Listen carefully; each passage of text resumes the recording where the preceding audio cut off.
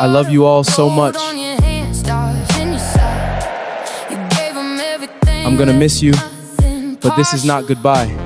Photographs framed in broken glass, smiles hiding all the scars inside. You ran so hard to outrun the past. Now the past is asking you to stay a while. All the trophies on the shelf don't tell you how to say goodbye. When the crowd fades out, you're by yourself, staring at the end of time. This is the house of memories burning slow. Every wind, every fall, every ghost. You know you were a king in the echoes of the roar. Now the lights are dimming at the open door. Oh, Jayden, hear the silence call your name. You gave the world to you, your love, your pain. If this is goodbye, let it be legendary. Even legends fade, but they're never buried. They're never buried. Midnight drives in an empty town. Radio plays your favorite song. You built a crown, but it weighs you down when the night feels colder than the dawn. You miss the moments you can't rewind, chasing dreams that never slept. Heart you broke, heart you left behind, promises you couldn't keep or catch you breathless. Every cheer was a temporary high. Every loss cut twice as deep. Now the mirror asks you why you're afraid to finally sleep. This is the house of memory burning slow. Every wind, every fall, every ghost. You know you were a king in the echoes of the roar. Now the lights are dimming at the open door. Oh, Jayden, feel the weight of yesterday. The crowd moves on, but your name will stay. If this is goodbye, let it be legendary. Even legends fade, but they're never buried.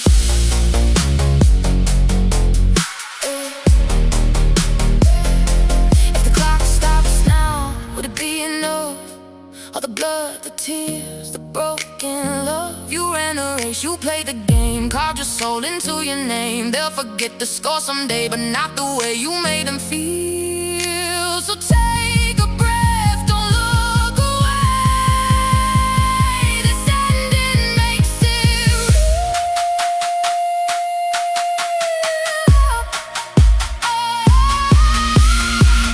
No more jerseys in the rain, no more fire in your veins.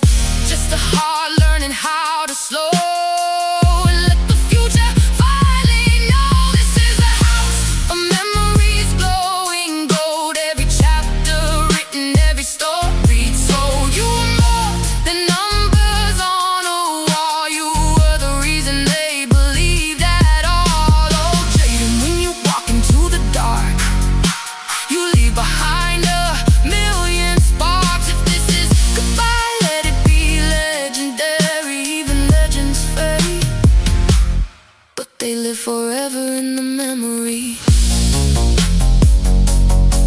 The lights go out, the crowd is gone,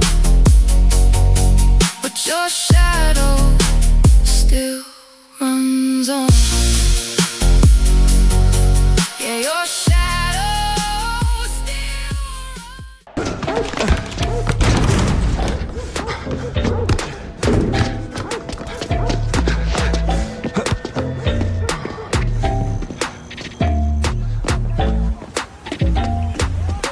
I'm Jayden Vicente, and I'm in love with football. It's more than just a game for me. It's my escape, my drive, and the reason I wake up every morning ready to fight. From the streets of Crystal Palace to the academy pitches, football has always been at the center of my life. Funny thing is, I was never supposed to be here. Look around this city. Football is everywhere. In the cages, on the streets, in the noise outside Selhurst Park on a Saturday. London doesn't just play football, it lives it. It breathes it. And in the middle of all that, me, Jayden Vicente, born in Wales, raised right here in Crystal Palace. The short, skinny kid everyone said wasn't built for this game. But when you grow up here, you don't back down. You learn to fight for every touch, every goal, every dream.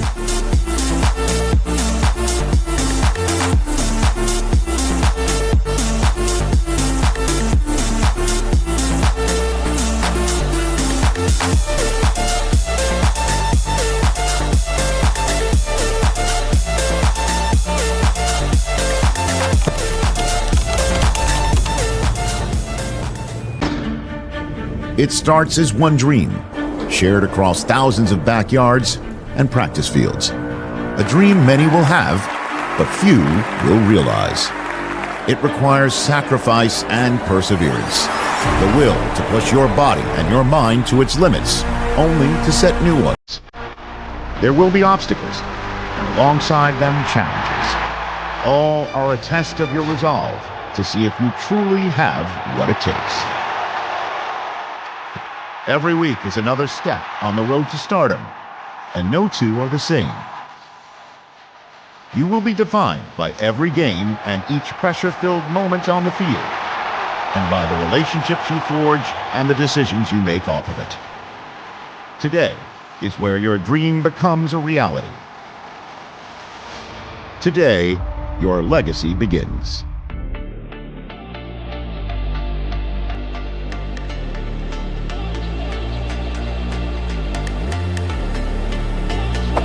Crystal Palace are entering a difficult period after the departures of key players like Michael Olise and Conor Gallagher, and the club is now looking to its academy for solutions. One name making headlines is 17-year-old Jayden Vicente, born in Wales but raised in London, who has impressed coaches with his determination and energy. While it's not official yet, reports suggest he could soon be in line for a first-team call-up, offering Palace fans a glimpse of hope for the future. Thanks, Gwen. What we can confirm is that Jayden Vicente's rise hasn't gone unnoticed outside of Selhurst Park. Clubs like Sunderland, Brighton, and Aston Villa have all shown interest in the young prospect, but from what we're hearing, both Vicente and his agent are fully focused on staying in England and earning his place in Crystal Palace's first team. For now, his commitment is clear, but as always in football, things can change quickly, and we'll keep you updated on any developments.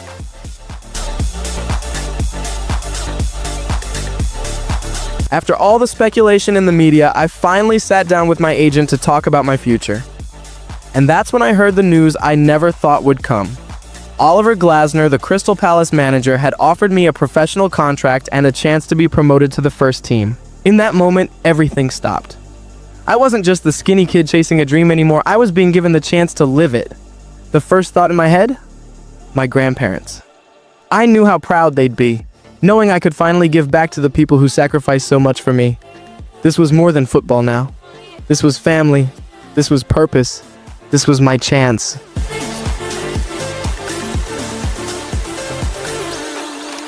This week's been different. I've let myself relax a little, riding around the city, clearing my head. It's my way of preparing mentally, my hobby outside the pitch. But at the same time, I've been training harder than ever, pushing myself because I know what's coming. I won't lie, I'm nervous. But more than that, I'm excited. I believe in myself, and I think I'll do good. I just want to take this moment to acknowledge the new faces who are joining the first team today. Compete and give your all, and you will make your case for the upcoming match. Bienvenidos.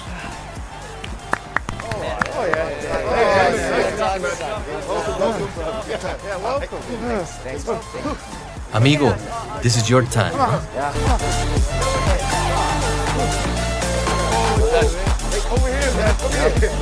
I'm Derek Ray with NBC Sports, and welcome to another exciting season in the Premier League. Of course, all eyes today are on the new kid on the block, Jayden Vicente. He's been highly promising in training, and you can sense the buzz around the stadium. The fans have been waiting for this moment, and here it is. Vicente is about to make his debut, coming on now.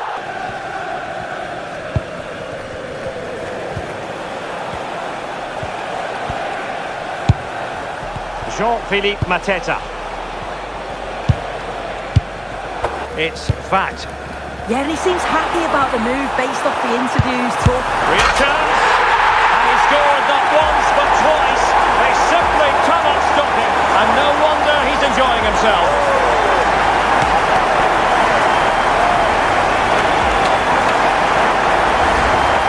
Well, this is a neat and tidy finish. His movement is great. He finds a yard of space, and then it's so composed. Derek, you can see Vicente doesn't quite look comfortable in his role just yet, but he'll need to adapt quickly because this league can swallow you up and spit you out if you don't learn fast, especially as a young player in that holding midfield position. So underway once more. Sunset. Real chance. Well, really rife rifling that one in, and he didn't miss by much. Giving it a go, and wide of the mark in the end. Maybe just needed a bit more composure in front of goal to finish off the chance. Possession ceded by Chelsea. Well, they had the advantage. That's good referee. Waited well, and he's only gone and made it a hat-trick. Absolutely unplayable today. What a performance! Well, it was apparently a bookable offence. It's silly, isn't it? Has to go in the book for that. Well, here it is again. He connects. Awful mistake there from Vicente. He's completely lost his man, and that's costly. The backlash will be overwhelming, and rightly so. He's still young, of course, but at this level, you can't afford errors like that. I just don't think he's ready for the Premier League yet, and the question marks around his physicality are plain to see. Yeah, this was a worrying result to start the season with. We've got to remember who they were playing, though, but defensively, they were all over the show today. Looked very disorganised. They've got to improve before the next game. In the locker room after the match, I wasn't happy at all. Out there, I struggled just to keep hold of the ball. Of course, it was against a big club with experienced players like Cole Palmer. It's never going to be easy to adapt that quickly. But the Premier League doesn't wait for you. The fans, they're ruthless. Most expect you to hit the ground running from day one. The truth is, I don't have the answer yet. The solution? That's something I've got to figure out for myself.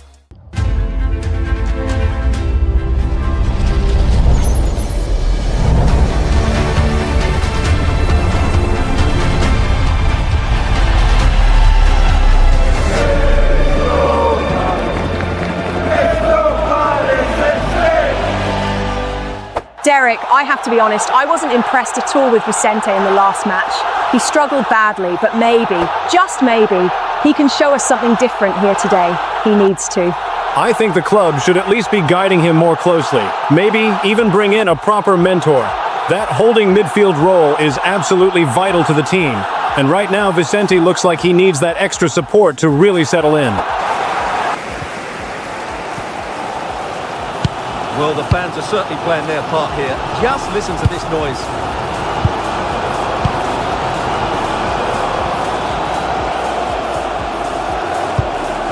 Giving it their all in search of an equaliser. And coolly done. Vicente. Daichi Kamada. It's another loss for Crystal Palace. And you can see the team, Vicente included, are really struggling to find their rhythm. But with the international break around the corner, perhaps that reset will give them the chance to regroup and come back stronger. I've noticed I really need to improve my passing and my shooting. Those are the areas I've got to focus on, and that's where I'm aiming to get better as the season goes on. The change now.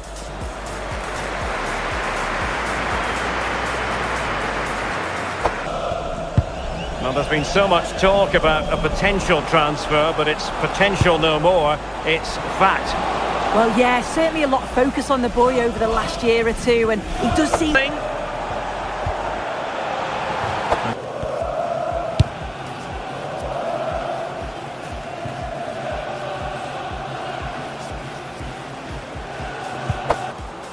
Vicente. Difficult to stop him. Well, good clean catch by the keeper. Could pull one back here, which he does! And maybe, just maybe, there's enough time for an equaliser. It would be quite the frenetic turnaround.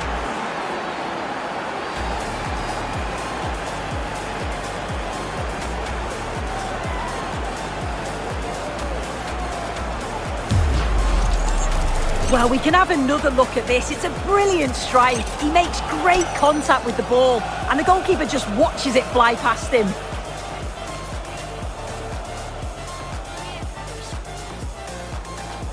Another game where Crystal Palace just can't seem to sort out their midfield and defence. They look disorganised, and you feel they really need a hard reset over the international break.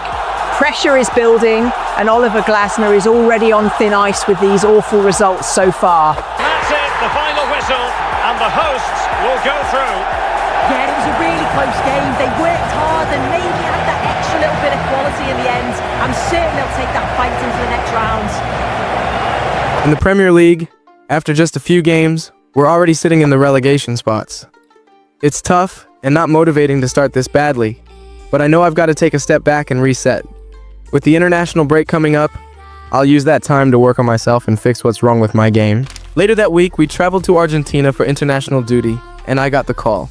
Honestly, it was a surprise. Growing up, I watched legends like Gareth Bale and Ryan Giggs wear the shirt, but we've always had our struggles as a nation. For me, this is motivation.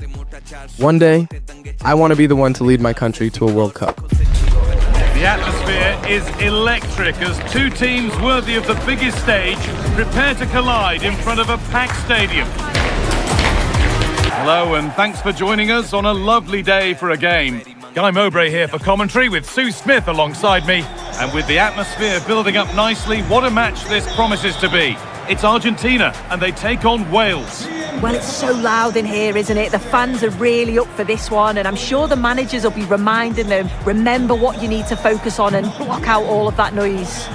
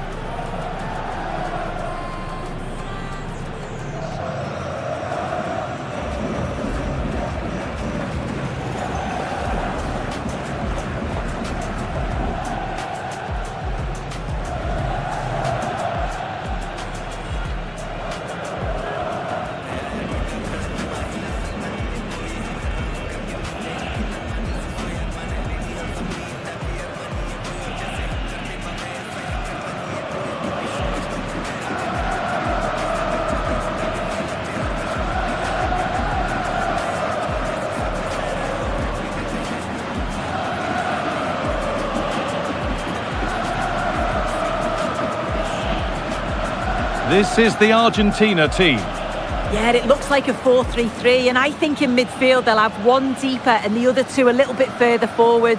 But they also have that option to have the two deeper lying midfielders if they do start to get overrun.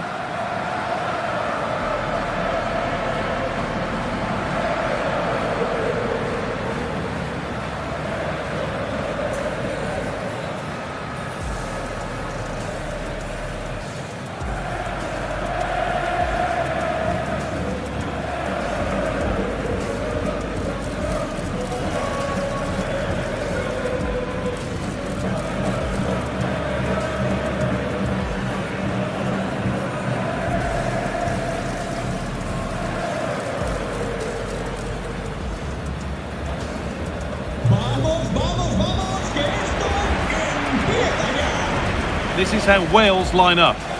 Yeah, it looks like a 4-5-1 or a 4-2-3-1. This can be quite an attacking lineup with the three progressive players behind the lone striker, but you've still got that defensive protection with the two midfielders holding.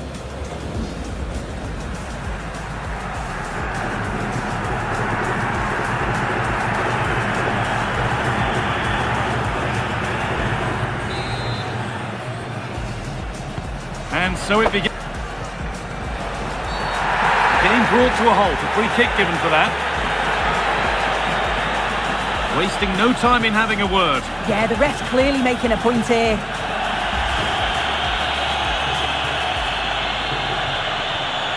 Nice pass and on they march. This to go in front. And it's a goal, or is it? That must have been close. Oh, it's really close. He's only just offside, Guy. He needs to keep getting himself into those goal-scoring positions, though.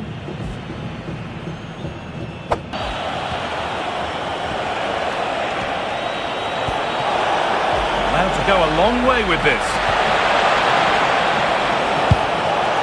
Oh, cut out well. Callister.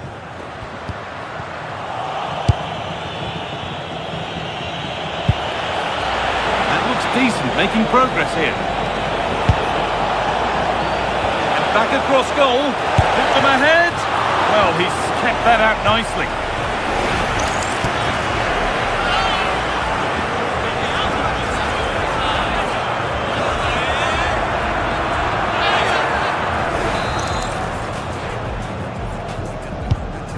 Ball comes in. And that has mid.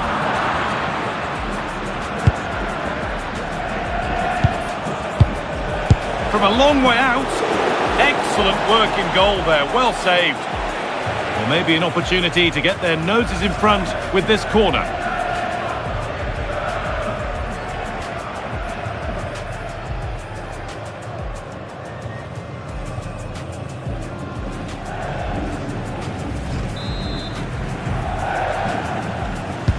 Into the box it goes. And on that whistle, the first half comes to an end. I've got to say, I'm actually impressed with Vicente's performance in this game. He looks sharper, more confident, and if he can keep this up, it could be a real turning point for him. We're back underway, 45 more minutes to come.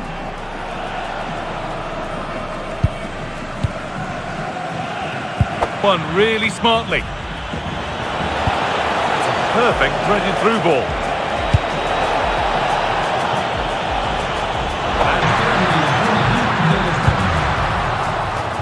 So a corner coming up for Argentina.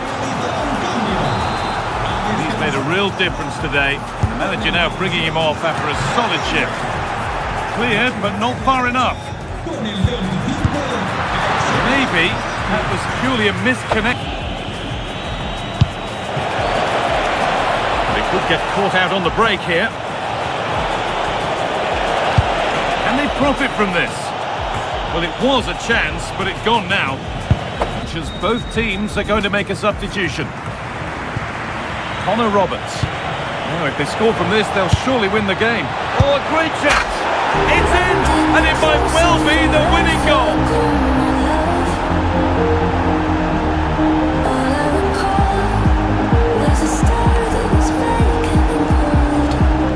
Well, here we can see it again. Sometimes when you're through 1v1, it's easy to be caught in two minds. He was just really composed and the keeper had no chance.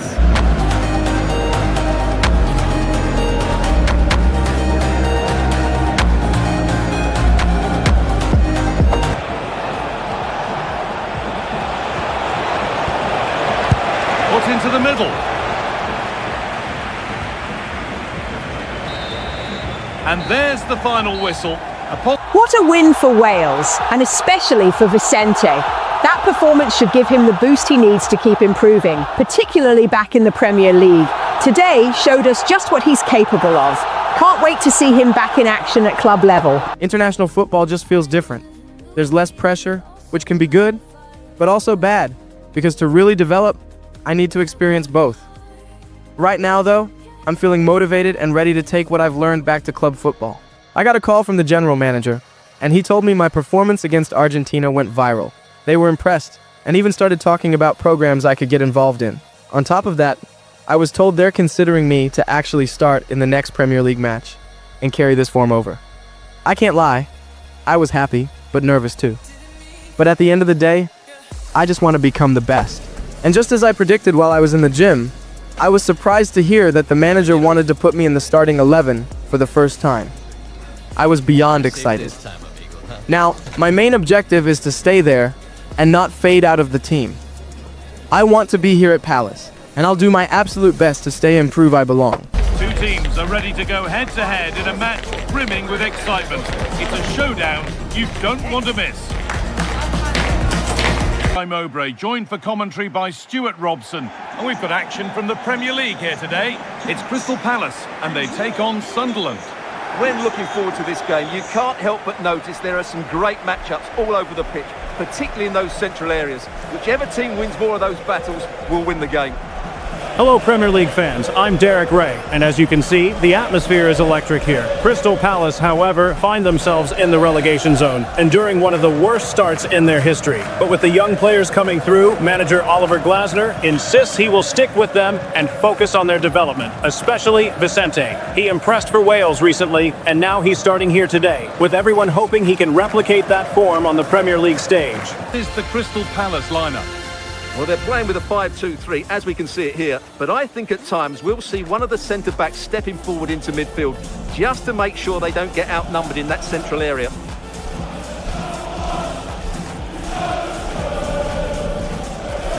Here's the Sunderland lineup. Well, in this 4-5-1, they've only got one up front, but there are 2 or 3 of the midfield players who love to break forward with quality. But the most important players for me will be the wingers. They have to provide the energy and dynamism.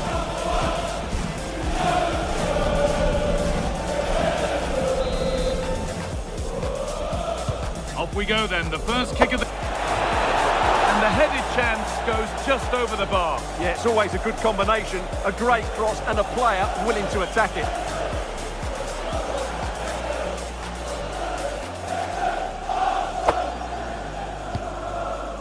Kamada, promising move. Now what happens from here? And stopped in their tracks.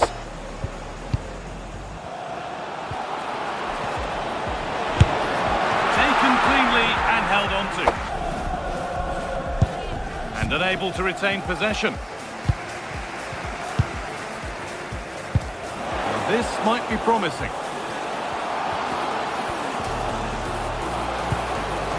Yes, surely! And the first blow is delivered. 1-0.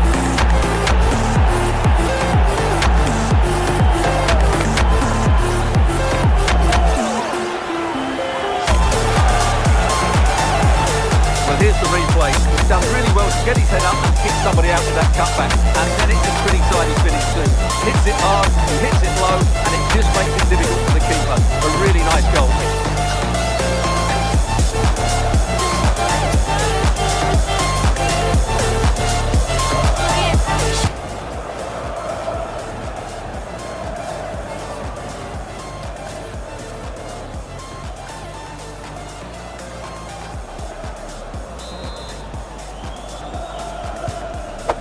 Where they've just started to take control. They'll be fairly happy going in at half-time if it stays like this. Could be setting something now. Well, that's how to clear it. And that will do it for the first half here at Crystal Palace. The whistle sounds and the second half gets going.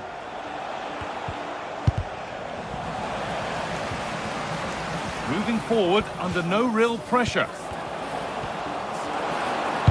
And played in short to the near post. Well, what? Well, he seemed happy about the move based on the interviews. Talking about how... Now, a chance! And the goalkeeper...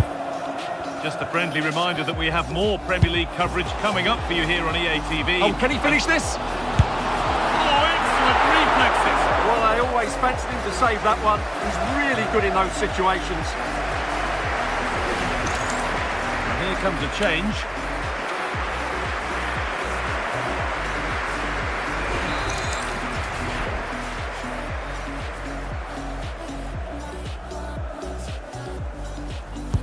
Corner kick played in. Different angle of attack. The ball is lost and the chance has gone too. And it's saved and held. On they go under no real pressure. He's in here. And ready for it coming his way. Oh, could be here. Great defending under pressure. Game comes to an end with the home fans in positive mood. That's the win they came to see. It was... Wow. Just wow. What a performance from Vicente. He's been brilliant throughout the game, and you can really see that the international break has boosted his confidence. His tackling, dribbling, and crossing have all improved. That said, it's only Sunderland, so he'll need to maintain this form as the season goes on. His is motivating, and I can feel myself improving. Being a holding midfielder is tough. You have to read the game, defend, and supply the ball to our attackers. I think with a few more games, I'll really get the hang of it. The bad news is, I'm having some discomfort in my left ankle, and I'm not sure how long I'll be out or how it might affect my chances of staying in the starting 11.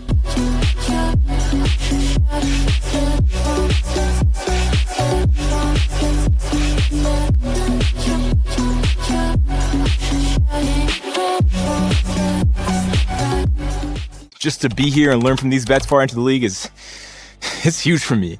It's a once-in-a-lifetime opportunity, but I'm ready. Let's go. Last week, I amazed the world and earned my promotion to the first team.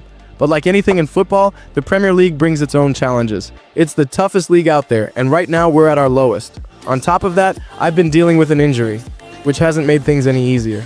Still, this is the road I chose, and no matter how tough it gets, I'm here for it.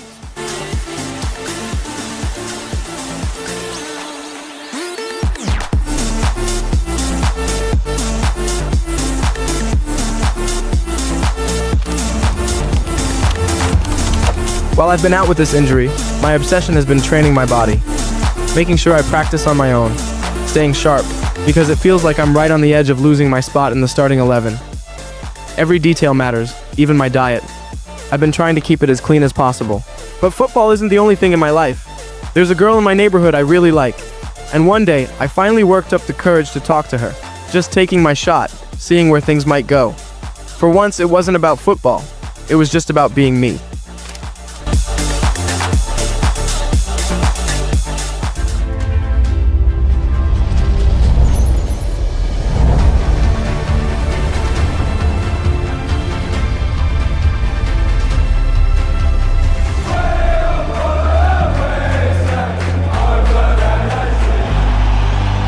Greetings, Premier League fans. I'm Derek Ray with NBC Sports, and today we've got an exciting matchup as Crystal Palace take on West Ham. These two sides have battled it out for years, and today we'll see who comes out on top.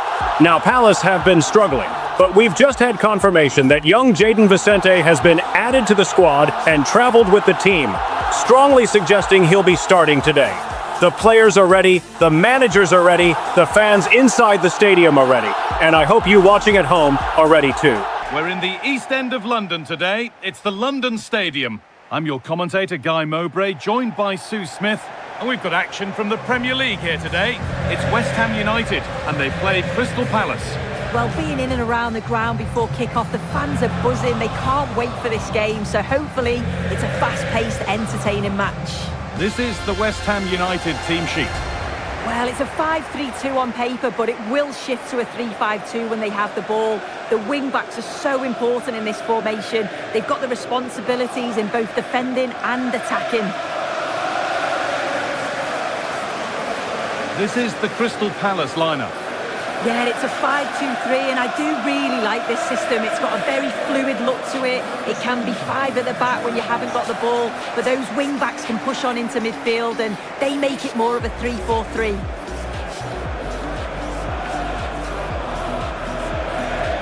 The Premier League here. It's West Ham United, and they play Crystal Palace.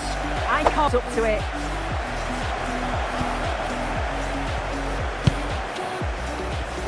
Formation. This is a great system if you want to stay defensively solid. Opponent should score here. The first blow of the day struck early.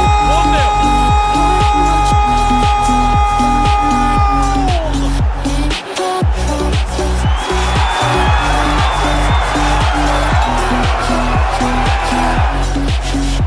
Well, here we can see it again, and he's done well to get some space for the shot. Strikes with enough power. Can't do much about it as it hits the bar and goes in.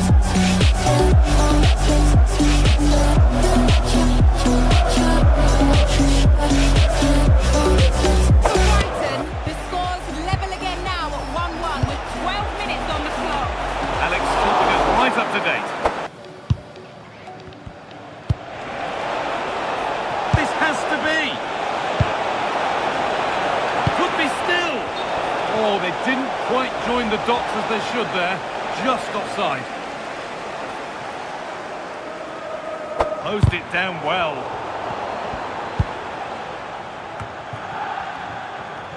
Mateta. That's a good pass. It's in! 2 to the good. That little bit of buffer. And it's just a matter of keeping concentration now. Well, here's the replay. It's a good header. Anticipates it well. Good connection on the ball. He'll be delighted with that. Nice finish. You can really see how Vicente is starting to get comfortable out there. His passing has massively improved, and you get the sense the coach now sees him as a real asset to this team. If he keeps working hard, his future looks very promising. And that brings the first half to an end here at the London Stadium. Back to it then, the second half begins.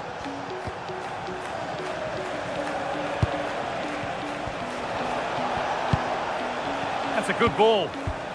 To the squad, and the fans, I'm sure, will be pleased. It's a decent value as well. And that's handled without any trouble. It's a nice 1-2 and then a composed finish as he rounded the goalkeeper. They're back in this now with 70 minutes on the clock. Thanks to Alex. And it's all over, with the away fans able to celebrate the win and the 3 points. Yeah, it was fairly comfortable in the end, wasn't it? Thought they controlled the middle of the park for the most part. And going forward, there was some real nice, incisive play too. It was a good result. Like I said, the kid's got the potential to be one of the best. He just needs to get past the fear and let his passion take over. That was a very good game. And for the first time, I managed to win the Man of the Match award. In that moment, I felt like I was on top of the world, like the best player out there. Seeing my teammates celebrate around me just brought the biggest smile to my face. It's a feeling I'll never forget, and one I want to chase again and again. I'm back home, still working on training my ankle so I'm fully ready for the next match. I still live with my grandparents, but one of my biggest dreams is to move them into a bigger place if I ever make it big in football. For now though, this place is fine. It keeps me grounded. And on a personal note, with Camille, the girl I approached, I've managed to set something up with her, and I'm looking forward to seeing where that relationship goes. The media went crazy. Every post on social was about me.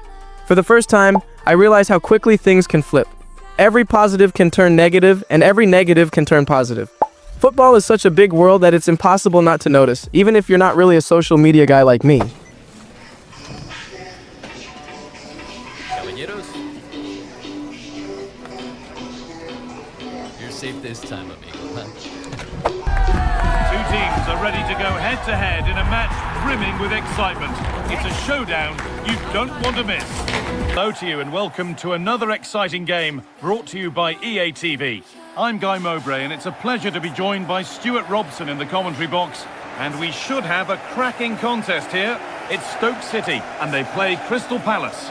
Well, what an occasion it is for this club and its supporters. These are the games that they dream of. No doubting they're the underdogs, but if they can frustrate their opponents, stay in the game up until half-time, you just never know. Hopefully we get a great cup tie and maybe even a massive surprise. In the last game against West Ham, Jayden Vicente really impressed, earning himself the Player of the Match award and a spot in the Team of the Week. You can see exactly why Oliver Glasner believed in him. Now, all eyes are firmly on the young midfielder. The Stoke City team sheet. Well, in this shape, if their wide players stay high up the pitch and get enough of the ball, it's a very attacking lineup. But if they drop too deep, they will then leave the centre-forward isolated, and it could be difficult for them.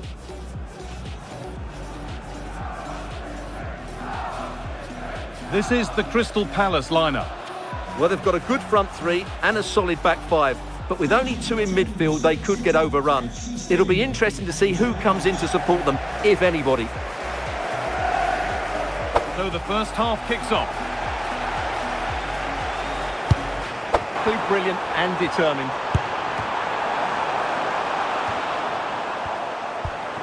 Oh, gone for it. Oh, that's brilliant. Super sharp reactions.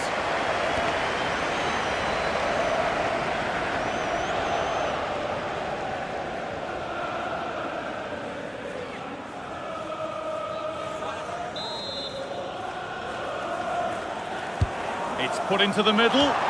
More defensive work to do here. And it's on now. Well, plenty of power on the effort, but just wide. Goal kick it is. It's been cut out. There's the turnover. That's crossed the line. It'll be a throw. There'll be something building now.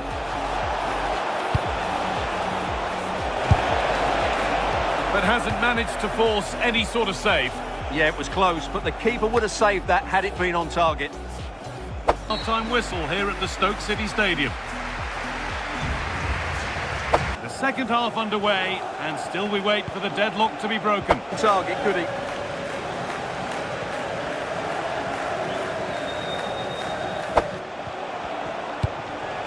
Promising move this, a goal now would surely be the winner. It was a decent attempt, but the wait for a goal goes on. Well, those are the moments you need a bit of luck. And here comes a change. It's on penalties. It's been an intense game, though not much coming from Crystal Palace. And now, as we head to penalties, this could be the deciding moment for Oliver Glasner's season after what's been a horrible start. The players are ready, the fans are on edge. Stay tuned.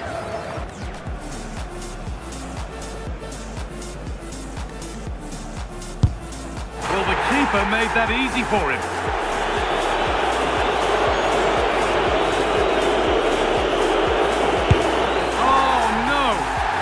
Dreadful penalty. Good penalty.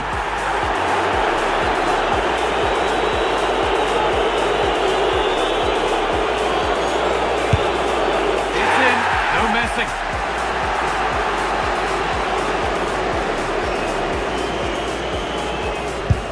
Oh, he's missed the target.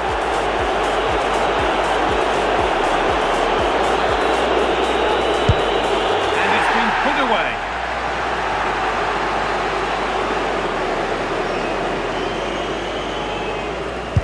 And clinical from the spot.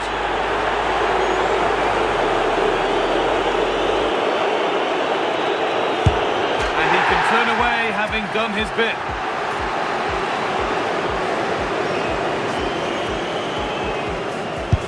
Good penalty.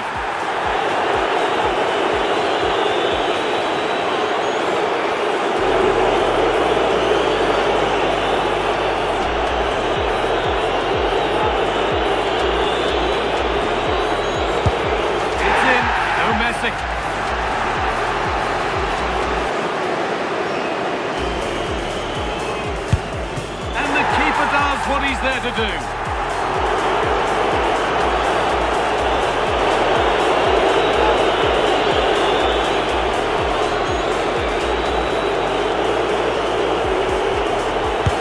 In it goes, and that will do the job to take them through. Well, all the pressure was on him, but he looked so cool, didn't he? It was never in doubt that he wouldn't score. Crystal Palace finally get the win on penalties, but to be honest, I didn't see much from them or from Jayden Vicente. It looked like something was on his mind out there, almost like a distraction. These young players go through so much, and it's crucial he gets his head straight before the next game. After the game, I was back texting with Camille, trying to set something up. Then I heard the media saying my personal life is starting to affect my performances. Honestly, I don't think that's true. I just want to have a social life outside of football. It keeps me balanced. Welcome everyone, thanks very much. Let's start taking some questions, please. Hello everyone. I'm really looking forward to the game against Liverpool. We've been struggling, but you can see the team gradually improving, and young players like Jayden Vicente are making a real difference. Of course, our goal is to win against Liverpool, and that's exactly what we'll be aiming to do. Thank you. Okay guys, we're out of time. Thanks very much for attending. Sorry if you couldn't get a question in. Hello again, Premier League fans. I'm Derek Ray with NBC Sports. Today we have a very exciting fixture, Crystal Palace versus Liverpool. After a shaky start to the season, Palace fans are demanding more, and rumors suggest that Oliver Glasner's contract will be closely assessed at the end of the season if objectives aren't met. As for Jayden Vicente, his form has dipped recently, but the manager has insisted on including him in the starting 11 today. All eyes will be on him to see if he can make an impact. Selhurst Park today, a stadium famed for its special atmosphere. My name's Guy Mowbray, delighted to be joined by Sue Smith for commentary. With a live game from the Premier League on the way, it's Crystal Palace and they take on Liverpool. Well, I can't wait for this one. Both sets of fans are certainly up for it. I'm sure that that'll give the players a real boost.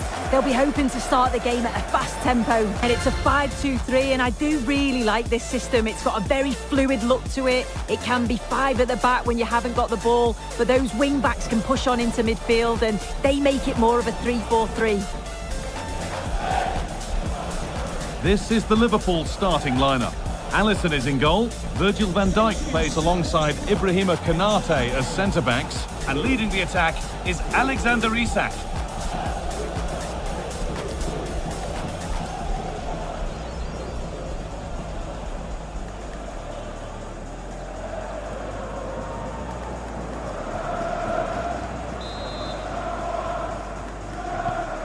is rolling. We're underway.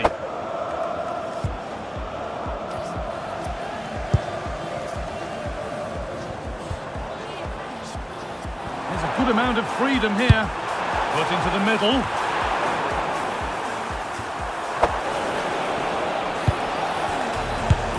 Good save from the keeper. You can really see the manager stressing to get his team going out there. He's clearly trying to motivate them and get everyone focused for this big match.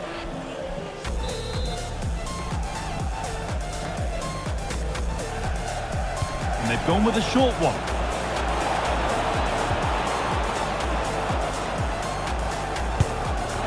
A vital block.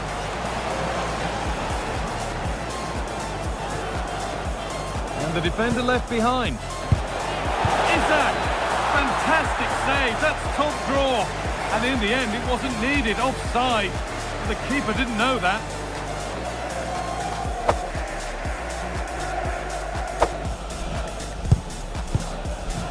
Mateta.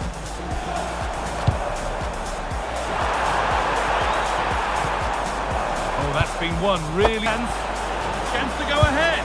Well, they must have thought they'd gone in front. Brilliant. Played in with that. Wirtz. It's in! 1-0, and all the pressure made to count. Clearly the better team to this point. Again, you can see Crystal Palace struggling at the back. And what is the goalkeeper doing? The midfield is almost non-existent. If they continue to play like this, it's going to be a long season for Palace.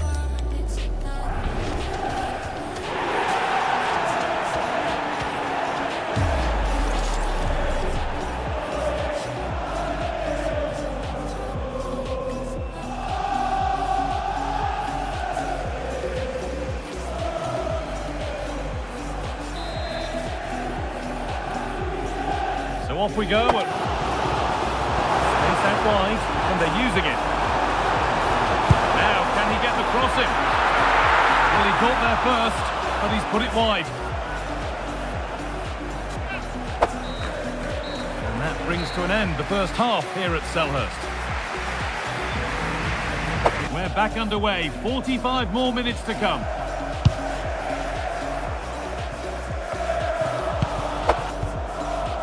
Now with Bradley. And the hard work pays off. They won the ball. Pass played through perfectly. And they've moved it up. Nothing to split them once more.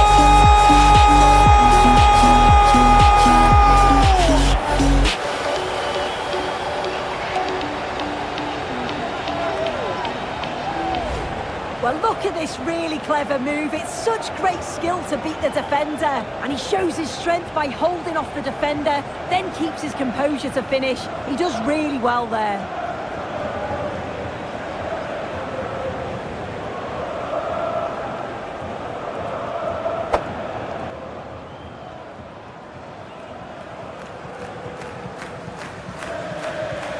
Isak. And that has been flagged for offside. Yeah, you've got to be more aware of the situation here. Have another touch. Give him time to get back into... They might get another go here.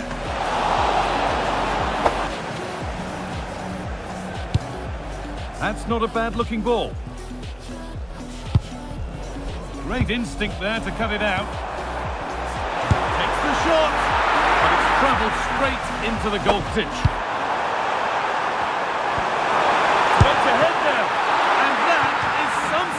But plenty to get stuck into when we look back at the game. Oh yeah, that was a great game to watch, end to end at times, and it could have gone either way. Certainly kept us on the edge of our seats, and a draw, I think, is a fair result.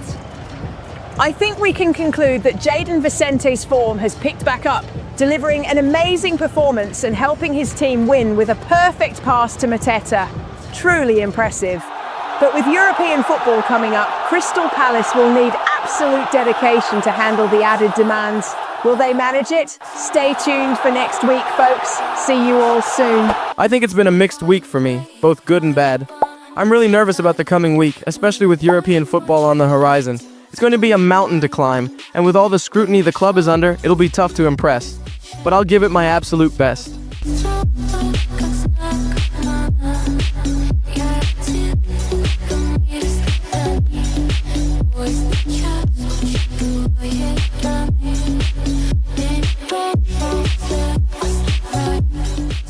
My name is Jayden Vicente, and I'm chasing something bigger than just playing football. I want to unlock every ounce of my ability and rise to become the best player in the world. My dream? To lift the Ballon d'Or and break the curse by winning it outside the Premier League's Big Six. Every step I take brings me closer.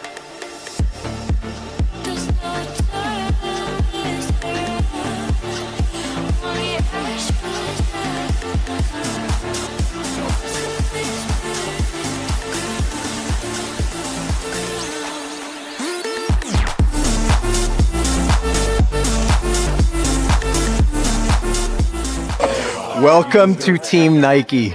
These are your new Nikes. Of course, I just got my first Nike rookie deal. It's not much, but it feels like a glimpse of what could come in the future. Honestly, the road ahead seems difficult, but hey, why not try? My life feels so different now.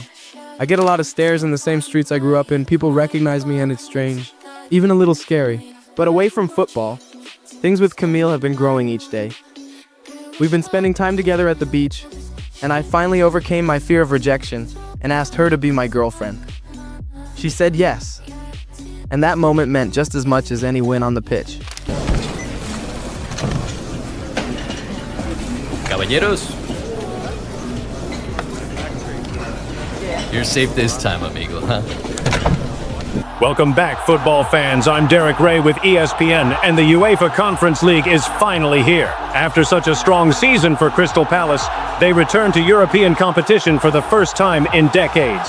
In fact, the last time Palace played in Europe was back in the 1998 UEFA Intertoto Cup, when they were the only English side to enter the tournament. I'm excited, you're excited, so please, stay tuned, because history is about to be made. You know what, Derek? I'm very excited to see how Crystal Palace approach this competition, especially with young players like Jayden Vicente.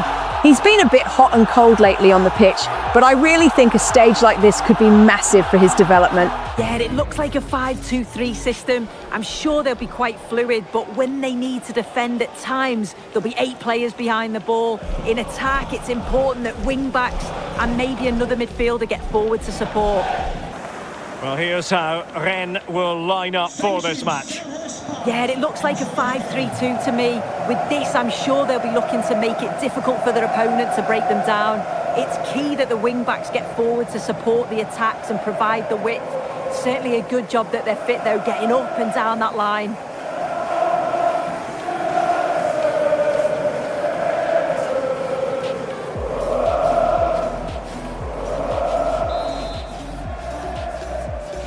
So the first half begins.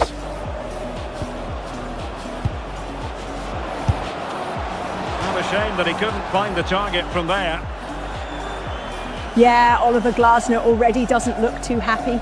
The midfield is getting run through far too easily, and that will be a real concern this early in the match. Palace now in potentially a dangerous position. Takes aim, read it well and made the save.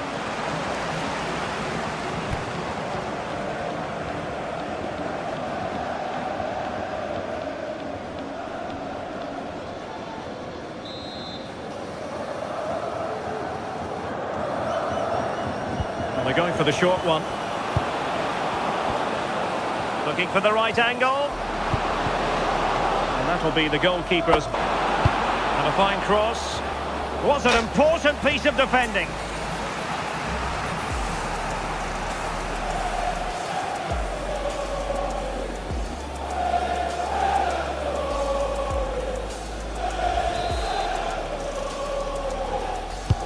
Corner kick played in. Up to a point and then just lacked that bit of quality, didn't they?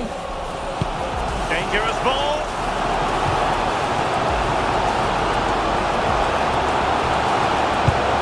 Now what can they do from here? A very effective clearance. Decent idea. Oh, it might be. Well, after that attempt, build up. Has a go. And good save. In now.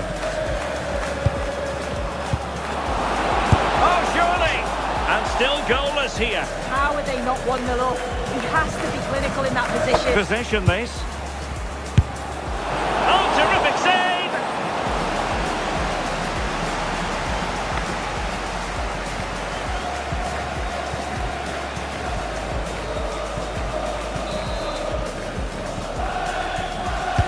And he's fired over the corner. Well, they couldn't take advantage of the chance. The referee's whistle, and that means the first half is over here in South London. So off and running again, and I must say I hope the first half was simply a warm-up. In Rogier, big chance! Oh, excellent goalkeeping!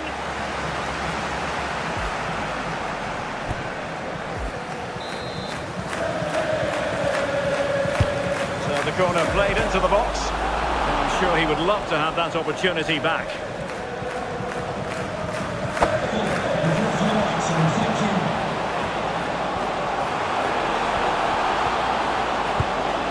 Vicente.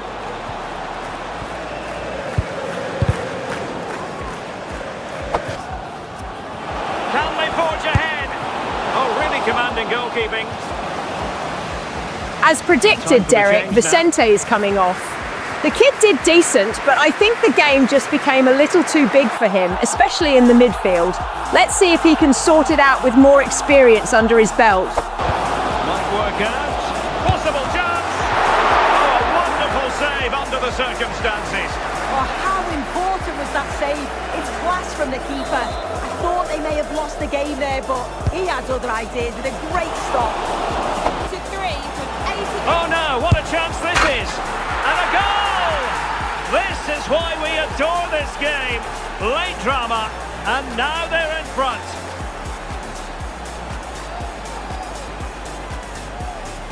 Well, this is great. I really like the way he slipped past his marker here and then through on goal. He decides to go for power, absolutely smashes it past the keeper. And you have to say it was a good finish. And the final whistle is sounded. It is a victory on match day 1 for the home side. You can't really argue with that. Yeah, it's a great start, isn't it? They'll be delighted with the 3 points. Certainly gives them that momentum going into the next one. As for Crystal Palace, they really need to tighten up defensively. And of course, the midfield has to track back. Maybe it's time to bench Vicente and start a more experienced player in that role. Someone who can supply the ball to the attackers. It hasn't been a great start at all, and it's not looking good for Oliver Glasner right now. We didn't start well, and partly I can understand the manager's frustration. He believed I wasn't really helping the team, and I won't lie. Being substituted really pissed me off. But instead of dwelling on it, I went to work. I visited the drill coaches to see where I can improve and figure out how to apply those changes in the next game. Hello, Premier League fans. I'm Derek Ray with NBC Sports, and today we have a special one for you. Everton versus Crystal Palace.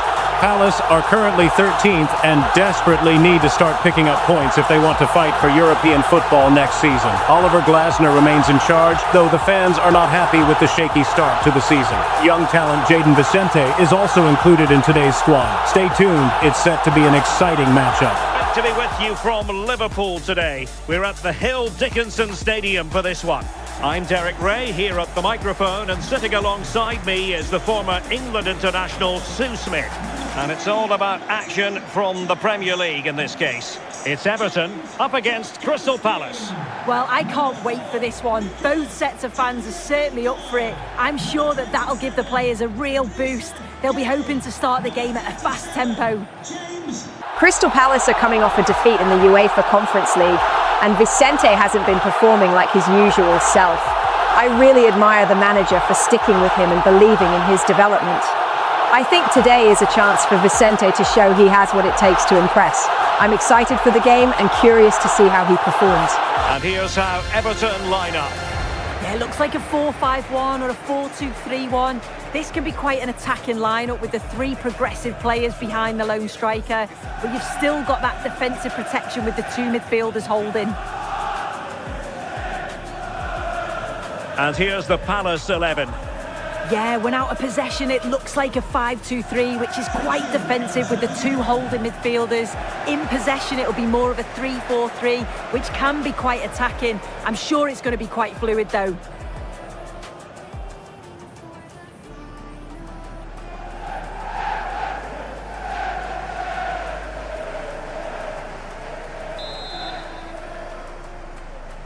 So off and running. Vicente. No degree of difficulty. James Garner. There's the shot. Oh, strained every sinew to get there. Rumours are circulating that if Oliver Glasner doesn't finish in the top 6, he could be sacked. Potential candidates are already being discussed, and according to sources, Fabrizio Romano reports that Erik ten Hag is among those under consideration. It's just over. No, he gets himself free, reads the flight of the ball well, but just can't hit the target. Everton just couldn't hold. Must be! And a goal! To open the scoring! No wonder they're celebrating!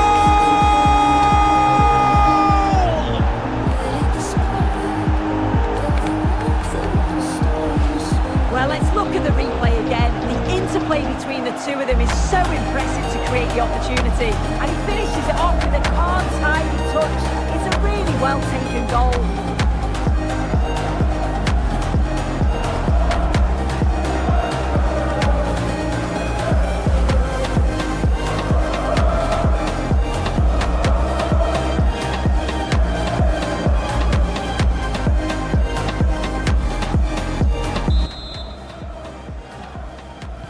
So Everton restart the game. Well,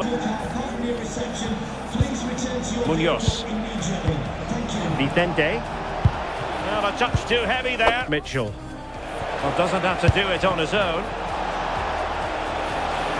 But the danger averted for now. And so it is, the first half story has been written. And back underway. Difficulties, but no problems in the end. Moving the ball forward, what can they do from here? Oh, great vision. Real chance. And it goes! That will greatly help the cause. Now they only need to keep concentration levels high.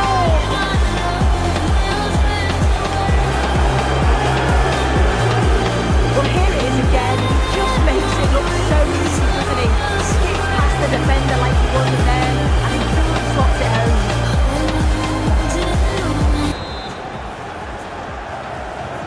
So the ball, Ismail Assar.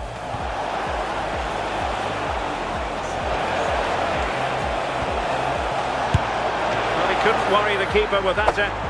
Gives it a go. And the keeper taking it. Munoz. Ismail Assar. On to Mateta. Good weight on that pass. Can he play it in? That's a good-looking ball. Taken by the keeper. Well, that will be all for this game. It goes into the history books as a victory for Crystal Palace. How would you sum this up? Yeah, it was fairly comfortable in the end, wasn't it? Thought they controlled the middle of the park for the most part. And going forward, there was some real nice, incisive play too. It was a good result. Now that's what you call a performance from the young lad. I'm really impressed with Vicente. He took his goals brilliantly and absolutely bossed the midfield. This game really showed his potential, and I'd love to see more performances like this from him. Good game. Hey, amigo. Muy bien, eh? Well, that's what I'm talking about. And now they want to talk to you. I couldn't help but smile at how much I was able to influence the game. Big credit to the coaches and the advice they gave me, pushing me to keep going despite the defeat we suffered in the Conference League. Honestly, I feel more motivated than ever now. But away from football, life isn't simple. My girlfriend Camille works as a school security guard, but she doesn't earn enough, and she's on the verge of being homeless. That puts extra pressure on me to find a place for us as soon as I can. But I won't lie, I don't know how to handle it yet. I'm new to all this and I'm still figuring it out.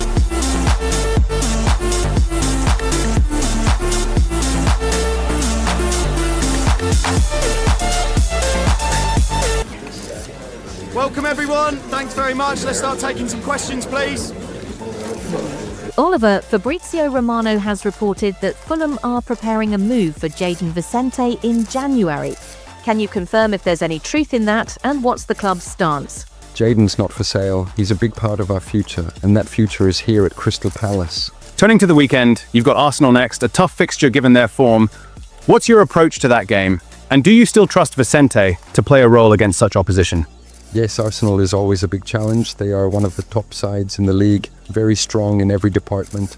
For us, it's about being disciplined, compact, and making the most of our chances. Regarding Vicente, of course, he will be involved. Okay, guys, we're out of time. Thanks very much for attending. Sorry if you couldn't get a question in.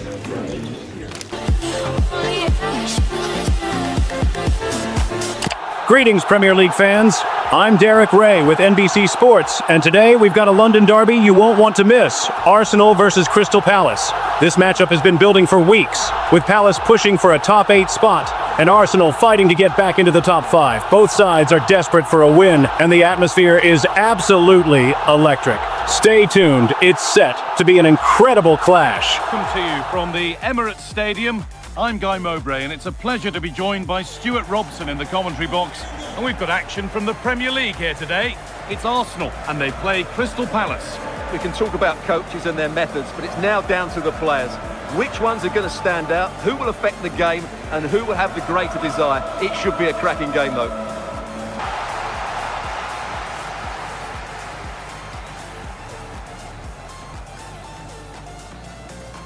Now Arsenal line up. Marc-Andre ter Stegen is in goal. Merino plays alongside Declan Rice in the centre of midfield, and they go with just one in attack.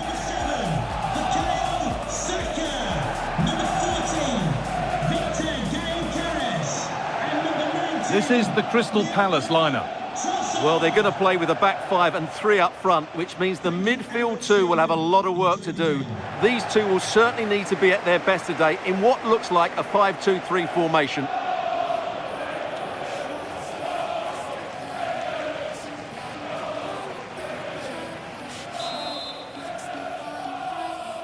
Off we go then. Get their creative players on the ball. This should be an interesting game, I think. It's in the centre of midfield, and they'll play with a lone striker up front. Well, the wingers will be key here. They have to choose the right time to give width and the right time to come infield to support the centre forward. If they can do that... This could be a chance here. And there it is! The opening goal, and what a bright start it's been!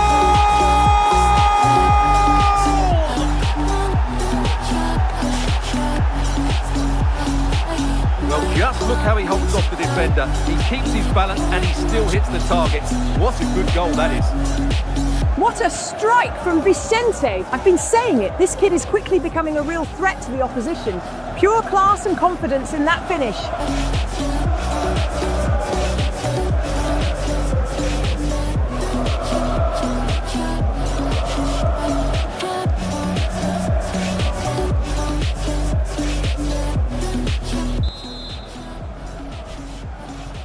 And we're back underway at...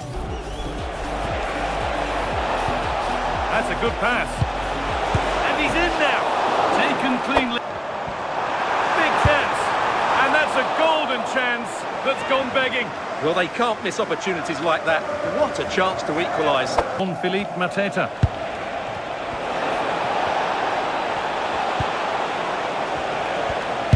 Put into the middle. Ball taken away from them.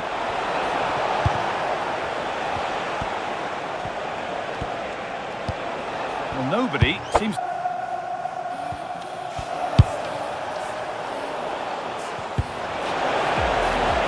Having a try, and that is a terrific save.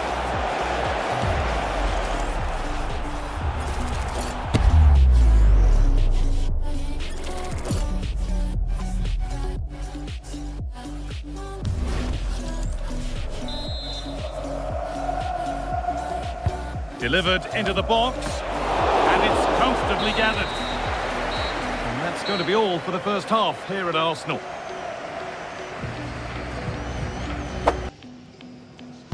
Back to it then, the second. Having a try. Well, I'm sure he thought he'd scored there. Great goalkeeping.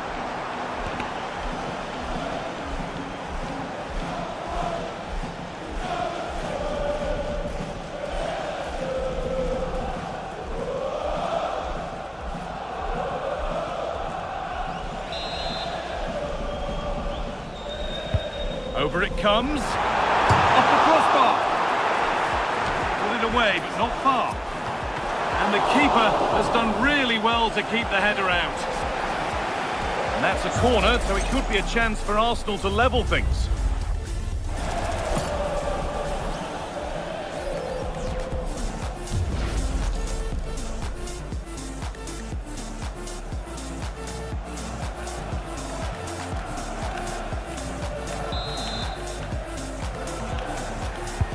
To the box it goes. He put his head to it, but not the right part of the head, it seems. It's a bad miss. Promising looking attack building here for Arsenal. And it's nice. And it's been given as offside. We've entered the final 10 minutes. Mateta. Promising position this.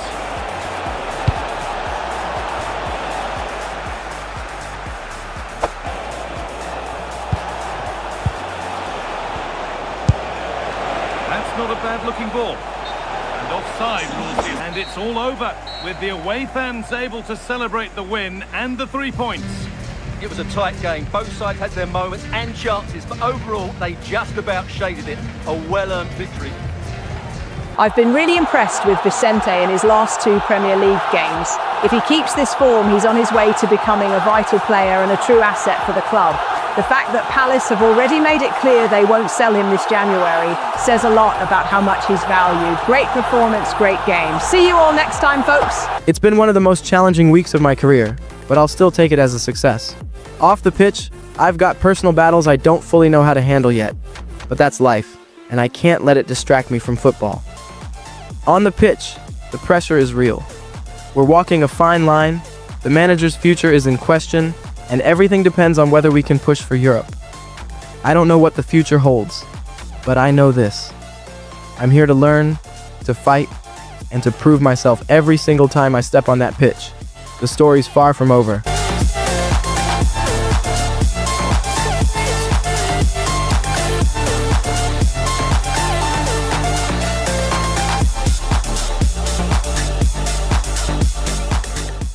Here we go.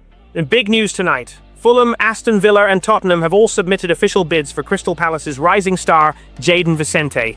My sources confirm the offers are serious, and inside the club, the board is finding it very hard to decline. This could be the turning point of the season, not just for Palace, but for Vicente's entire career. Jayden's not for sale. He's a big part of our future, and that future is here at Crystal Palace. What a strike from Vicente! I've been saying it, this kid is quickly becoming a real threat to the opposition. Pure class and confidence in that finish. This week has been messy. I've already gone to the Palace management to verify my status at the club because the rumors are everywhere. Despite the noise, I still want to be here. Even if it means sacrificing parts of my personal life, which isn't easy, I'll do it. Because at the end of the day, sacrifices like this don't matter when the one thing I care about most, football, and this club, is on the line.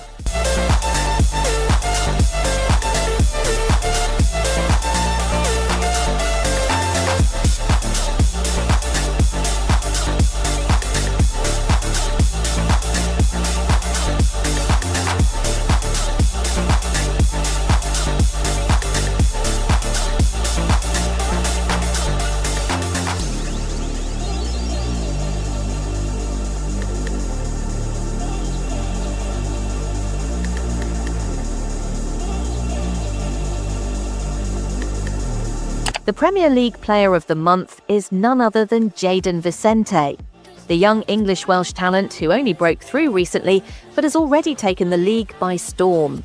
Over the past month, he's been unstoppable, driving Crystal Palace into the top 10 with standout performances. Congratulations to him, a star on the rise.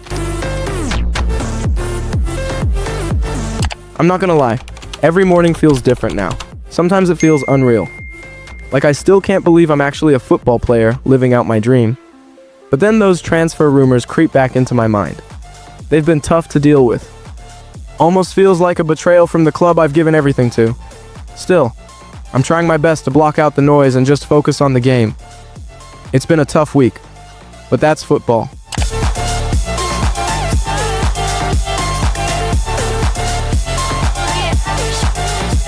Welcome back, football fans. I'm Derek Ray with NBC Sports, and today we've got a massive clash on our hands. Crystal Palace taking on Everton in the Carabao Cup Round 4. Palace boss Oliver Glasner has made it clear he wants to fight for this trophy, so expect a strong lineup tonight. But while the focus is on the pitch, the noise off it continues, with transfer rumors swirling around young star Jayden Vicente, and the club still refusing to shut them down. Stay tuned. This one could get very interesting. Welcome to Merseyside. We find ourselves at the Hill Dickinson Stadium for this one.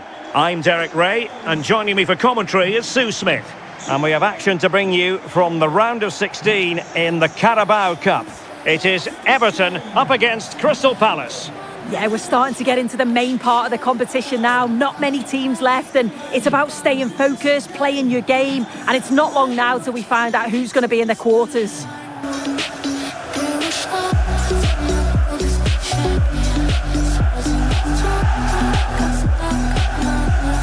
And here's the team for Everton. Yeah, a 4-5-1 or a 4-2-3-1. A lot of coaches are adopting this nowadays, as it does give you those two holding players, while you've still got plenty of threat from the wide wingers.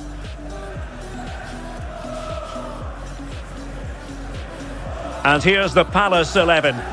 Yeah, it's a 5-2-3, and I do really like this system. It's got a very fluid look to it. It can be 5 at the back when you haven't got the ball, but those wing backs can push on into midfield, and they make it more of a 3-4-3.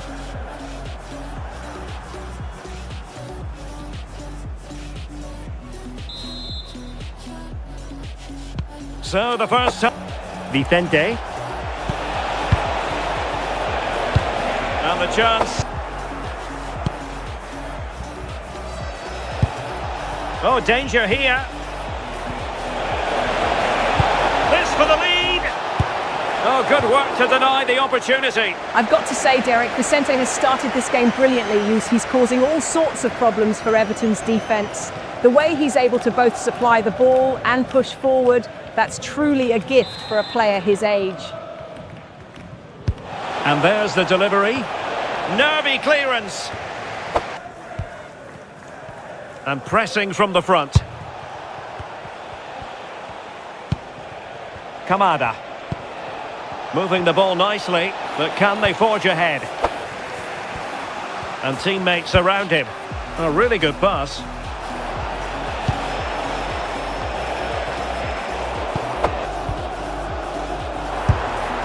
And gobbled up with ease by the keeper. Well, the managers will now deliver their half-time team talks. We're at the end of 45 minutes in this game. So back at it in Ichi Kamada. Just went slightly. And we have more live Premier League action. Trying his luck. And no worries for the goalkeeper. In a decent position now. Well, the keeper wanted to take it cleanly and did. Tyrick Mitchell. Oh, big moment! And a goal! Just when we wondered if this might finish 0-0. There it is. They're in front. Well, if we look at this again, what a ball this is. The weight of pass is just right to set up the opportunity. And he finishes this so well. It's clinical. And he just passes it into the net. That's a quality goal. I'm saying it here, Derek. This kid will someday win the Ballon d'Or if he keeps this up. So underway again. Looking attack from Everton. Oh, it might be. And it goes to square the game. What a contest this is turning out to be. Well, we can see it again now. He does so well to slip past his man, leaves him stranded, and he shows his strength by holding off the defender, then keeps his composure to finish. He does really well there.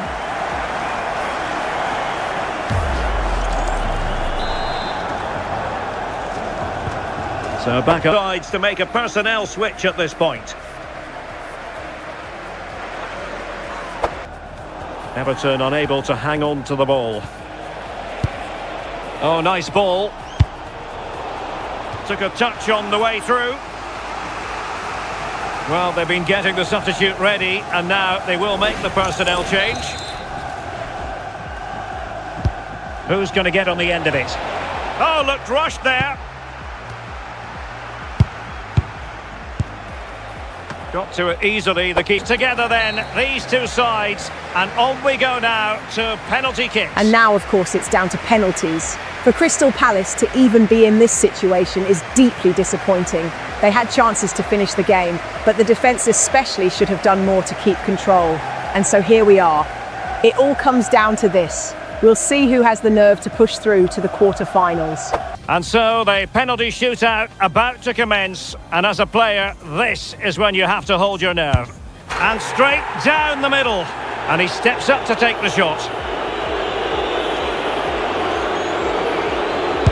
And there it is, perfectly executed.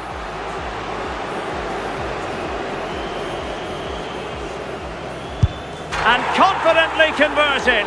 Can he remain calm?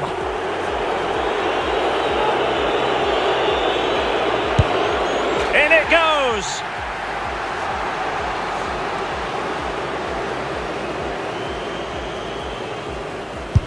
As straight as an arrow. Can he get the better of the keeper?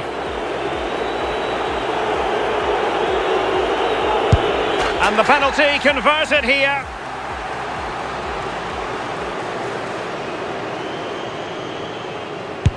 And the penalty converted down the middle. His turn to try to convert from the spot. Well, dead centre with that penalty.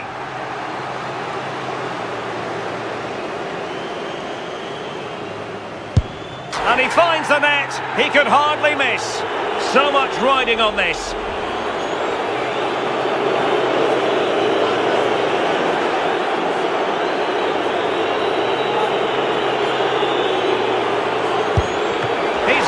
On direction and won.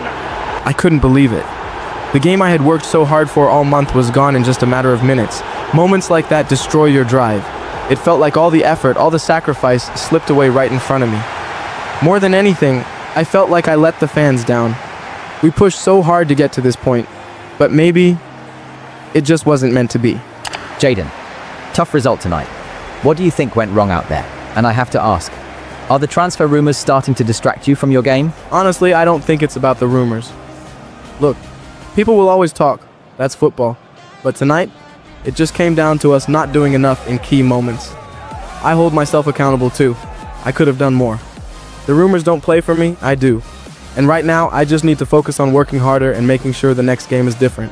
The next morning, before heading out for my run, I decided to post on Instagram and apologize to the fans.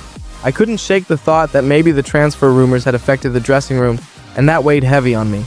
I felt guilty, like I had to take responsibility.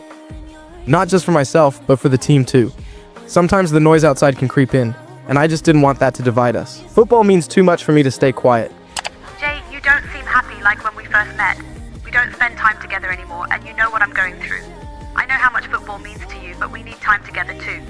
Football won't last forever, but family will. Think about that. I took a moment to think about what Camille said, and I made sure to meet with her before game day. We spent some time together, just being present with each other. Football can take everything in a second. 1 minute it's all there, the next it's gone. I'm not trying to end up in that situation, so I needed to make the time count. Hello, football fans. Derek Ray here with NBC Sports, and we're back with international football. Today, it's Wales taking on Germany. A massive fixture with all eyes on the young star who's been making headlines across the football world, Jayden Vicente. He's in the starting lineup tonight, and after that tough loss with Crystal Palace last weekend, the big question is, can he step up and inspire his nation on the international stage? Stay tuned. Conditions really couldn't be any better here tonight. A very warm welcome to you on this fine evening. Guy Mowbray with you for commentary, along with Sue Smith, and every reason to believe we're in for an entertaining match here. It's Wales, and they face Germany. Well, both managers will be reminding the players that it's important to get off to a quick start, really attack the opposition and put them on the back foot from the off. Hopefully we'll get a good game. With Crystal Palace and Vicente crashing out of the Carabao Cup last weekend, I really hope he uses that disappointment as fuel, as motivation to inspire his team and carry that form back into the Premier League. The kid's got real potential, no doubt about it. I'm looking forward to watching how he responds. This is how Wales line up. Yeah, a 4-5-1 or a 4-2-3-1. A lot of coaches are adopting this nowadays as it does give you those two holding players while you've still got plenty of threat from the wide wingers.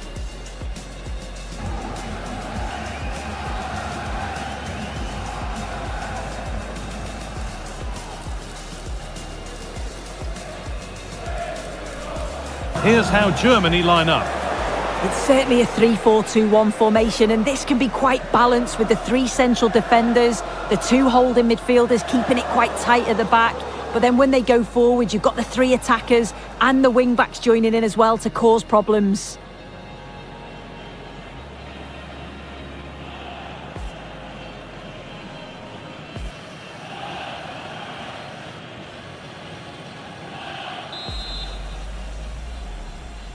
And with that, the first half. Good positioning does the job. A turnaround in possession. Excellent positioning. They're not getting close enough here. Delivered into the box. And nothing. Good save from the keeper.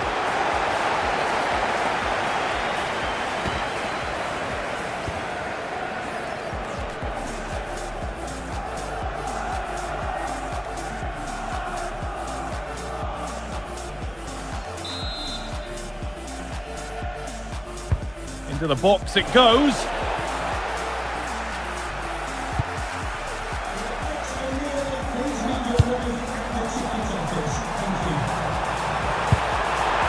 For the lead now.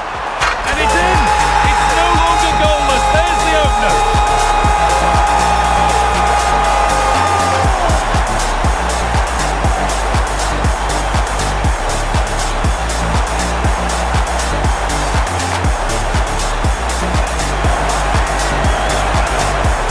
The replay, and it's so impressive how quickly they go from back to front, and it makes the striker's job relatively easy.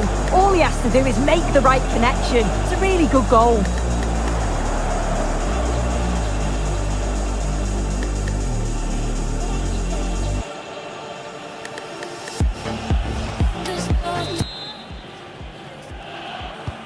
So it's decent effort, and it's been safely dealt with.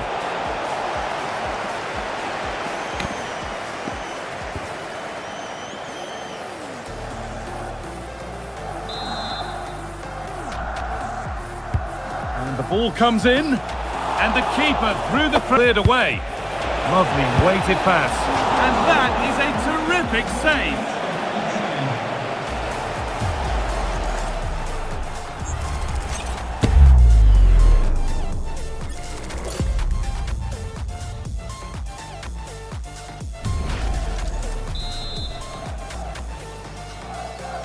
It's put into the middle.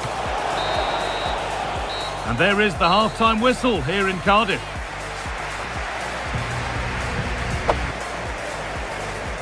The action resumes. Let's see what this half brings. Gets past really nicely. Quiet game, really, and the manager's decided to change things.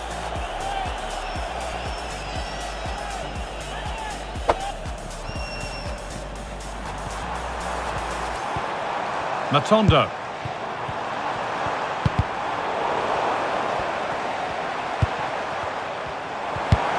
Well, what a place to lose. He played. What can they do with this now?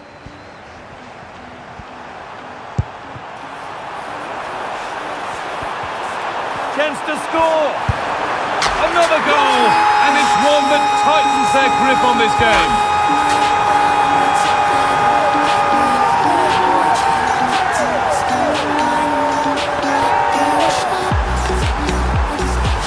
Well, we can see it again now, and they're so dangerous in these transitions. The speed of the counter-attack is really impressive, and he watches it all the way, then just tucks it in with confidence.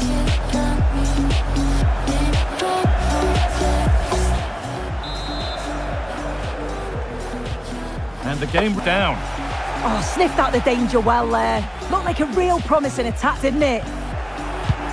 Nicely played through. And a solid stop. He's made a real difference today, and the manager now bringing him off after a solid shift.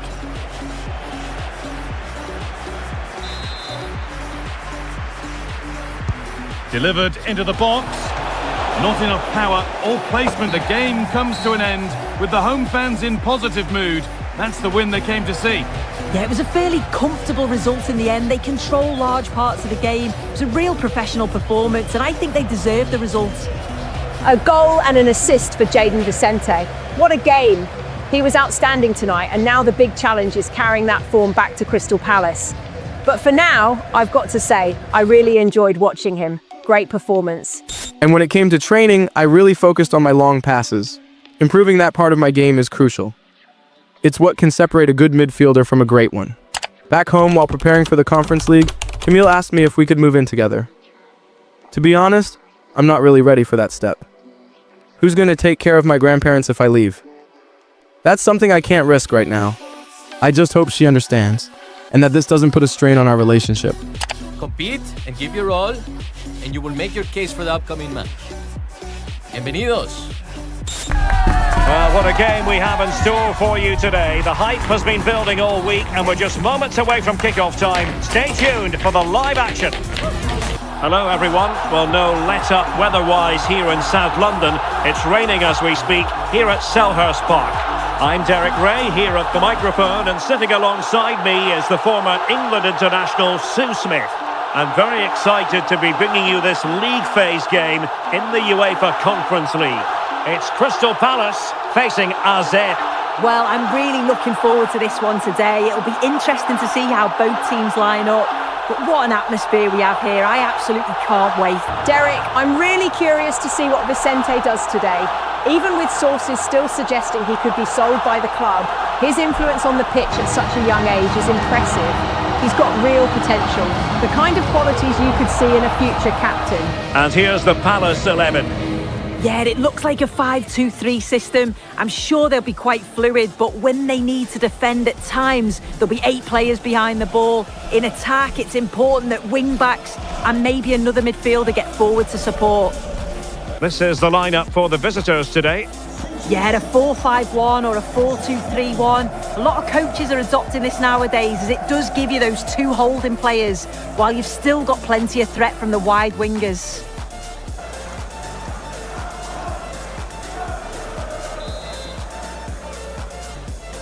So the ball is rolling, the first half of this game underway. Well, you never quite know who's going to emerge from the shadows and become a match winner, but this man might be a decent shout. What are you expecting to see from him? Yeah, a brace last time out, so there's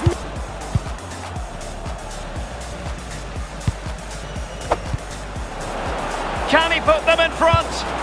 Yes is the emphatic answer, and you have to say it was on the cards.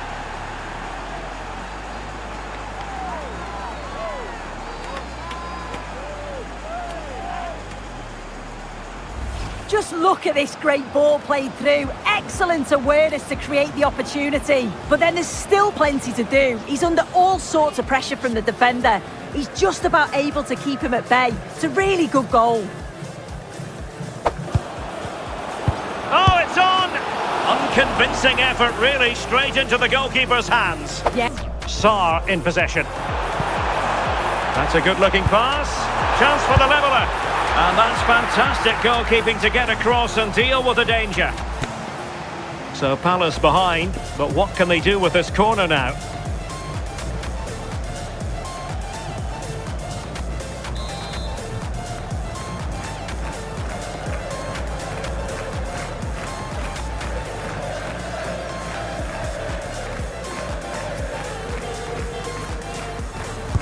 Let's see about the delivery.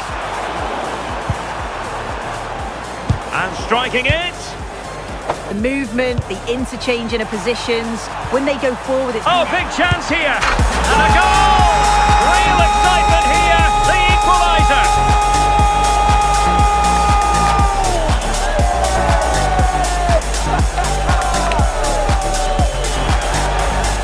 Well, here's the replay. Despite lots of pressure from the defender, he manages to hold him off, gets his shot away. It's a good goal, that.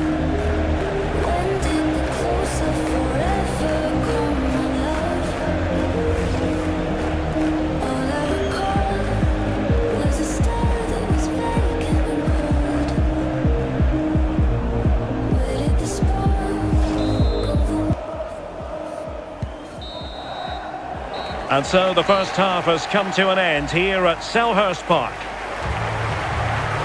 Well, they've got things going again here, and I wonder what kind of second half we have in store for us. And gobbled up with ease by the keeper.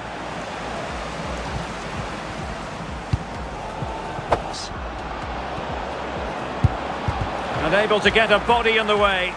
And the keeper throws himself at the ball. And time for the change now. So the corner played into the box. Dangerous ball. A chance to nudge in front. Corner kick here.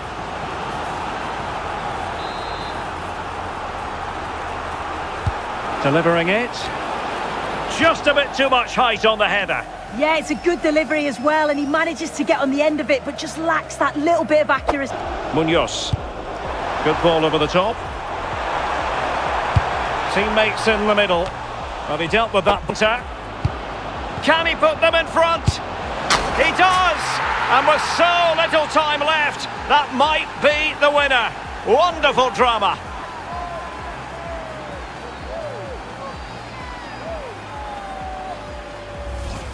Another look now, and you can see he's under all sorts of pressure here.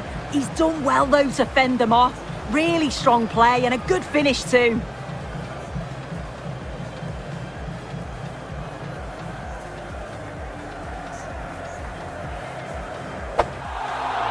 Plenty of players waiting in the middle. This could be it! And that will be all. A disappointing day at the office for Crystal Palace. A defeat here. Oh, they'll be absolutely gutted. They were well in the game and it could have gone either way. To concede so late on will have hit them hard, but I'm sure they'll bounce back quickly. Another game, another loss.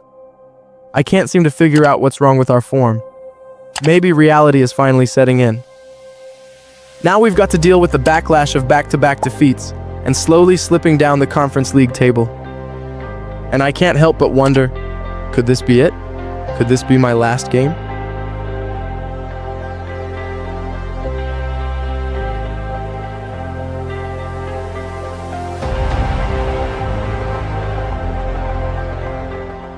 What a goal from Jayden Vicente. Could Palace really hold on till the final whistle? Just right to set up the opportunity. And he finishes this so well.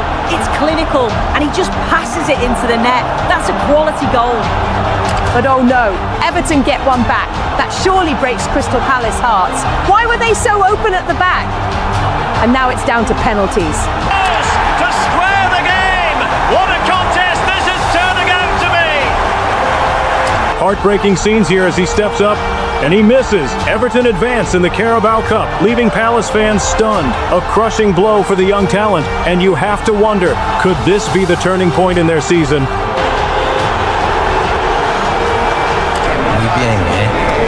Well, that's what I'm talking about. And now they want to talk to me. Look at this great ball played through. Excellent awareness to create the opportunity. But then there's still plenty to do. He's under all sorts of pressure from the defender. He's just about able to keep him at bay. It's a really good goal. Well, here's the replay. Despite lots of pressure from the defender, he manages to hold him off, gets his shot away.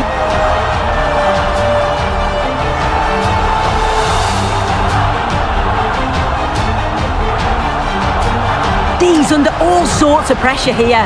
He's done well, though, to fend them off. Really strong play and a good finish too.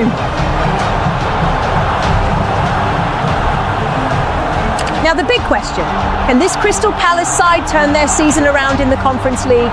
That remains to be seen. But what a shame it's come to this point.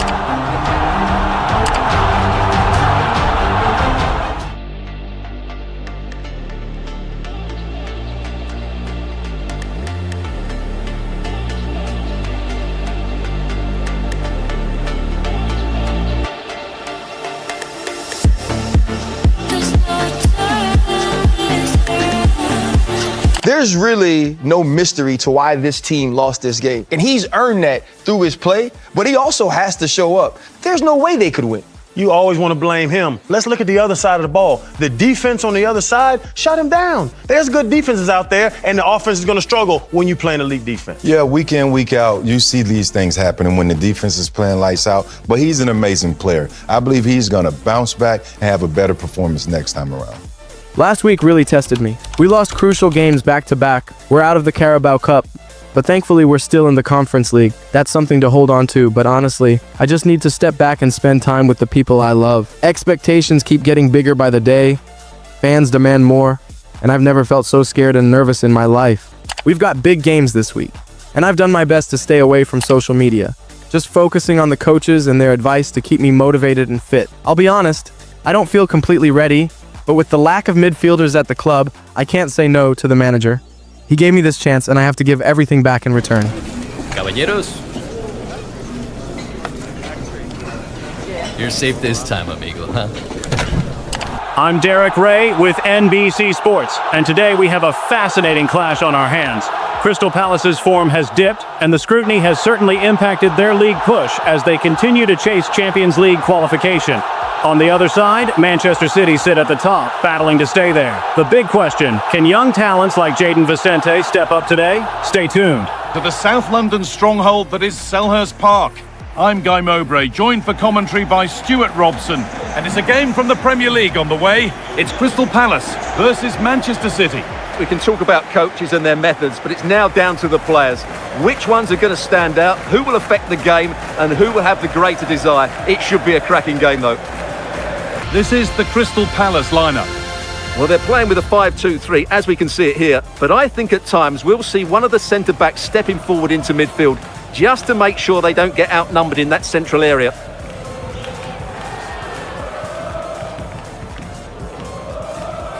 This is the Manchester City starting 11. Gianluigi Donnarumma is in goal. Ruben Dias starts alongside Nathan Ake as the centre-backs. Bernardo Silva plays alongside Rodri in the middle of the park. And they go with a single striker leading the line.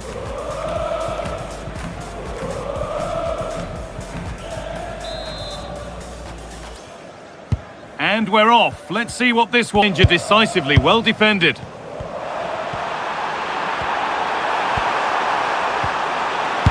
Into the area it goes. And that one is gone.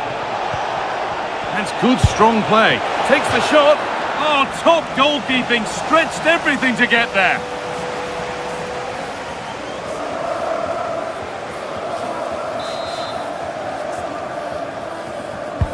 And the corner is fired in.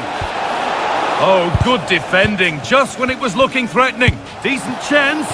And it's comfortably dealt with by the goalkeeper.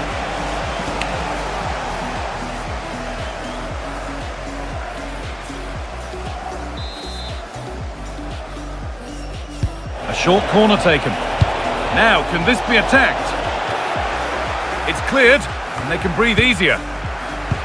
To take the lead. Well, how are we still level here? That save could prove to be really valuable here.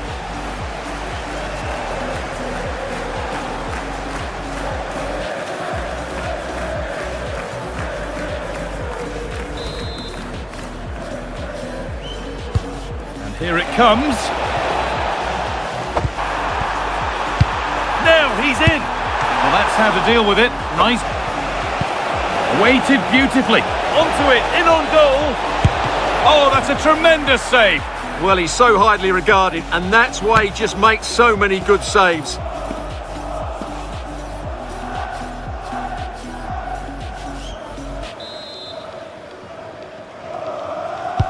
It's put into the middle.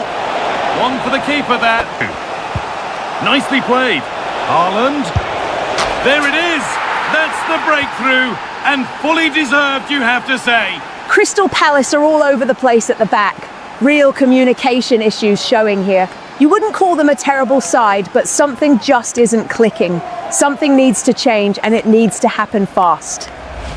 Well, let's see this again. This is counter-attacking football at its very best, and Haaland wasn't going to miss that one. From that sort of range, he was always going to score. What a well-constructed goal.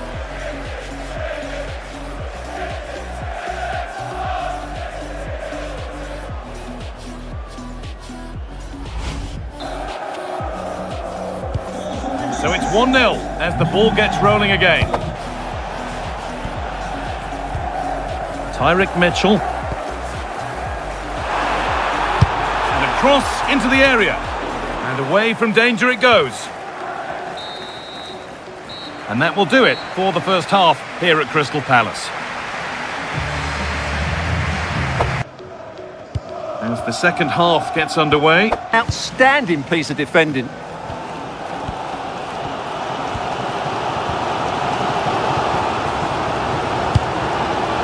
That's a good ball. Now composure needed. And they've scored. Second best no longer. It's level again.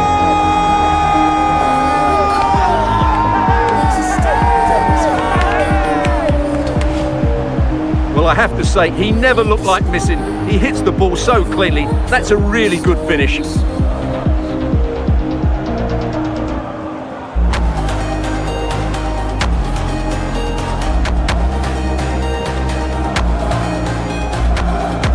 That's 17 goals now in the Premier League for Jayden Vicente. What a breakout season it's been for the youngster, regardless of Palace's results. He's truly announcing himself on the big stage. Silva. He'll have a go, and it's held on to comfortably. Well, winning the ball is the first part of the puzzle to solve here. Delivered to the front stick. Well, it did. Good opportunity, and it's in to put them in front.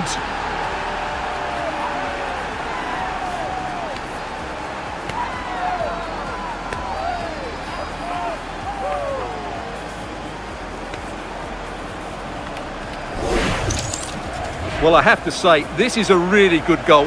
He skips past his marker, and that gives him the space to get his shot away. Excellent stuff from him.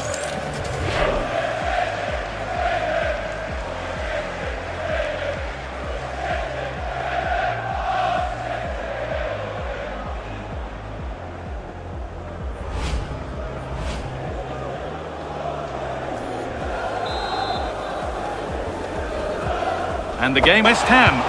All the action live on that one. And it's on now, and it's been kept out by the tips of the fingers. And here's a change for Manchester City.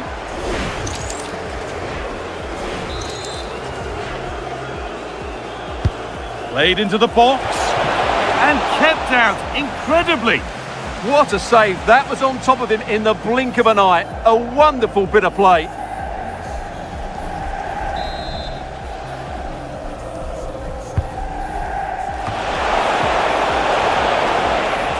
Be inspired by this. The crowd have really got behind them today.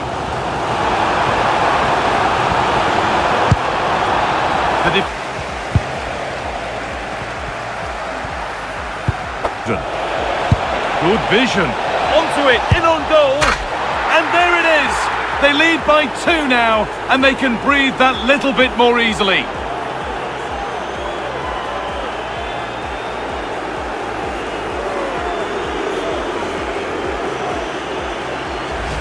Well, here it is again. The through ball is absolutely inch perfect. And what an emphatic strike it is from Bernardo Silva. Hit with his laces. It's a great goal.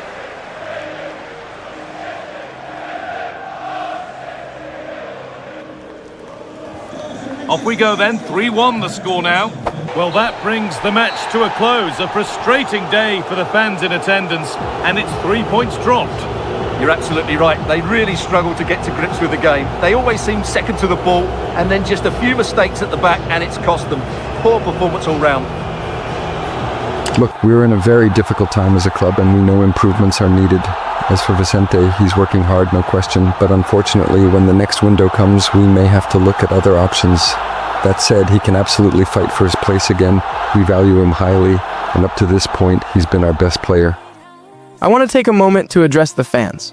Our performances, especially mine in midfield, haven't been good enough, and I take responsibility for that. I promise to give my absolute best to improve and help the team. As for the transfer rumors, unless you hear it directly from me, please don't believe the media. Thank you for your understanding and support. See you soon. Right now, a lot feels heavy, but in my relationship, I'm trying to find balance. Football consumes everything, not just your energy, but your time. Even when I don't always feel like it, I make sure to spend time with Camille, to take her out, to enjoy life. Honestly, it helps. It pulls me out of the pressure, out of the noise, and reminds me of what's real. Okay. Welcome again, football fans. I'm Sue Smith with NBC Sports, and today we bring you a fantastic matchup in the FA Cup Round 5, Crystal Palace taking on Arsenal. Both sides are treating this competition with real intent, and for Palace, this could be the game that sparks a turnaround in their season. Stay tuned, this one promises to be exciting. Everyone, I must say it's always a real privilege to commentate from this venue, Selhurst Park in South London. I'm Derek Ray, and I'm joined for expert analysis by Stuart Robson. And we have FA Cup action to bring you from the round of 16 just moments away. It's Crystal Palace versus Arsenal. Well, what an occasion this is for the home side and its supporters. Yes, of course, they're up against it today, but how they would love to cause a shock here. If they work as hard as they can, close their opponents down, defend with determination and get a little bit of luck, they may just pull off a surprise. And I've got to say, this is a massive game for Crystal Palace. The FA Cup could be their chance to restore confidence after a difficult run of form. And of course, all eyes will be on young Jayden Vicente. He's shown flashes of brilliance this season, but today will be a real test of whether he can deliver on the big stage. Well, this is the team Crystal Palace have picked. Well, they're playing with a 5-2-3, as we can see it here. But I think at times we'll see one of the centre-backs stepping forward into midfield, just to make sure they don't get outnumbered in that central area. And so the starting 11 for Arsenal. Marc-Andre ter Stegen in goal. Marino starts alongside Declan Rice in central midfield. And the idea is to have just the one striker up there trying to pose problems for the opposition.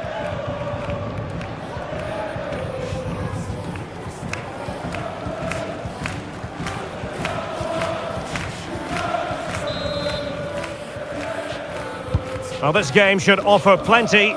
Arsenal get it going.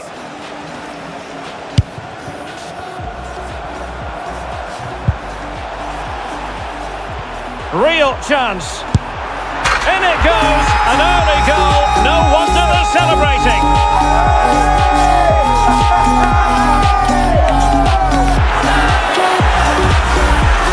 Well, here it is again, and it's all about the pace in transition. They're so quick to get out from the back, and then through on goal, he just goes for power and smashes it past the keeper. There's no stopping that. What a great finish. I can't believe it. Vicente has been outstanding for someone who only just stepped up from the academy. He's practically carrying this Palace side at the moment, and it's no wonder the club is tempted to cash in on him. So the match has restarted, 1-0 here. And that's comfortably gathered.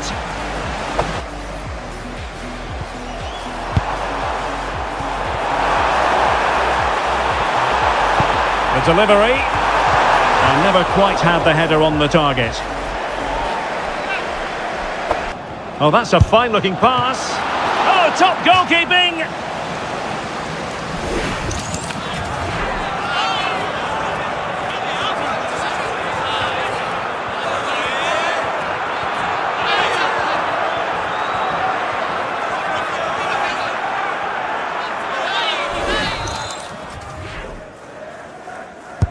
Played over.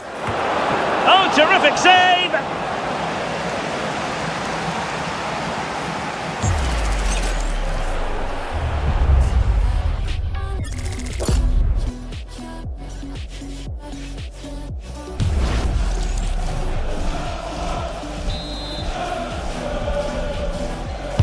Who's going to get on the end of it? And taking... Gives it a go! And the keeper's hand does the trick. And a good-looking ball. Well, it really looked as though that was going to be another goal from him. Well, a chance for his second there. Probably should have done a bit better there, really.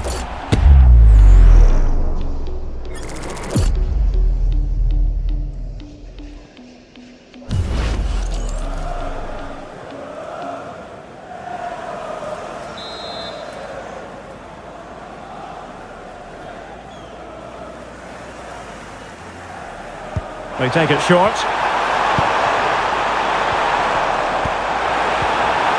He fancies it. Well, only just wide of the post.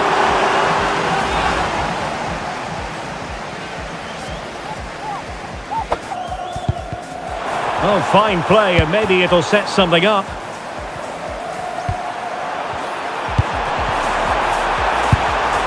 That is a very fine challenge in difficult circumstances.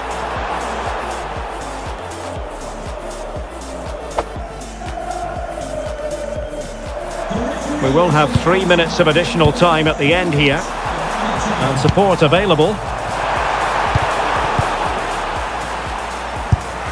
Well, a pair of steady hands in evidence. And so the first half has come to an end here at Selhurst Park. So underway again. Oh, good idea. Well, first legs can be negative. Can he put it away? And that was goalkeeping right out of the top drawer. It's absolutely remarkable. His reflexes were brilliant there.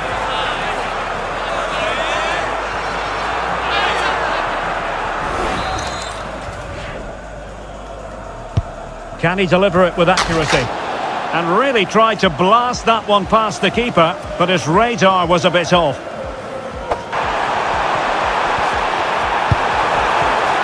Must be! And he scored not once, but twice. They simply cannot stop him. And no wonder he's enjoying himself.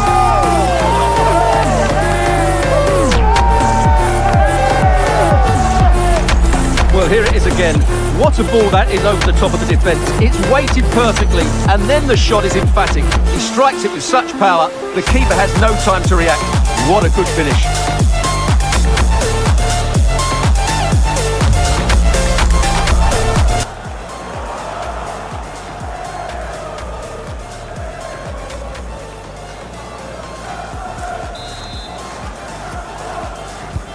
So underway again.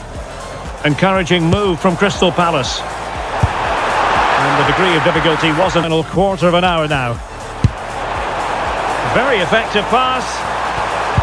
Well, a touch too heavy there. The attack.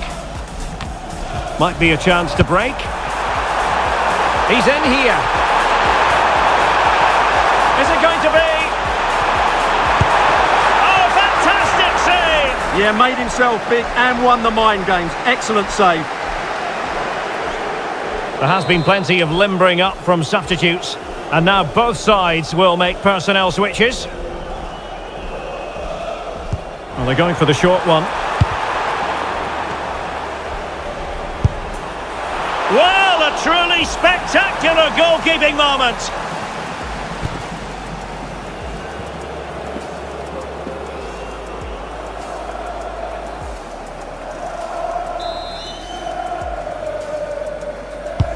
So the corner played into the box. Well, the move breaks down.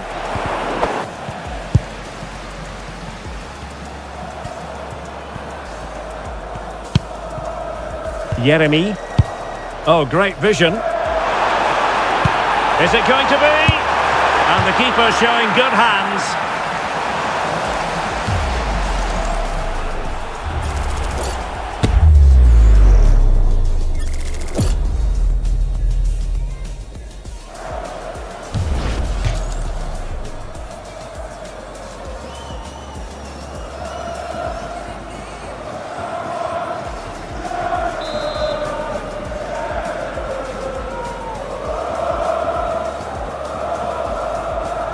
Delivering it.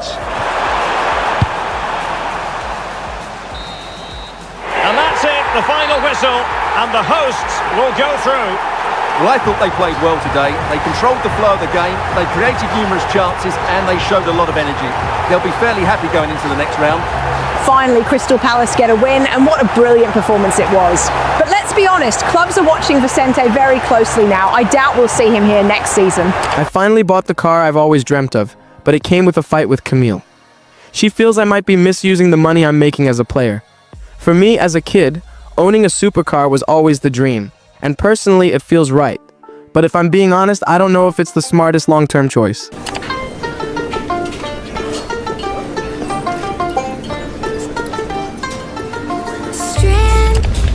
The atmosphere is electric as two teams worthy of the biggest stage prepare to collide in front of a packed stadium. Selhurst Park today, a stadium famed for its special atmosphere. I'm your commentator, Guy Mowbray, and I'm delighted to have Stuart Robson's expertise alongside me. And we've got action from the first leg of the round of 16 in the Conference League here. It's Crystal Palace, and they take on Rennes. Neither side will want to put themselves in a poor position going into that second leg. So we may see two teams afraid of losing rather than gaining the upper hand. But with the quality on show, hopefully that's not the case. This is the Crystal Palace lineup. Well, when you see it like that, their central midfield players look a little bit isolated. But I'm expecting the two fullbacks to push up to make it more of a 3-4-3. And I think we'll see a lot of positional rotation in this starting 11. Here's the Rennes team sheet. Well, it's a 5-3-2, really, because both wing-backs are more defensively minded, which could leave the front two without any service from the wide areas. That could be a problem for them.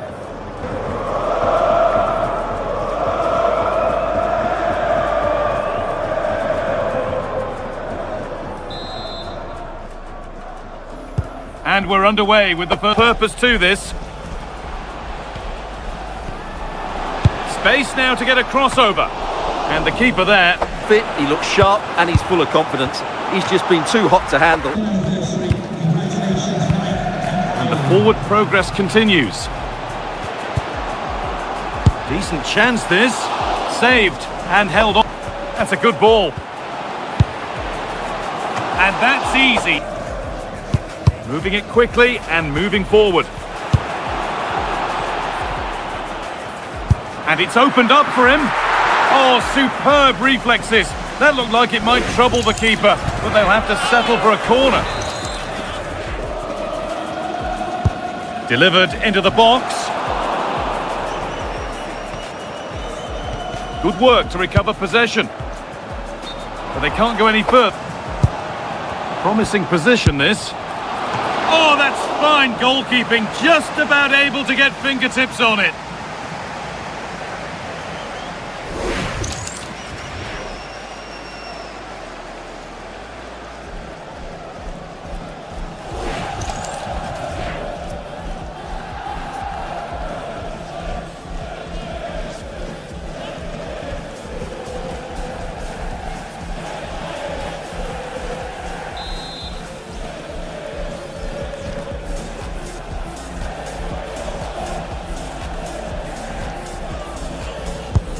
Here it comes, and the attack collapses. And on that whistle, the first half comes to an end at Selhurst Park.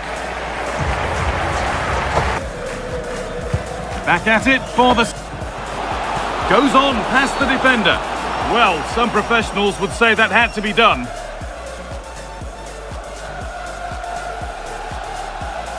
And the referee shows the yellow card. Yeah, it's clumsy and it's late. Definitely a yellow card.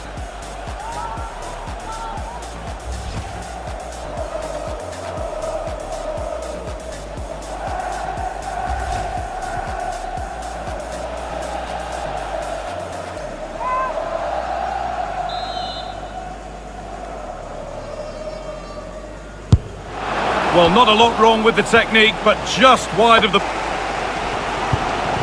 Plenty of open space to explore here. And they've scored to take a lead that's more than warranted.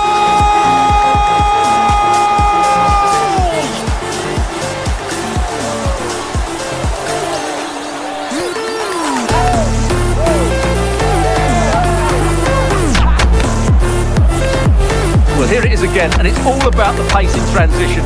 They're so quick to get out from the back, and the finish is clinical. He just makes it look so easy, doesn't he?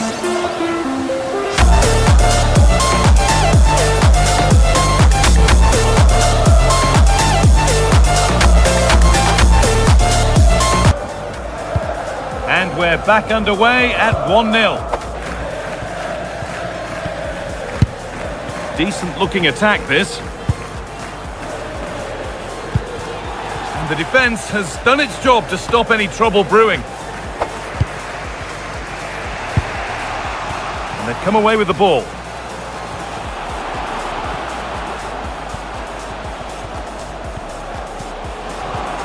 This is an excellent run. take things forward a notch here. Now he's in. Oh, what a miss. Ismail Assar. Having a try. Oh, I don't believe it. That's a sensational save. A corner to come, and a goal here would probably seal it. Played into the box.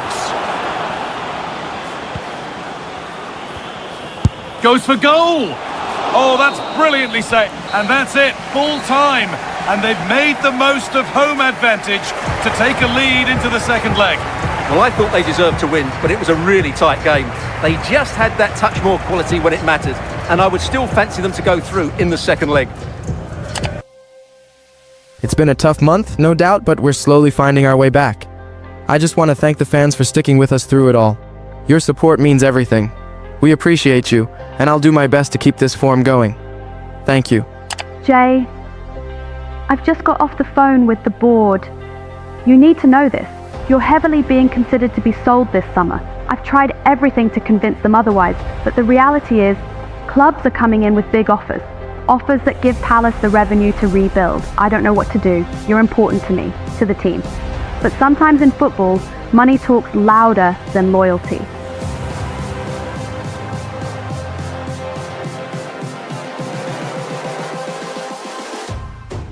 Close your eyes. Ladies and gentlemen, it's that time of the evening. Your nominees for the Premier League Player of the Season. First up, we have Erling Haaland, the unstoppable goal machine who's taken the league by storm once again, scoring an incredible 32 goals this season, a constant threat to every defense he faces. And then, the new kid on the block, Jayden Vicente, the young central midfielder who's captured the hearts of fans everywhere. With 17 goals in his debut season, he's been the driving force behind Crystal Palace's rise, helping them secure Champions League football for the first time in their history. And the winner is Jayden Vicente, a truly remarkable story. From academy hopeful to one of the league's brightest stars. Congratulations to Jayden Vicente, your 2025 Premier League Player of the Season. We can't wait to see what the future holds for this incredible young talent. I just want to say thank you so much for all the support lately. It's been an incredible journey from where I started to standing here today. We've got 2 finals coming up next week, and this award gives me the boost to give it everything and win it all. Thank you again to the fans, my teammates, and everyone who believed in me. What a season from the young lad Jayden Vicente. He's been a joy to watch. Hope we see even more of him in the Premier League next season.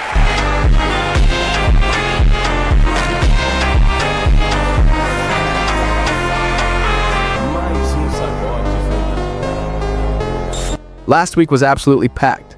We made it to the FA Cup semi-final against Southampton, and my focus was completely locked in. Nothing else mattered but that game. I wanted to bring the intensity and fear back into our play.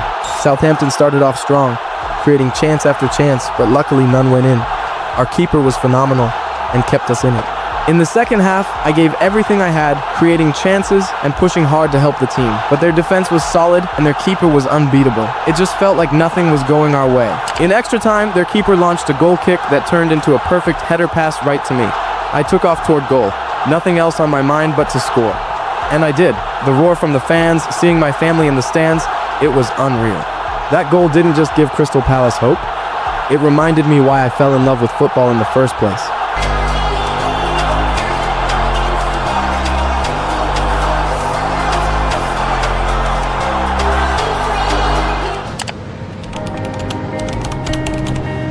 Jay, I'm not happy with how the club has treated you, and honestly, your obsession with football has kept us distant.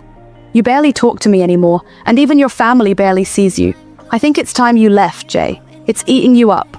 That's all you think about. Don't get me wrong, I'm proud of what you've achieved this season, but I don't like seeing you there anymore. It's time we left London. I'm not gonna lie, I'm conflicted. Lately, I've been spending most of my time in the gym or on the training ground. Amigo. It's just that these last few weeks of the season are so crucial, and football is all that's on my mind. The idea of leaving London, I can't even picture it. This city is where everything started for me. But at the same time, I don't want to lose Camille or destroy what we've built. It's like I'm stuck between chasing my dream and holding on to the people I love. I'm Derek Ray with NBC Sports, and today we have a massive showdown. Crystal Palace versus FSV Mainz in the UEFA Conference League final. What a journey it's been for Palace, defying the odds to make it this far. Now, it's all on the line. With the 2025 Premier League Player of the Season, young Jayden Vicente, leading the midfield, they'll be hoping to finish this incredible run in style. Buckle up, folks. This could be a historic night. And here's the Palace 11. Well, the two central midfield players will be key today in this 5-2-3 formation. They need to dominate that area to allow their wing-backs to get forward and their front three to demonstrate their quality. The initial 11 for Mainz. Well, it's a 3-4-2-1, so it's going to be interesting to see what's expected of the wing-backs here. Are they going to be high up the field or drop deeper to make a back five? Only time will tell.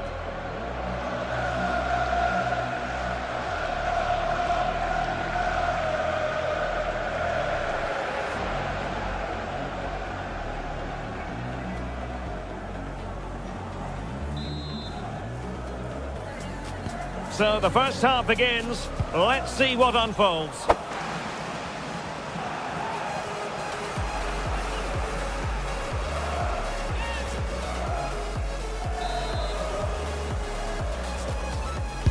And he's fired over the corner. Can't give him too much space. In position. It's the opening statement in the semi-final, putting them in front. And there they intend to stay.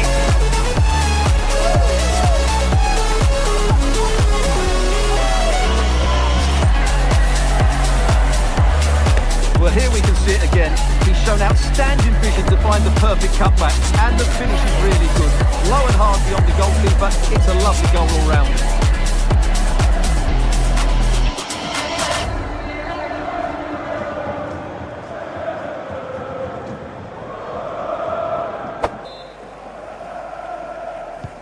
One 1-0 then. Needed a good old-fashioned clearance. This could be the equaliser. But oh, what's an... Jean-Philippe Mateta. Showing good width here, Palace. And it's opening up. Oh, that's defending of the highest. Clattering, but they keep it moving. Opportunity. Oh, goodness me, off the post. Well, it comes to nothing. Oh, might be.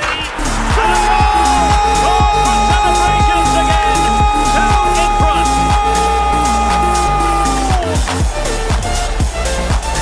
Well, as you can see, this is a wonderful strike. He makes the perfect connection, and he has so much pace in it. It's a great goal.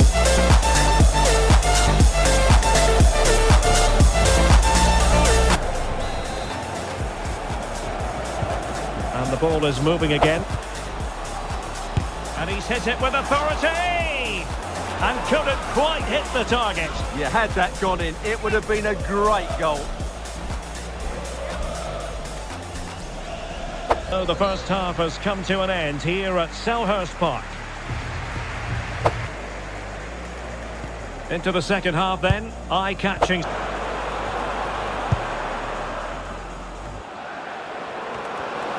Genuine chance. Oh, and he didn't miss by very much. EA TV. It's Crystal Palace facing Bournemouth. And the referee takes exception to the challenge. Free kick.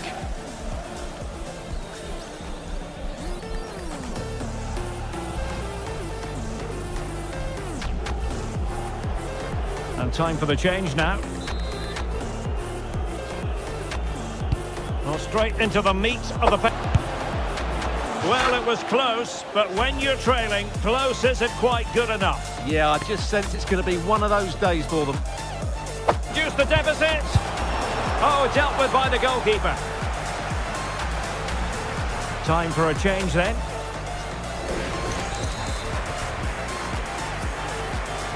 And over it comes. Appear to be in two minds.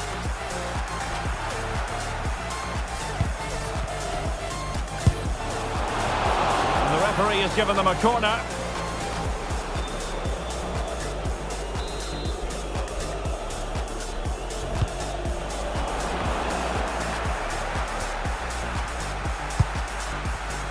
Very alert defending to cut off the supply. Now can they hit them on the counter? Might work out. Nice looking move. And a goal to increase their advantage to 3. Can they be stopped?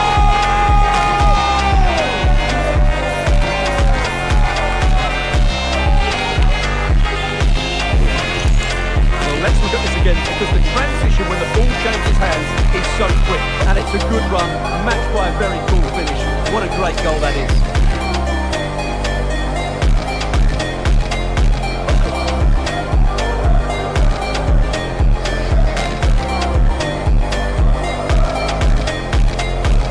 Brilliant defending at such an important moment.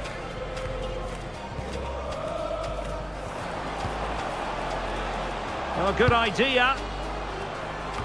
Able to retain possession and safely dealt with. He's been a joy to watch, no two ways about that, but the manager bringing on a fresh player now.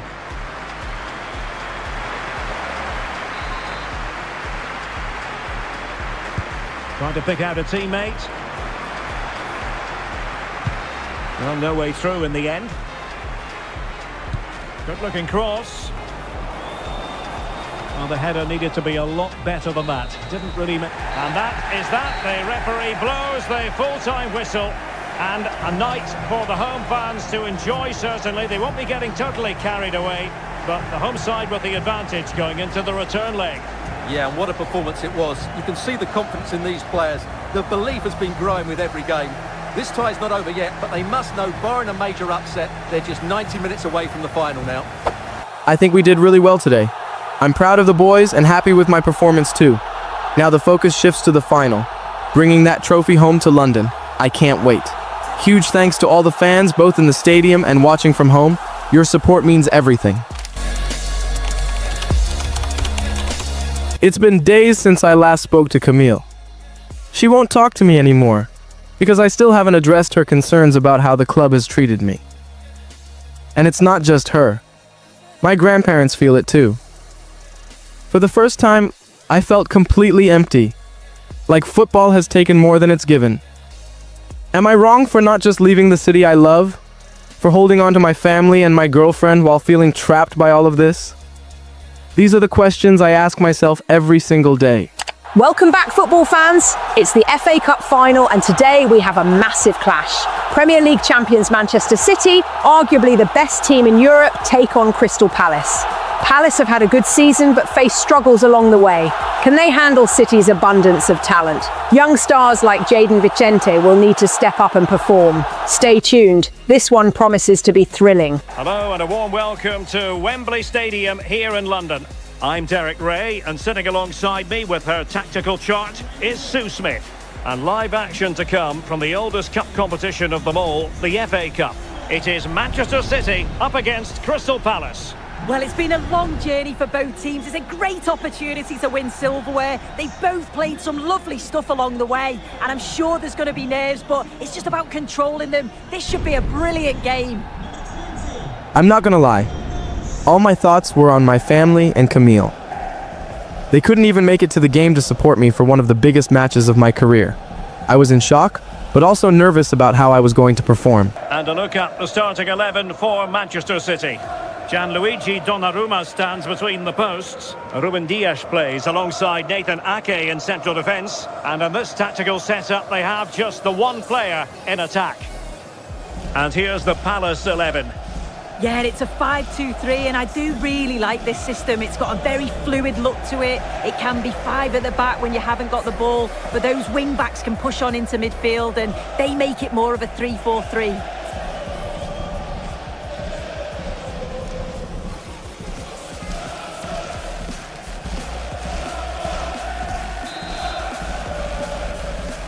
We're underway here, an occasion that carries resonance the world over. The final of the Emirates FA Cup.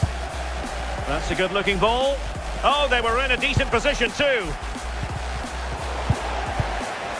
Yeah, it looks like a 4-3-3, and they are really good out wide. The relationships with both wingers and fullback. He fancies it. Oh, fully stretched.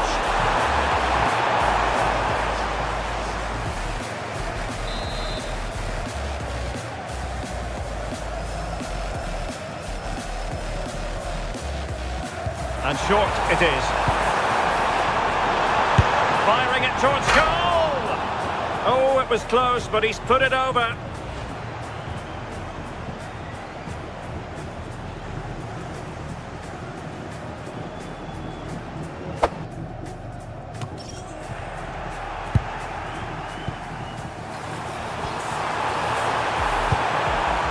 Oh, useful ball. Marvellous anticipation. Vicente.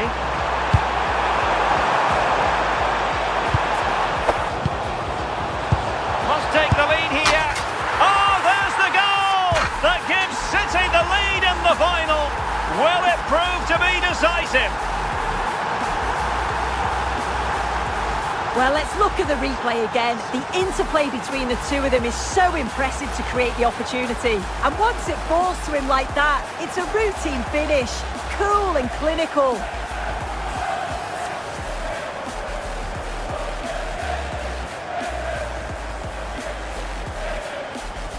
Munoz. Oh, you'll have a go. Well, that could have been the equaliser. Oh, that's really unlucky. It was close, and if they keep working hard to create chances, I'm sure he'll put the next one away. Plenty of support here. Excellent vision. And quick thinking defensively. And the referee's whistle. We've reached the halfway point here at Wembley Stadium.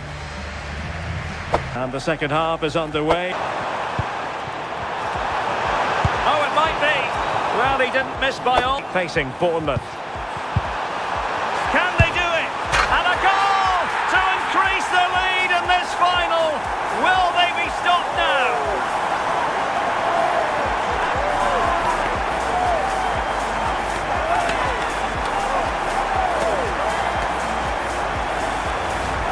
Here we can see it again, and he just hits this so sweetly.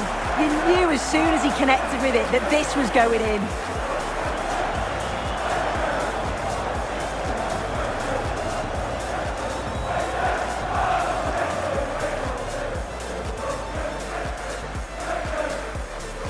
More action coming up. Oh, wait a minute, I think they're in. Another goal! And surely there's no way they can throw this away. Absolutely dominant.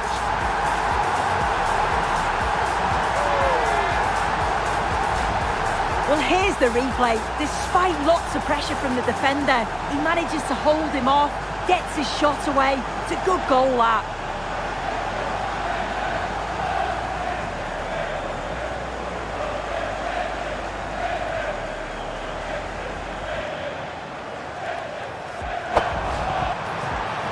Chance to finish. A goal! And I'll tell you what, on this sort of form, very few would lay a glove on them.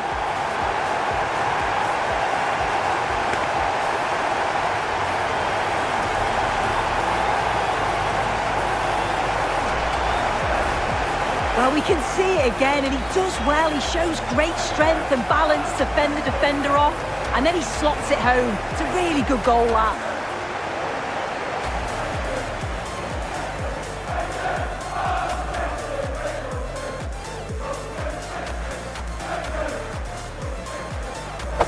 Well, plenty of green space to run into. An amazing piece of goalkeeping. I just don't think he can believe that that's not got in, but he's met his match with the keeper. His superb reactions kept that one out. And just over the top. Stopped a certain goal. It is the final whistle. Cup success is theirs, and they've done it on merit. Look at these scenes. Yeah, you've got to feel for any team to lose at this stage, but it's about performing in those big pressure moments, and that's exactly what they did. They thoroughly deserve this. And you can see, can't you, what it means to every single one of them. Oh, you've got to enjoy every second. Just take it all in, because it's going to pass so quickly. I've never felt so embarrassed by my performance. Once again this season, we couldn't beat Manchester City, and I have no excuses. I can't even blame my family or Camille not being there. It just messed with my head. I was so angry and frustrated that I started seriously considering whether there's a possibility for me to move on. Camille, you really have the audacity to text me asking how the game went when you couldn't even show up for the biggest match of my career. I've done everything for you, supported you, loved you, even gave you a place to stay. But right now, I need time for myself. If I'm honest, I don't think this can work anymore. The world doesn't revolve around you, Camille. And you should know that. Jay, I'm sorry. I wasn't trying to hurt you. I was just upset. The club you give everything to doesn't show you the same love back. You're rumored to be sold, and they still haven't renewed your contract because they're unsure about you. I'm looking out for you, even if it doesn't seem like it. It's Sue Smith with ESPN, and today we've got a massive clash. Crystal Palace versus Fiorentina in the UEFA Conference League final. This could be a historic night for both clubs. After that embarrassing FA Cup defeat, the big question is, can Palace use that pain as fuel to finally lift a trophy this season? Stay tuned, this one's going to be special. We've finally arrived at the big night. I'm Guy Mowbray, delighted as ever to be joined by Sue Smith for commentary. And we've got the Conference League final coming right up. It's Crystal Palace, and they take on Fiorentina. Well, what a game this promises to be. Two teams who've had to work so hard to get here. And I'm sure there's going to be a few nerves. It's just how you control them. One last push and they could get their hands on the trophy. I can't wait. It's the Crystal Palace lineup. Yeah, it's a 5-2-3, and I do really like this system. It's got a very fluid look to it. It can be 5 at the back when you haven't got the ball, but those wing-backs can push on into midfield, and they make it more of a 3-4-3. Here's the Fiorentina team sheet. Well, it looks like a 3-5-2. When defending, though, that could turn into a 5 at the back. But when they attack, the two wing-backs, they're going to be expected to get forward in support. Lots of work for those two, but they certainly are capable.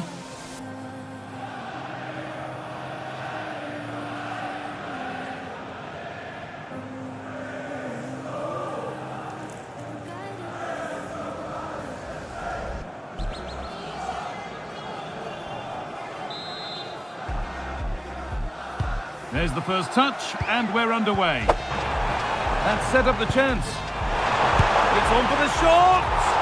Well, not the easiest of saves, but you'd expect him to probably stop that.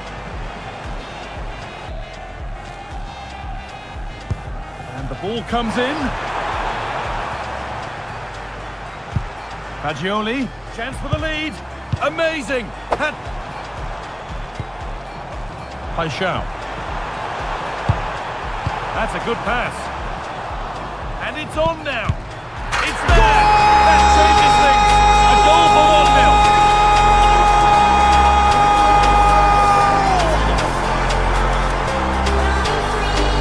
Well, we can see it here again, and it's a good finish. But for me, it's all about the press beforehand. Really disciplined, working as a team to force the mistake, and then they take full advantage. It's a really good goal.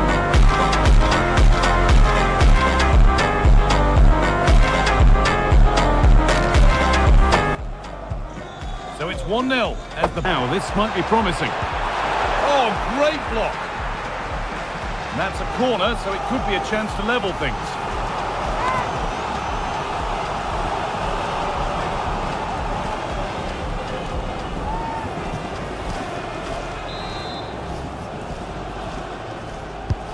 Here it comes. Still trouble here. Teeing up the chance now. Still not clear. Lovely ball, could be a chance. But they can't go any further here, offside.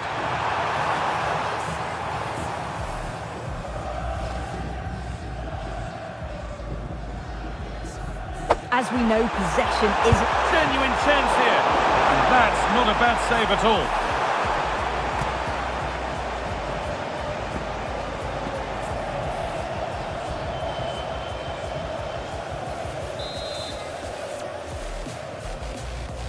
It's put into the middle. That hasn't been decisively dealt with. First half in Leipzig comes to a close. The play is set, the whistle sounds.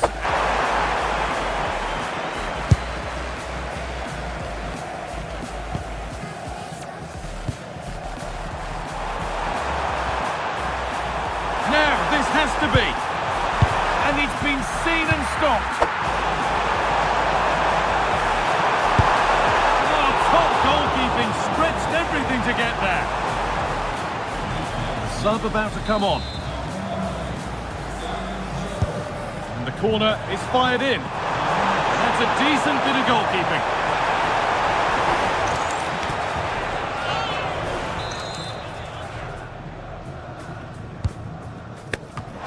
Under a little bit of pressure, he's managed to put it wide. Well, he just can't get away from his marker for a clean header. That's top defending. Good work to beat the challenge. Could get it over now. This could get interesting. And a firm grip kept on the ball. And that's it. Full time. The celebrations can start. They can put the ribbons on the trophy. Yeah, you've got to feel for any team to lose at this stage, but it's about performing in those big pressure moments. And that's exactly what they did. They thoroughly deserve this. Disappointment on one side is mirrored by wonderful scenes of celebration. All those tired legs are forgotten now. Oh, you've got to enjoy every second. Just take it all in because it's going to pass so quickly. I couldn't believe it. My dream had finally come true. Winning the Conference League with Crystal Palace might not be the biggest trophy in the world, but to me, it meant everything. Yet, even through the smiles and all the celebration around me, deep down I felt empty. The people I love had grown to hate the club that made me who I am, so I celebrated. But really, I was just masking the pain. With at least one trophy this season, I don't know where the journey will take me next. Should I leave my family and Camille behind and start a new life somewhere else? I don't know. But one thing's for sure. Big things are coming next season. Alright, it's Virgil. I keep seeing all these headlines. Jayden to Bayern, yeah? Man, if he leaves, who's gonna keep shouting in midfield for us? I might have to start passing again. Cody speaking. Yeah, everyone's talking Bayern, Madrid, whatever. But this guy still owes me a coffee from last month. He's not going anywhere till he pays that debt. But seriously, he's special. You can't replace players like that easily. Mac here. Look, if he goes to Bayern, they better be ready for those long speeches he gives before games. Jokes aside, he's been huge for us. Proper player, proper mate. Yo, it's Isaac. I told him already. If he moves, I'm unfollowing him on Instagram. Nah, for real though. Bayern's lucky if they get him. But we're not letting him go without a fight. I just want to know, if he goes to Bayern, who's paying for the dinners now? Because Jay is always the one picking up the bill. Don't leave us broke, bro. Hey Jayden, this is Arnie Slot, Liverpool manager. I got your number from your agent. We'd really like to have you as part of our project. We're rebuilding. Many key players like Salah have moved on, and we see you as a potential replacement and someone valuable to what we're building here. You'd be respected, valued, and given room to grow. Think about it and let me know. Wow, thanks, coach. I'm honestly honored. Liverpool's a massive club, and I've always admired what you're doing there. It's a big decision, though. Palace has been my home since the start, but with everything going on, maybe it's time for a new challenge. I'll talk to my agent and give it serious thought. After such an interesting call from Slot, I went straight to meet my agent to discuss the potential move. I'd done everything I could to earn a new contract at Crystal Palace, but it became clear they only saw me as profit, not as a young player still growing. When the offer came through, it was the biggest check I'd ever seen, and part of me was stunned, but also relieved. Finally, I could leave behind the toxicity, move my family out of London, and start fresh in Liverpool. Yet deep down, even with everything falling into place, I still couldn't shake the feeling of emptiness. Shock move, Jayden Vicente joins Liverpool overnight. Fans from both clubs are stunned. Brilliant signing, he's got energy, vision, perfect for Liverpool. He gave us everything. Hurts to see him go. Good morning, football fans. Breaking news. Jayden Vicente, the breakout star from Crystal Palace, has officially joined Liverpool in a stunning overnight transfer. The move has shocked Premier League fans, dividing both Palace and Liverpool supporters. Many expected him to renew with Palace, but instead, Vicente is Anfield-bound. Here's what he had to say about the move. Leaving Crystal Palace wasn't an easy decision. It's the club that gave me my first real chance and helped me grow into the player I am today. But after talking with the Liverpool manager and understanding the vision of the club, I knew it was the right step for my career and my family. I'm excited for this new challenge, to play for one of the biggest clubs in the world, and to give everything for the badge and the fans. Thank you to Palace for everything, and thank you to Liverpool for believing in me. Moving into a beautiful neighborhood here in Liverpool felt surreal. Sometimes I just take a walk and think about how far I've come, from the academy days to now. But just when everything seemed to be falling into place, I got the call from the Wales manager. I wasn't selected for the World Cup. They said the drama surrounding my move from Crystal Palace might affect my focus and performance. It broke me. This could have been my first World Cup, a dream I've had since I was a kid. Thank you for joining us here today. We'll be taking some questions. Arnie, big signing this week. Jayden Vicente officially joins Liverpool. What are your thoughts on bringing in such a young but already proven Premier League talent? I'm very happy to have Jayden here with us. He's a special player, technically gifted, hard-working and hungry to improve. What he achieved at Crystal Palace at such a young age says a lot about his character. We want to help him grow even further, and I truly believe he can succeed here at Liverpool. Right, we'll be wrapping up now, guys. Thank you very much. I'm Derek Ray with NBC Sports, and today we've got a thrilling Premier League clash. Manchester City versus Liverpool, two giants of English football going head-to-head once again. Young stars like Jayden Vicente and Nico Williams have taken the league by storm, and all eyes will be on them to deliver today. Pep Guardiola versus Arne Slot. It's shaping up to be a tactical masterclass. Stay tuned, this one's going to be special. The home of football here in London, Wembley Stadium. I'm Derek Ray, and joining me to provide expert analysis is Sue Smith. And with the league season about to begin, we have action coming up from the curtain raiser, the Community Shield. It is Manchester City taking on Liverpool. Yeah, the final game before the start of the season. It's an opportunity to win silverware, so I'd expect a real entertaining, competitive match. Hopefully we'll see some of the fringe players get some minutes here too. And a look at the starting 11 for Manchester City. Gianluigi Donnarumma begins in goal. Ruben Dias plays alongside Manuel Akanji in central defence. Bernardo Silva plays with Rodri in central midfield. And the main threat in attack today should be Erling Haaland. And this is how Liverpool will line up. Alisson begins in goal. Dayo Upamecano plays alongside Virgil van Dijk in central defence. And the striker today is Alexander Isak.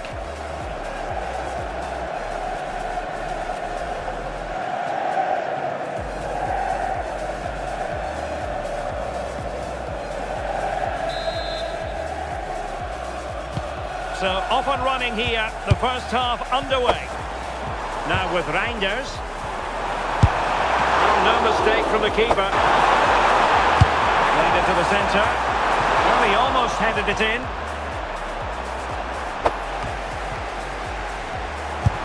A smart stop here.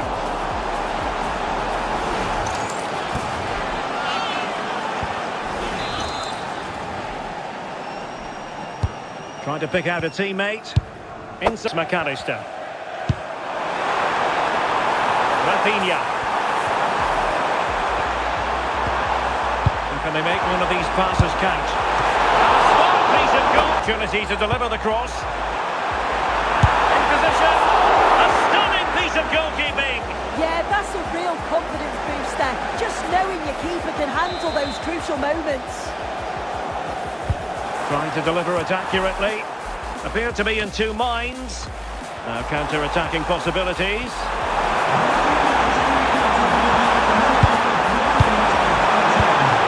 That's a good ball.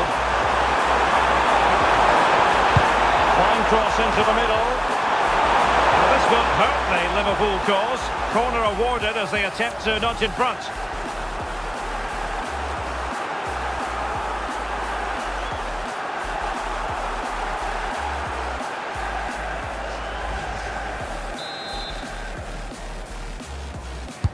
Over it comes. This looks interesting.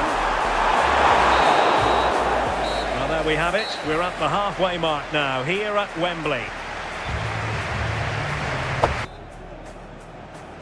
Teams back. City get the corner.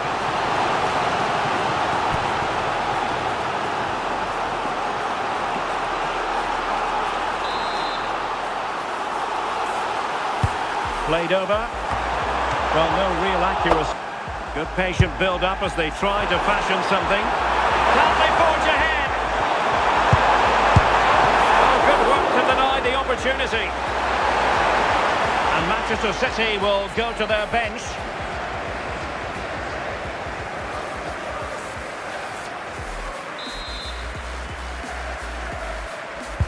Playing it in. Oh, splendid header, but a fine save.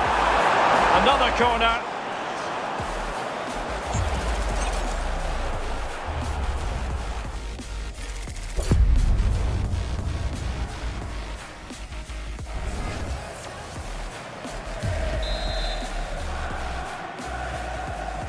Who can they pick out? And taking care of the challenge, but not out of the woods. Can he put them in front? Put together then, these two sides, and on we go now to penalty kicks. Now it is all about the penalty shootout. And the keeper makes the all-important save. What a big moment. So lethal in front of goal. Can he keep his cool?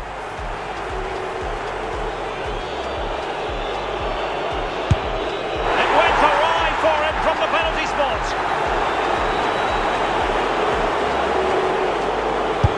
Well, he fired it straight down the middle. Well, it's all about keeping a cool head. In it goes.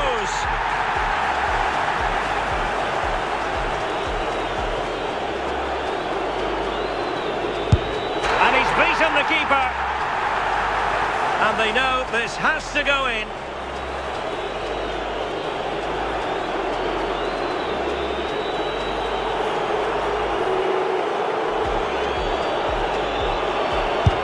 And delivering in the heat of battle.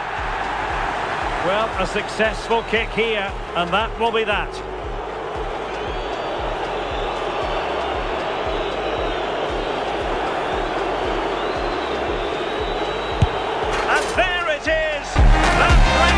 Conclusion and a contrast in emotions. One team joyful, the other absolutely devastating. Yeah, what a dramatic win to win. I think you can just about take a breath now. A brilliant achievement though, and it's fully deserved. Well, in football, you don't forget these moments in a hurry. Wow, the scenes here are unreal. The passion from the fans is something else. It's honestly amazing, but also a bit overwhelming, knowing the pressure that comes with performing at a club like this. Even though I won the Community Shield last season with Crystal Palace, the atmosphere here feels completely different, like I've stepped onto another planet. It's going to be interesting to see how my performances unfold this season. Camille and I have been slowly rebuilding our relationship after all the chaos in London. For her birthday, I took her out, and she told me she'd gotten a new job as a reporter for NBC Sports. I was really proud of her and happy to see her moving forward. But during the date, I couldn't shake the feeling that she was hiding something from me. Still, I tried to focus on the positives. Life in Liverpool feels like a fresh start, and I just want to believe things are finally getting better. It's game day, but even during training, I couldn't stop thinking about how strange Camille acted last night. Things like that really mess with my focus. Still, I tried to push it aside. I was nervous though, especially after finding out Wirtz had been dropped for me in the starting lineup. That alone gave me the urgency to prove myself and impress the gaffer. Hello football fans, I'm Camille Miller with NBC Sports, and today we kick off the Premier League season with Liverpool taking on Ipswich Town. Expectations are sky high for Liverpool after a big summer of transfers, and all eyes are on young star Jayden Vicente, who's rumoured to start today. Can this new-look Liverpool side bounce back after losing some key players last season? Stay tuned. It's going to be a fascinating one. Anfield, one of the most storied venues anywhere in the football world. My name is Derek Ray, and my commentary partner on this occasion is Stuart Robson. It's opening day in the Premier League, and the fans are absolutely buzzing. Anfield has never felt better. There's electricity in the air, and with all the players back and fit, it feels like something special is about to happen. What do you think, Sue? Oh, absolutely. You can feel it, can't you? The energy, the optimism, it's like the start of a new chapter. The team looks sharp, the crowd's in full voice, and honestly, if this is a sign of what's to come, Liverpool fans are in for a real treat this season. Now Liverpool start the game. Alisson gets the nod in goal. Virgil van Dijk plays with Dayo Upamecano in central defence. And the attack is led today by Alexander Isak.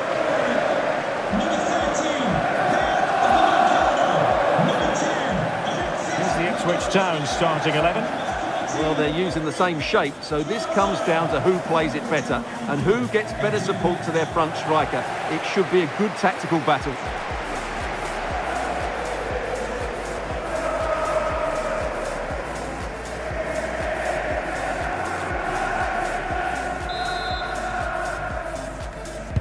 So much looking forward to this. Liverpool gives it a go. Well, an actual fighting from him. Oh, he's through and goal here, Derek. Oh, what a stop!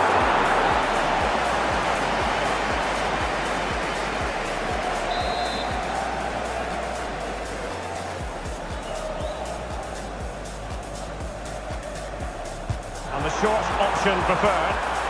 Excellent ball towards the front post. Liverpool have it once again. Oh, he's left his marker for dead. And what a magical save it was!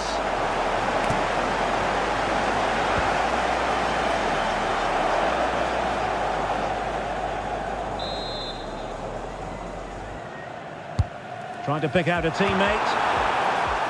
Not the clearance that was called. Wasteful from Liverpool. Isak. Very effective pass. Oh, very effective play, and they might be onto something. Oh, how did he keep that out?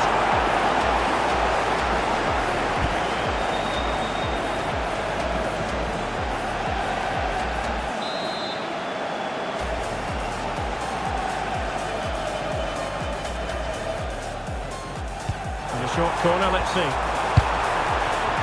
Oh, useful ball. Well, over the top it goes. He didn't miss by an awful lot.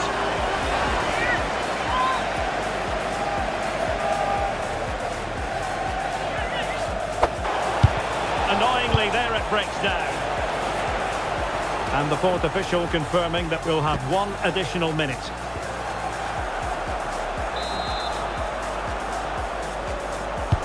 Over it comes. And still dangerous. Well, no way through in the end. No more time left. First half is over here at Anfield.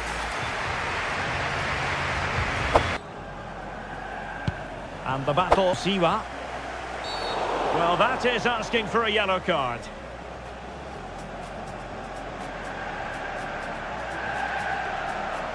And yellow it is. A booking. Yeah, he was too impatient to win the ball and probably deserved a yellow card.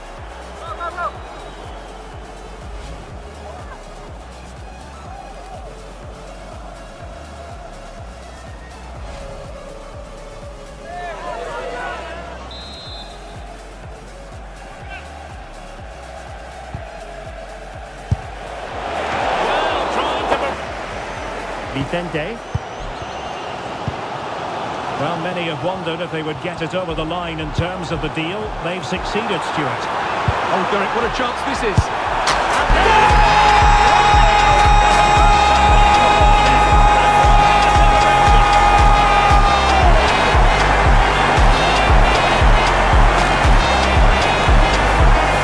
He wasn't going to waste this chance. 1v1 against the keeper, and he slots it away with great confidence. That's a good finish.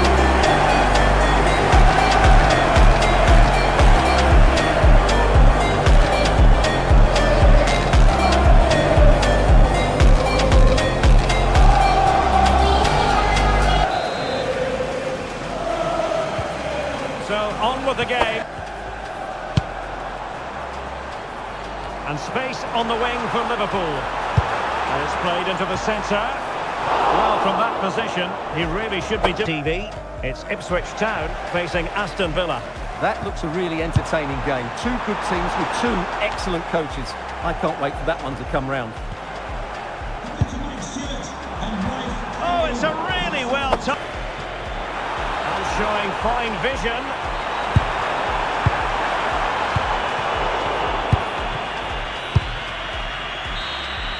And the referee blows for full time. This goes down as a Liverpool victory. Yeah, it was a good result. They played well and they're now up and running. That's just what they wanted. Like I said, the atmosphere here is amazing. Just getting that goal alone feels incredible, and I can't wait to prove myself again in the next game. This season, I really want to show that I can help elevate this team, especially in attack. Hi, Jay. How did I do? I was nervous, not gonna lie. I even shouted you out.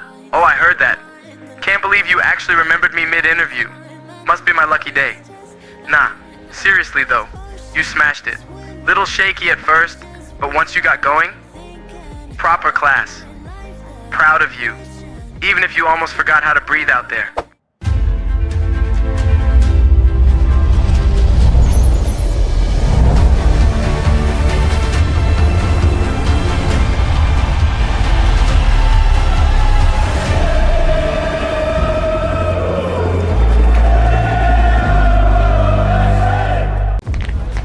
Building to a crescendo all week, and very shortly it will be for real. We have all the action for you live. By the sea, always an inviting prospect. Welcome everyone to the Amex Stadium.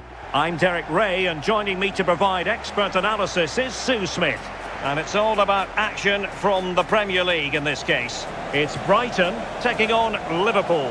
Well, it was a good result for Liverpool to start off their campaign. I thought they played well, actually, and deserved the 3 points. It's important they continue to build on that here and keep that momentum going. The lineup for Brighton. It's a 4-5-1, or you could say a 4-2-3-1. This does offer plenty of threat going forward with the three behind the central striker. We may see the wide midfielders cut in and the fullbacks push on, while the defence is still protected from the two holding. So the starting lineup for Liverpool. Alisson gets the nod in goal. Virgil van Dijk plays with Dayo Upamecano in central defence. And the striker today is Alexander Isak.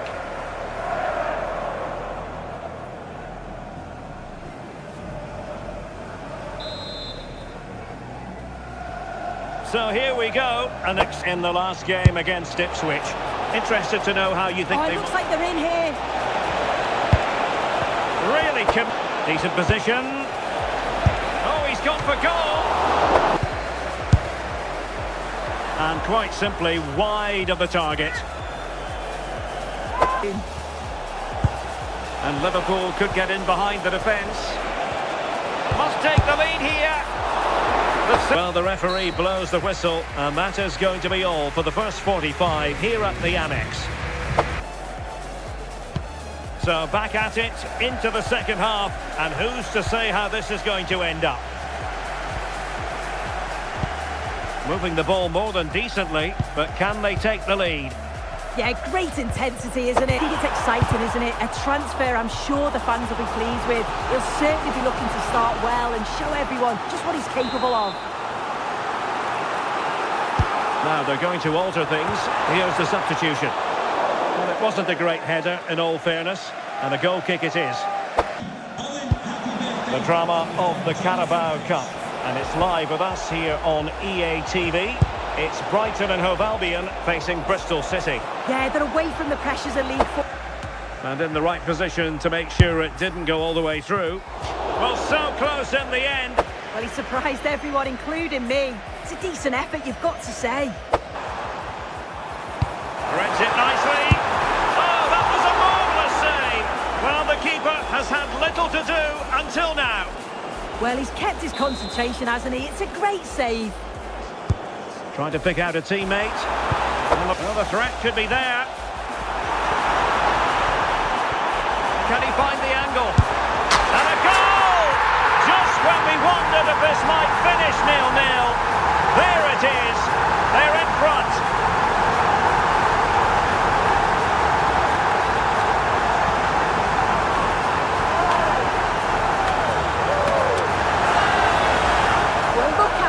Round his marker with a lovely bit of skill, and the movement is good to get on the end of it, and it's a simple finish in the end.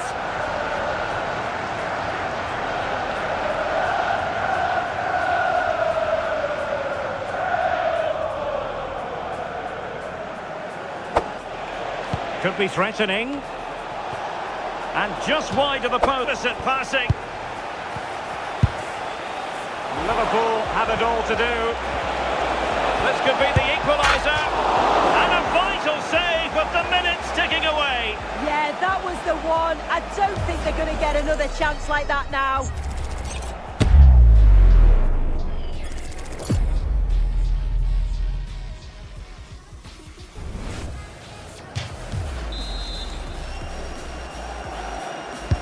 And over comes the corner.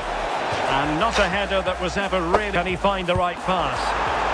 Can he put it away? Well, somehow the goalkeeper got to it. If they can score again from this corner, it probably would be the end of the story. So the referee brings this match to an end, and Liverpool have lost. That's the big story from their angle. What did you make of it? Yeah, disappointing, just not at the very best today. And I know it's only 2 games in, but they'll be looking for a reaction in the next match, that's for sure. I tried everything to help the team, but credit to Brighton. With the home advantage, they were the better side today. I can already imagine the backlash we're going to get from the fans, and honestly, it hurts. But while I was heading out, I got this phone call from Camille. Jay, we need to talk. It's important. Jayden Vicente. What a debut season he had with Crystal Palace last year. Honestly, the kid was unstoppable. Cole, you've gone up against Vicente a few times this season. What's your take on him as a player? Vicente is very overrated. We've seen players come and go, nothing special about him whatsoever. Mate, I was just listening to the Seth Timms podcast. Cole Palmer was on it, and guess what he said about you, bro? He said you're overrated and didn't deserve Player of the Season last year. Social media's blowing up right now, man. We can't let this fool disrespect where we come from, bro. What? He really said that? Overrated? After everything I did last season? Nah, that's mad disrespectful. I don't care what podcast he's on, I'll show him on the pitch who's overrated. I don't do the talking online, I let my football speak. Next time we face Chelsea, I'm making sure he remembers my name. It's International Week, and my full focus was on Wales. But honestly, my mind's been elsewhere. Camille left Liverpool to go back to London to visit her parents, and she said she had something important to tell me when she gets back. I've been trying not to overthink it, but it's been stressing me out all week. I just hope it's nothing serious. Hello football fans, it's International Week and the 2028 Euros qualifiers are underway. Today we've got Wales taking on Czechia in what promises to be a crucial clash. After a disappointing 2026 World Cup campaign, where Wales failed to make it out of the group stage and faced heavy criticism for leaving out young talent like Jayden Vicente, all eyes are on the squad selection today. Rumors suggest Vicente could finally make his return to the national team. Can Wales get the vital win they desperately need? Stay tuned. Hello and thanks for joining us on a pretty dull evening, but hopefully the game will be quite the opposite. I'm Guy Mowbray and I'm joined by the former England striker Sue Smith for commentary, and we've got action from the group stage of the Cup on the way for you. It's Wales and they take on Czechia. It's a pleasure to be here, anticipating a good game today and an atmosphere to match. Certainly been buzzing in here ahead of kick-off. Hopefully we're not disappointed. Social media is absolutely buzzing right now. After Cole Palmer's comments about Jayden Vicente, calling him overrated, has stirred major tension between Liverpool and Chelsea fans. The rivalry between the two clubs just got personal, and with both players set to face off soon, this could be the spark that reignites one of the Premier League's fiercest new battles. This is how Wales line up. Yeah, it's a 4-5-1, but it will morph into a 4-2-3-1. The single centre-forward will be supported by the number 10, and you'd expect them to rotate and swap positions just to try and drag defenders out. The wide midfielders, they'll offer a threat in behind. This is the visitors' team for today. Yeah, it's a 5-2-3 out of possession, but as soon as they win the ball back, the shape could be more of a 3-4-3, making sure that those wing-backs push forward. Off we go then, the first kick of the game. Switched on and ready to intercept there. Oh, surely. More work to do yet. And there it is! The opening goal, and what a bright start it's been.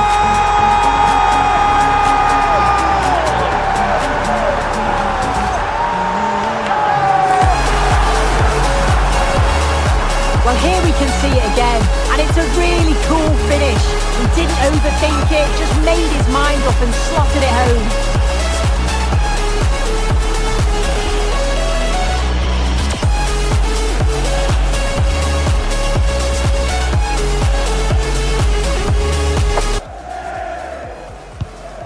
off we go. Well, it looked promising, but only up to a point. Well, here they go. The attack is on. Drilled into the middle. Excellent reading of the game to win the ball. Oh, it's a belter of a ball. A nice move ends. And play on is the verdict there. Has a go. And there's his second of the match, leading the way for the team.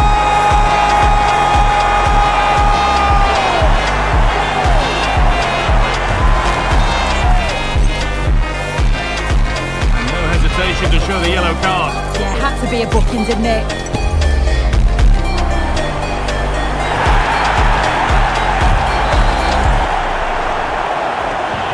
So it's 2-0.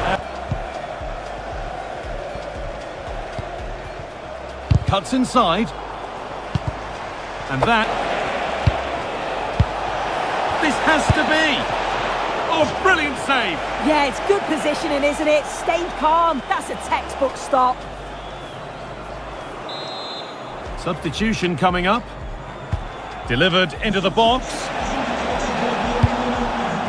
And the first 45 minutes have come and gone here at the Cardiff City Stadium. The ball is rolling and the second half is under. And that's this is better, but they need to make the pressure count now. Well, he really Awards. Now a sense that something could happen from this. Surely someone's got to do something about this. Setting up the chance, and no scrap. Genuine chance here. And 2 becomes 3 as he completes his hat-trick. A superb performance.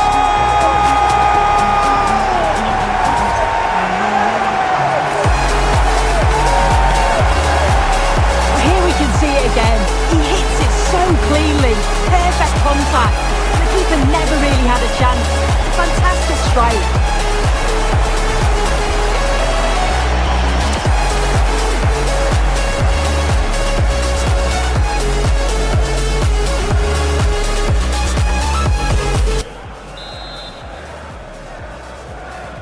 And away we go again, 3-0 now. Provost. Could be a chance! And that's the final whistle. A positive result, at least as far as the home fans are concerned. What did you make of their performance? Well, that was an emphatic result, wasn't it? They looked so confident in attack. Every time they went forward, you thought they were going to score. I'm sure they'll be pleased with that. Hi Jayden, there's been a lot of controversy surrounding your name lately, from Crystal Palace fans still upset about your transfer, Liverpool's inconsistent form, and now the recent comments from Cole Palmer calling you overrated. But tonight, you've just scored your first hat-trick for Liverpool. What's your reaction to all that's been said and what this performance means to you? Look, people will always talk. That's football. I've learned not to feed into noise or opinions from outside. I know what I bring to the pitch and I let my game speak for itself. Scoring my first hat-trick for this club means everything to me, especially in a time when people are doubting me. As for the comments, I'll just say this. I don't respond with words, I respond with performances. And tonight, I think that said enough. Hey Jay, I'm so excited. It's a girl. I know you wanted a boy, but we're blessed with a beautiful baby girl, and my parents loved the name you chose. Mia. I know you couldn't make it because of the game, and that's okay. I understand. But I really think we're going to be so happy, Jay. How was the match, by the way? Wow. A girl. That's perfect, Camille. I can't believe it. I'm actually a dad now. I'm sorry I couldn't be there. You know how much I wanted to. The game went well. I scored. But honestly, none of that matters right now. I just wish I was there holding you both. Tell her I love her already, yeah? I'll be home as soon as I can. After a few days, Camille came back home with Mia, and the moment I saw them, everything stopped. I just stood there, taking it all in. My little girl in my arms for the first time. I took a few pictures, couldn't stop smiling. That feeling was unreal. Right then, I promised Camille that I'd give Mia the life I never had. Every goal I score, every match I play, from now on, it's all for her.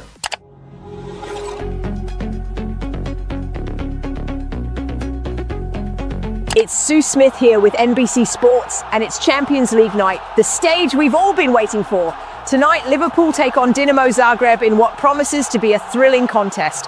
Liverpool's form in the Premier League has been a bit inconsistent despite big new signings like Rafinha from Barcelona and Jayden Vicente from Crystal Palace. The fans are demanding a response, the pressure is on, and this could be the perfect stage to turn things around. Stay tuned, it's going to be a big one. Welcome to iconic Anfield. I'm Guy Mowbray and I'm joined by the ever-knowledgeable Stuart Robson. And it's time to kick off the UEFA Champions League season. It's Liverpool and they take on Dinamo Zagreb. Well, I'm looking forward to this one. It's so important that you get off to a good start. So let's hope both sides go for the win here and we get an exciting match. Liverpool's starting lineup. Alisson is in goal. Deo Upamecano plays alongside Virgil van Dijk in central defence. And leading the attack is Alexander Isak.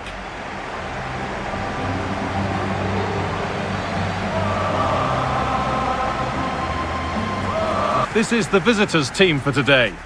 Well, plenty of attacking width in this 4-3-3, but they'll need to get their midfield players to join the centre forward as much as possible. If not, he'll become isolated.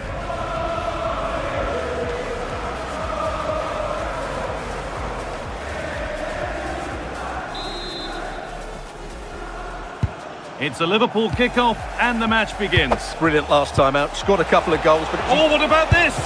Oh, quality keeping. Well, it's a great stop from that distance. He's reacted so quickly.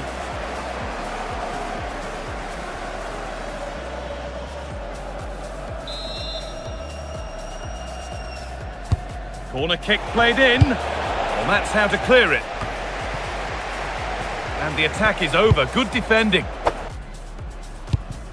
Keeping it nicely, just waiting to pounce and put themselves in front. Well, I'm not sure the... Fantastic pass if that comes off. And it's a free kick here for a clear offside. Could go in front here. And he's flung himself to keep it out. What a stop that is.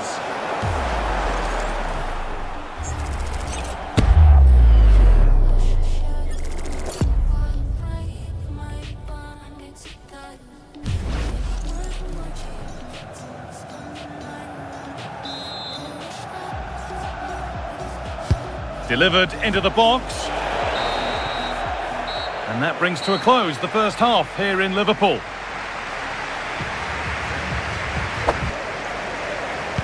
No goals yet then, not much.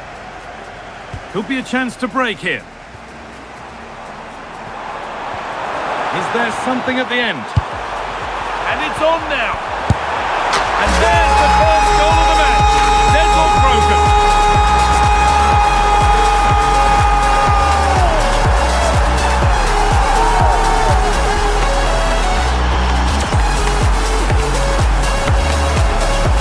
Well, just look at this again.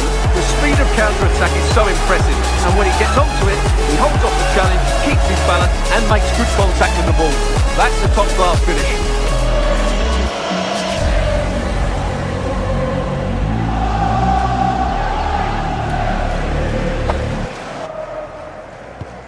So it's 1-0. Yeah, I like the look of him. I think it's a good move for both him and the club. Let's hope he makes an impact fairly quickly. Oh, you're not going to get away with a tackle like that.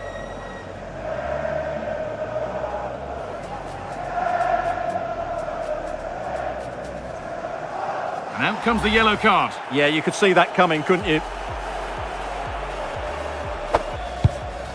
Isak. That looks a really entertaining game. Two good teams with two excellent coaches. I can't wait. Could be setting something now. He'll have a go here. Excellent work in goal there. Up to take that free kick because it was excellent. Oh, good opportunity. And they've done it. Level a game with not long to go.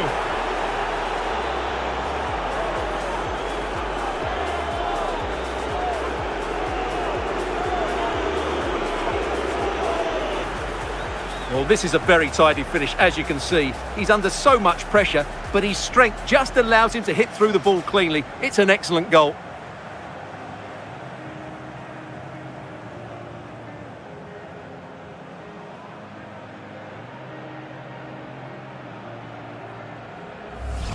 Nothing between them, at least as far as the scoreline is concerned. What did you make of the home performance? Yes, the disappointment is clear to see. Obviously, with 10 minutes to go, they must have been feeling confident that they could see it out. But that's football. That's what we love about it. It always feels like there's no balance in my life. It's either football or my personal life, never both. The team can't seem to find form right now, and honestly, it's draining. This career has taught me that nothing ever goes exactly the way you want, no matter how hard you try. You just have to keep believing and pushing forward. But I won't lie, sometimes it really gets to me. I was called into the assistant manager's office during training, and he told me that even though I'd been playing well, they wanted to give Wirtz more game time. He made it clear, at Liverpool, you have to fight for everything. No one's spot is guaranteed. He even mentioned how Salah wasn't producing numbers anymore, and that's why he had to go. Hearing that hit me hard. It made me nervous every day, knowing one bad game could be my last chance to prove myself here.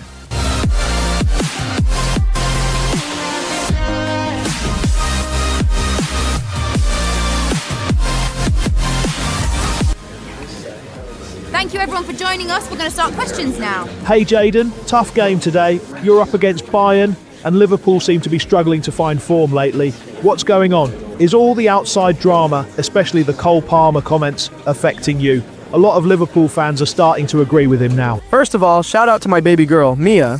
She was just born a week ago, and that's been the biggest blessing in my life. But instead of celebrating that, people would rather focus on the negative.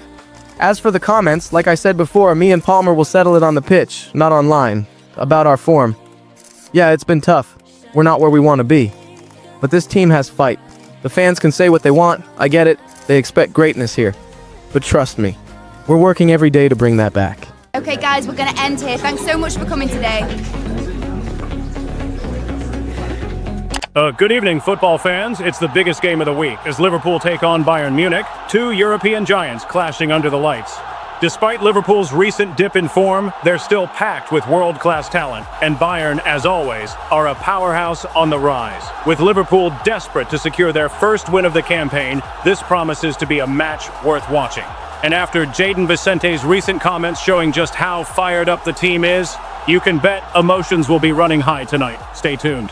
Destination Merseyside today. We're live at Anfield. Guy Mowbray with you for commentary, along with Sue Smith. And we've got Champions League action coming up. It's Liverpool, and they take on Bayern Munich. Well, Liverpool didn't get off to the start they'd have wanted to in the opening fixture. They won't want to drop any more points here today, or it may be tough to qualify. Promises to be a fantastic contest. I still believe Liverpool have to push for a top 10 spot. No excuses. With the squad they've got, sitting near the knockout round playoff positions just isn't good enough. They seriously need to step up today and show what this team is really made of. This is the Liverpool starting lineup. Alisson is in goal. Virgil van Dijk plays alongside Deo Upamecano as the centre-backs. And leading the attack is Alexander Isak.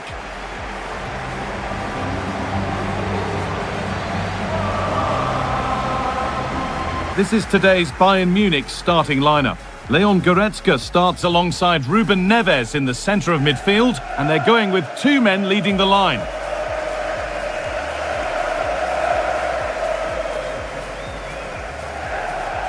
Along with Sue Smith, and we're all set for another UEFA Champions League fixture here. But Liverpool will be looking to start fast here, create some opportunities while keeping it tight at the back. Should be a cracker, this one.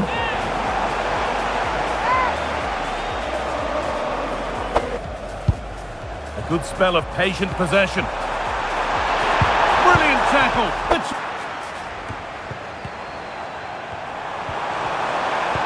Rafinha. Pass played through perfectly. This for the lead. Oh, that's fantastic. That's next level keeping.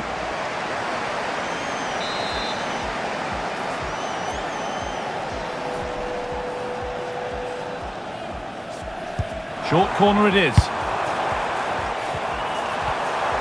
And trying his luck. Oh, it was well worth a go, but it's gone narrowly wide.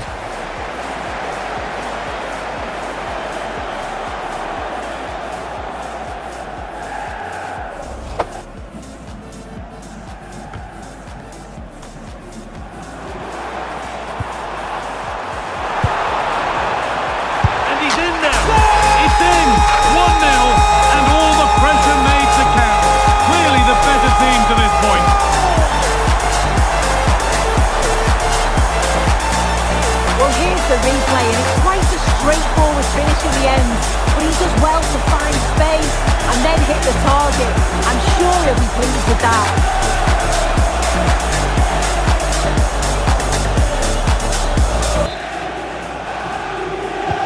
Bayern Munich get the ball rolling. A decent try, not far away. Oh, that's really unlucky. It was close, and if they keep working hard to create chances, I'm sure he'll put the next one away. That's not a bad-looking ball. Having a look. Oh, against the post. There still could be something happening here.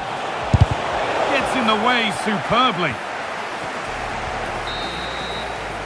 And that's all there is for the first half here at Anfield.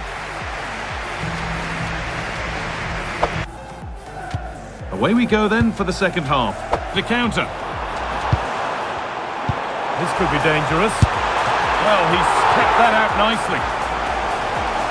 Well, he's been key today, but the manager now making a change.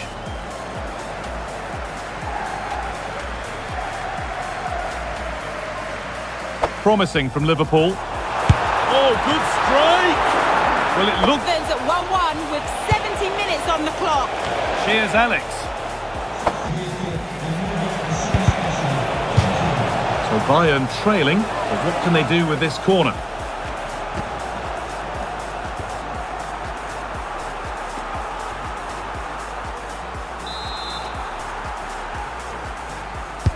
Into the box it goes. Cleared away, but not with conviction. And that's a decent save, at least certainly made to look that way. And they go again with another corner.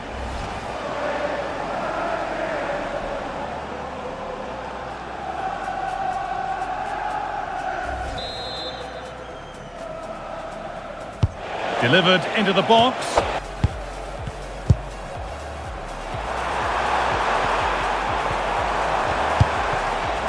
Cody Gakpo. And it's on here. Oh, superb reflexes.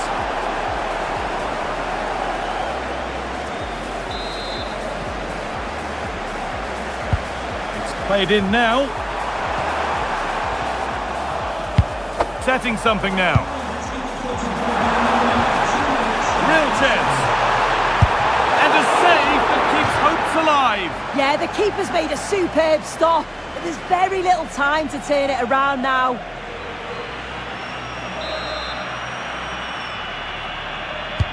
And the ball comes in. And the game comes to an end with Liverpool in positive mood. Your thoughts on their performance? Yeah, good result today. 4 points from 6. The next game's going to be key though, and it is vital that they start that with the same verve they've shown here today.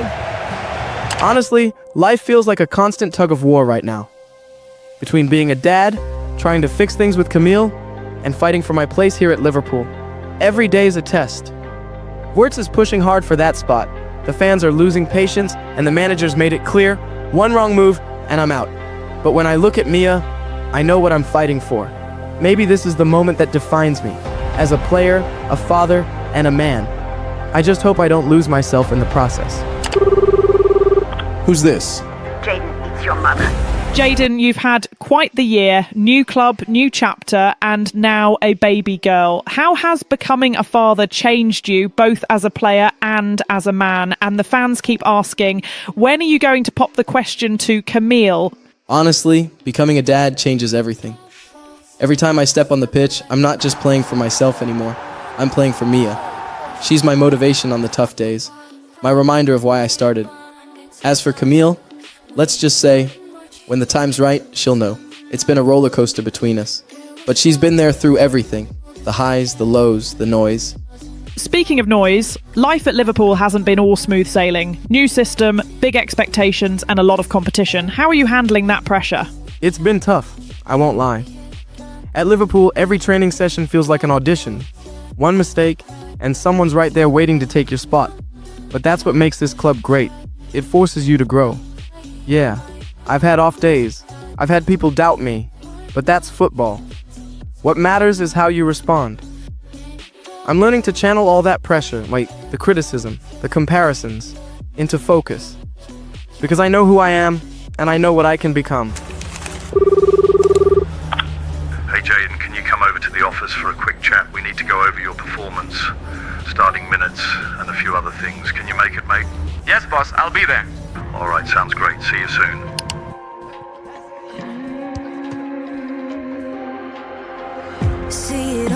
So Jay, as you can see, the club's struggling right now, and you play a significant role in our attack. Wirtz needs game time, and if you don't really push to stay in that position and help the team as much as you can, I'll have to start him over you. Like I've said before, no place is guaranteed. From now on, I expect consistent performances because I change my mind easily. I'm not someone who's easy to convince. Yes, boss. I just had a kid, and I'll do everything I can for the team. It's just hard, trying to take care of everything at once.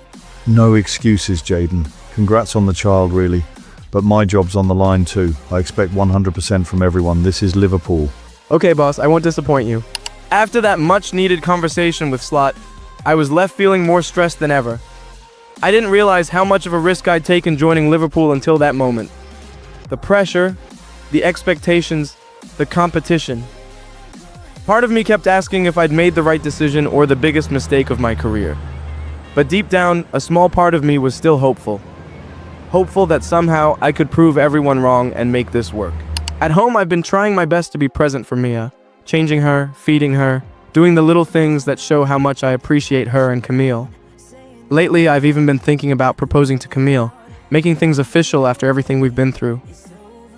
But with football consuming so much of my focus, and the pressure to impress Slot growing every day, it's been holding me back. I want to do it. I really do. I just don't know when the right moment will be.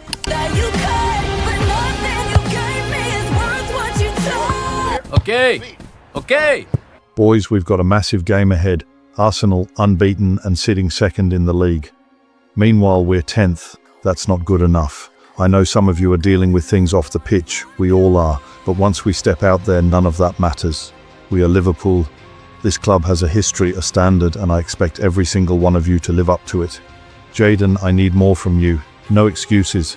From now on, I'm nothing but ruthless. Compete and give your all, and you will make your case for the upcoming match. Bienvenidos.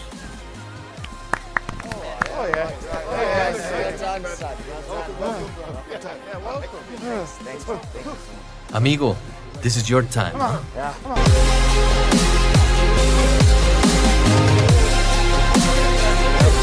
Welcome back, football fans. I'm Derek Ray with Sky Sports, and today we've got a massive Premier League clash on our hands as Liverpool take on an unbeaten Arsenal side.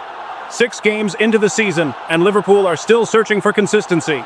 A shadow of the team we saw last year. With manager Arne Slot's job reportedly on the line, the pressure couldn't be higher. The fans have made their frustrations clear after a string of poor performances, and with tough fixtures ahead, Liverpool must turn things around, and fast. They have the quality, but can they find the fight? Stay tuned. This one could be explosive. It is a venue on the bucket list of most football fans around the world. A warm welcome to Anfield. I'm Derek Ray, and sitting next to me with his tactics charts at the ready is Stuart Robson. And it's all about action from the Premier League in this case. It is Liverpool up against Arsenal. Well, it doesn't matter how good your players are or what formation they're playing in, you have to earn the right to play. And I'm sure that would have been reiterated by both managers in the dressing room. It promises to be a really good game here. And this is how Liverpool will line up. Alisson gets the nod in goal. Dayo Upamecano plays alongside Virgil van Dijk in central defence. And the striker today is Alexander Isak.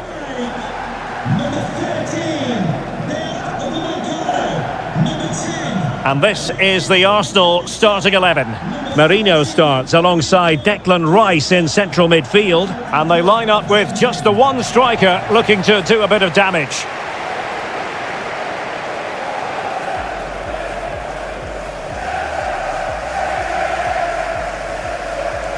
Mowbray for commentary is the midfielder turned expert analyst Stuart Robson. Game is all important. Real chance. Well, not the easiest of saves, but you'd expect him to probably stop that.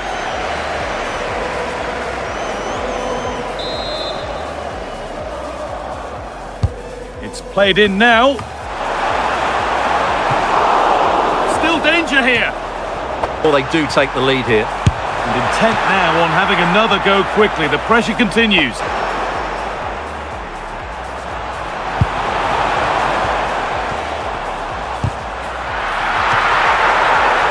All well, with real confidence. Got in the way of it. Yeah, was always in control there. Going for it. Very well kept out, alert and ready.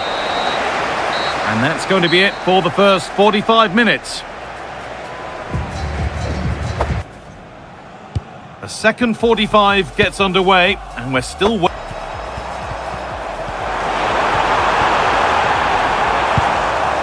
Nothing to split the sides, but this move is looking promising. But maybe...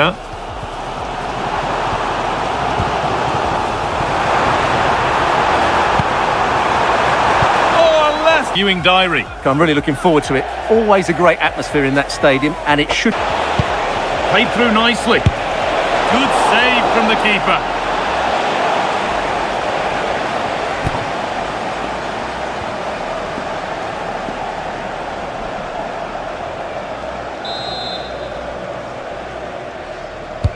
Played into the box. Oh, well saved. That was a really good chance. Oh, they've scored now. And you have to feel for the goalkeeper, having to keep them out single-handedly. Where were the defenders? Well, let's take another look at this. From the attacking point of view, everything is right. The shot across the goalkeeper making it difficult for him. Players coming in for the rebound. It's an excellent goal. And the keeper could do nothing about it.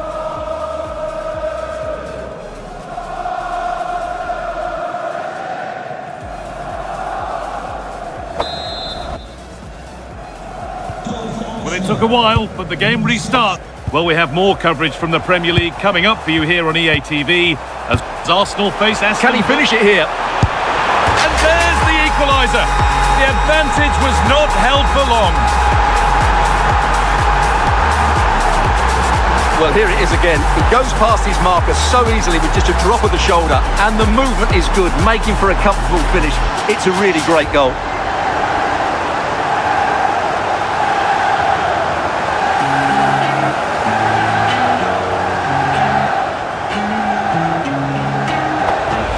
Rice, and that has missed by quite a distance. Now, this has to be. Oh. And there goes the final whistle. It's all over. Honestly, I failed to give my best again. It's like no matter how hard I try, I can't find that spark I once had. I'm not the same player I used to be. Maybe it's the pressure, maybe it's everything happening off the pitch, but I feel drained. Life moved so fast. Success, fame, expectations. And now I'm standing here wondering if I'll even start the next match. It's a hard pill to swallow. Hey Jayden, what's up? Hey Cynthia, I'm good. What's going on? Great news. I've just secured a deal for you with Nike. They want you to showcase their new boots in a photo shoot and give a short speech about your football journey and experience. Can you do that this weekend? That's amazing. Yeah, I've got a game for the 2028 Euros qualifiers, but I'll make it right after.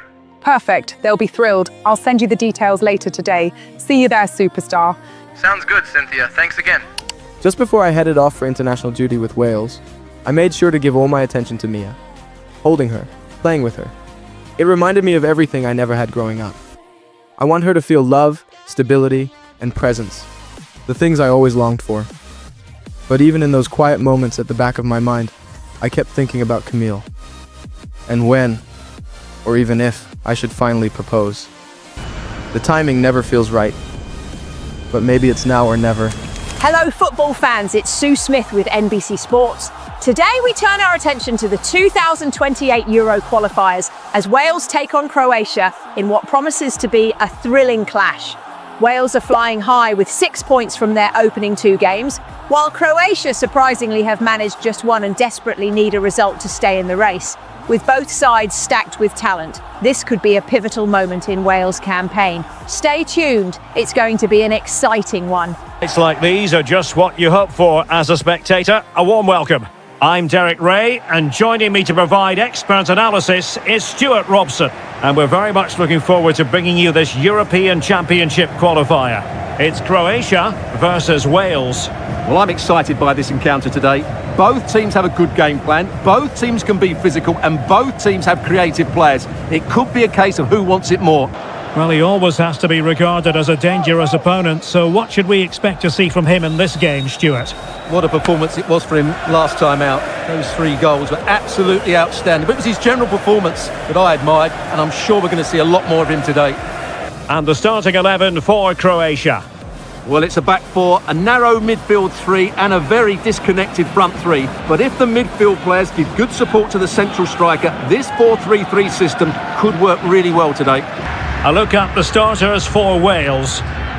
Well, they're starting with an attacking 4-5-1 formation with 3 players in advance of 2 holding midfielders. But it's important that the wide players come in field to join the centre forward at the right time. Glorious night for football, perfect playing conditions. And eventually you'll get the space to show your ability. I'm sure that's being echoed by the coaches here today. Oh, big moments! Can do that, they're a potent front 3, no doubt about that. Corner given.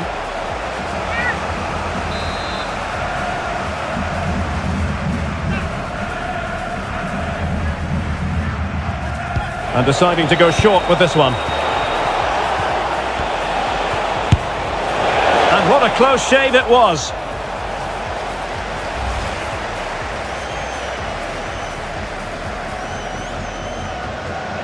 Make an argument for this fellow, Stuart. What do you think we'll see from him today?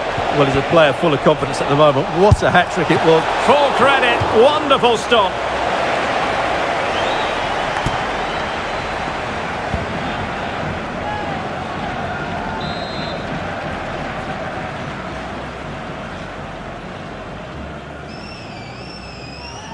And played short. Thoughtful play. That's a good-looking pass. Oh, still danger here. And eventually, goalkeeper's... It's a first save, that was. Nicely constructed. A real opening now. A goal! On the back of sustained pressure. Now they deservedly hold the advantage.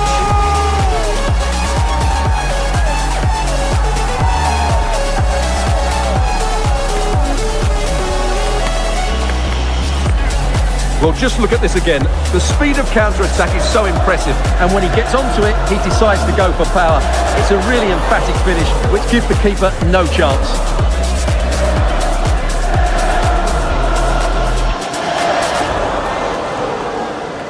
Jayden Vicente has been brilliant for Wales lately, but now it's time to bring that confidence home to Anfield.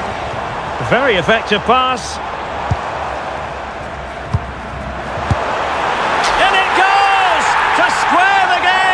What a contest this is turning out to be!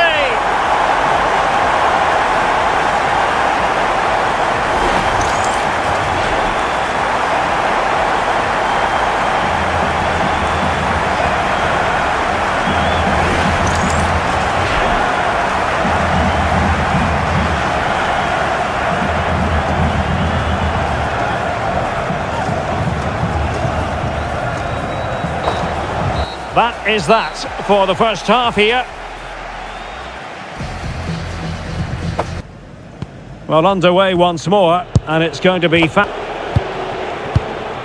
Vicente. Teammates available. Crossed into the penalty area. Oh, they get a chance to finish. Oh, tremendous goal! Technical excellence to finish that one off. Wonderful to have that in your repertoire.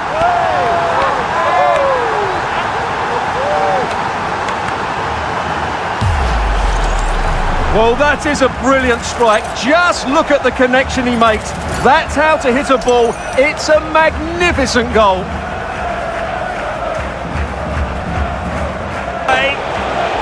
Seemingly no one can stop him. Now delivering that deep cross. And Taylor. Maybe dangerous here. Oh, genuine chance. And it's a goal. Level again. What a match this is turning out to be.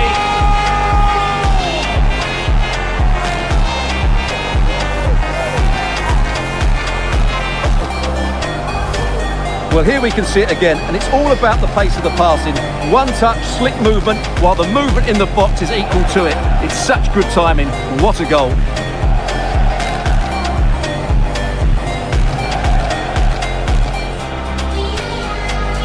Well, they needed that, and so did he. Just look at the manager's relief there.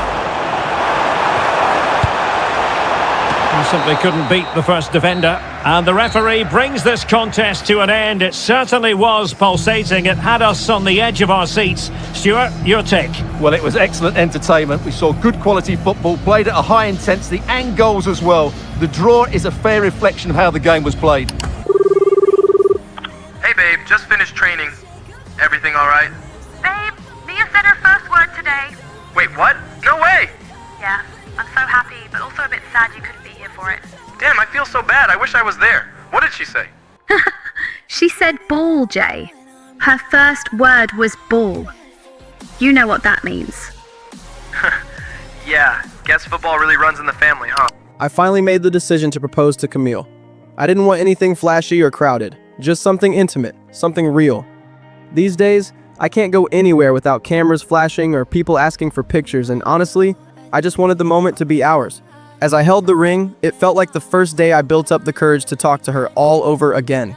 Heart racing, palms sweaty, but smiling the whole time. For the first time in a while, I wasn't Jayden Vicente the footballer. I was just a man in love, ready to ask the woman who's been with me through it all to be mine forever.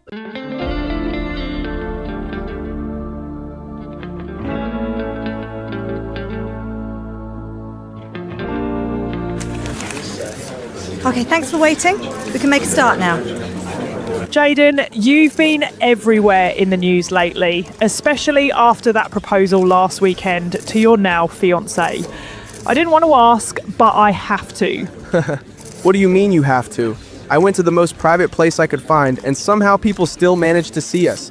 But honestly, I think I made the right decision. It's been good for me, mentally, emotionally, and I think it will help me perform better for my team. You're facing Crystal Palace next, and fans haven't exactly been kind online since your transfer. Any response to that? Look, I still love London and Crystal Palace. That club gave me my chance, and I'll always be grateful for that. But I'm a Liverpool player now. My focus is here, on winning, on giving my all. Okay, no more questions. Okay, guys, we'll be wrapping up now. Thank you for attending. Well, welcome, football fans. Today we have a massive game on our hands as the most talked about player in football right now, Jayden Vicente, faces his former club, Crystal Palace, after that shocking overnight transfer to Liverpool that left everyone stunned. The Palace fans have made their feelings crystal clear, many calling it a betrayal after Jayden helped them reach the Champions League, only to leave soon after. What a story this has been! Oh, absolutely, Derek. This one's going to be very interesting. The emotions, the atmosphere, it's all building up. For Jayden, this won't just be any match, it's personal. Palace will want to prove a point, and Liverpool will want to show he made the right move. I think it'll be tough for the young lad, but what a game we have ahead. Couldn't agree more, Sue. Stay tuned, folks. This one's going to be electric. And this is how Liverpool will line up. Alisson begins in goal. Virgil van Dijk plays with Dayo Upamecano in central defence. And the striker today is Alexander Isak.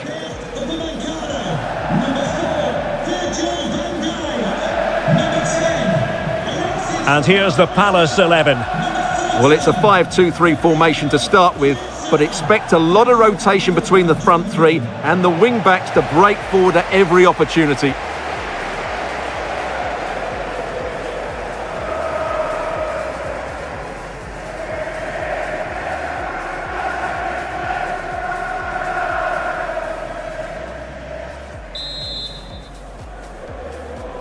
So underway. Daichi Kamada.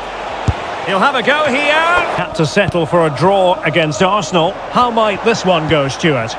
Well, they'd be disappointed with that result. Today, though, if they play with a bit more... Chance here.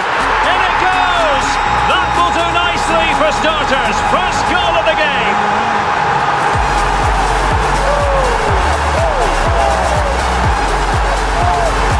Well, here's the replay. He's got such quick feet, hasn't he? Just look how he goes past his marker to get his shot away. That's a really good goal.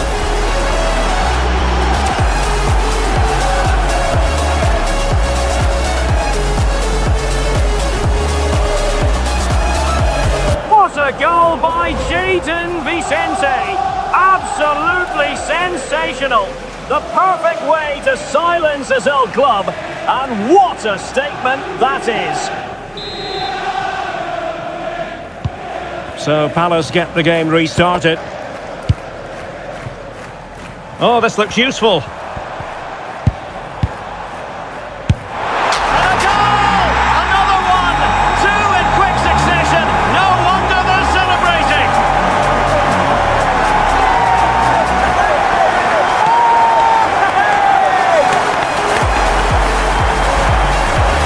Just look how he holds off the defender. He keeps his balance and he still hits the target. What a good goal that is.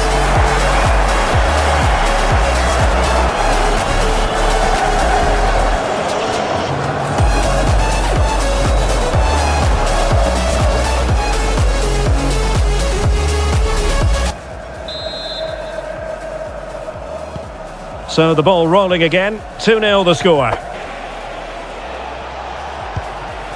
Well, I believe a spot kick award in one of the other. The score remains 1-0 with 19 minutes played. Cheers, Alex. Thwarting him. Well, trying to place it, but without any great success. Well, maybe went for the wrong technique. If he'd have hit it with power, may have got a better result. That's a poor effort, really. Federico Chiesa. Promising possession, this. Oh, what an opportunity! In it goes! Well, it's one goal after another. A highly impressive performance.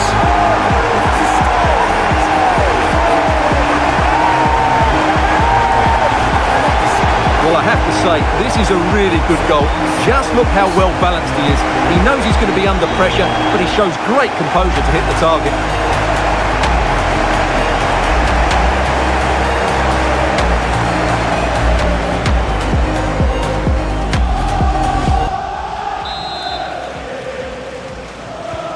Is this going to be a thrashing? 3-0 now. Here's Isa. Takes aim, and he's gone for power. So close to finding the net. Well, the referee has instructed the fourth official to put 2 minutes on the board. And that brings to an end the first half here at Anfield. So back in business, and it was a breath. Federico Chiesa. Oh, surely! Well, how close was that? Inches away. The manager has seen enough. Not his best game today. It's a goal for Nottingham Forest. It was a low-driven cross into a crowded area, but he was there from close range to here with 59 minutes gone. Happy to shoot. Well, he hit it with authority. Decent position. Well, it was never really going to be of concern to the keeper, that one.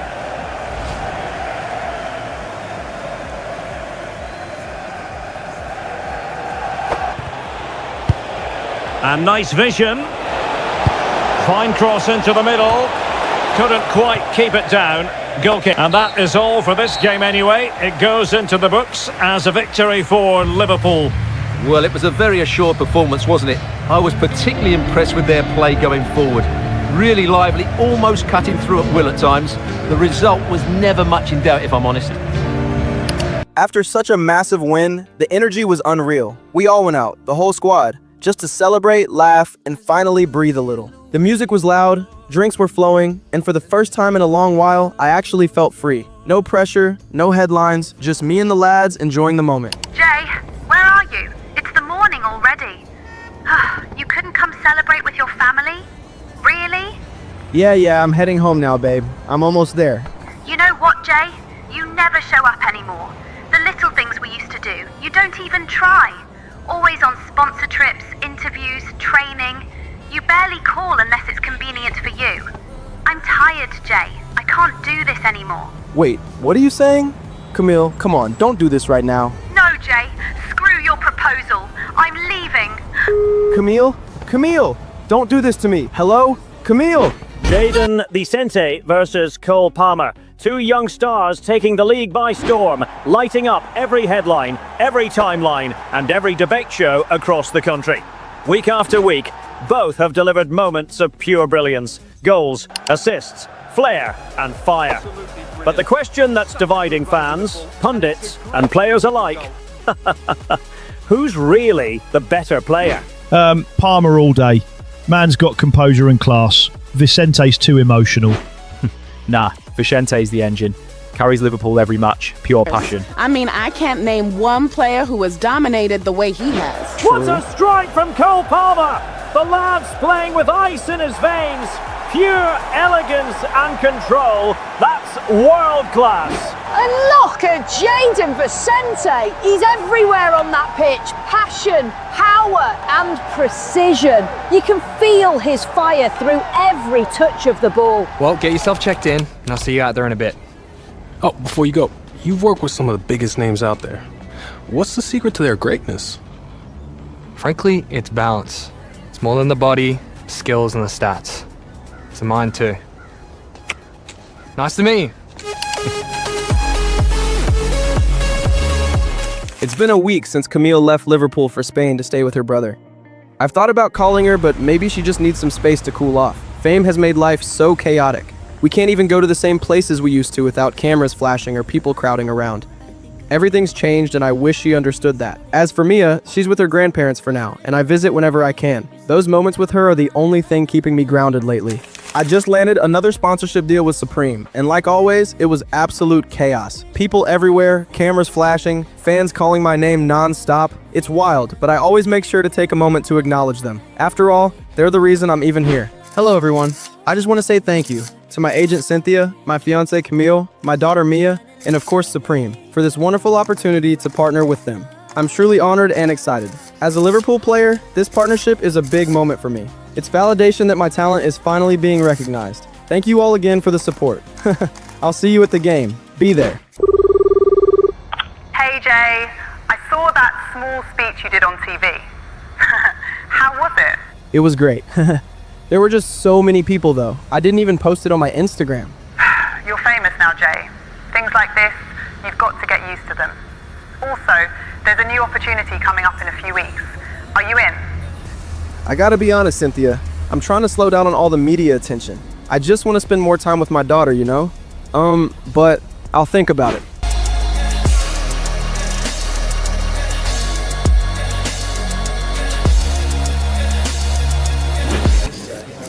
Thank you for joining us here today. We'll be taking some questions.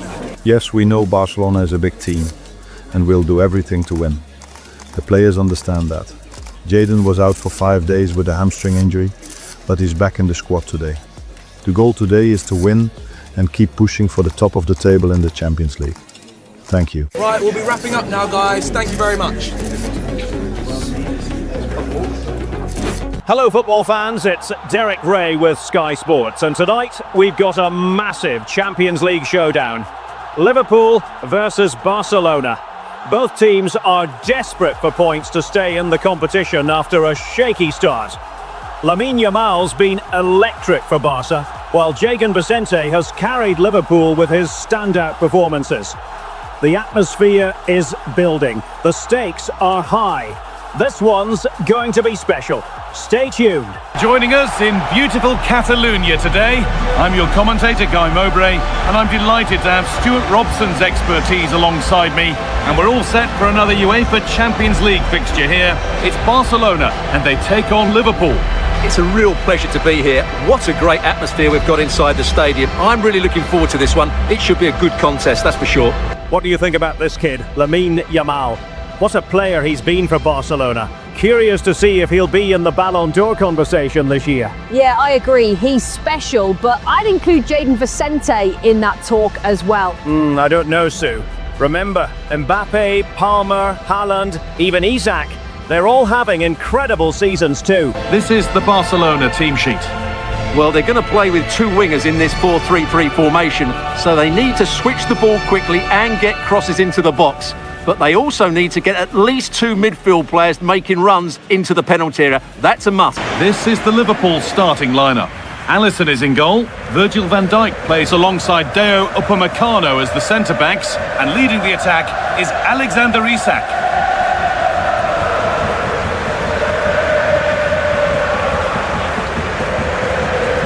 Guy Mowbray for commentary is the midfielder Tona, and they take on Liverpool. The scene is set for a really good game tonight. We've got a great atmosphere inside this stadium. Let's hope the players perform. Behind it goes for a Liverpool corner.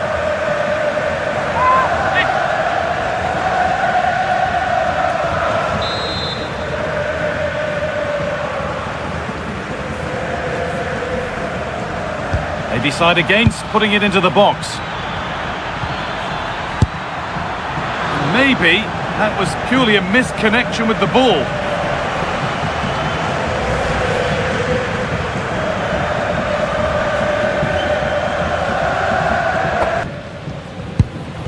Liverpool recovering possession well. Save overlapping runs and give his opposite number a real headache. It's a good bit of business, and I'm looking forward to seeing him play today. And offside rules the assistant referee.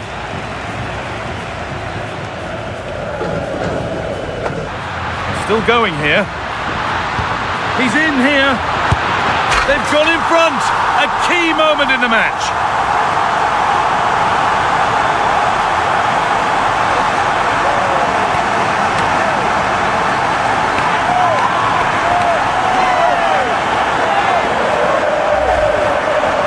Well, he wasn't going to waste this chance. 1v1 against the keeper, and he slots it away with great confidence. That's a good finish.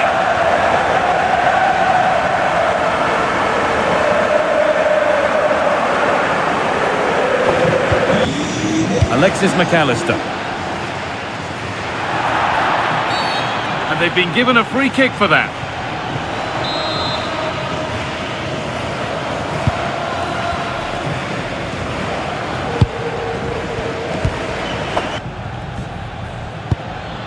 Could be a chance to break here.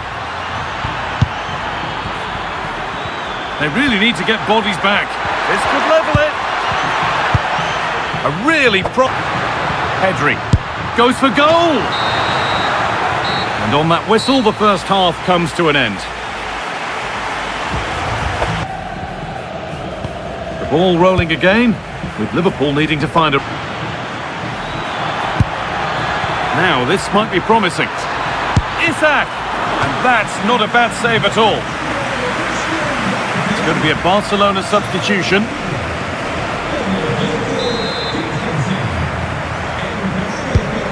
Here it comes. And really nicely. And it's on now. Oh, sensational from the goalkeeper. Yeah, there's not much you can say about that. It's just a breathtaking stop, isn't it?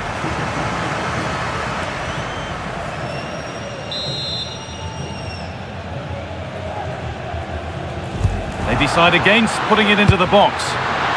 Oh, it's cleared away from goal. Superb defending.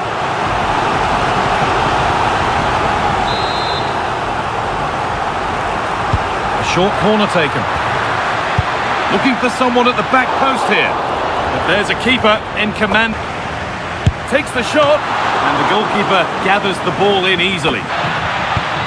They have to make something count from this. And the shot thwarted. That's a...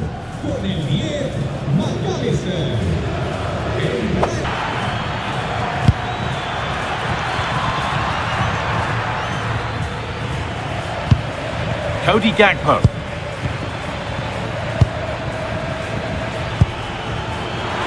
Is this the equaliser? And that is a terrific save.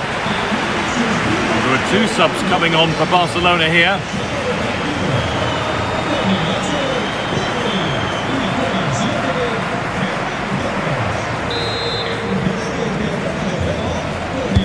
Played into the box. Well, he got his head to it, but not the right part of the head, it seems. It's a bad miss.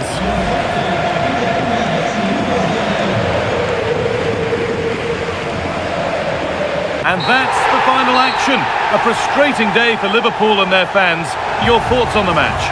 not quite good enough today. Yes, they only lost by 1 goal, but I never felt they were in control of the game. A frustrating day all round for the coach to think about for the next time. Tough loss for us. We know we haven't been good enough lately. It's not just on me, the whole squad is struggling to find form, especially in the Champions League. We just can't seem to click the way we should, and I know the gaffer won't be happy. Honestly, the only thing that gives me a bit of peace right now is Mia. She's my reason to keep pushing, even when everything else feels heavy. What's up, mate? Bro, I was in London the other day at the Nike store grabbing some trainers, and I ran into this guy called Owen. He literally looks like you, and guess what? His last name is Vicente. What? Really? What did he say? What did you say? We chopped it up, and he said his mum told him he has a famous twin, and he actually plays in the championship. Mate, I'm confused. Bro, what? Did you get his number? Yeah, I'll pass it to you. It's crazy, I know. Thanks, bro. Let's train soon. Boys, I've had it. We're 20th in the Champions League, 8th in the league, and barely scraping through in the cups. And some of you think playing for this club is a joke. Unacceptable. Training hours go up, contracts are on the line this summer. I don't care about excuses. Get your heads in the game, focus, and win today. Move. Hello football fans, it's Sue Smith, and today we have a huge Premier League clash. Liverpool taking on Manchester United. It's a must-win game for Liverpool, who are still struggling to find consistent form this season, while Manchester United sit strong in 5th place. The pressure is mounting on Arne Slot, with rumours swirling that his position could be under threat if Liverpool don't win their next 2 crucial games against United and Chelsea. Can Liverpool rise to the occasion today? Stay tuned. Hello, and I must say it was a very nice walk through Stanley Park en route today. We are, of course, here at Anfield. I'm Derek Ray, and sharing commentary duties with me is Sue Smith. And looking forward to bringing you action from the Premier League coming right up. It is Liverpool versus Manchester United. It's great to be here. I think it's going to be a really good game today. Both teams will be well up for it, so hopefully we're in for a treat. And this is how Liverpool start the game. Alisson gets the nod in goal. Dayo Upamecano plays alongside Virgil van Dijk in central defence. And the attack is led today by Alexander Isak.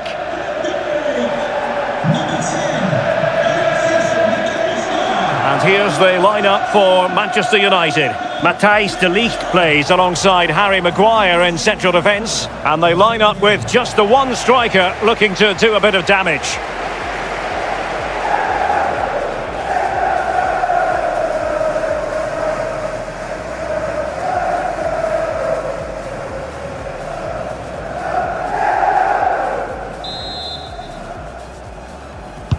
And away we go, the first half of this game. Very quick thinking there.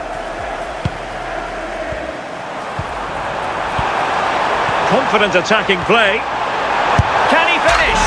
Oh, there it is! Liverpool take the lead in the derby. And just look at the fans. Incredible!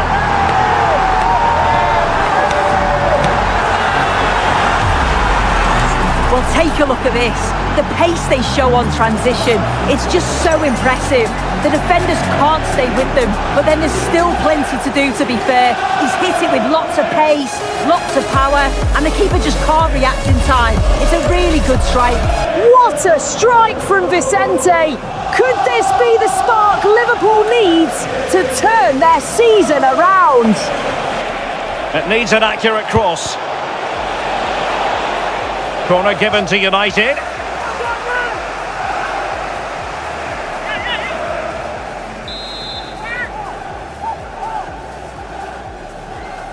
Well, they're going for the short one. And a fine cross. Punching it clear. And in a perfect position. Beautiful pass. And played towards the near post. Liverpool. Takes aim. Well, just narrowly wide of the post that time.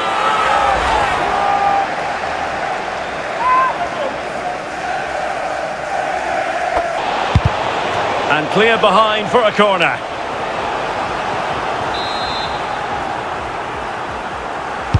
Playing it in. Well, he couldn't get the header on the target, but you've got to give credit to the defending.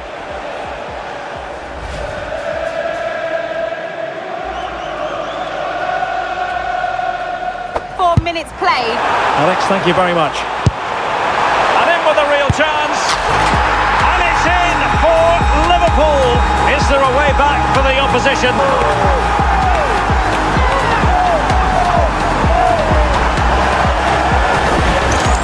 Well, just look how he sees the run here. The pass is weighted to perfection. And then once he's through, there was never any doubt, was there?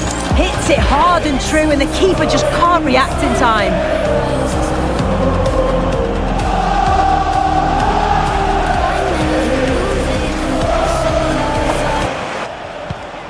Bruno Fernandes takes it on! Well, Joe Gomez. Cross-fired over. Oh, yes! Dispatching it with aplomb! Wonderful goal!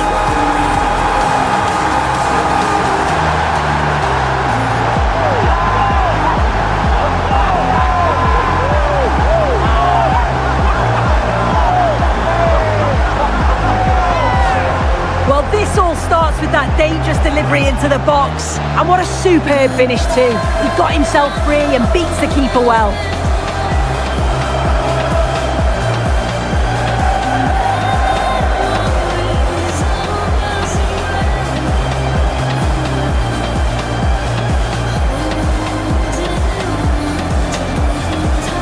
No more time left. First half is over here at Anfield. So the second half is underway, and we're still reflecting on what was a dizzying performance by Liverpool.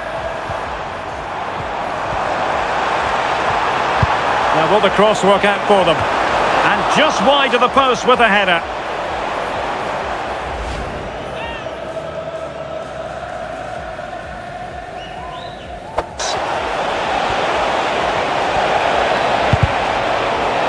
Corner awarded to Manchester United.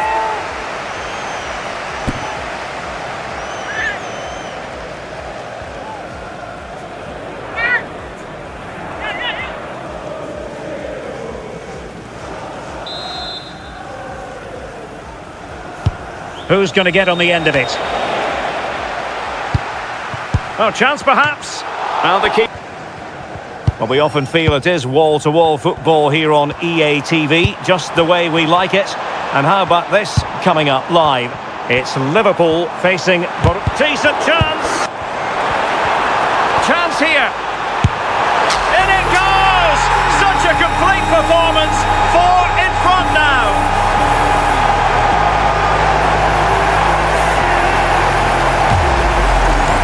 Look at this great ball play through. Excellent awareness to create the opportunity. But even then, it's far from easy. He does just enough under pressure and then finishes it brilliantly. It's a really nice goal.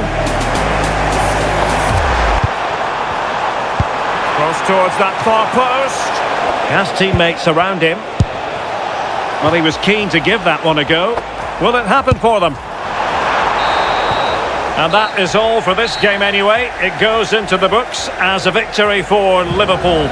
Well, it was a very assured performance, wasn't it? Particularly impressed with their play going forward. They were really lively and almost cutting through at will at times. The result never in much doubt.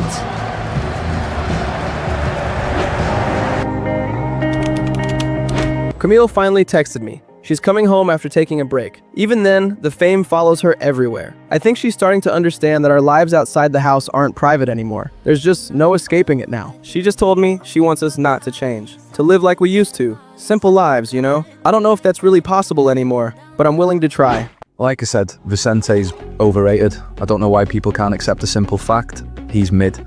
I deserve player of the season, not him. I don't care what Cole Palmer says about me. My response is on the pitch, not online. Hello, football fans. The match you've all been waiting for is finally here. The intense showdown between Cole Palmer and Jayden Vicente. Liverpool take on Chelsea in what could be the game of the season. Chelsea sit comfortably at the top, while Liverpool have everything to fight for. A chance to climb back into the top 5 and possibly save Arne Slot's job. The stakes couldn't be higher. Sit tight and enjoy what promises to be a fiery clash filled with passion, pride and pure Premier League drama. Venues anywhere in the football world. I'm your match commentator Derek Ray at the microphone. And sitting alongside me is the former Arsenal, West Ham and Coventry midfield player, Stuart Robson. And very much looking forward to bringing you action from the Premier League. It is Liverpool taking on Chelsea. Well, a quick start to the game is all important here today, and I'm sure both managers will have drilled that into the players. But they also have to play with composure and a tactical understanding. It should be a good game. And this is how Liverpool start the game. Alisson gets the nod in goal. Virgil van Dijk plays with Dayo Upamecano in central defence. And the striker today is Alexander Isak.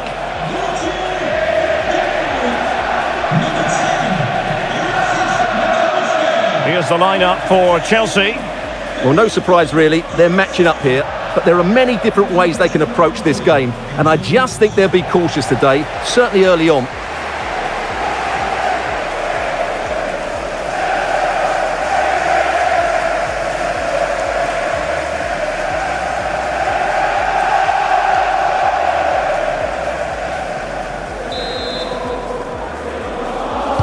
The wait is over, now we're in business. Ever, Alex. Can he put it away? Oh, blocked it! To see from him in this game, Stuart. In the last they might game. score here, Stuart. And there it is, the opening goal, 1-0, and they'll feel they deserve it.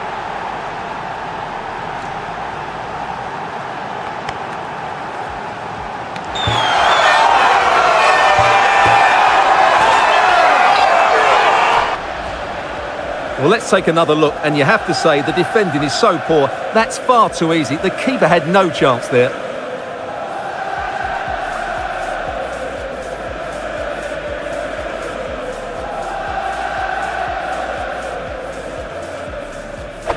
Federico Di Marco. Could be threatening. It is advantage Liverpool here. And the cross goes in. It's offside. And maybe a little bit more aware in the box. He was just too static. And a booking to add to the story. Yeah, had to be cautioned for that. And possibilities here. Oh, incredible save. And he snuffed out any sign of danger.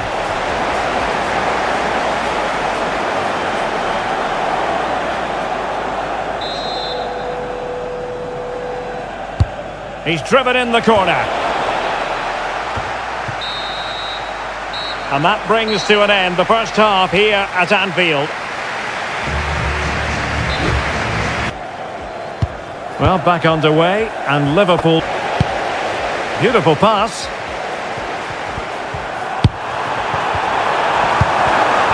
Well, that's how.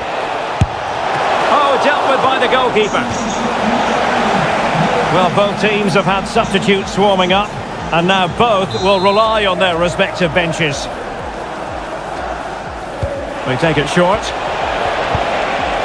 Very quick thinking there.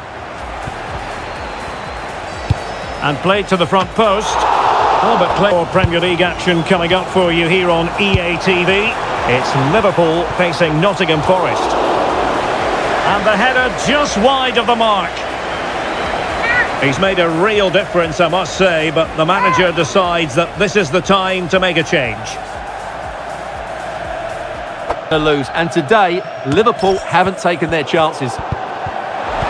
That's a very fine piece of tackling. Oh, what an astonishing goal! Almost from a different postal code. That was as clean as a whistle. You cannot strike them any better than that. Well, I don't think he did quite enough there. He got a touch on it, but in the end he can't keep it out. He won't be happy with that.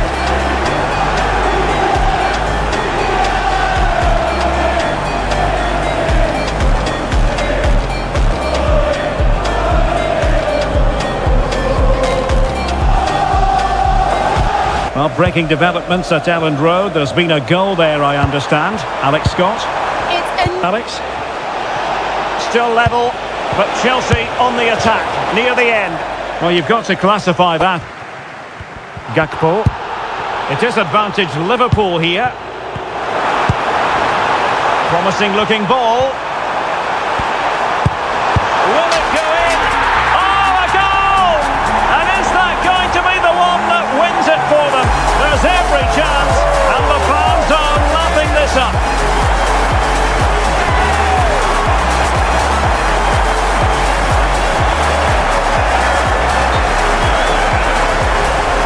Let's have another look at this, because he does really well to pick the right pass here, and the finish is just as good. That's an excellent goal.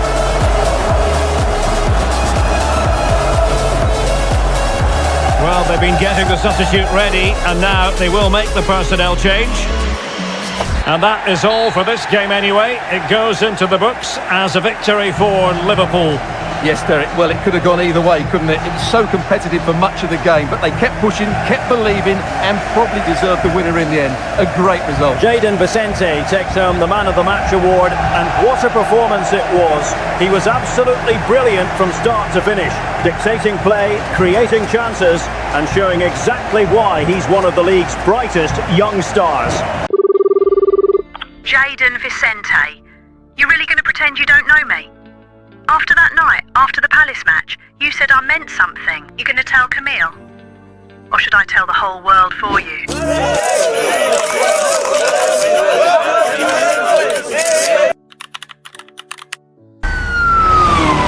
Shit! This cop's still on me! Anna! I'm on the bridge! That cop trying to... Good morning, football fans. Major breaking news from Liverpool. Rising star Jayden Vicente has been arrested after being caught in a late-night high-speed chase through the city streets.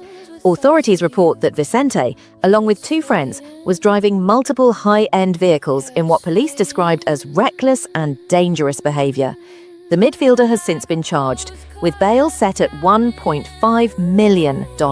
And here is what Arne Slot had to say about the incident. Enough is enough. What Jayden did last night is unacceptable, reckless, dangerous, and completely against the standards of this club. He will be suspended immediately. Talent doesn't excuse behavior like this. He either owns up and grows, or he falls. And make no mistake, there's no second chance for failure here.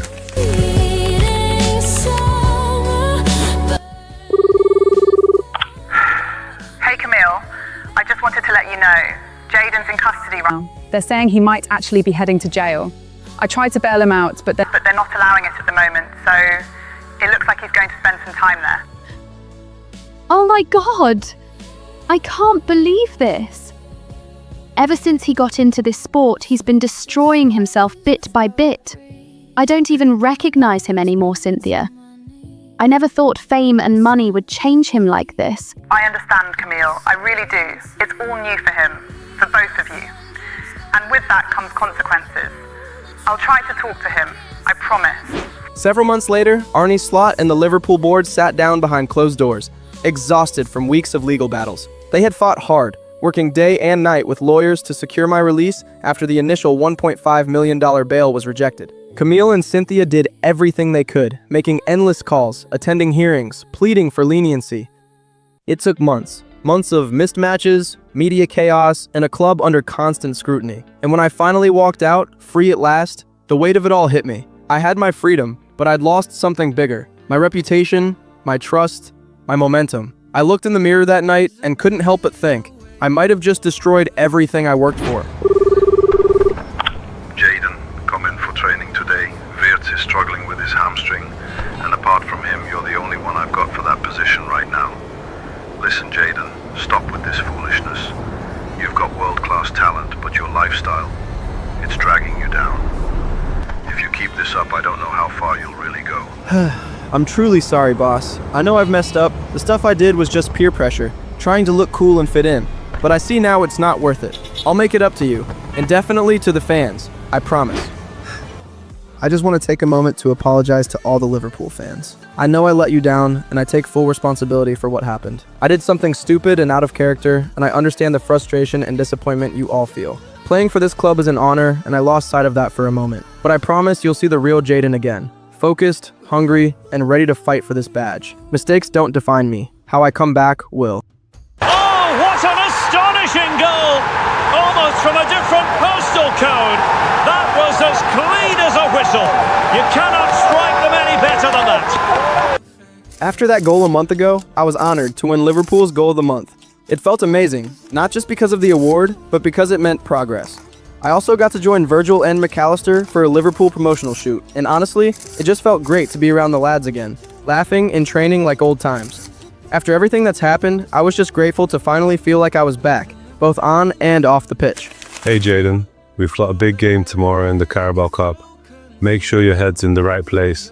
You haven't played for a while, and we're counting on you up front. Give it your all. Glad to have you back, mate. See you tomorrow. No partying this week, mate. Thanks, Skipper. I appreciate that. It means a lot.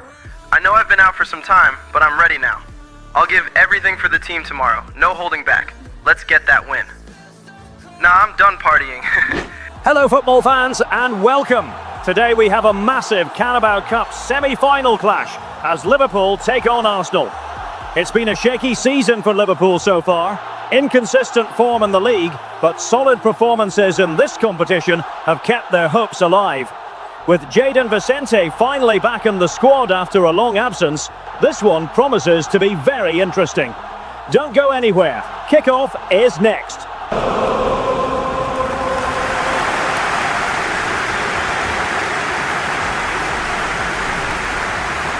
Starting lineup for Liverpool.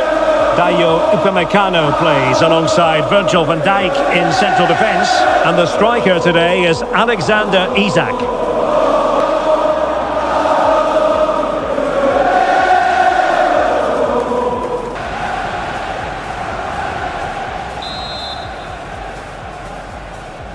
Elects to go short. Is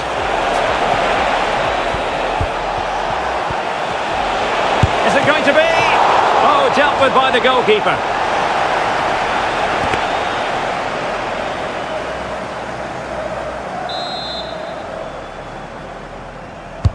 Over it comes. And the main thing is to thump it away. Keeper was there to meet it.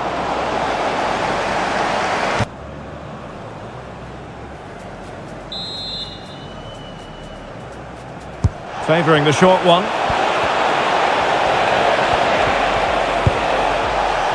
It comes to nothing in the end.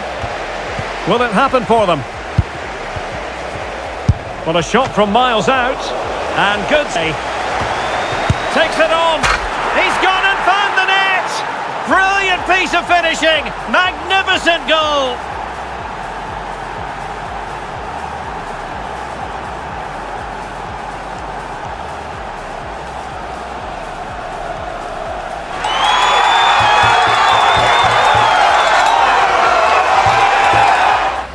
Well, you won't see a better connection than this. Hit with such power. What a great goal.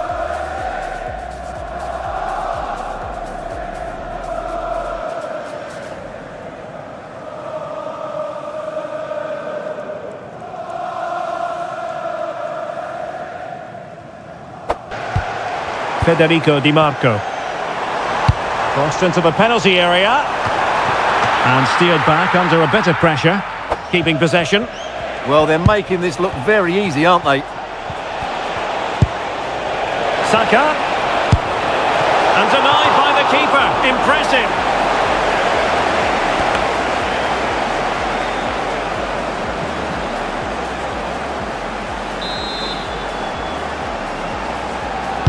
And over it comes. And Liverpool exploiting the space on the flank here. They are a goal down, but perhaps a chance to create something from this corner. Well, it's been a while, but these fans are now coming to life. No way through.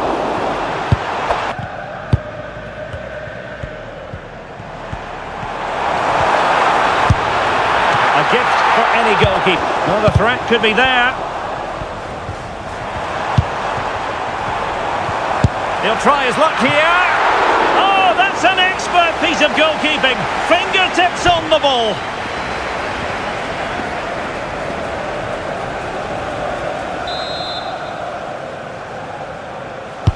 Trying to pick out a teammate.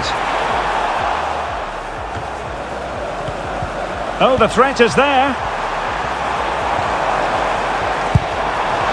Rafinha. Well, the managers will now deliver their half-time team talks. We're at the end of 45 minutes in this game. An utterly disappointing cross. Goal kick. Can't really fault the decision based on the performance.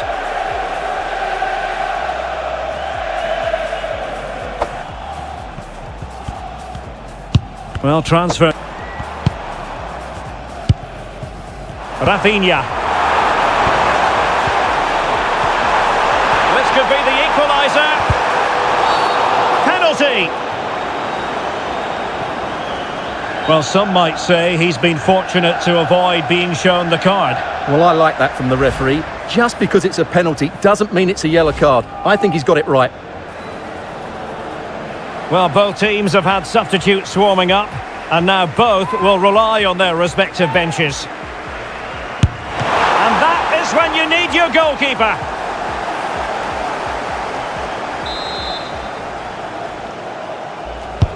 Trying to deliver it accurately. Oh, a goal for Liverpool, who are now on level terms.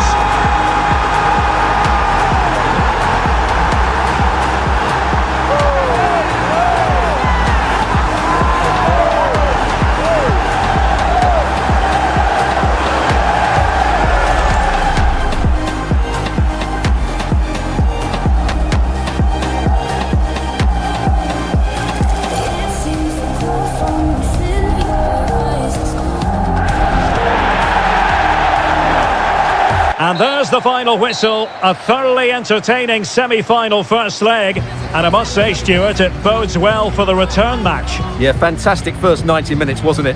Exactly what you want to see at this stage of the competition. Let's just hope they can replicate that in the reverse fixture.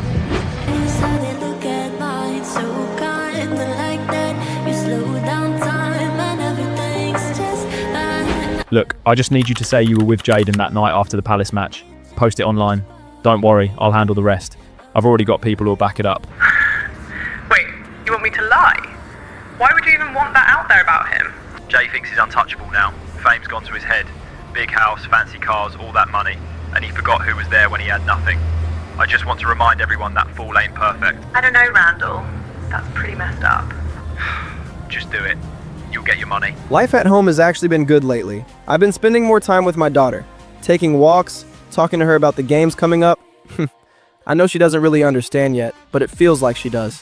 Those walks have become therapy for me. They help quiet my mind, take away the urge to party, race, or get caught up in the noise again. Right now, my focus is on my family. That's where I'm trying to rebuild myself and not lose who I am in all of this. Listen, boys, this is a must-win game against Arsenal. We're the better team, and I don't want any excuses. I'm giving everyone a chance today, so take it. Make it count. We have to win the second leg of the Carabao Cup. These are the kind of trophies this club should be winning, no question. Go out there, perform, and give everything you've got. For yourselves, for the team, and most importantly, for the fans. They pay good money to watch us play, so show them respect, passion and professionalism. Let's go out there and win this.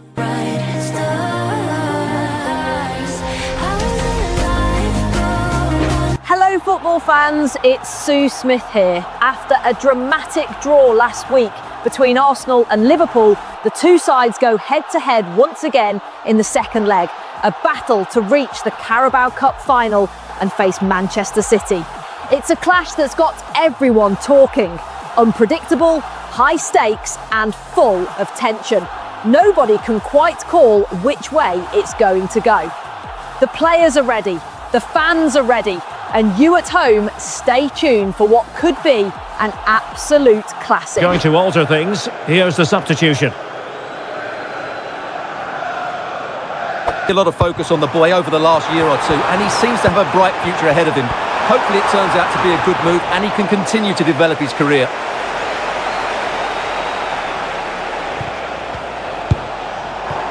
Out for a Liverpool throw. Well, they are committed to making the substitution here. And Liverpool regaining possession here. Well, you have to put that one down as a chance to draw level. Well, it certainly wasn't an easy chance, but one they needed to take. Vicente.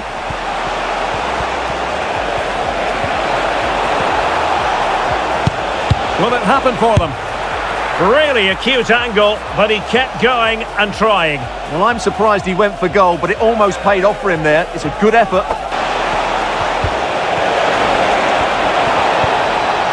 Could cross it in here.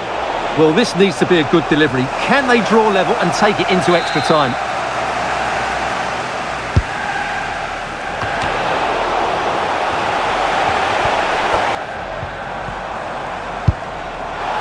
Throw into Arsenal. Strong but fair tackle. He's in here. Oh, a goal! An equaliser in the closing stages.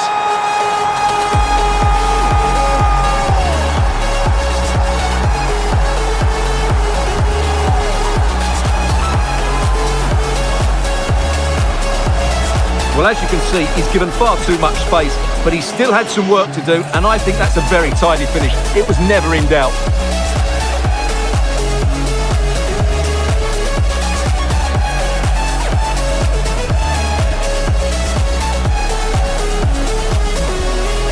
Forward go, Arsenal. Do they have a late winning goal in their future? Well, I'll tell you what, surprising everyone by taking on the shot from that range. Yeah, that was certainly a good effort. Well, fasten your seatbelts. It's going to take a shootout to settle the outcome in this extraordinary semi-final. After months off the pitch, Vicente has really stepped up and delivered. This just shows what Liverpool have been missing in attack. His energy, vision and finishing ability making a real difference. And so the penalty shootout about to commence. And as a player, this is when you have to hold your nerve. And slotted home right into the bottom corner. Excellent penalty. And he finds the net. He could hardly miss.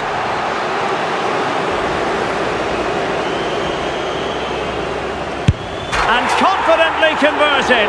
Composure is so important under these trying circumstances. And the penalty converted here.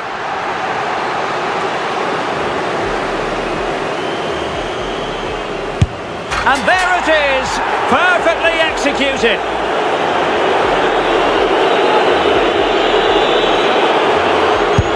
And it's gone in.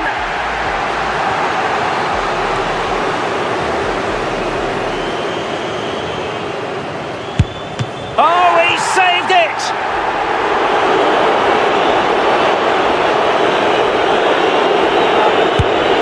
And high into the top corner. Outrageous! So much on the line with regard to this penalty.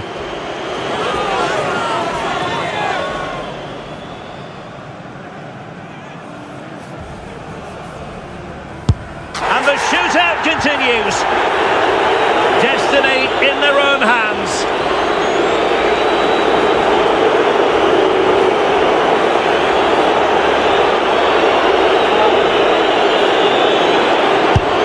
The outcome they were hoping for.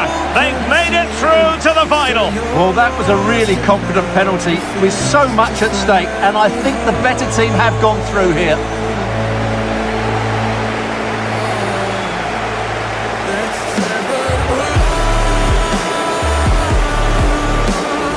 Very composed, just waited for him to make his move and then stroked it home.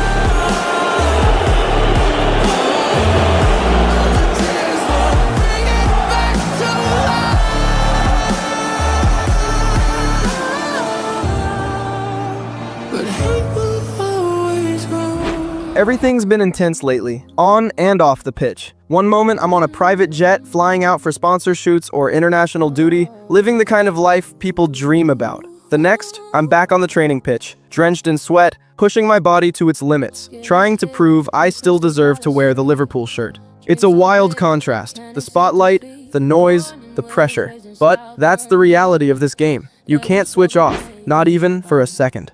After that win, I felt a rush of excitement. Finally, a real chance to win something with Liverpool, a club that's given me chance after chance. This week, it was all in. No distractions, just me and football. I felt like I owed it to the fans. They've stuck by us through everything, and it only felt right to give back. Being locked in like that, tuning out the chaos, made me fall in love with the game all over again. Jayden Vicente, rising high. He's in here. Oh, a goal! An equaliser in the closing stages. Oh, what an astonishing goal! Almost from a different postal code. That was as clean as a whistle. You cannot strike them any better than that. of the match, leading the way for the team.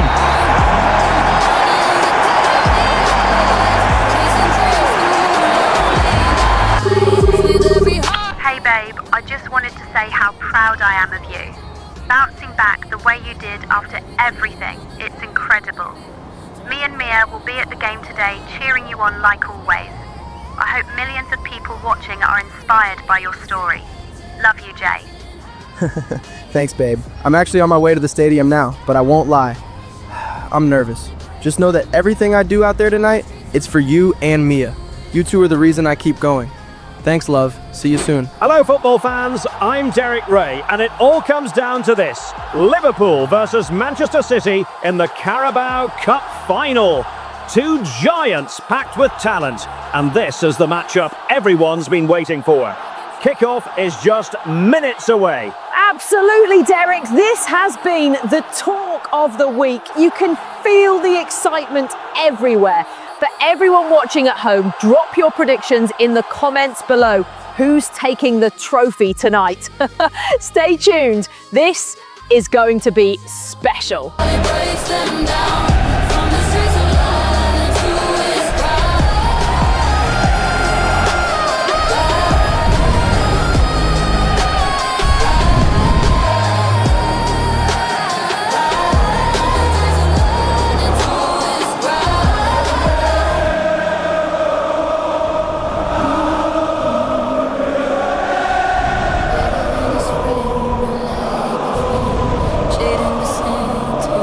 Liverpool start the game. Yeah, it's a 4-5-1, but it will morph into a 4-2-3-1. The single centre forward will be supported by the number 10, and you'd expect them to rotate and swap positions just to try and drag defenders out. The wide midfielders, they'll offer a threat in behind.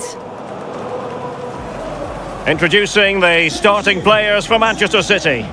They are lining up in a 4-3-3 system, and with this it naturally creates triangles all over the pitch, so it means lots of options for players. It does allow them to get forward and support the attacks as well. Their fans, who've been superb all season, what a game this promises to be. Go to a 4-5-1. Shaping to shoot. Well, that stopped exactly what was required.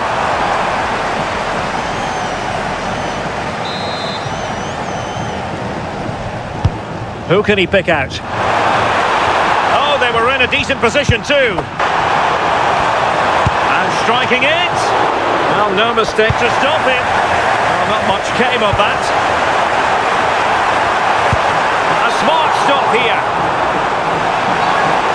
Well, the referee took note of the earlier incident and now issues the yellow card.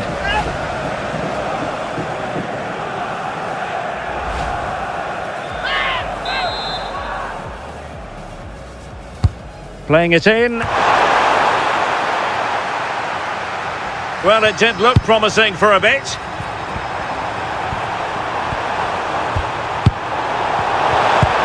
Well, there we have it. We're at the halfway mark now, here at Wembley.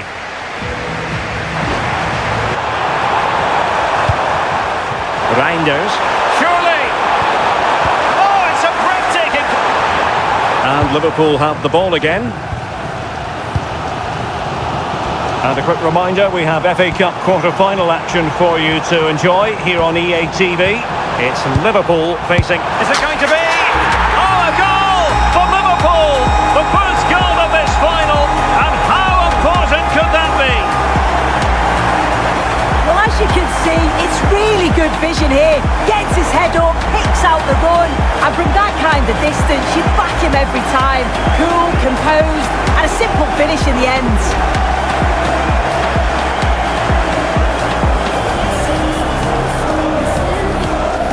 Around both teams going to the bench. 20 minutes to go. Not a decent position for Liverpool to be in, but nothing comes of it. Let's fly here. Well, that's interesting, and not quite directing it on target. We've had the official word. There will be a minute. Oh, not a great challenge at all there. And now a caution. Yeah, the ref did give him a chance earlier.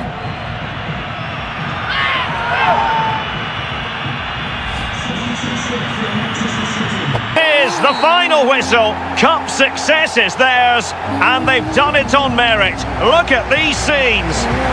Yeah, you've got to feel for any team to lose at this stage, but it's about performing in those big pressure moments, and that's exactly what they did. They thoroughly deserve this. And you can see, can't you, what it means to every single one of them. Oh, you've got to enjoy every second. Just take it all in because it's going to pass so quickly.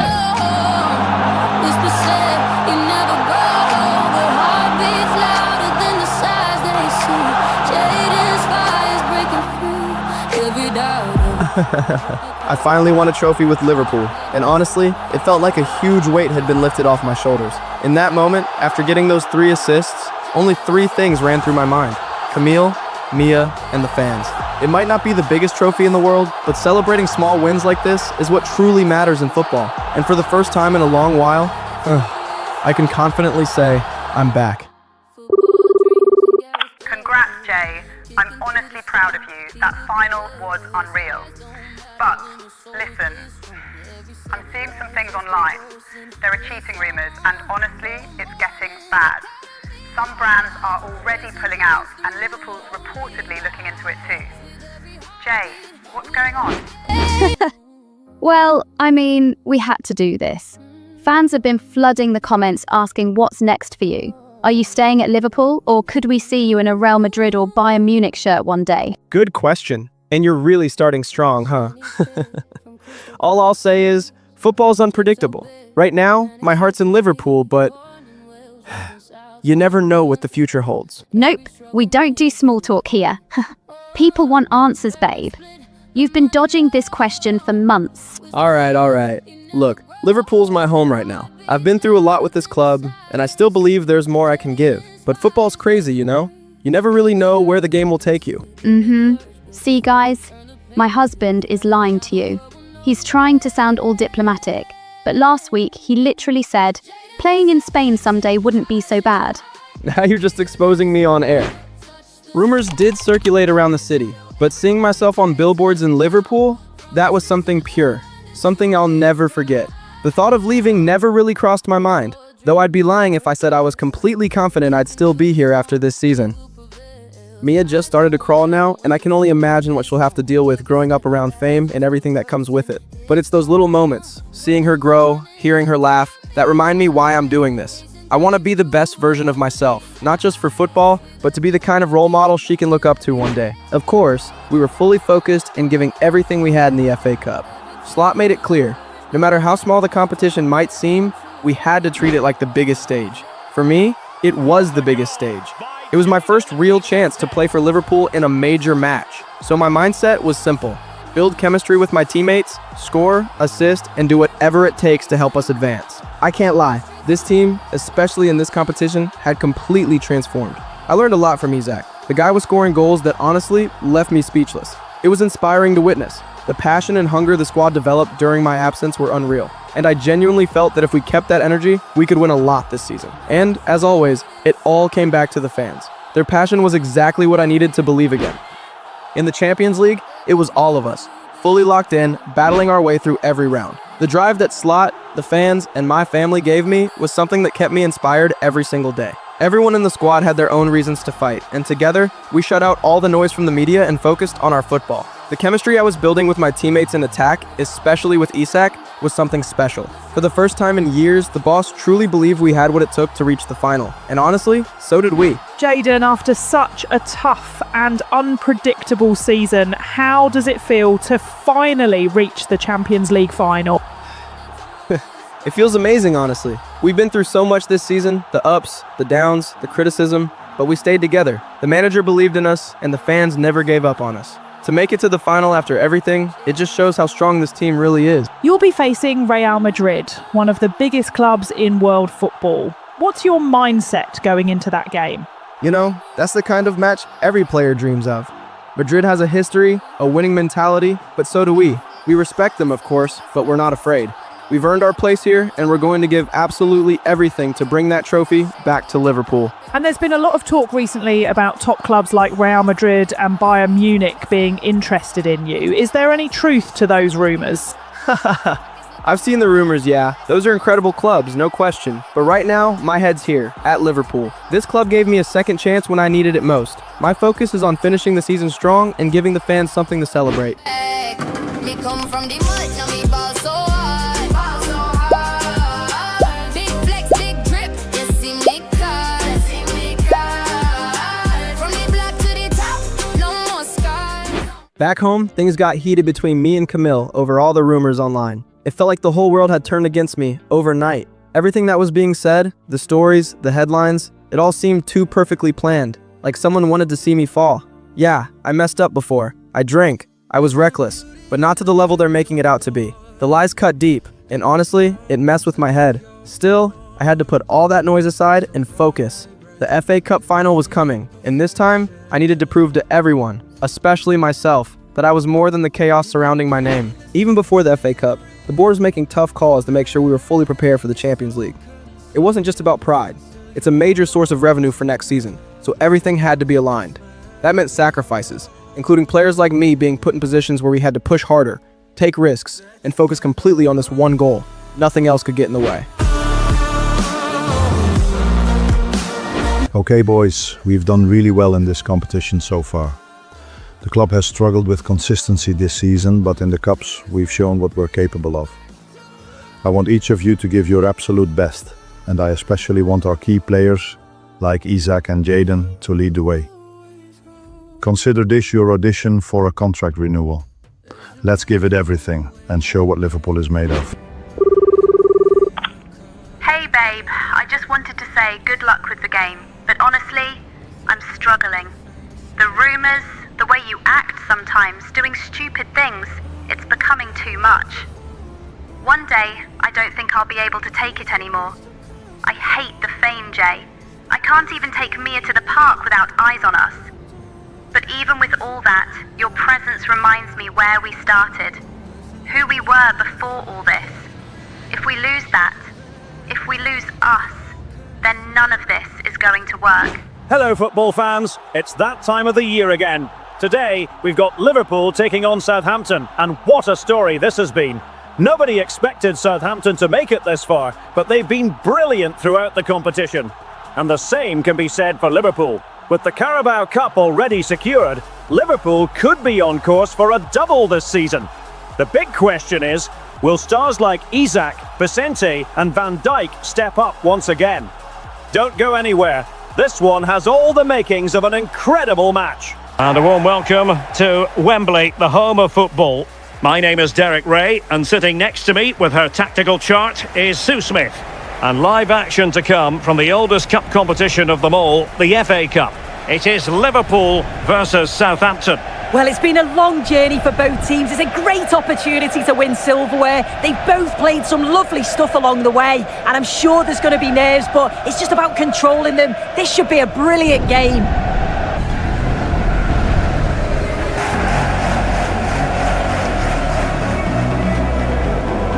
And this is how Liverpool start the game.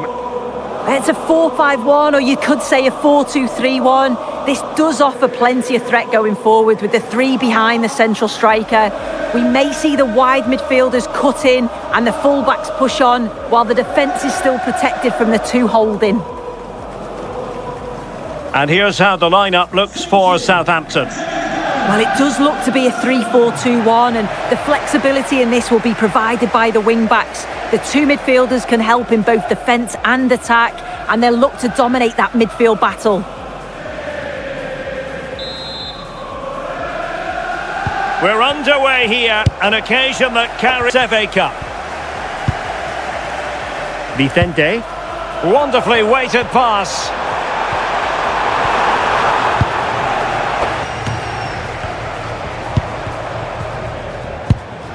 Could be threatening. Too much space, and he takes it on. Vicente, and the referee says play on, advantage Liverpool. Oh, that's a really good run. So near, but wide.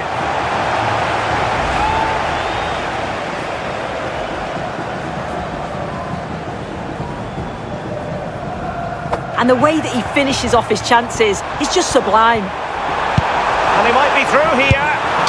And a goal! Liverpool strike first in the final, and just listen to their fans.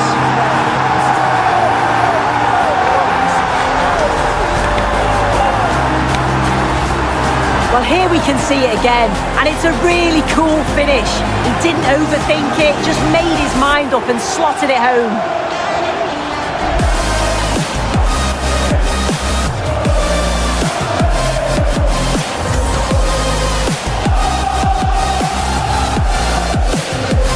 Jayden Vicente, despite all the outside noise and everything being said about him, I've got to say, he's brilliant, Derek.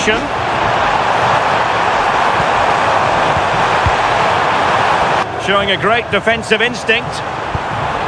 Nice looking move, this. Is it going to be? Well, he's placed it wide. Really close shave.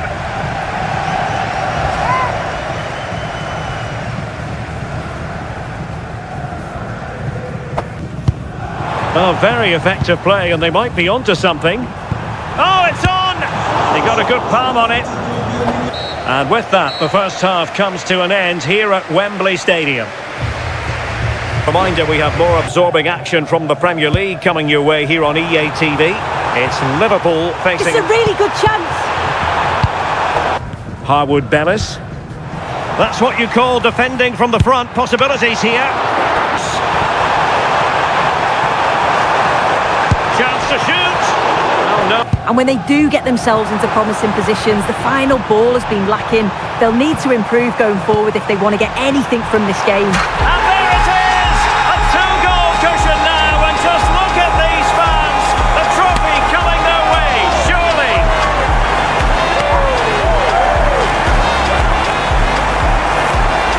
Well, this all starts with the delivery into the box, doesn't it? Absolutely begging for someone to get onto it. And the finish is straightforward, doesn't even have to move. Defensively, they've got to be better. You can't allow a free header like that.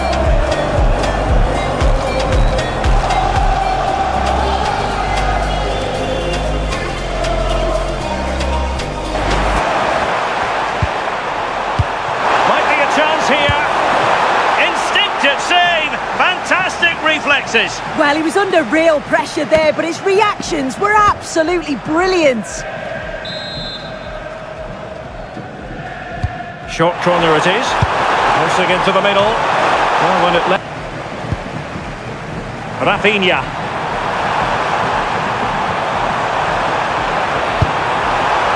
Chance here.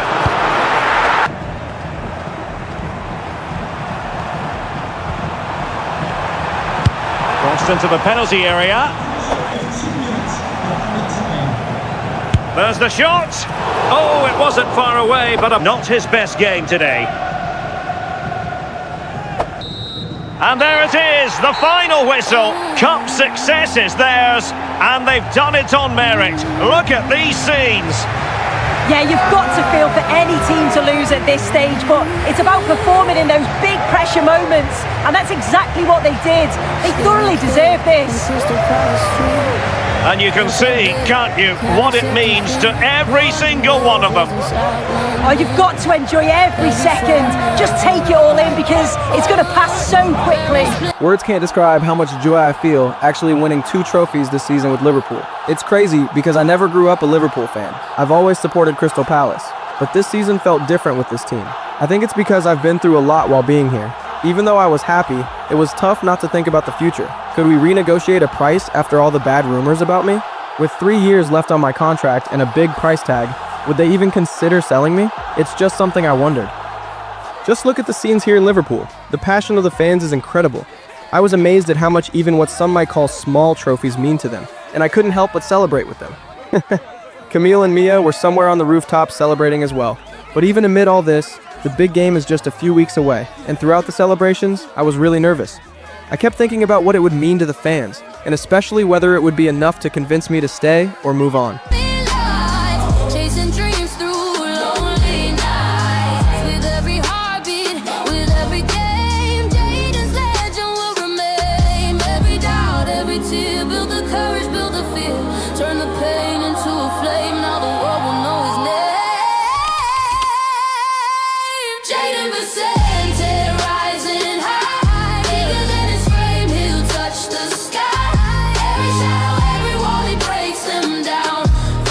Hey Jayden, this is David Beckham. I recently watched your match against Southampton in the FA Cup and I was really impressed with what I saw, mate.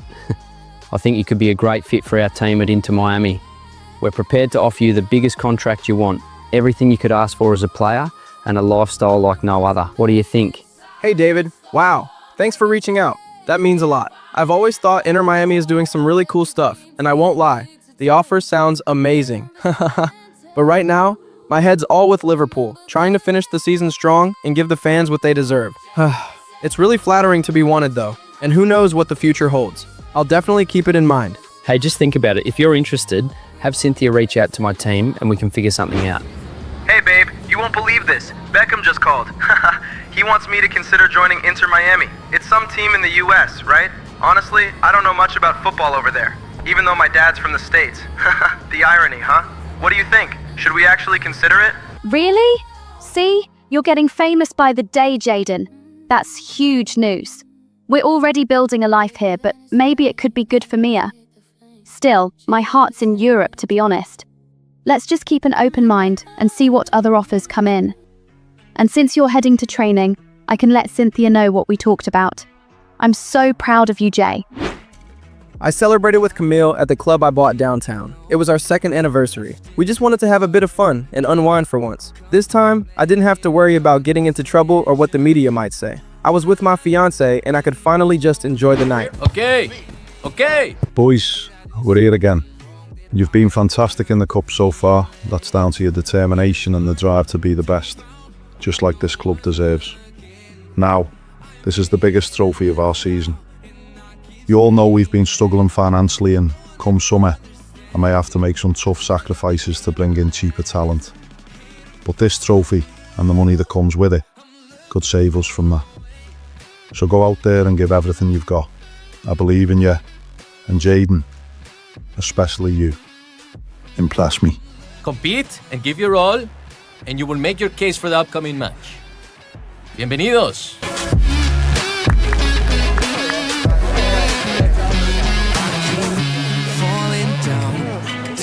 Into a lonely void and I can't get out. Hope for some. Hello football fans, Sue Smith here. Today we've got a massive match that could be talked about for years. It's Liverpool versus Real Madrid. It's an emotional one too, with Salah and Trent returning to face the new talent Jayden Vicente. Liverpool have been brilliant in the Cups, though their Premier League form has been a bit inconsistent, so fans are hoping for a big performance. But the question remains, can they deliver? Don't go anywhere, stay tuned. It is something very special indeed to make it to a UEFA Champions League final. Now these two teams are intent upon tasting glory. Welcome to the showpiece event on the European club calendar. Derek Ray here in the commentary position, joined tonight for live coverage by Stuart Robson. It is Liverpool and they take on Real Madrid. This is magnificent. The atmosphere inside this stadium is electric. Let's just hope the tension doesn't affect the players. It shouldn't do. Just look at the quality down there.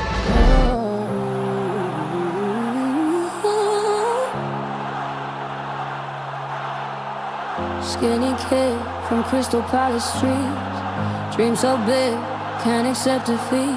Born in Wales, raised in South London. Every struggle made him fight. Oh, parents split the money low. Whisper said he'd never grow, but heart beats louder than the size they see. Jayden's fire's breaking through. Every doubt, every tear, build the courage, build the fear, turn the pain into a flame. Now the world will know his name. Jayden Vicente, rising high. Line up for Liverpool. Well, I think they have a nice balance to their team. A solid back four, 2 holding midfielders, 3 creative players in advance of them, and a mobile centre forward. It's a good team.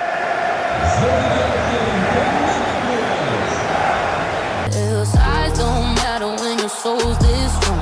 Every setback's just a verse in his song. Cold mornings, academy life, chasing dreams through lonely nights. With every heartbeat, with every game, Jayden's legend will remain. Every doubt, every tear, build the courage, build the fear, turn the pain into And here's the starting 11 for Real Madrid. Well, they're matching up here, so midfield domination will be key to winning this game. If they can manage that, it will then allow their fullbacks to join their attacking play.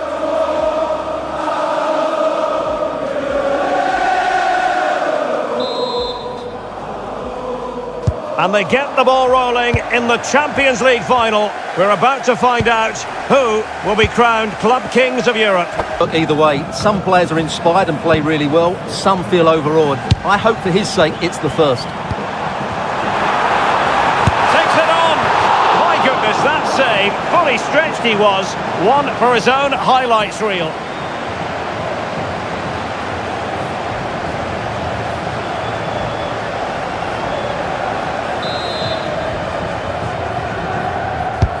Over it comes. Well, there was a debut for his new club. What do you expect to see from him in this game? Well, I'm expecting him to show us his talent today because he has all the attributes needed to beat defenders. And most importantly, he usually has an end product to match. Let's hope I'm not disappointed. So, a Real Madrid corner.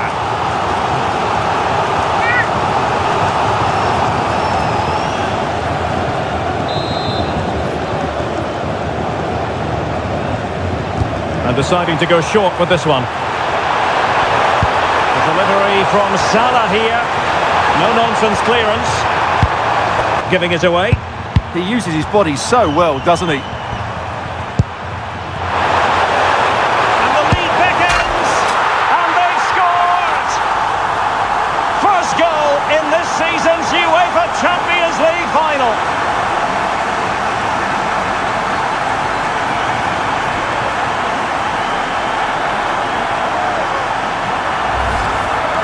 Well, just watch this again. A change of pace, a change of direction, and a decent finish.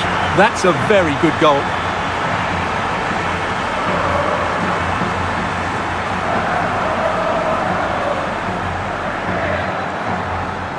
Well, it's a big moment for him. Just needs to get his players refocused now.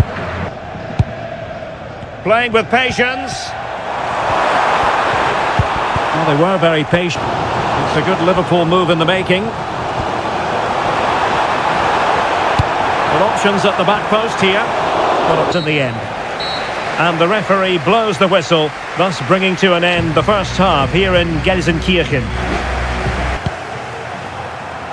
Could be dangerous.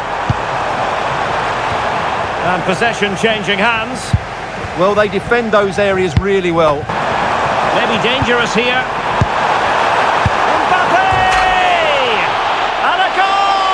I'll tell you what, they're going to be very hard to catch now. Name on the trophy, maybe.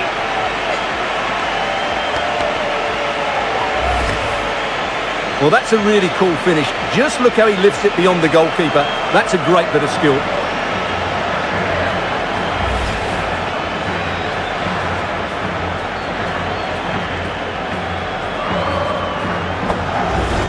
Vicente. Now, who can he play it to? Well, tremendous vision. Well, let up, plenty of pressure. Well, decent effort, but not... Alexis McAllister. Liverpool with acres of space out wide. Well, nothing comes of it. It looked promising. Time at this juncture, not just from one side, but from both.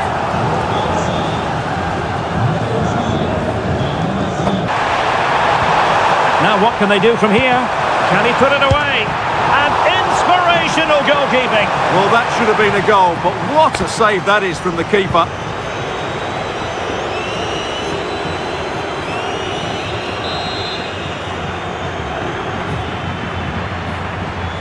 Well, they fancy a short one. Vinicius Junior. Danger building. And defensive play. It is Real Madrid, Champions League winners. Well, just look at the emotions out there. Joy and relief on one side, despair and heartache on the other. But we've got the right winners here. They fully deserved it on the night. I'm not gonna lie, I was really upset with Slot for subbing me out. I felt like I could have done more in the attack, maybe even sparked a comeback. But maybe that's just me making excuses. Now I understand why everyone wants to play for this club. It has some of the best players in the world, and honestly, we just couldn't handle them. We all let down the fans and the manager. And now, the biggest decision of my life is looming, just a couple of weeks away. Jayden, you've got two main options. You could go with Inter Miami, but I don't think it will challenge you much or help you develop. It's mostly just money. The only club that's made a serious offer, wants you right away and truly values you, is Bayern Munich. So really, you have three choices. Go to Inter Miami, stay at Liverpool with possibly lower wages and less guaranteed playing time, but fight for your spot, or go to Bayern Munich. The decision is yours.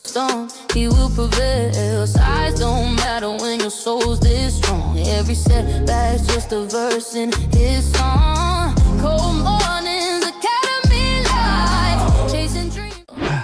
Dear Bayern, I don't even know where to begin. You've put me through every emotion a footballer can feel.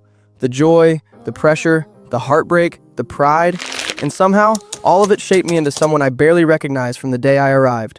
This club taught me responsibility, discipline, and what it truly means to carry a badge that demands everything from you, even on the days when you've got nothing left to give.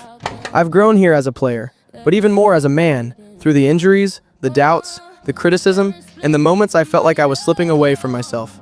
And yet, you still gave me memories I'll hold forever. Lifting trophies, hearing the Allianz roar, watching fans believe in us even in the darkest stretches. I won't pretend it was perfect, because it wasn't. But it was real, and it mattered to me. As I leave, just know that a part of me stays here, in the fans, in the teammates who became brothers, in every moment I fought to make you proud. Thank you for teaching me the highs and lows of this sport, for pushing me, breaking me, and building me again. This isn't goodbye to football, but Bayern, you will always be a chapter that changed my life. Yeah, those are fans screaming my name at the top of their lungs. I've just made the biggest decision of my life. A new club, a new chapter, and instant pressure to prove myself all over again. The lights, the chants, the energy, it's all so surreal. I can't help but take it all in, because moments like this remind me why I started. The love for the game and the fire to be the best. First off, I just want to say thank you to everyone here. The fans, the club, and everyone who made this move possible. Wearing this Bayern shirt feels incredible, and I promise to give my all to help bring more trophies to this club. The Bundesliga, the Champions League, everything. My dream has always been to win the Ballon d'Or, but more than that, I want to make history here with my teammates. To Camille and little Mia, you're my biggest motivation, and everything I do is for you. To the fans, thank you for believing in me already. Let's make this a special chapter together. Mia-san Mia. Here we go. Jayden Vicente to Bayern Munich, deal confirmed. The young midfielder is officially joined Bayern on a 2-year contract, earning $236,000 per week. After several weeks on negotiations, both the player and his agent, Cynthia, have said yes to the offer.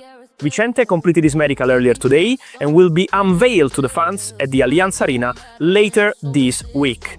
Bayern believe he'll play a key role in their rebuild, a huge move for one of football's brightest young stars. We finally left Liverpool for Munich. A new country, a new beginning. But as the plane touched down, I couldn't help feeling a deep sadness. Liverpool wasn't just a club.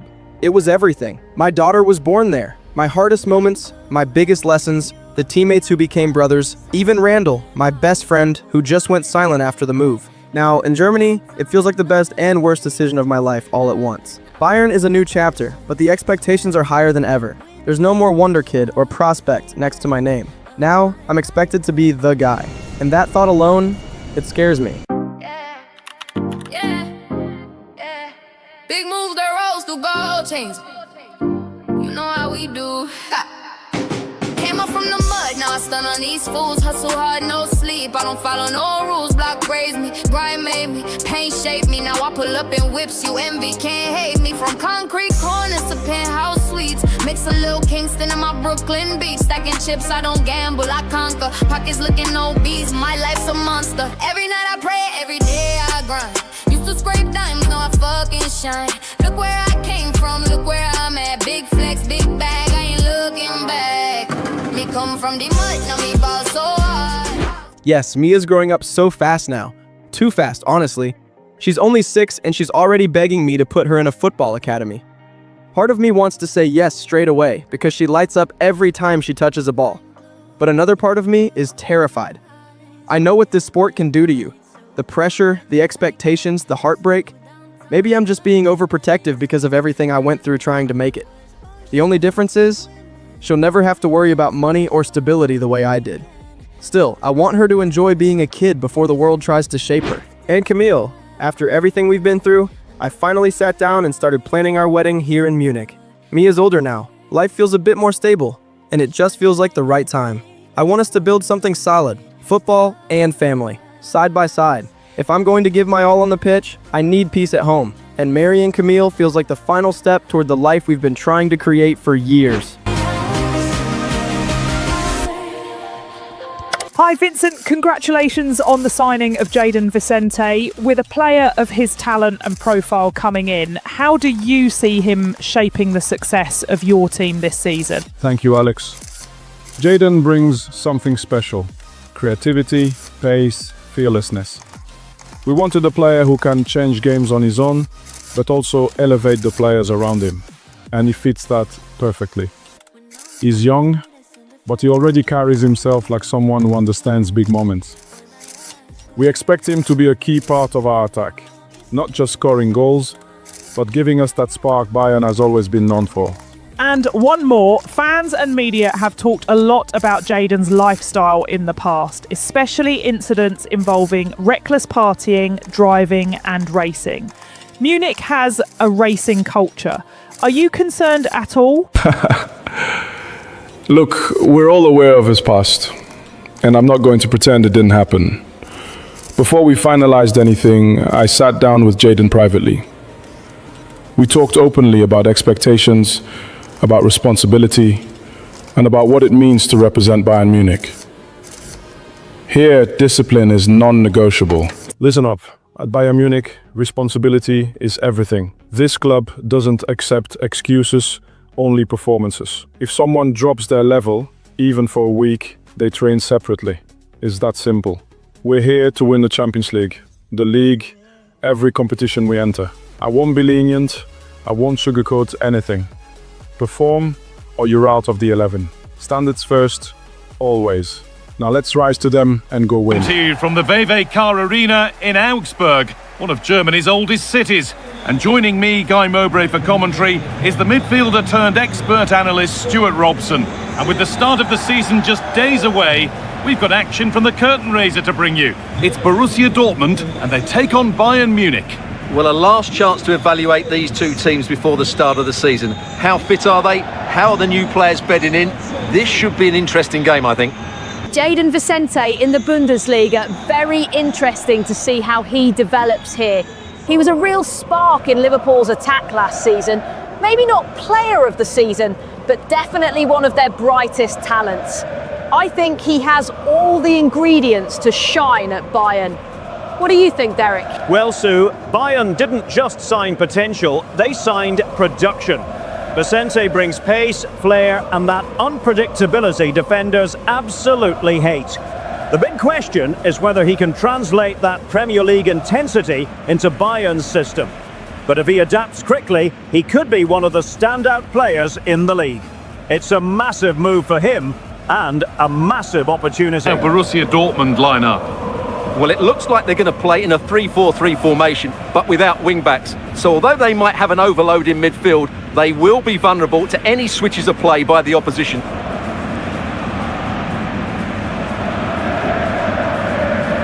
This is today's Bayern Munich starting lineup.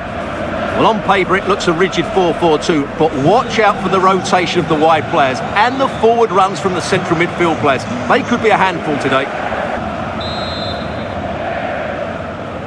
And Bayern get us underway. Really good pass.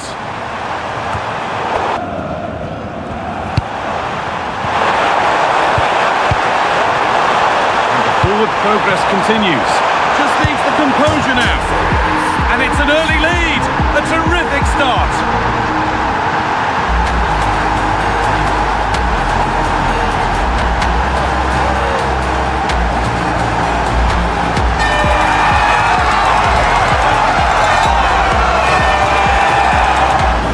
Well, here's the replay, and that's the perfect outcome. Right into the corner and in off the post. That's a very good goal.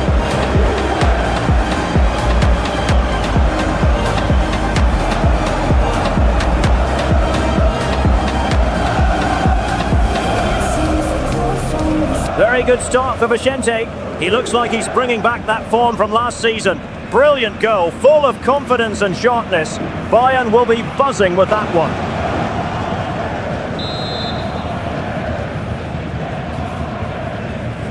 The corner taken short. Setting up the chance. Terrific bit of blocking. Thing on and still going. It's a terrific carry forward, this. It didn't have to be much closer. Yeah, it's a little bit unlucky, really. Decent effort. Nicely sets it up. Takes the shot. And that's a fine save to deny a proper chance.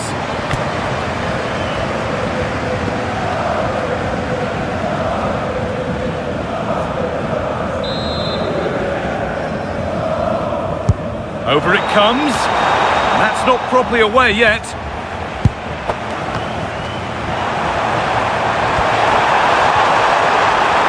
out wide for Bayern. Kane waiting for that. And that brings the first half to an end here at the Veve Car.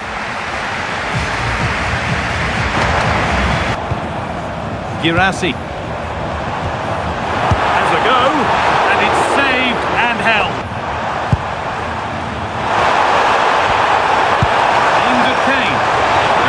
The very best of the Bundesliga keeps on coming for you on EA TV as Dortmund face Augsburg, and that's one surely not to be missed. I like decent chance this. Ooh, got in the way. And that's a decent save, at least certainly made to look that way. Well, both bosses have decided to make a change now. It's been delivered. Oh, against the bar. Well, how unlucky with Dortmund. They really did deserve to... Hold on, Stuart, this looks dangerous. Sub about to come on.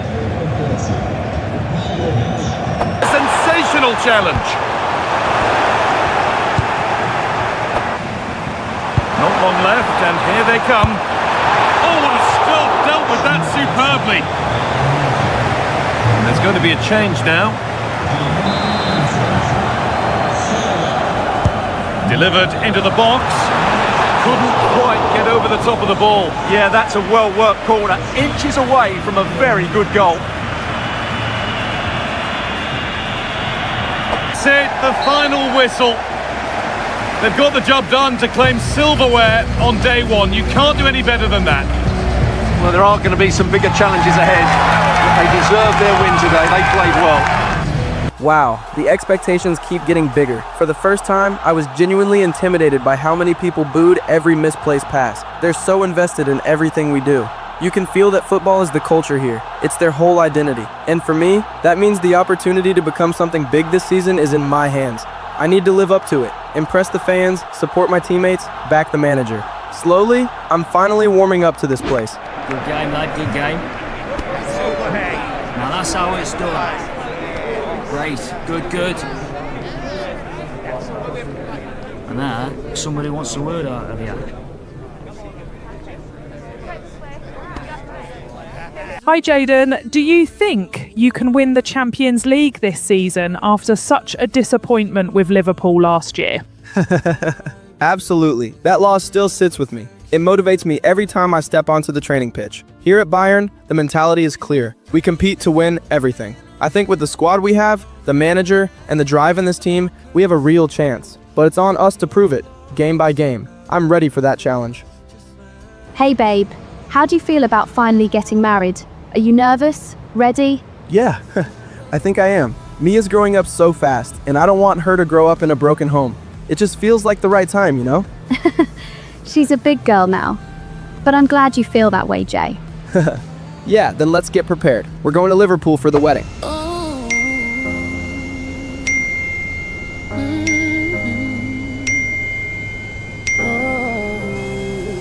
The day finally came.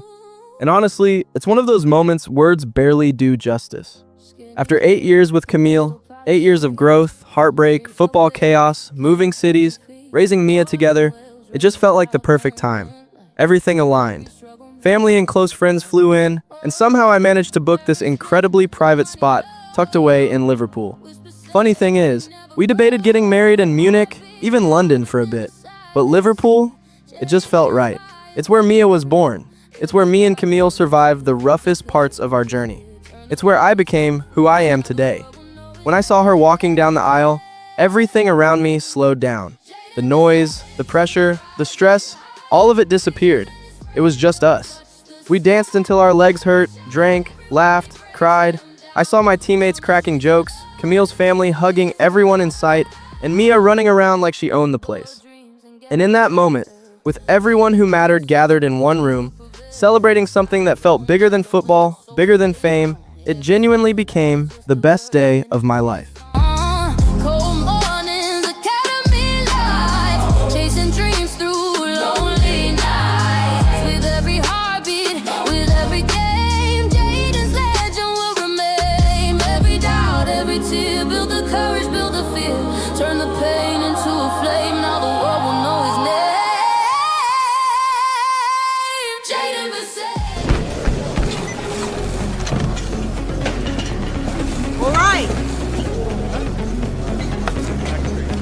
Mate, don't strain yourself.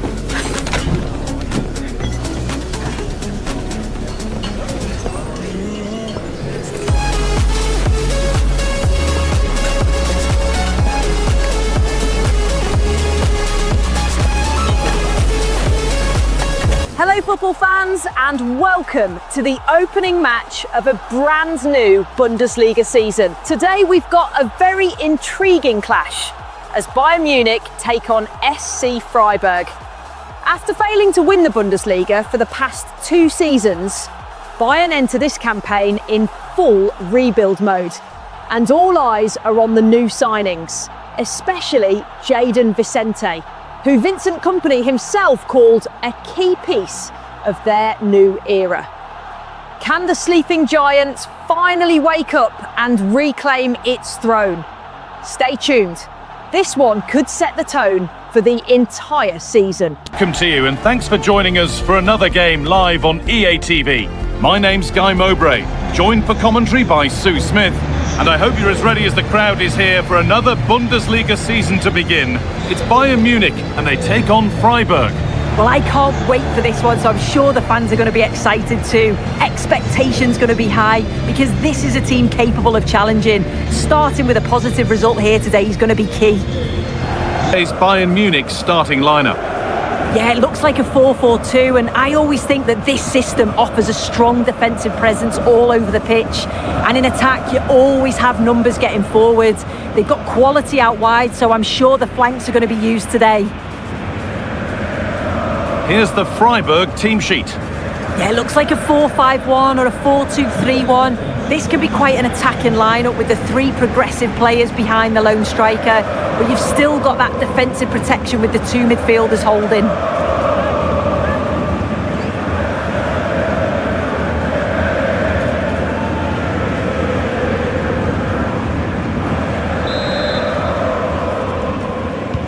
And so the first half kicks off. Superbly and in, and there it is, 1-0 already.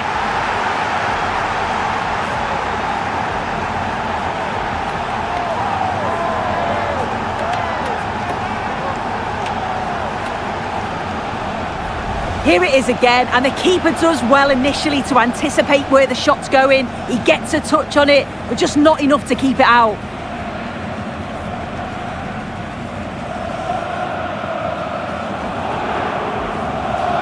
That knew exactly what was happening. The shape was good there out of possession. Sørloth. This looks promising from Bayern. Oh, should score! Oh! Olise. Promising position this.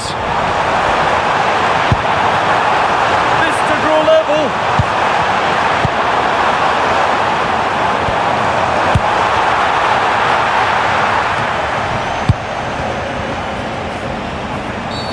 Oh, bad tackle, and the ref will surely take action.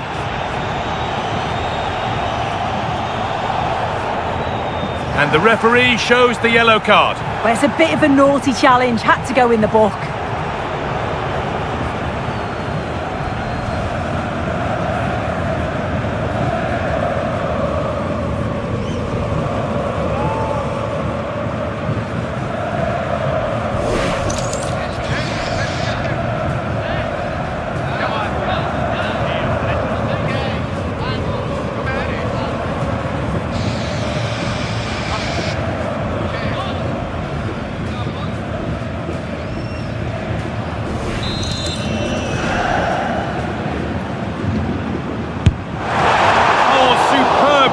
passes.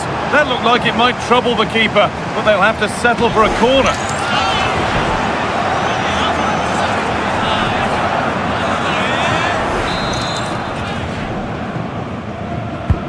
It's been delivered.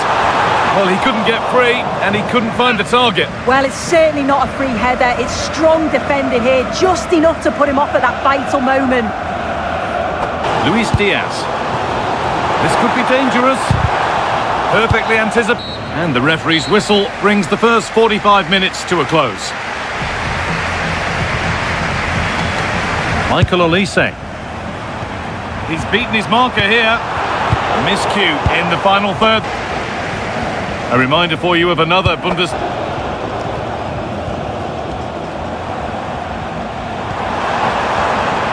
And a real sense of urgency here. Could they equalise from this? Kane lurking in the box. And that is a terrific save. And there's going to be a change now. It's played in now. Nicely. Well, that brings the match to a close. A frustrating day for the fans in attendance, and it's 3 points dropped. Yeah, it was poor from them. They'll have expected so much more. They just looked a bit sluggish, second to every ball. Maybe just a bit rusty, but they'll need to improve dramatically before the next game. Look, we need to be honest. Jayden Vicente was terrible today. I'm not denying he has talent, but Bayern paying 70 million for him, that's starting to look like a terrible decision. With all the off-field drama he drags around, the racing incident, the headlines, the constant noise, Bayern didn't just sign a player, they signed a walking distraction. Company wants discipline, and Bayern fans expect world-class performances, but right now, Jayden is giving them sloppy passes and unnecessary controversy. Life at Bayern started off well, but here we go again. One bad performance, and suddenly the whole world is on your neck. It's crazy how fast everything flips. Sometimes the pressure gets so heavy that I just take these long drives out on the outskirts of Munich. Just me and the road, trying to clear my head and shut out all the noise from the media. What hurts the most is that Mia is older now, and she's starting to notice things. The comments, the headlines, the negativity. It's tough seeing your own child confused by something you can't fully explain. But honestly, all it's doing is pushing me to lock in even harder. No more distractions, no more slip-ups. I just want to focus, perform, and prove exactly why Bayern brought me here. It's that time of the week again, folks. Bayern Munich versus Borussia Dortmund, the biggest game on the calendar. The last time these two met, Dortmund came up short, and tonight they'll be desperate for revenge. With Bayern under heavy criticism after a disappointing performance and all the backlash surrounding the team, Dortmund will look to take full advantage. This one has all the ingredients of a classic. Stay tuned. I'm Guy Mowbray with Sue Smith alongside me, and we're as excited as anyone else here for the game that takes German football right around the world. It's Borussia Dortmund against Bayern Munich. Yeah, Bayern will be favourites coming into this. They've dominated over recent years, but I'm sure Dortmund will be using the support of the home fans to spur them on. Hopefully it's going to be a good one. How Borussia Dortmund line up? Well, it looks to be a 3-4-2-1. It should be quite compact when they're out of possession, you'd think. It's just how are they going to handle those transitions, though, once they do recover the ball?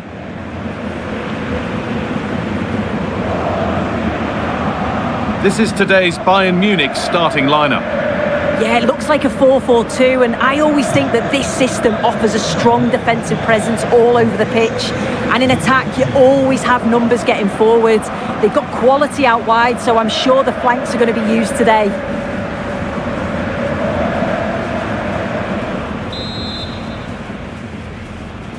And it's Borussia Dortmund.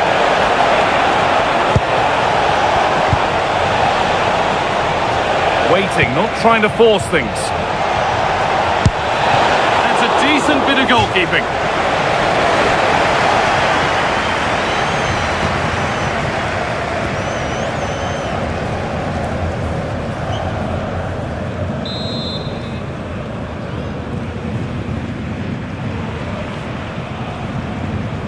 A short corner taken here. Has a go.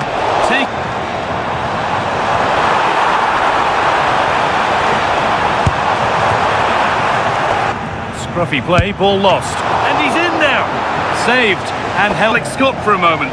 News of a penalty in another game.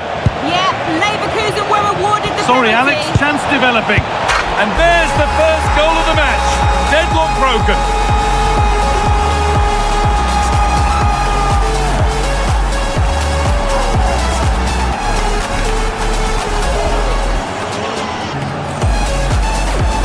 Well, if we watch this again, you can see he's under all sorts of pressure, but still manages to keep his cool and he finishes it off well.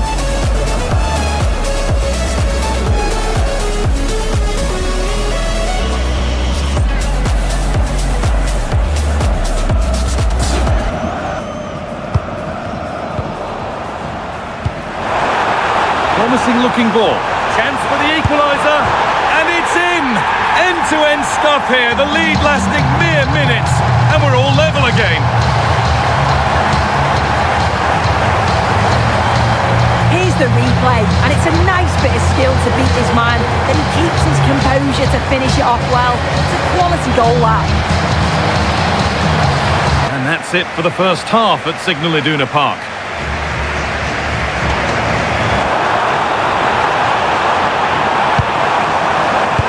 Possession. Is there a goal to take the lead coming? And the goalkeeper does what he's there to do. And there's going to be a change now.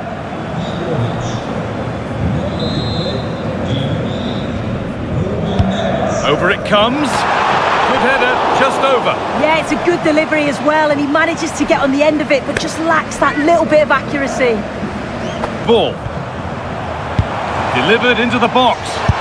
Got behind it and kept it out. He's made a real difference today. The manager now bringing him off after a solid shift.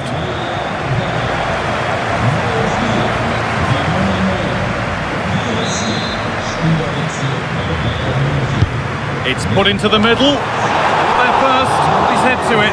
Has put it over by a fair bit.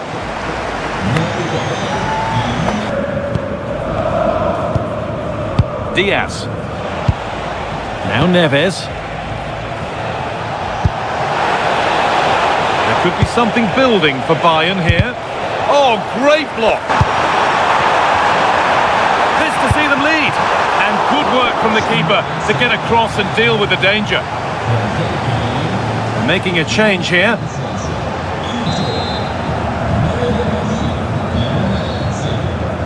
Something different from the corner. Played in deep, back post. And it... over the ball to the back post. This could get interesting.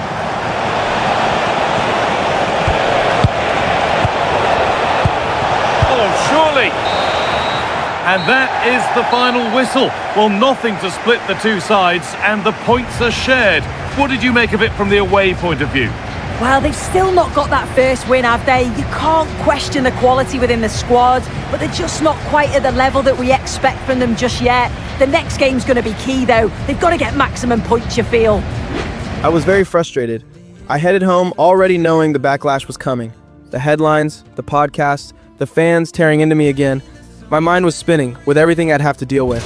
But then, in a flash... Look, we need to be honest. Jayden Vicente was terrible today.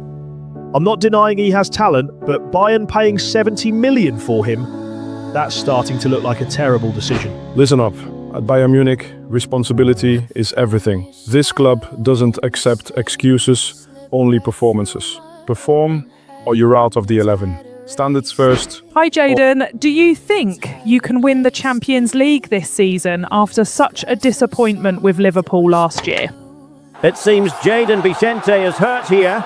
This could be bad. Good game, lad, good game. Now that's how it's done. Great. Company wants discipline, and Bayern fans expect world-class performances. But right now, Jayden is giving them sloppy passes and unnecessary controversy.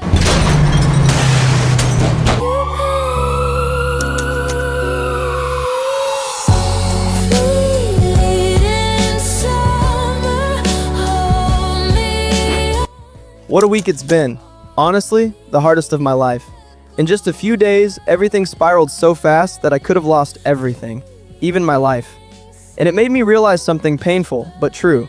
You can't make it in this profession without surviving the setbacks that try to break you. Yeah, I want to become the best player in the world, but some days I just want to give up and be normal, be regular, be away from all of this pressure. It gets too heavy. But then I think about my family, the absence of my father, my mother, and I refuse to let Mia feel what I felt growing up. I can't disappear on her. I can't become a ghost in her life. So, no matter how hard it gets, I stay. I fight for her. Welcome back to the Alex Scott podcast, coming to you from the Sky Sports studio. And today we've got someone whose name has been everywhere lately. Bayern Munich's new star signing, a man who's had a whirlwind few months, both on and off the pitch, Jayden Vicente. Jayden, thank you for being here. Thank you for having me, Alex. Glad to finally sit down and talk. Jayden, let's get straight into it. Your first few months at Bayern, mixed performances, huge expectations, and of course, a lot of headlines. How would you describe your start in Munich? It's been tough. Bayern isn't a club where you can hide. Every mistake I make is judged heavily, and I even see myself on memes now. The fans expect perfection, and honestly, I'm still adjusting. New league, new teammates, new pressure. But I'm not running from it. I signed here to prove myself, and that's exactly what I intend to do. And then, the accident. The whole world was talking about it. You've been open about how close you came to losing everything. How has that changed you? It shook me, completely. One second I'm on the road thinking about football. The next, I'm waking up realizing how fragile everything is. It wasn't just a scare, it was a reset. I could have lost my career, my family, my life. That moment scared me straight. I told myself, no more stupid mistakes, no more distractions. I've been given a second chance, and I won't waste it. You mentioned your family, you've talked about Mia, about Camille, and about not wanting your daughter to experience the same absence you felt growing up. How have they factored into your mindset now? They're everything, honestly. When I think about giving up, when the pressure gets too much, I just picture Mia's face. I don't want her growing up wondering where her dad is, the way I did. And Camille, she's been through my highs and the absolute worst of my lows. They deserve better from me.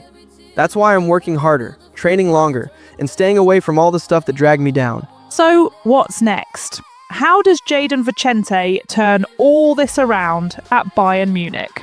By fighting, Alex. By showing the world why Bayern signed me. I'm done running from challenges. I'm facing them head on. The plan is simple. Work harder, stay disciplined, perform. Become the player I know I can be, and the father Mia deserves.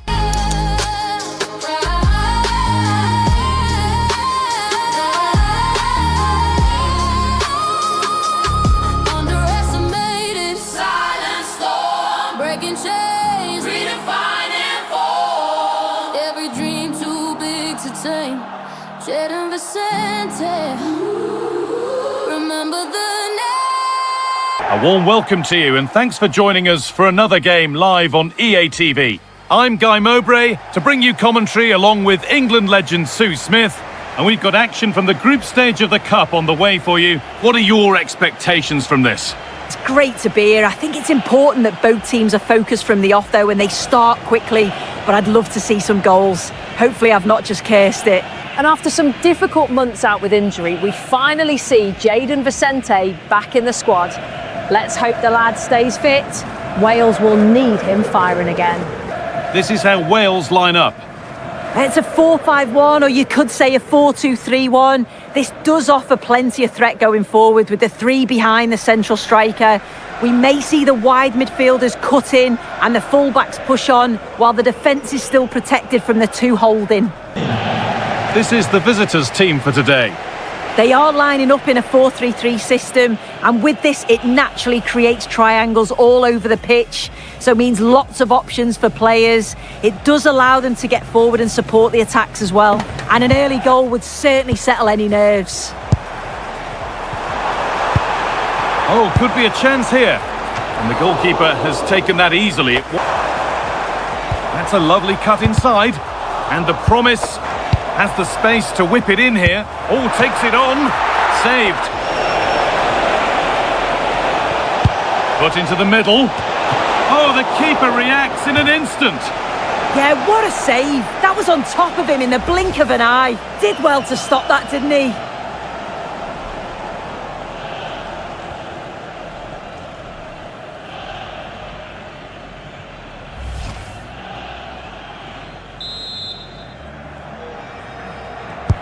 And the corner is fired in. And it's given away. Oh, nice vision in that pass. Oh, real opportunity. It's in. 1-0. And that could change the shape of the game.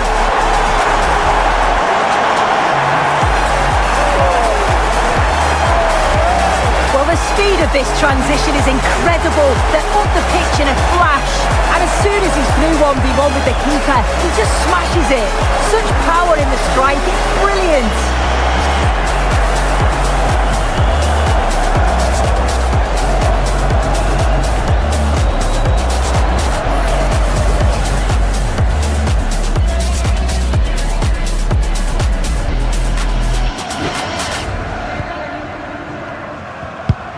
And there is the half-time whistle here in Cardiff. Be a break on.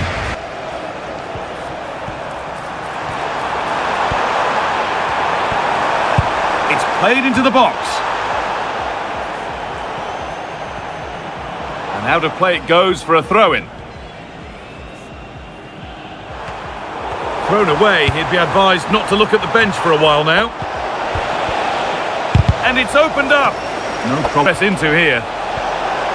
Delivered into the box. And met by solid goalkeeping. Well, both bosses have decided to make a change now.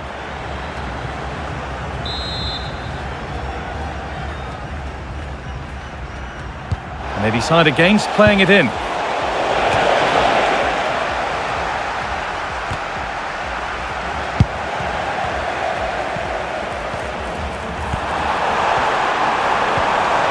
On they go under no real pressure.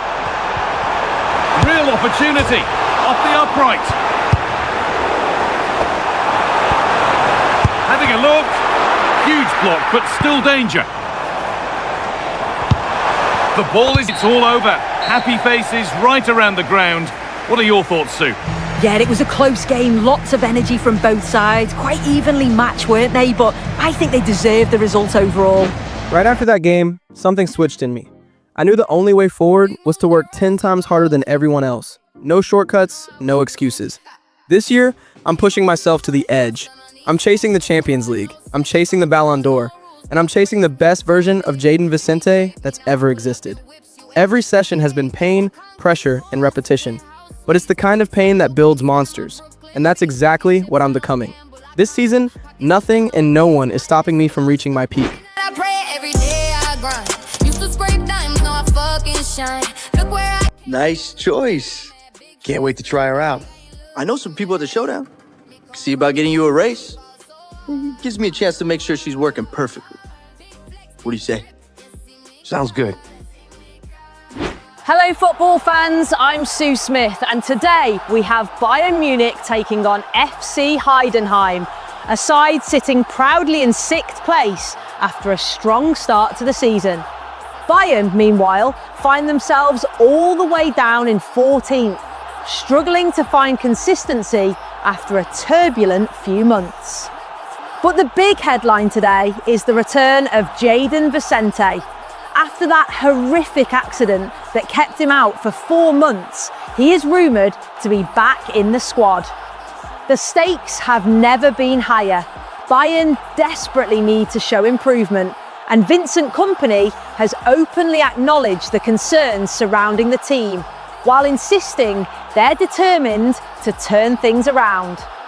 With Vicente's possible return, renewed energy and pressure mounting, this could be a very interesting chapter in their season. Stay tuned. My name is Derek Ray, and sitting alongside me in the commentary box, providing expert analysis, is Stuart Robson. And we have live action from the Bundesliga coming right up. It is Bayern Munich against Heidenheim.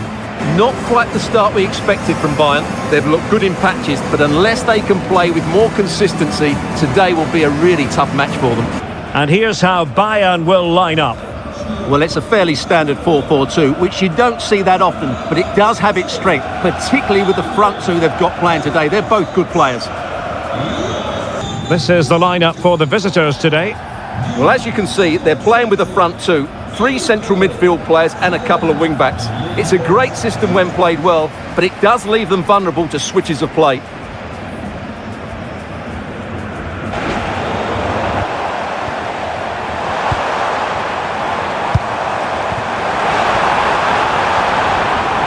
And a good-looking pass. Chance to cross. Well, Bayern will hope to get back to winning ways after drawing their last match against... And a goal it is! No long wait for the opener today.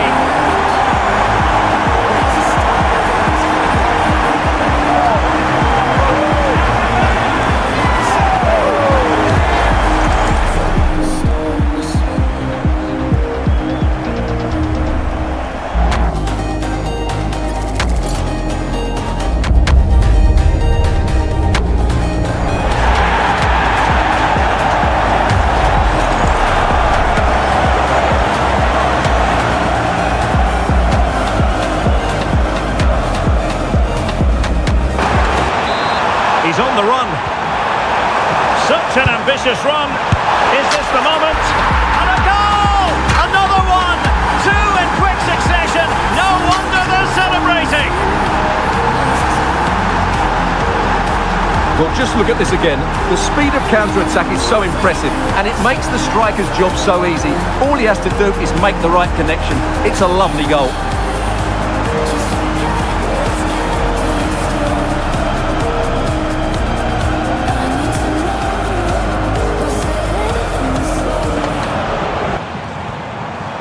And support available.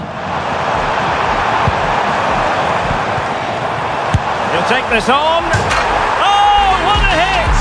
From long range and showing how to strike the ball with absolute perfection. Wonderful technique.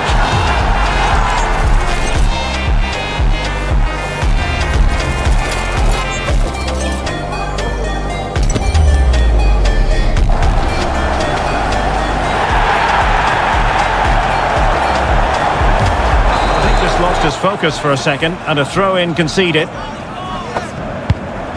And the ball with Sørloth. Oh, surely! Oh, off the post, still alive.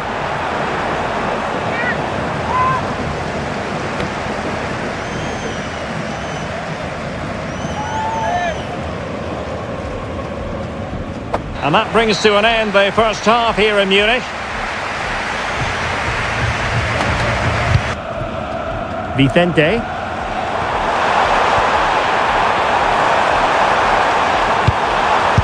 Well, what a stop it was. Well, I have to say, that's a magnificent save. That's a top-class piece of goalkeeping.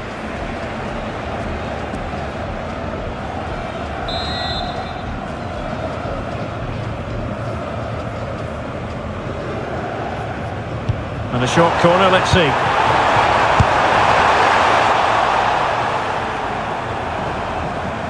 And a good challenge to bring Stadion an der Alten Försterei. Alex Scott.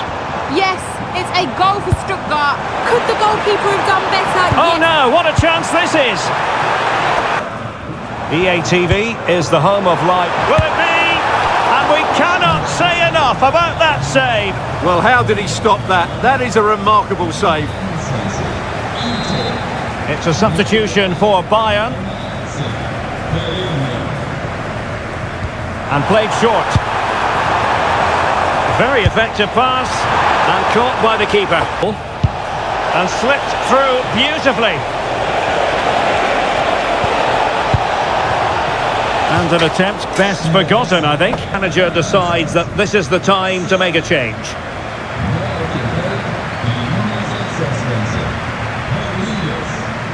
And it should be an entertaining match. Oh my goodness, you've really got to praise the defending. That was top-notch. And Bayern will change personnel now.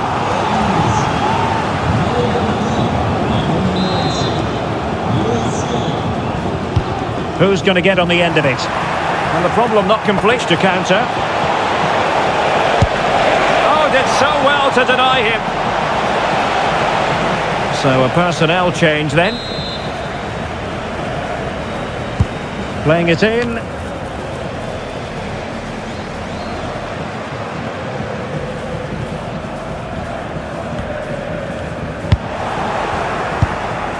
Will it happen for them? And that, a piece of goalkeeping you're going to see again and again and again.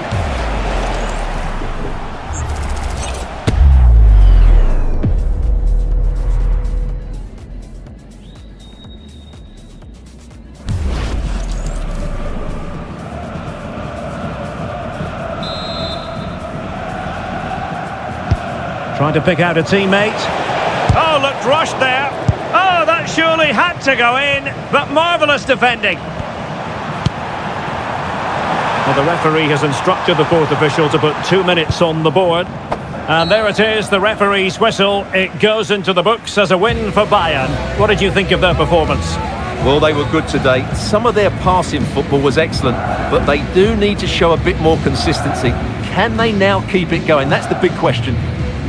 Jay, I saw the sketches you sent me last night. Are you actually thinking about launching your own clothing line now? Yeah, I've been thinking about it for a while. Something that's really me. Streetwear, football inspired, but clean. I don't just want to slap my name on shirts. I want it to actually mean something, you know? I like that. And honestly, with your following, it would blow up instantly. But if we're doing this, we're doing it properly. Branding, design team, manufacturers, everything lined up. That's why I wanted to talk to you. I don't want it to feel rushed or cheap. I want it to last. Something Mia can look at one day and say, my dad built this. I'll make the calls, I'll set everything up. Meetings with designers, legal, the whole package. Just promise me you won't disappear for another 4 months like last time. Nah, I'm locked in now. Football first, but this is something I want to build on the side. Something real. I started my own clothing line, possibly the biggest step I've taken outside of football. And the mission behind it is simple. To inspire people who come from the same struggles I had growing up in South London. I want this brand to be more than just clothes. I want it to tell a story, represent hope, and show that you can come from nothing and still build something powerful. With my name growing every year and the platform I have now, I feel like this is the perfect opportunity to make that dream a reality.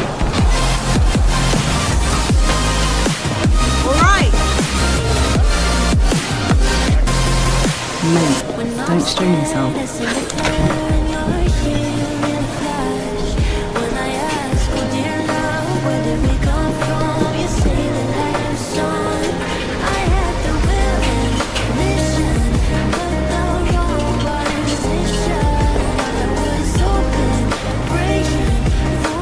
Everyone ahead of the action, and we're certainly looking forward to it here at the Estadio della Ceramica.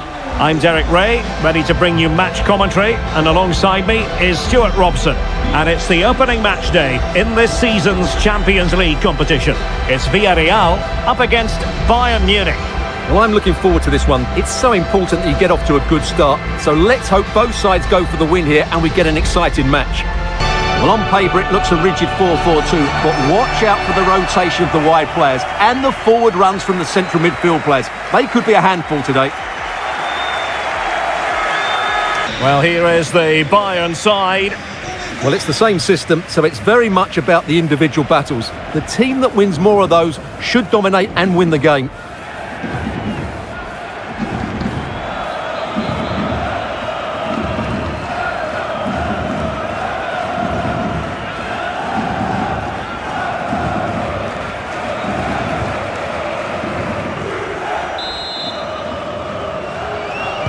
And there we have it, the first half is underway. Diaz. Ball lost by Luis Diaz. Danger building.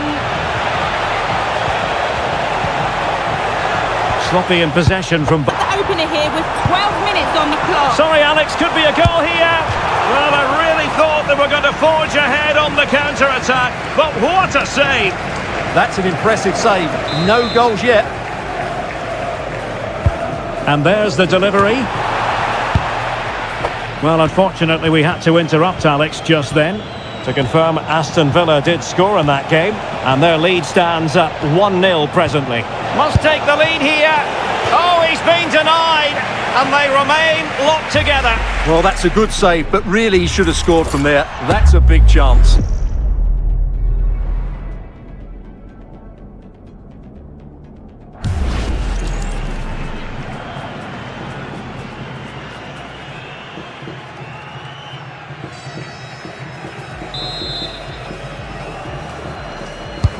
Joshua Kimmich with the corner.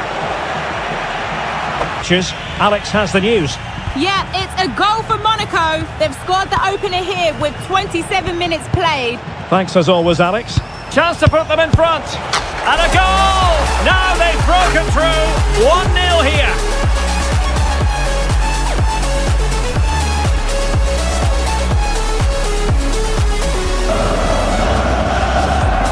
Well, here's the replay, and it has been coming. They've played some great football in this game, and they fully deserve this goal. Your take.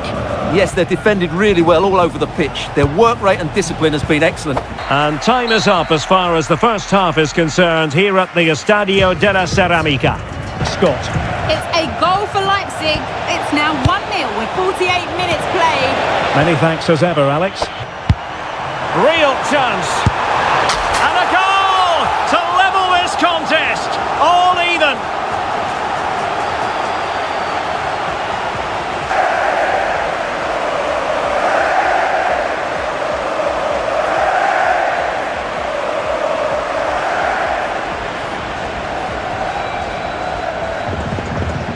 It's Bayern versus Köln. Oh, it might be. Well, that's both sides will make personnel switches. And a goal has gone in the Villa game. Alex Scott has all the information for us. It's another for Aston Villa. The game's all level again at 2-2 with 70... Sorry, Alex, could be a goal here. And a goal! Just like that, they're back in front.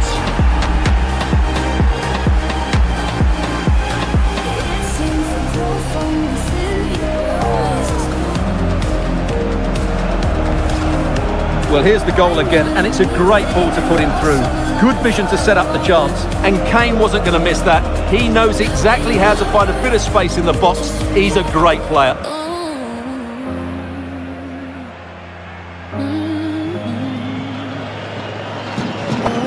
Well, apologies for interrupting, Alex. To confirm, Villa... And he's broken free! And there it is! 2 goals in a matter of minutes! Incredible stuff! Born in Wales, raised in South London. Every struggle made in fight. Oh, parents split the money low. Whisper said he never grows. Well, here it is again, and it's all about the pace on the counter-attack. They were so quick to break out from their defensive positions, and there's certainly no doubt about the finish. He really hits it with power and accuracy. Nothing the keeper can do about that.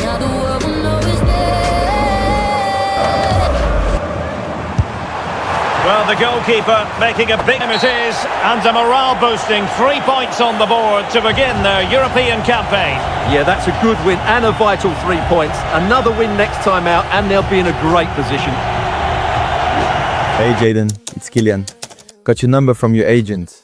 Just wanted to say you've been unbelievable to watch lately. Really top-level stuff, bro. And listen, if you ever want to talk football or just understand how things work over here at Madrid, I'm around. But actually, there's something I need to tell you. Hello, football fans. Breaking news this morning. Jayden Vicente has been spotted in Madrid, Spain, after being seen multiple times with superstar forward Kylian Mbappe. Rumours of a potential move to Real Madrid are rapidly gaining momentum, and this time the reaction is the opposite. Real Madrid fans are thrilled, flooding social media with excitement and hope. Vicente, however, has publicly denied any connection to Madrid, insisting his full focus is on Bayern Munich. Still, the speculation continues to grow. Yeah, I actually saw him today. He was shopping in the luxury stores around the city. And with everything we're seeing on social media about him being with Mbappe, listen, I like the guy. I think he'd be a perfect fit for Madrid. He doesn't even look happy at Bayern, to be honest. We need the club to come together and buy him ASAP. Honestly, we need more handsome players on the Real Madrid roster. But seriously, Jayden never travels like this. Seeing him here, signing autographs, shopping with Mbappe, come on, that means something. I'm telling you, he's signing for us. He just fits Madrid too perfectly. Jay, we need to get Mia into an academy ASAP. I really think it will be good for her. She's already showing signs she's ready. And honestly, she could be great inspiration for whenever little Vicente Jr. is born. I'm just saying, we should definitely get her started. Think about it. I finally got Mia into the academy, and honestly, I was terrified it might be too early. But Cynthia was right. The moment she stepped on the pitch, she blew my mind. The way she weaved through defenders, the speed, the confidence, it was unreal. Watching her play reminded me so much of myself at that age. Fast, fearless, scoring goals from midfield like it was nothing. And yeah, I'll admit it, I want her to have a little brother someday. Someone she can compete with, teach, grow with in this football world. If that happens, I swear I'll retire a happy man. Seeing Mia's highlights after every game has become one of the purest joys in my life. She's become a new source of motivation, my little sidekick. As for me, this injury has really set me back, more than I expected. I've made it my purpose this season to get fully fit again, doing everything I can to keep my body strong, healthy, and ready. We're in the thick of the season now, where every team is fighting hard in both the Bundesliga and the Champions League, so there's no room for mistakes. And on top of that, the noise never stops. Every week, there's a new rumor, a new headline, a new story about me. Most of them not even true. I forget sometimes that being a public figure means everything I do gets magnified, twisted, or turned into drama. It's exhausting, but it's part of the life I chose. I think now, more than ever, I need to evaluate how I move, who I surround myself with, and what I allow to distract me. Because if I want to become the best version of Jayden Vicente, for Bayern, for my family, and for myself, it has to start with discipline. The gaffer made it crystal clear. Every league match has to be treated like a cup final. No excuses, no half effort, just everything we've got. Sitting 12th in the table is the worst Bayern have been in years, and trust me, I know I've played a part in that with my injuries and inconsistency. But in this particular match, I really wanted to see if all the hard work I've been doing back home, every rehab session, every extra drill, every late night stretch, would finally pay off. And it did. Around the 4th minute, very early on, I scored a beautiful goal after some brilliant team play. It felt like a weight lifted off my shoulders. One thing I've noticed at Bayern is that everyone plays for each other. It's never about individuals. Even Harry Kane, arguably the best striker in the world, doesn't always go solo. His instinct can be to shoot, yeah, but more often than people realize, he looks for the pass, the smarter option, the one that benefits the whole team. That moment, that goal, reminded me what this club is built on: teamwork, sacrifice, and trust. And I finally felt like I was becoming part of that again. I was finally starting to feel like my old self again.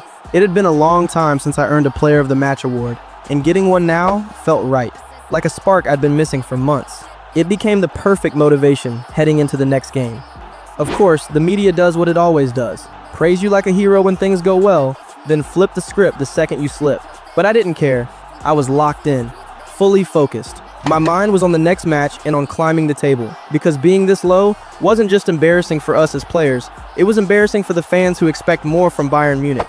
The game itself was tough, honestly, one of the hardest in weeks. But I tried to stay present, stay sharp, influence the match however I could. And with the team's effort, especially defensively, we managed to keep solid control and stay in a good position. That performance gave us momentum, and most importantly, it set the tone. The big games are coming, especially in the Champions League, and for the first time in a while, I felt ready. It was Champions League week, and the moment I woke up, I felt that spark. The kind of motivation you only get on European nights.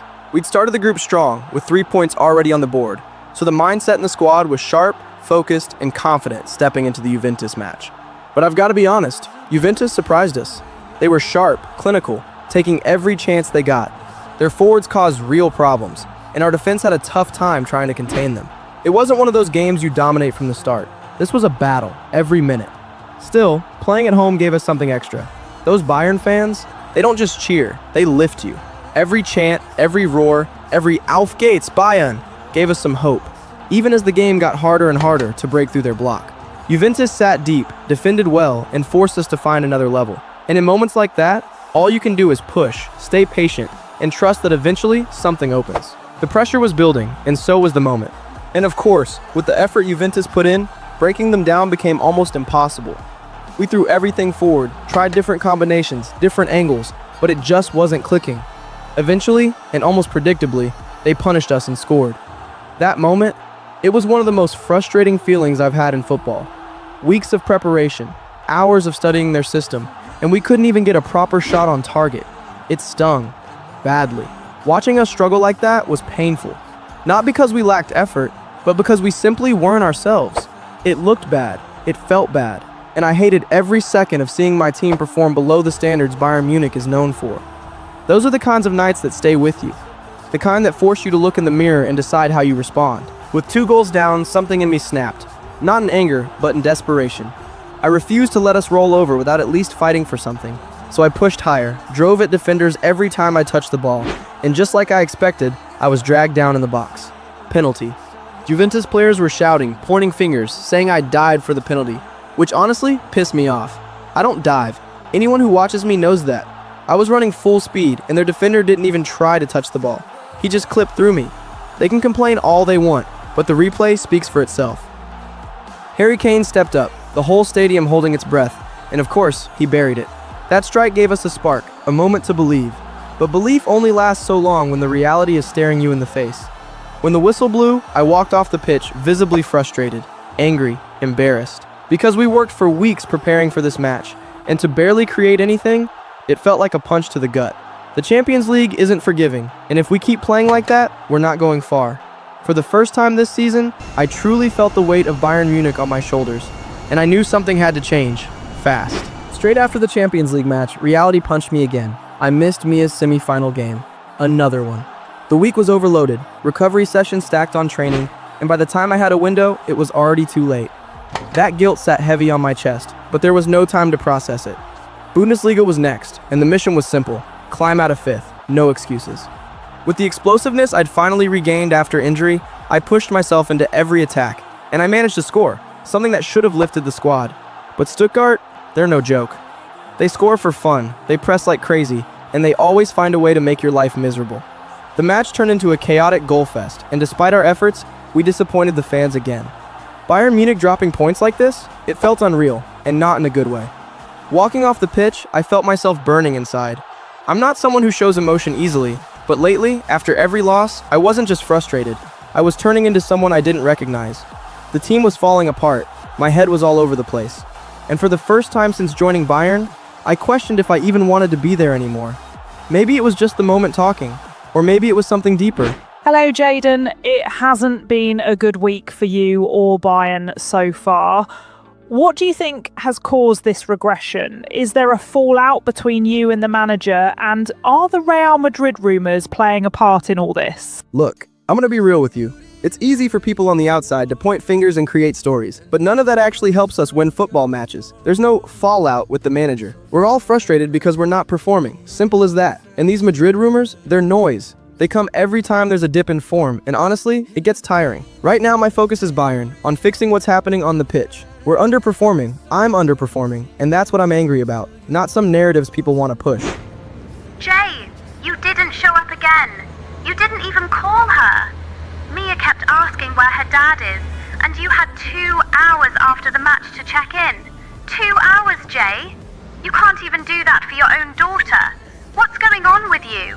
Can you just shut the hell up for a second? You act like I'm some kind of robot. You have no idea what I deal with every day. Who told you I didn't have things I needed to take care of? I'll talk to Mia when I get home. She'll understand. Jay, this is your daughter, not some random fan, not the media. Her. We promised we'd show up for her, both of us, especially today. It mattered to her, Jay. Why does it always have to be a fight with you? Why is everything else more important? Camille, just leave me alone. We're not that far from first place, but at this point, the realistic aim is to fight our way back into the top 4. And of course, just when things get tough, we're set to face the strongest team in the league, Leverkusen.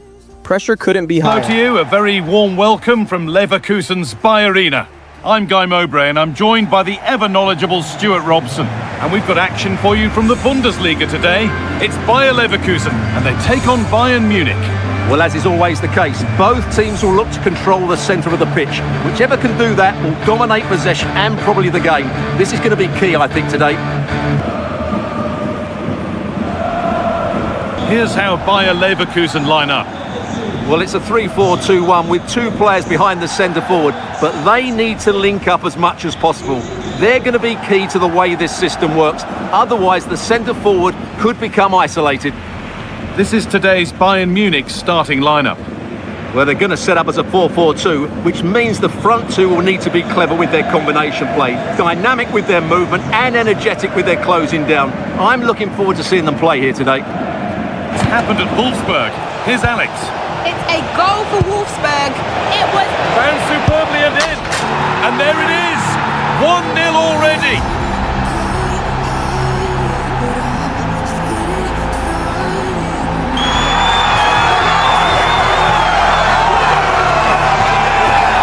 And when he gets onto it, he decides to go for power. It's a really emphatic finish, which gives the keeper no chance.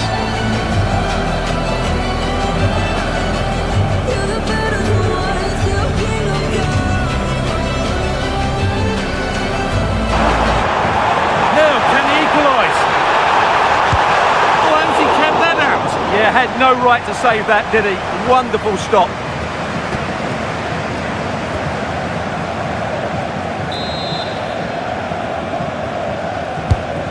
Played in now. But threat averted. Should score here. And the keeper's done really nicely played. What can they do with this now? And it's opened up. And it looked as though the chance was on. He's in here. In it goes. Level once again. What a game this is turning out to be.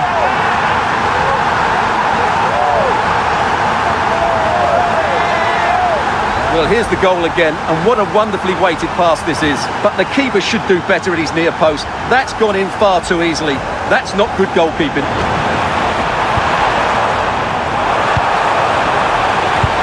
Chance to move ahead. Oh, they scored again. The game had only just restarted after the last one. Well, just look at his movement. He knows exactly how to find space, and it's also a tidy finish. That's a nice goal.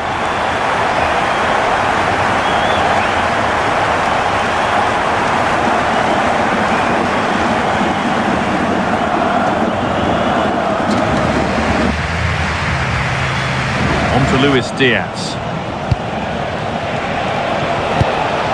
Now, this might be promising. He'll have a go. Superb agility to get to that, a marvellous save.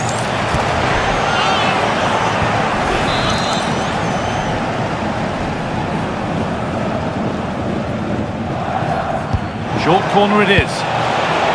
Now, what can they do from here? He'll try his luck. Solid defense. How to play. Throw in to come. Well, yes, he did see it. It's going to be a booking. Well, the referee wasn't going to forget that, was he?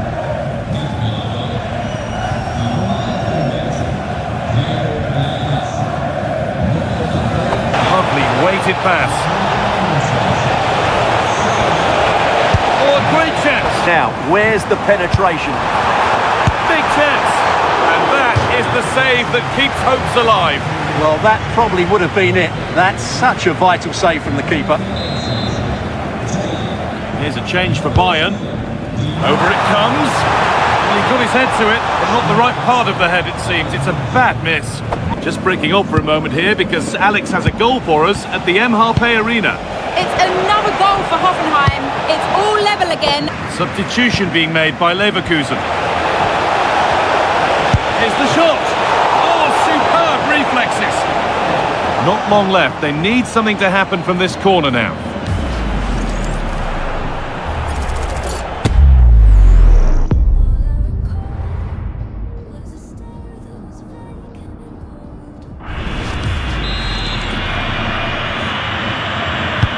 Played into the box. Well, it It was looking good, but not all the way through. Oh, should score! Oh, it's in! Back from the brink with a timely equaliser. Well, here's the replay, and you can see why he's upset. He got something on it, but not enough to keep it out. That's frustrating for a keeper.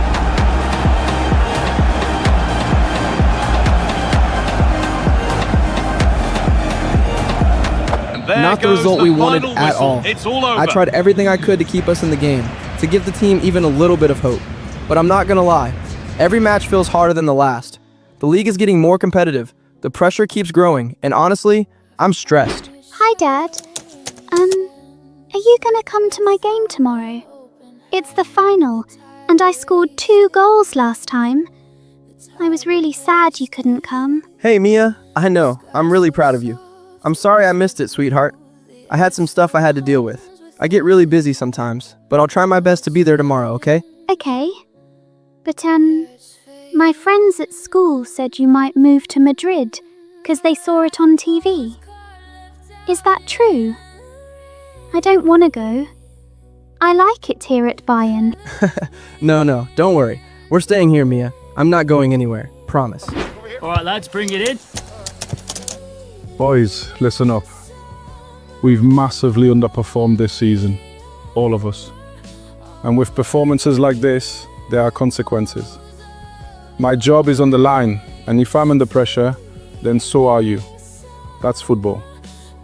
Some of you are involved in things outside the pitch that I cannot accept. Leaving the country, getting mixed up in rumors, creating noise that destroys the team's morale. It stops now. We are supposed to be a team, not a bunch of individuals doing whatever they want. I'm patient, I'm fair, but if we lose today, I swear to you, I will make changes this club has never seen. I will start replacing players, and you'd better be ready, because nobody's place is safe. I'm not asking you to win 10 games in a row. I'm asking you to try, to fight, to show some pride. All right, enough of that. I'm with you.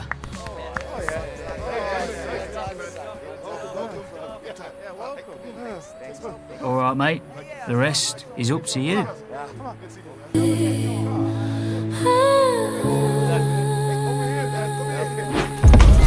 Building to a crescendo all week, and very shortly it will be for real. We have all the action for you live.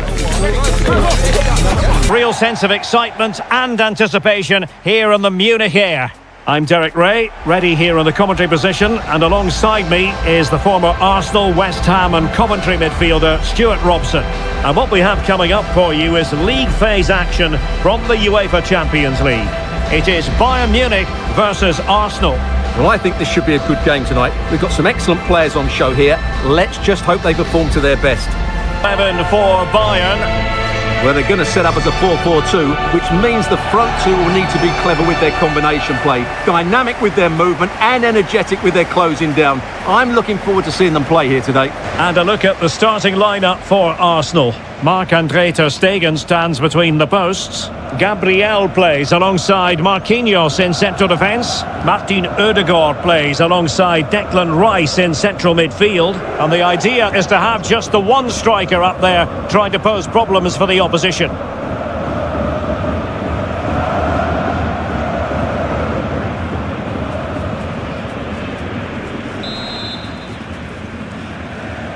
And away we go, the first half of this game. A goal for Monaco. It's now 1-0 with 5 minutes played. Alex keeping us right up to date.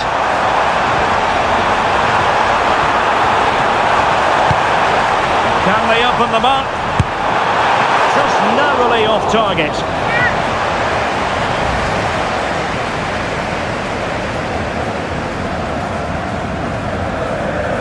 Be a tough game for them, there's no doubt about that. Oh, hang on, Stuart, look at this. In it goes, the opening goal in this contest.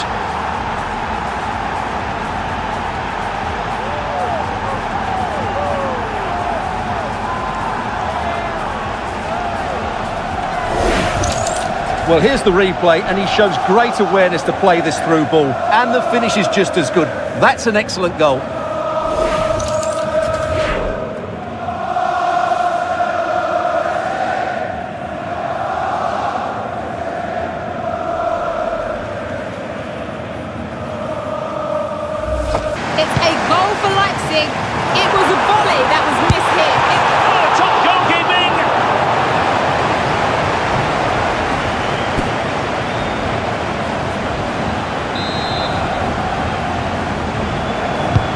Trying to deliver it accurately.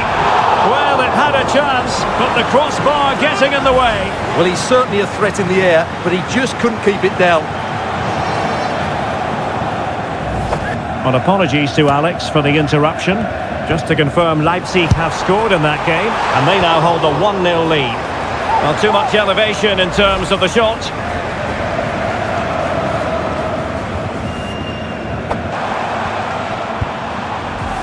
Vicente.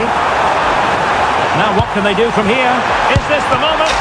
Oh, tremendous reflex action there from the keeper. Well, he didn't have long to react, did he? But that's a top-class save, I have to say.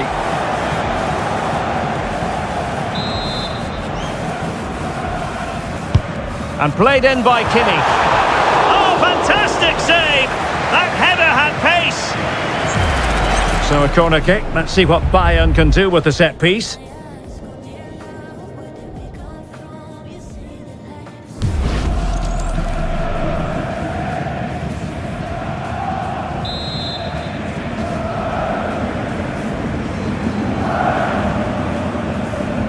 Favouring the short one.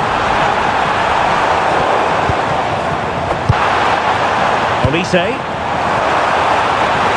Looking to cut inside. Now the managers will now deliver their half-time team talks. We're at the end of 45 minutes in this game. Easy. Plenty of support here. And Harry Kane ready to pounce. Thanks for the update, Alex. Chance to finish. Oh, a really confident stop in a challenging situation.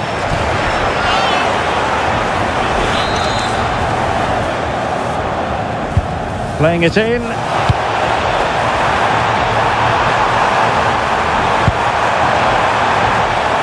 It will be a Bayern corner. It's a substitution for Bayern. The corner from Kimmich. Oh, fancy footwork. Is this the equaliser? Oh, so near, but just unable to keep the shot down. Now can he get on the end of this one? Oh, that's splendid play. Superb defensive. Yes, it's another goal for Barcelona. Oh, hang on, Alex. Big chance here. A really excellent piece of goalkeeping, and that's what they needed. Well, it's a good save at just the right time, but they have to get the ball forward quickly here. The idea was to get... This could be it! And the keeper getting right behind it. And they're making a change. And over comes the corner. And the referee blows his whistle. Bayern Munich have suffered a defeat in this game. Not exactly what they had in mind. I wonder what you thought of it all. It was a hard-fought contest, which neither side completely dominated, but the result will certainly hurt them. They need to bounce back next time out. Hey Cynthia, it's Bex. Listen, I've been talking with some people at Real Madrid and I've got an idea. I'd love to bring Jayden to Inter Miami for a season, just one. Then I can help pave the way for him to join Madrid on a massive deal afterwards. I just need him here first. Think you can talk to him? Hi Bex, yeah, I can try. Honestly, he's not happy at Bayern right now, and the Madrid idea is something he's been curious about. If there's ever a time he might say yes, it could be now. Hello, Florentino. Jayden Vicente is the hottest name in football right now, and there are a lot of links suggesting Real Madrid are looking for a new midfielder, with Jayden reportedly at the top of that list. So I figured, why not ask the source? I've seen him, yes. He's a very good talent.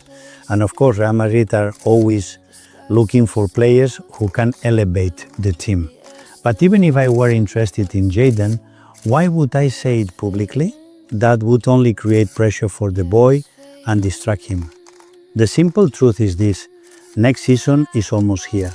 Things change quickly, and we are always scanning the market. But as for your question, I'm sorry, I can't answer that right now. With Mia, I've been trying to be as present as possible. We share so many of the same interests, and I love watching her fall in love with the game, the same way I did. I encourage her to train the way I used to as a kid, not to pressure her, but to help her build confidence and stay sharp. She keeps telling me she wants to stay at Bayern, and honestly, I don't know how I'm going to tell her if I'm not here next season. For now, I just focus on helping her improve, helping her grow, helping her enjoy every moment. I have my own struggles, but seeing Mia happy, seeing her play and smile, that's enough to keep me going. And now, I'm about to make the biggest decision of my life. With Camille, it feels like we keep arguing. And yeah, arguments are normal in any relationship. But this time it's different. It's starting to feel toxic, like every small disagreement turns into something bigger. And with Mia around now, I'm doing everything I can to stay calm, to not let her see the tension between us. At the same time, the pressure from football is insane. The season's almost over, and we don't look anywhere near winning anything. That's another stain on my career, another weight on my shoulders. Between the games, the expectations, and the problems at home, it's a lot. But for now, all I can do is keep believing in myself, in my family, and in whatever future I'm fighting for. We've been in a battle all season with our rivals Dortmund, and they just refuse to slow down. Only 2 losses since we beat them earlier in the campaign. It's pushed us harder, and honestly, the competition has been good for us. I've been doing my part too, scoring goals and finding my rhythm again. I'm sitting on 16 goals so far, and now the target is clear. Fight for the golden boot while still doing everything I can for the team. It's game day, and everyone knows how many people show up for matches like this. It's inspiring, but also intimidating, because players like me become the target, the one everyone watches, the one everyone expects everything from. The focus is on me now, especially after how well I've done this season for Bayern, even if we're still not where we want to be as a club. Later in the match, around the 50th minute, our link-up play finally clicked, something Bayern has drilled into me from day one. Quick passes, movement, understanding, it all came together. And of course, it was only right that it led to a goal. Pavlidis finished it beautifully. That moment gave us a huge boost of confidence. For me, someone who's never won a league title in my career, it gave me a glimpse of hope, a feeling that maybe, just maybe, this could be our year after all. But even with that goal, the match ended in another draw, and the reality hit me again. This is going to be difficult. Bayern has been the toughest experience in my football career so far. Do I see myself becoming better here? Maybe. But do I see my future at this club? Definitely not anymore. Leverkusen have been our biggest rivals all season, and going into the next match against them, the manager expected nothing less than a win. I could still feel the tension between me and the gaffer, but deep down, I think he still believed in me. The problem was, we struggled badly. We couldn't do anything. Not a single real attempt on goal. And that's been our issue all year, no consistency. And honestly, that's why I feel like our season is headed for disaster. Every day I feel myself losing a little more hope. I never expected my career at Bayern to turn out like this. This wasn't the dream I imagined when I signed here. And lately, I found myself wondering if I should talk to a therapist or someone who can help me mentally, because I can feel how much this is affecting me. It's a thought I'm seriously starting to consider. It was Champions League week, and to my surprise, Cynthia told me David Beckham would be at the match. Not just because he's played here before, but because he wanted to scout me. That alone made me nervous. PSG are one of the best teams in the world, and knowing Beckham was watching added even more pressure. My Champions League stats haven't been bad at all. I'm even pushing for the golden boot, but the Parc des Princes atmosphere is something else. The passion of their fans, the noise, the energy, it's intimidating, but also unbelievable to witness before a game. Going into the match, my mindset was a mix of nerves and confidence. I felt something strong in me, maybe because Mia was watching and I knew I had to perform. That's the standard when you're trying to be great. Even when you're scared, you show up, you play, and you deliver. From the first few minutes, we stuck to our usual approach. Quick passes, possession, almost a modern version of tiki-taka. I've learned I'm really effective on the left, especially when it comes to whipping in crosses with my left foot. But whenever I spot a gap, whenever I see the goalkeeper vulnerable, I go for goal myself. This time though, the PSG keeper read me perfectly and saved it. I tried again down the left, trying to be as effective as I could, switching options, looking for open teammates, doing everything to break them down. But their keeper was having the game of his life. As the match went on, I felt myself getting more and more upset.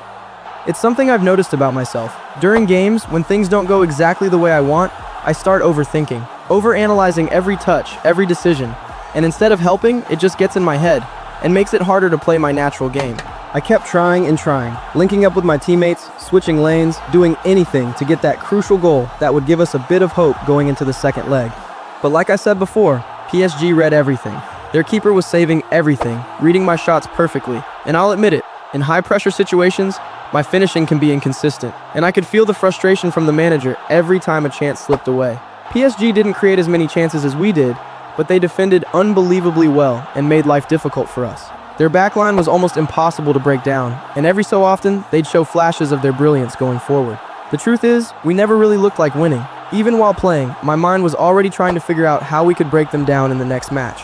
But right now, the atmosphere in the dressing room is heavy, negative energy everywhere, and that's probably showing in our results. Still, we have no choice. We need to lock in, regroup, and hopefully get a result in the next game. Do I think there's hope?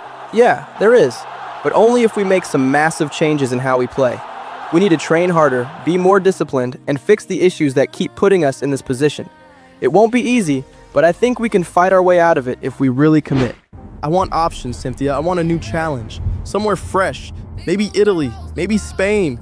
I just can't stay here feeling like this. I understand, Jayden. I'll explore your options, but you need to stay calm and finish the season professionally. Let me handle the rest. How's Mia and Camille? Yeah, Mia's good, but Camille? We haven't talked for almost a week now. She's kind of ignoring me. But we're in good spirits, I guess. Okay, well that's something. Just make sure Mia isn't caught in the middle of any of this. You two probably just need to cool off a bit. You'll sort it out. Yeah, I know. Cynthia, actually, I've been meaning to tell you something. With everything going on with Camille and all that, you're the only person I really trust right now. I just wanted to, take you out. Nothing weird. Just dinner, to thank you for everything you've done for me as my agent. Jay, no, come on. You know it's always been strictly business between us since day one. And you're married. That wouldn't look good for anyone. I get that, I do. But I'm not talking about anything sketchy. Just a simple dinner, my treat. I just want to say thank you, no?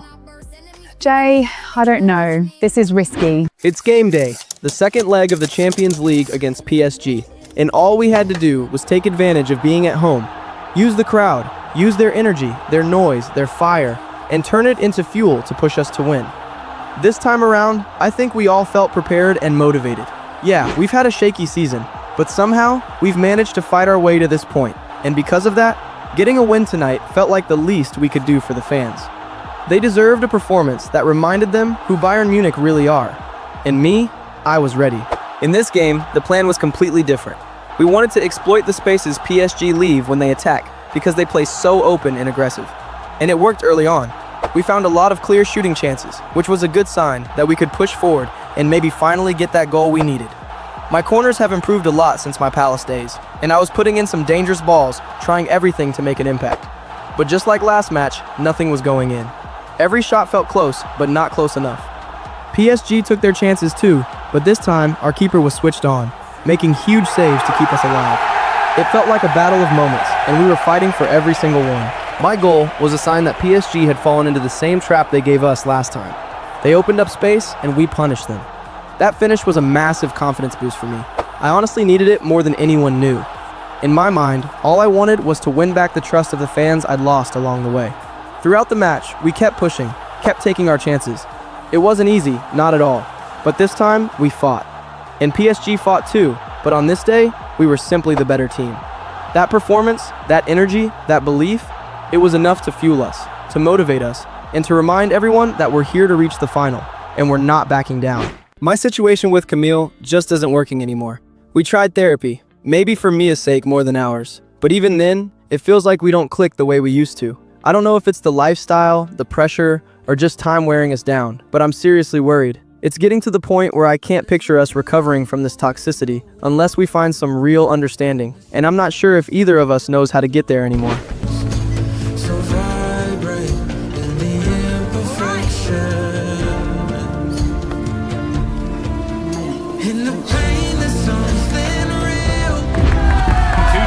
Ready to go head-to-head in a match brimming with excitement. It's a showdown you don't want to miss. TV. I'm your commentator, Guy Mowbray, and I'm delighted to have Stuart Robson's expertise alongside me. And we've got action from the semi-final first leg of the Champions League coming up. It's Bayern Munich facing Borussia Dortmund. They don't...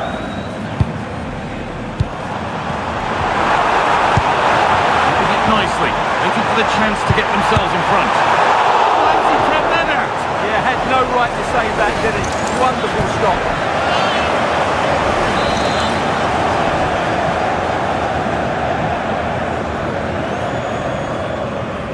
They take a short corner.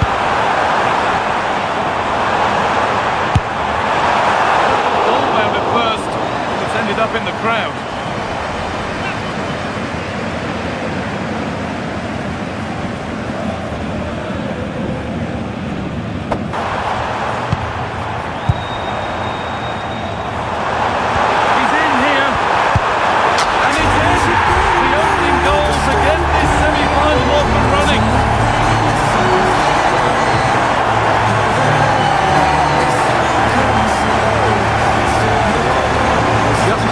It's a really good goal, but it's no surprise, is it? They've been in complete control here.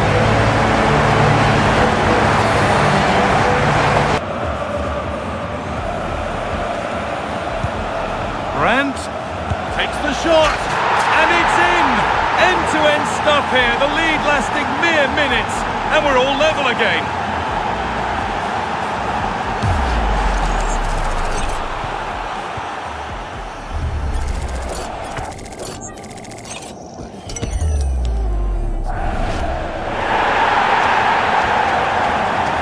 What can they do with this now? He's in there! Oh, so close, but that will go down as a miss. Well, I thought that was in.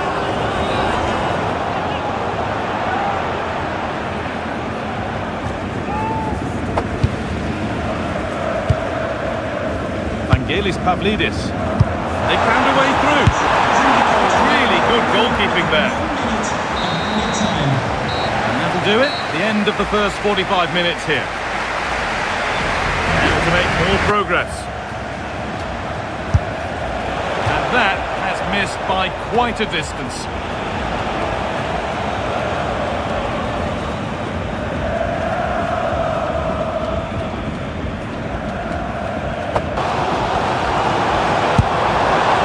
Looks promising from Bayern. Hey! It's there! And into the lead they go!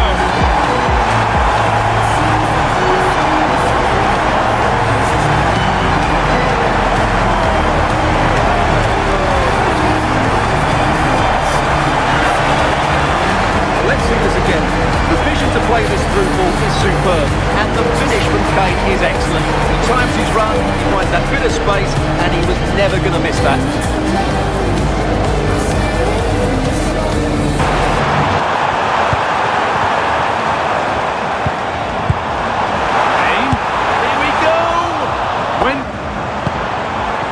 Kane. Could be something building for Bayern here. Opportunity here. And that should do it. A two-goal cushion. And when he gets onto it, he decides to go for power. It's a really emphatic finish, which gives the keeper no chance. And that's it. Full time here. And it's Bayern Munich who hold the advantage going into the second leg. Well, it was a great performance, wasn't it? You could see the game plan from the first minute, and they executed it so well. Surely they'll be moving into the final with another display like that. It was a battle, but I think I did well. No matter what's happening in my personal life, I'm finally learning how to separate that from football. I've reached a point where I have to elevate as a player. I can't stay the same. If I keep letting everything get to me, it's only going to drag me down. And a few weeks later, we faced Dortmund again in the second leg, and this time, we won by 2 goals. I scored one of them, pushing us through and making it my second season in a row reaching the Champions League final. We're aiming to win the DFB Pokal final. I genuinely believe we can do it. The boys have shown so much passion over the last few weeks, especially Jayden. He's been very good, even while dealing with a light injury. I'm planning to start him, and he's confirmed he'll be able to play in this match. Even though we lost the league title, I still believe we can finish the season strong by winning this cup. And maybe even the Champions League. Thank you. I'm Derek Ray, and the DFB Pokal final is finally here. Bayern Munich take on VfB Stuttgart in what promises to be a thrilling showdown. With Bayern on an impressive winning streak, they enter this match as the favourites. But let's not forget, Stuttgart have already beaten them once this season. That alone makes this a fascinating matchup to witness. Don't go anywhere, folks. Kickoff is coming up. Days of the football calendar, and we've arrived at kickoff time. I'm Guy Mowbray and I'm delighted to have the former England forward Sue Smith alongside me for commentary on what should be a terrific DFB Pokal final. It's Bayern Munich and they take on Stuttgart. Yeah, this is a massive game for both teams. It's a chance to win silverware. There's bound to be some nerves. It's where you need your big game players to step up. I couldn't call this one, but it's going to be exciting, that's for sure. This is today's Bayern Munich starting lineup. Yeah, it does look like a 4-4-2. Out of possession, I'm sure they'll stay compact in their shape. They'll shift across the pitch together, but when they go forward, the central strikers are going to be key to hold the ball up while waiting for runners. Here's the Stuttgart team sheet. Yeah, it's a 5-2-3 out of possession, but as soon as they win the ball back, the shape could be more of a 3-4-3, making sure that those wing-backs push forward.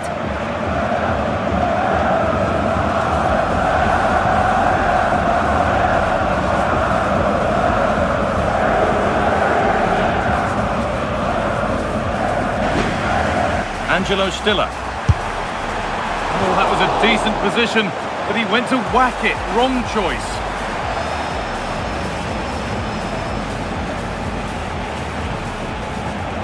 King to put the cross in. Played into the near post. Ability to just remain calm when others would maybe panic.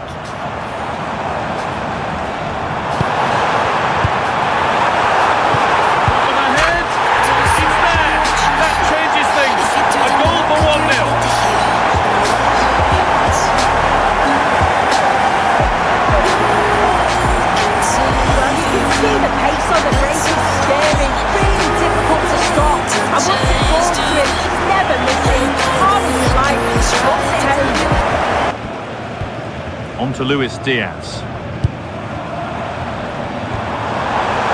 is looking good. Now what comes next? Oh, there could be something from the cross. What a chance here. And that's given them an even tighter grip on this final. What a moment this is.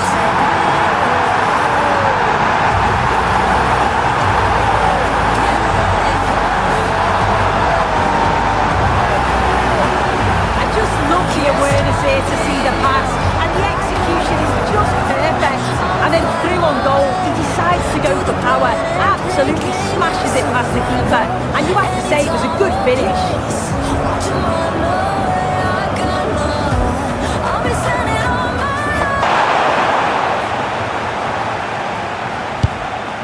Olise.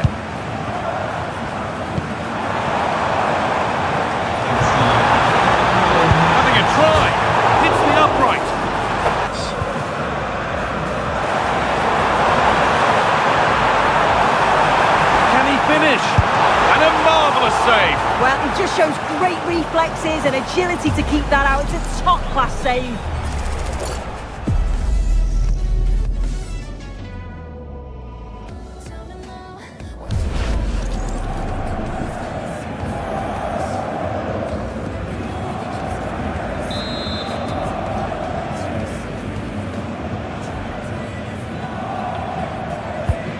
Here it comes. And a real chance now. Diaz. Oh, worth a shot. And there won't be any rebound. Thiago Thomas. Taken cleanly. Well, it's on the way. The Champions League final is coming up on EA TV as Bayern face Arsenal. Be sure to tune in for that.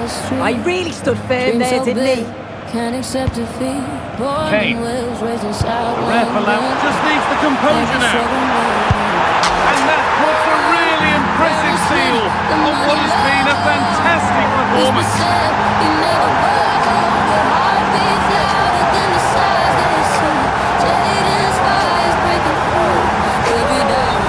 Well, here's the replay. You do have to feel for the keeper though. He's been completely exposed. But once he's through, it's a neat finish, very cool and collected. He's made a real difference today. The manager now bringing him off after a solid shift. They might be in. Oh, wonderful stop from the keeper. And that's it. Full time. The celebrations can start, they can put the ribbons on the trophy. Yeah, you've got to feel for any team to lose at this stage, but it's about performing in those big pressure moments, and that's exactly what they did. They thoroughly deserved this. Disappointment on one side is mirrored by wonderful scenes of celebration. All those tired legs are forgotten now.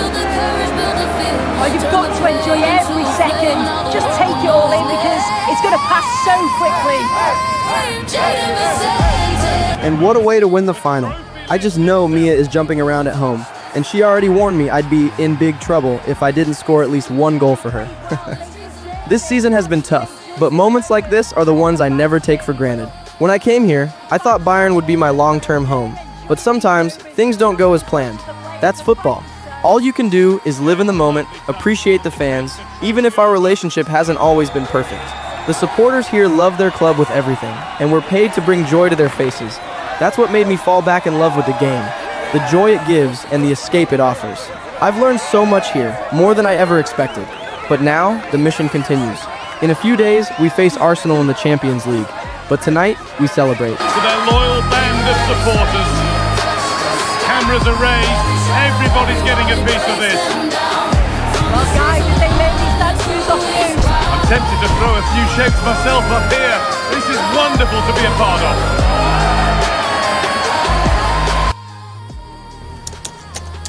Hi, Dad. I'm going to practice with Mummy, and I just wanted to say good luck on your game today. Thanks, sweetheart. Make sure you drink water, stay hydrated, and be careful on the field, okay? Have a good practice. I'll see you at home later.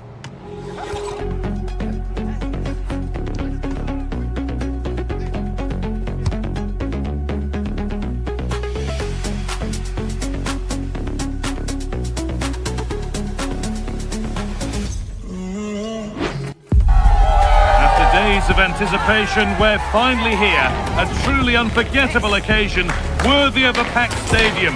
You won't want to miss a second of it. We've finally arrived at the big night. I'm Guy Mowbray, delighted as ever to be joined by Sue Smith for commentary. And we've got the UEFA Champions League final coming right up. It's Arsenal, and they take on Bayern Munich. Well, what a stage this is. Brilliant pitch, the atmosphere is electric, and millions of people tuning in from around the world. I genuinely cannot wait for this. Let's hope it lives up to the billing. This is how Arsenal line up. Yeah, it looks like a 4-3-3, and I think in midfield they'll have one deeper and the other two a little bit further forward. But they also have that option to have the two deeper lying midfielders if they do start to get overrun. This is today's Bayern Munich starting lineup. Yeah, it looks like they've lined up in a 4-4-2, and they do look balanced in this system. You can defend deep, stay compact, bring the opposition forward, then hit them quickly on the counter-attack. Oh, could be here. And that is a terrific save.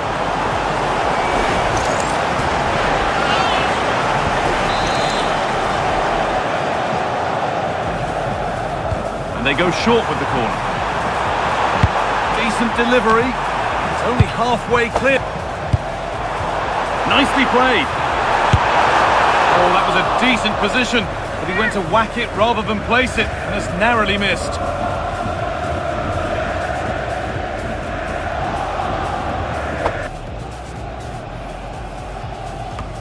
Well, it's no surprise to see who we focused on as our player to watch in this game. You would presume that he'd play a really big part.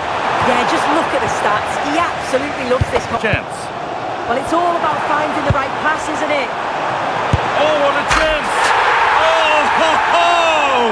That has flown into the net. What a strike! A superb volley.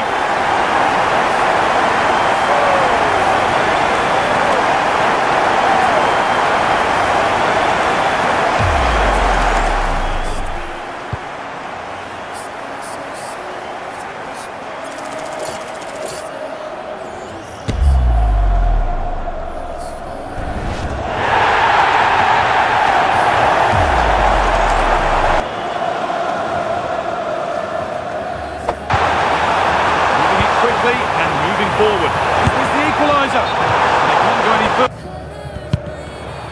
Wasteful from Arsenal. That's a good ball. Oh, surely. And against the post. And it's there. A goal that draws them back on level terms. The replay, and it's great anticipation. The initial shot is struck well. It's all about the follow-up. He's really emerged in the box and finishes it off well.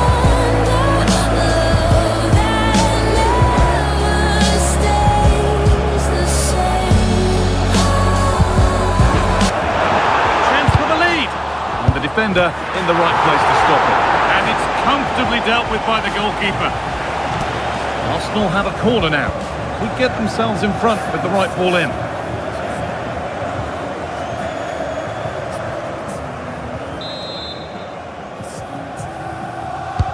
Over it comes. Well, not quite fully away here. Going for it. Odegaard. Oh, it must be here. And it crosses the line for an Arsenal corner.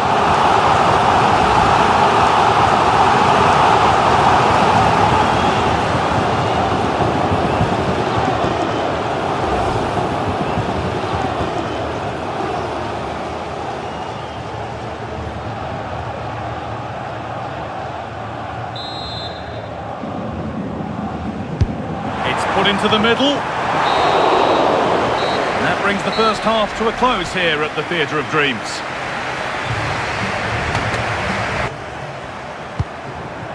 Here we go! And the keeper gets behind it well.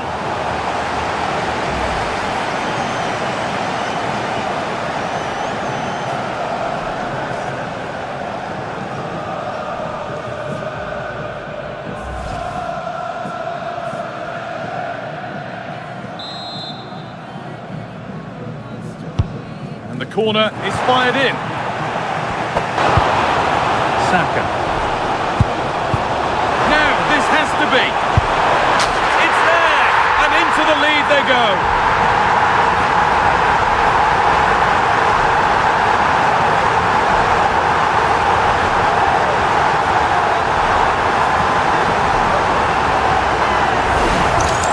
Well, the move was all about the light and pace of the break. They burst out from the back so quickly, and then through on goal, he decides to go for power, absolutely smashes it past the keeper, and you have to say it was a good finish. Cross into the area. Oh, it's a nightmare for him, that. It looks a really good chance to... And that full-time whistle will sound so sweet. They've done it. Well, you can see the two different emotions, can't you? It's horrible not to win at this stage, but it is all about performing on the day, and they did that. Look what it means on both sides of the coin. The joy is clear to see, as is the disappointment. We knew this would happen if we didn't take our chances. We fought hard, but Arsenal were the better team tonight, and this is now my second Champions League final, my second loss. It's the worst feeling ever. Sometimes it really feels like I'm never going to win it. Like the trophy I dream of lifting is always one step out of reach. But I know it takes hard work, and I'm not giving up. For now, all I can say is this. Bayern Munich will always have a special place in my heart. And this is goodbye. So, like we discussed, I have a few clubs lined up for you. Big ones. Have you made up your mind yet? Yeah, I think I have a pretty good idea where I'll be going next season. Skinny kid from Crystal Palace streets, dream so big, can't accept defeat. Born in Wales, raised in South London lights.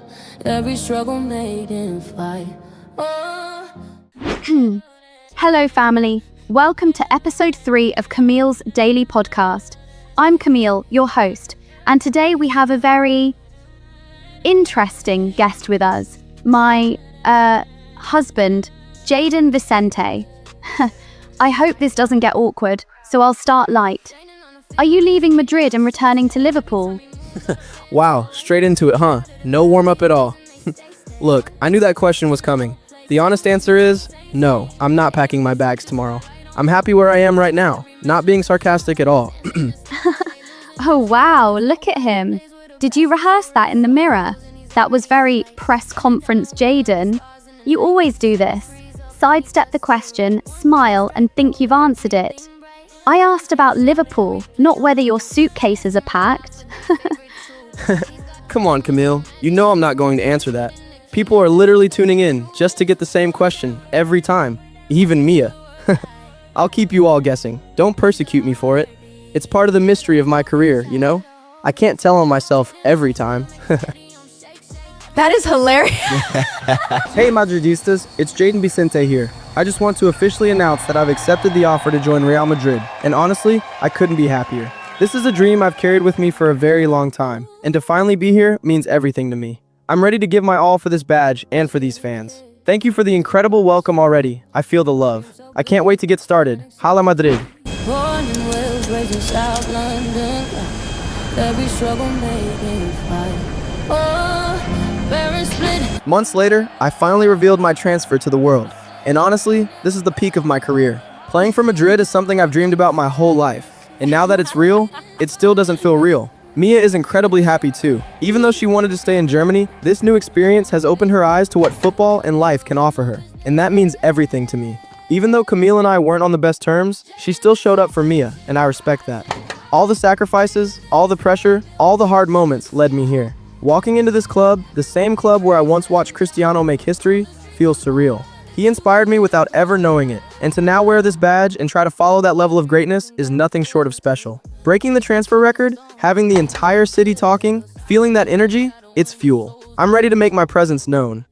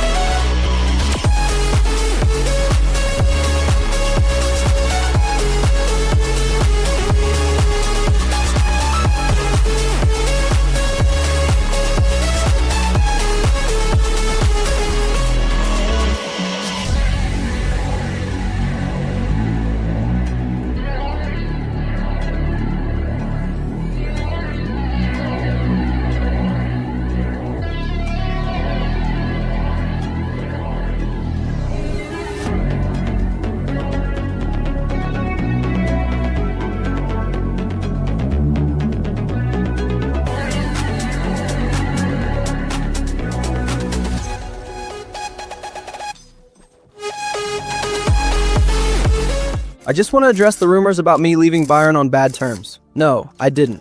It's hard to know what the truth is these days when your name is constantly surrounded by lies in the media. There are also rumors about me having an affair with my agent, which is completely false. And honestly, it's crazy that we live in a time where simply having dinner with someone close to me is automatically turned into something romantic. Lastly, as I head toward the 2028 Euros, I just want to say I'll come back and truly show the fans why the club made the decision to sign me. Thank you. You know I don't play right. Just give me the word, You know I don't play right. Don't give me this. I'm gonna get back when I feel like. You know I don't play right. I'll put up a good fight. Just give me the word, You know I don't play right. You know I don't play right. Don't give me this. I'm gonna get back when I feel like. It was the quarterfinals of Euro 2028, and just reaching that stage already felt significant. We came close to topping our group, and overall we had done well. But heading into this match, my mindset was different from anything I had experienced before. I wasn't just playing to win. I wanted to prove the coach wrong for dropping me back in 2026. I wanted to impress the Real Madrid fans watching, and more than anything, I wanted to do it for my country. I didn't have much experience in international tournaments, but this time I felt ready. I trusted myself. During the game, I leaned heavily on the pace and acceleration I had been working on during the break. Croatia were surprisingly open, and every time I saw even the smallest gap, my body reacted on instinct. I attacked the space, drove toward goal, and finished. It was working. 5 goals in 4 appearances said everything. The hunger to win was there in a way it hadn't been before. I felt different, sharper, more determined. I wasn't just scoring either. My assists improved too, and I was helping the team in every way I could. Together, we started changing the narrative. Even though we performed well throughout the match and I played a big role in our success up to that point, Croatia kept fighting and managed to get back into the game. The result wasn't as smooth as we wanted it to be, because before we could even begin our celebrations, Croatia had already closed the gap. When we looked at the clock, we knew we had given everything, and it all came down to penalties. That was our chance to move on, to push past the limits that this team and this country have been thought to have.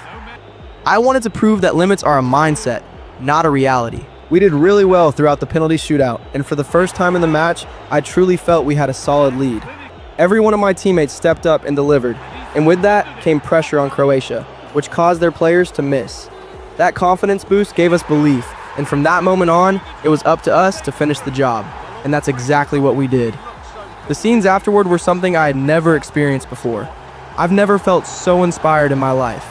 Even though I'm half American, Wales is where I formed a deep connection and where I was given a chance at the international level. That alone was all I needed to give everything I had for the country. I can only hope that one day my kids will have the opportunity to play for Wales too. But that choice will be theirs, as they may have other paths available to them. The next day, I went to support Mia at her signing with Real Madrid. This time, I had promised myself that I would be there, to show up and be a truly important part of her career.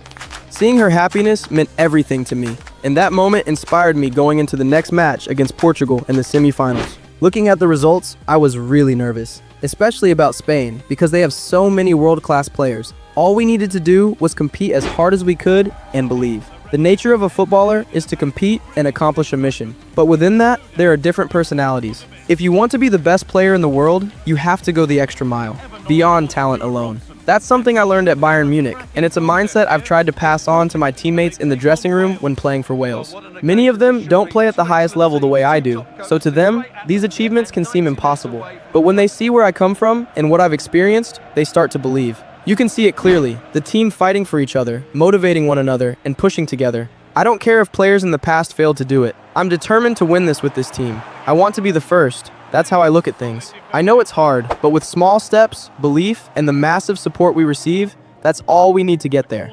I know that at times it might sound like I'm doing all this for myself, but the truth is the opposite. Everything I do on the pitch is meant to inspire others, to keep pushing, to keep believing, and to build real chemistry with the players around them. Football is a team sport, and no one achieves anything meaningful alone. I want my teammates to feel that if one of us takes responsibility, then all of us can rise together. After all the effort we had put in, we knew a goal was coming. The way we were passing the ball, moving between the lines, and controlling possession felt modern and intentional. It was attacking football, built on confidence and patience. The game flowed naturally, and from the pitch, you could feel how good it looked. Not just effective, but enjoyable to play. The chemistry between me and my teammates was strong, and every movement felt connected. With the pace in the team and the experience I've developed over the years, I understood my role in that moment. I had to stretch the defense, attack the space, and outrun the defenders when the opportunity came. When it did, I committed fully and finished the chance to make it 2-0. That goal meant everything. It gave us control, belief, and the ability to slow the game down on our terms. We didn't stop attacking, but we became smarter, taking fewer risks, managing the rhythm, and forcing Portugal to chase. At that point, we knew we were close to the final. Portugal still tried to fight their way back into the match, and the final minutes became a battle of focus, discipline, and mentality.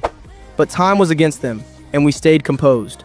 As the clock ran down, it became clear. We had done it. We were through. From that moment on, my mindset shifted completely.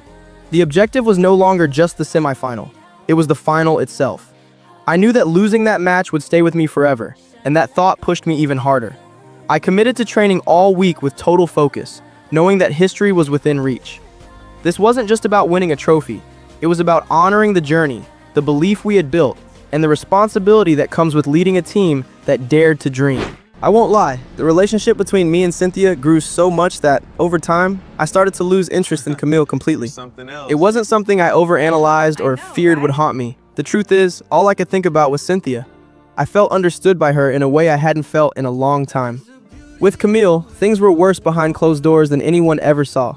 On the surface, we held things together, but deep down, the only real reason we stayed was because of Mia. That reality weighed heavily on me. It was a complicated and uncomfortable situation, but it was honest. It was an interesting moment in my life, confusing, emotional, and revealing. But that's genuinely how I felt at the time, and more importantly, I was willing to confront it and change things rather than continue living in something that no longer felt true.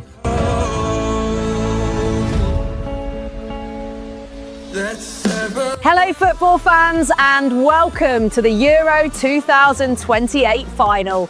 Wales face Spain in a matchup few saw coming, but here we are. With stars like Lamine Yamal and Jayden Vicente leading their nations, tensions are high after words exchanged on social media.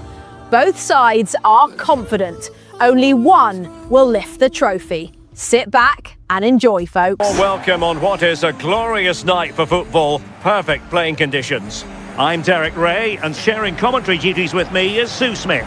And what we have in prospect is pulsating cup action. It's Spain versus Wales.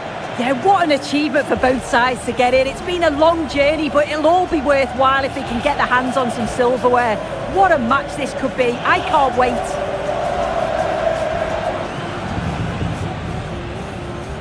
Here's the lineup for Spain. Pedri starts alongside Rodri in the centre of midfield, and the idea is to have just the one striker up there trying to pose problems for the opposition. A look at the starters for Wales. Yeah, a 4-5-1 or a 4-2-3-1. A lot of coaches are adopting this nowadays, as it does give you those two holding players, while you've still got plenty of threat from the wide wingers.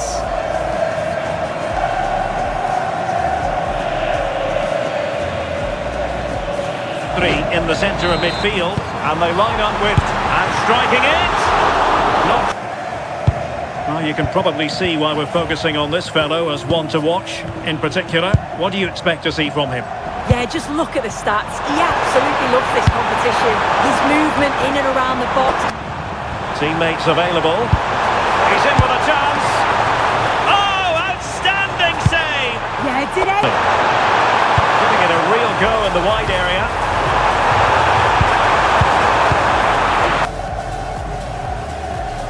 Superb effort to keep it in. Oh,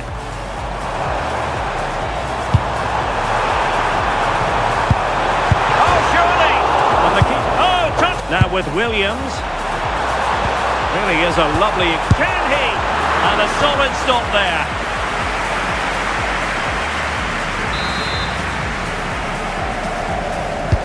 Trying to deliver it accurately. That is that for the first half here. Showing real patience. Can they forge ahead? Real determination. Brennan Johnson. Quick counter could be on. Oh, genuine chance. Oh, there's the goal. There's the opener. How about that?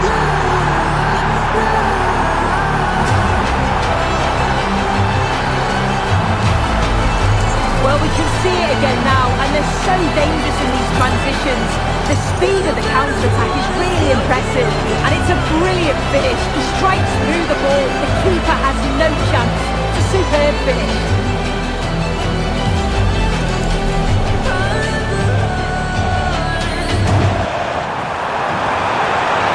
And the cross into the middle. Well, got it. Good pick out of teammates.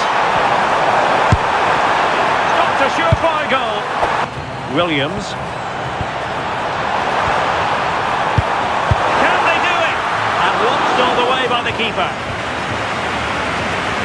And a substitution in the offing. He's driven in the corner. Not the most confident clearance. Oh, had to stop that one. And there it is, the final whistle. Cup success is theirs, and they've done it on merit. Look at these scenes. Yeah, you've got to feel for any team to lose at this stage, but it's about performing in those big pressure moments, and that's exactly what they did. They thoroughly deserve this. And you can see, can't you, what it means to every single one of them. Oh, you've got to enjoy every second. Just take it all in, because it's going to pass so quickly. We won the UEFA Euro 2028, and it's still something I never expected to say out loud. I was the one who scored the goal that truly put my country on the map. It was the greatest feeling of my life. With the belief of the team and the unwavering support of the fans, we made history. That year felt complete, signing for Real Madrid and winning the Euros with my country for the first time in our history. I was the happiest person in the world.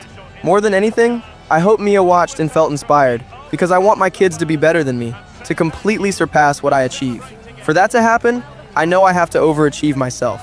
I still need to win a league title, something I haven't done in my career yet, and ultimately, the Champions League. Only then will I feel content. But for now, I'm far from finished and far from satisfied. After that incredible moment with my country, I knew I needed to step away and take a vacation. I went with my family, but for the most part, I spent a lot of time alone. I had never really given myself the space to be with my own thoughts, to understand myself better and reset mentally. All I wanted during that time was to enjoy the moment, especially with my first game for Real Madrid ahead of me. I knew that once the season started, I would be locked in completely, driven by clear objectives, winning the league, something I've never achieved before, and finally lifting the Champions League after falling short 2 seasons in a row. I also want to break records along the way, but for now, I'm allowing myself to enjoy the vacation, knowing what lies ahead.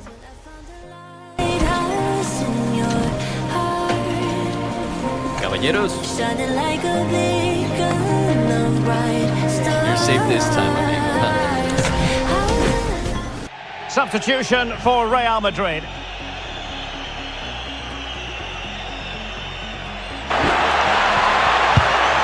Scope for another goal. Oh, good strike. Plenty of forward momentum from Real Madrid here. And still dangerous. They've obviously decided to sit deep and just defend their box here. Oh, it's on! And a goal it is for Real Madrid. They are on a victory course.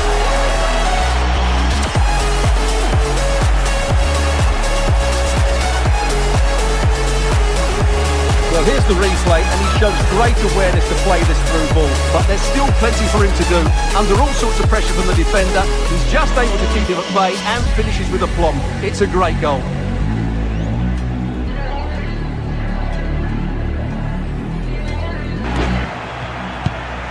Vinicius Junior. Can they do it? And there it is! Another goal! And surely there's no way back from this now. Well, here it is again. He goes past his markers so easily with just a drop of the shoulder. And then what a strike. That's hit with such ferocity. Certainly no stopping that. That's a great goal. And he's made headway. Well, how has he kept that out? Yeah. Oh, still not dealt with.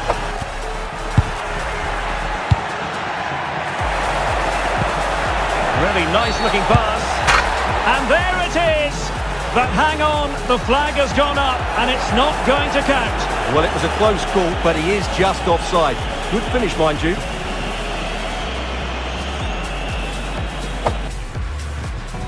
Being pressed here. And he's in. A goal! And I'll tell you what, on this sort of form, very few would lay a glove on them. You're coming up to me, fire lighting up the sky. Feel the ground shaking underneath, trying to take me alive. Well, here it is again. 2v1 against the keeper, and they make no mistake. It's a well-taken goal in the end.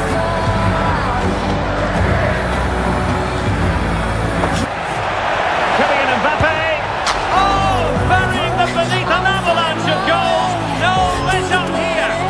Game of survival, any time or place. Watch 'em run away, I got none. I'll be standing on my own, never gonna take my throne. I got none. Well, as you can see, he's given far too much space, but he still had some work to do, and I think that's a very tidy finish. It was never in doubt.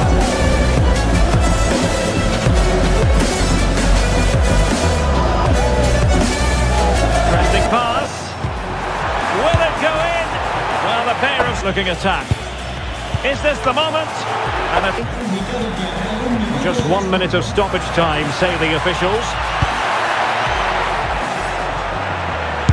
Oh, he'll take it on. And there's the full-time whistle. Maximum points for Real Madrid. Yeah, they should be happy with that. It was a good display, and it's always important to get off to a decent start.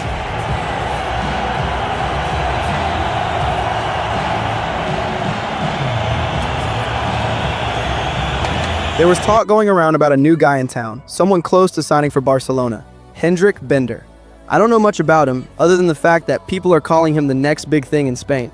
I've also heard rumors that he's disrespected my name, suggesting that Real Madrid signed me out of desperation or ignorance. I don't pay too much attention to that kind of noise. I've dealt with players like that before, people who talk before they've proven anything. I handled situations like that in the past, including with Cole Palmer, and I've learned that the best response is always on the pitch. Caballeros. You're safe this time.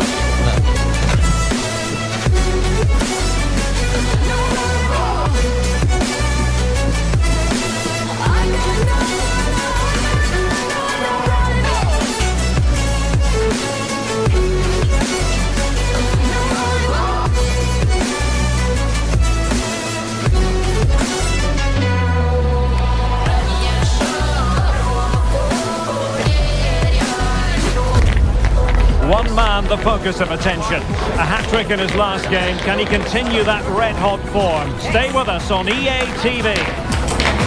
Well, you only need to look at the history books to see how close this fixture historically has been. Barcelona at home against Real Madrid on this occasion. I'm Derek Ray. Sitting alongside me here on the gantry is Stuart Robson. And Stuart, this ought to be special. Well, Derek, this is a magnificent setting for a great rivalry. Let's just hope we see both teams play at their very best today. What an occasion this should be. And here's the starting 11 for Barcelona. Frenkie de Jong plays alongside Pedri in the centre of midfield. And in this tactical setup, they have just the one player in attack.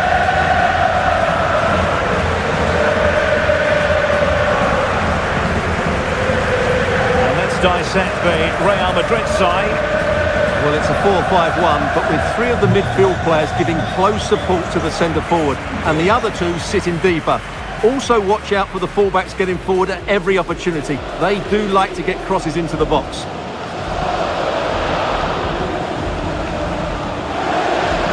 Biker up there, trying to pose problems for the opposition. Must take the lead here, and they have. You've got to say, it has been coming.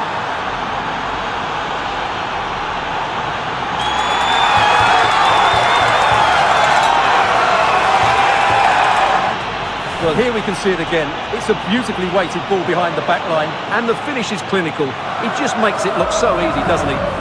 Jayden Vicente has been really impressive so far in La Liga. You can see the shift in his mindset, and I think Euro 2028 played a big role in that growth. He's become very influential on the pitch, and it's showing in his performances. Hopefully, he keeps it up. Back underway. That's a good-looking ball. Took a really smart piece of defence. And considerable space afforded Real Madrid. But they dealt with the threat. Trailing as they are, they must make good use of this corner. Well, just listen to the fans. They know this is a big chance here. Oh, it looked as though it might trouble the keeper, but full credit to him.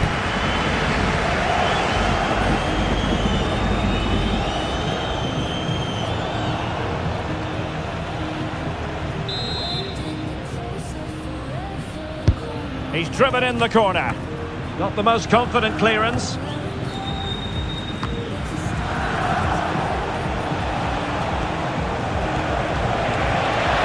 Oh, good run this. Now what can he do with it? Played into the box. And there it is, the half-time whistle.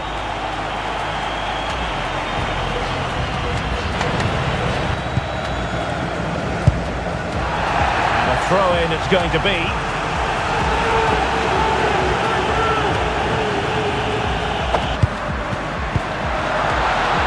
The shot. Oh, what a save!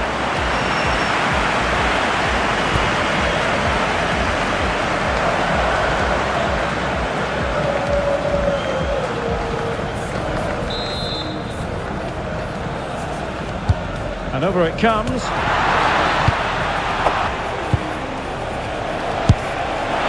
Oh, could have given them an even... With everything they can to get their team back into this. But can they find that moment of inspiration and get an equaliser?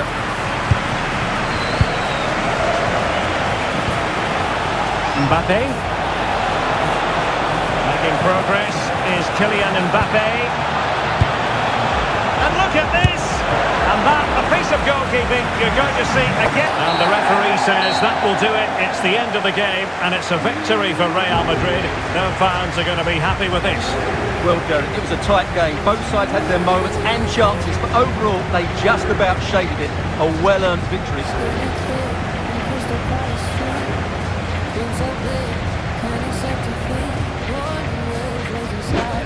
Hey, Jay. I think I'm pregnant.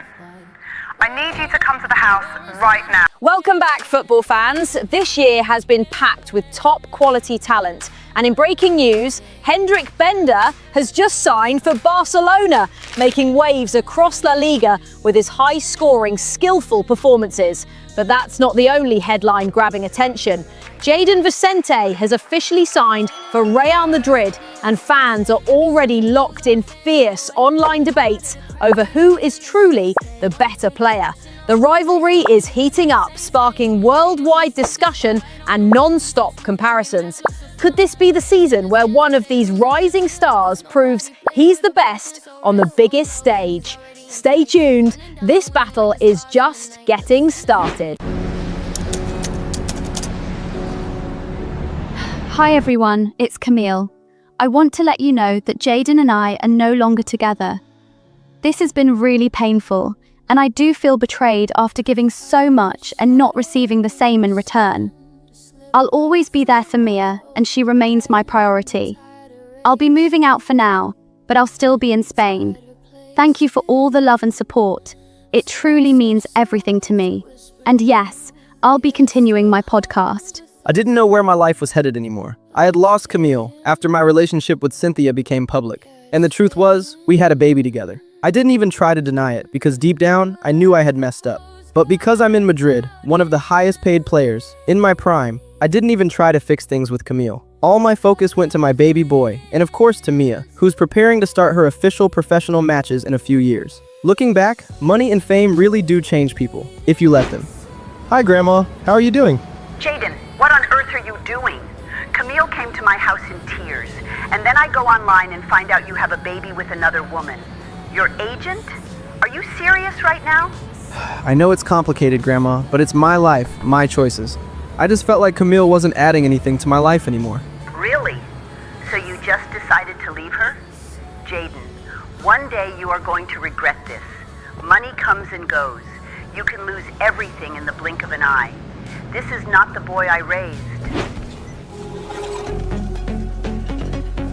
Caballeros. You're safe this time.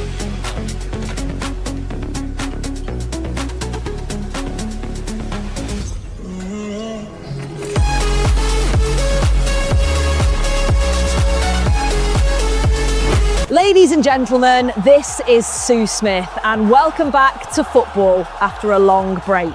Today we have Real Madrid taking on Liverpool. Of course, all week the stories have centred around Jayden and his off-field issues. But now the focus also turns to him facing his former club, Liverpool, a team he has always spoken about with deep love and connection. Tonight, he lines up against them, and it's a moment that's kept everyone talking. Xabi Alonso has confirmed that Jayden will start, saying he's fully focused and ready for this match. With everything surrounding this game, it's shaping up to be one of those nights we may call a classic. So sit back, relax, and enjoy, folks. Ahead of us here at the Santiago Bernabeu in Madrid. I'm Derek Ray, and sharing commentary with me as usual is Stuart Robson. And this league phase match in the Champions League, I must say, has a lot going for it on paper. It's Real Madrid taking on Liverpool. Well, it was a good opening game for both these teams, but who can back it up with a victory here today? It should be a really competitive match. It seems most teams have started the season strongly, and two of those are Real Madrid and Liverpool. And you can only imagine how Jayden must be feeling tonight, facing one of the clubs he actually lost the Champions League with back in 2026. Time really does fly, doesn't it? For Real Madrid. Well, on paper it's down as a 4-5-1, but for me it's more likely to be a split midfield, with 3 supporting the front man and 2 sitting that little bit deeper as defensive cover. And this is how Liverpool will line up. Well, no surprise really, they're matching up here, but there are many different ways they can approach this game, and I just think they'll be cautious today, certainly early on.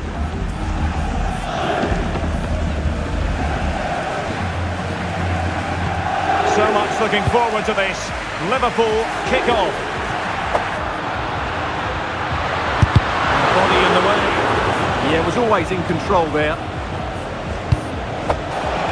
Can he put them in front? Oh, it was a wonderful chance, but the goalkeeper comes through. Yes, Derek, we have to give credit to the keeper, but surely he should have scored there. That's a big, big chance. Played over. And Real Madrid.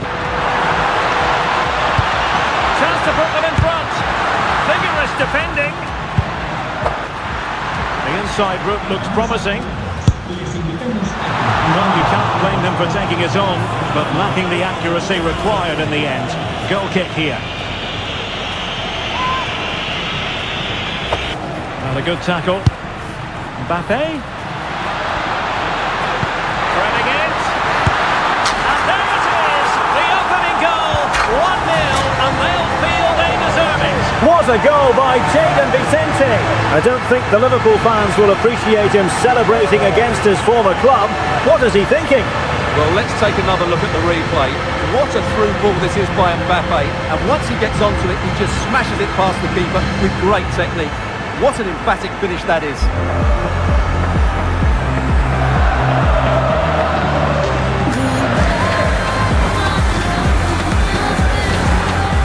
The controversy never seems to leave this guy. And that is that half-time here in the Spanish capital. He's got a lot to explain to the Liverpool fans after that celebration.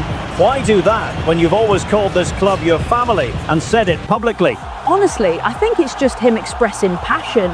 I don't think people should read into it too much. In my opinion, it's really not that serious. For more live La Liga action for you to look forward to here on EA TV. It's Real Madrid facing. Trying to tee it up. Gives it the go. Well, I thought that was going to be his second goal of the...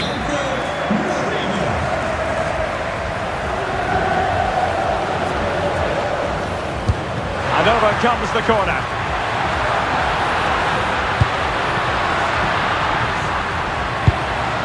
Oh, useful ball. And a little too... Oh, what's the referee going to do now?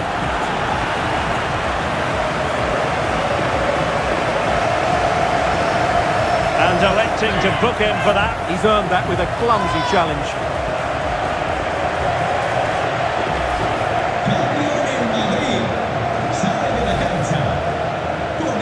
So making the substitution now.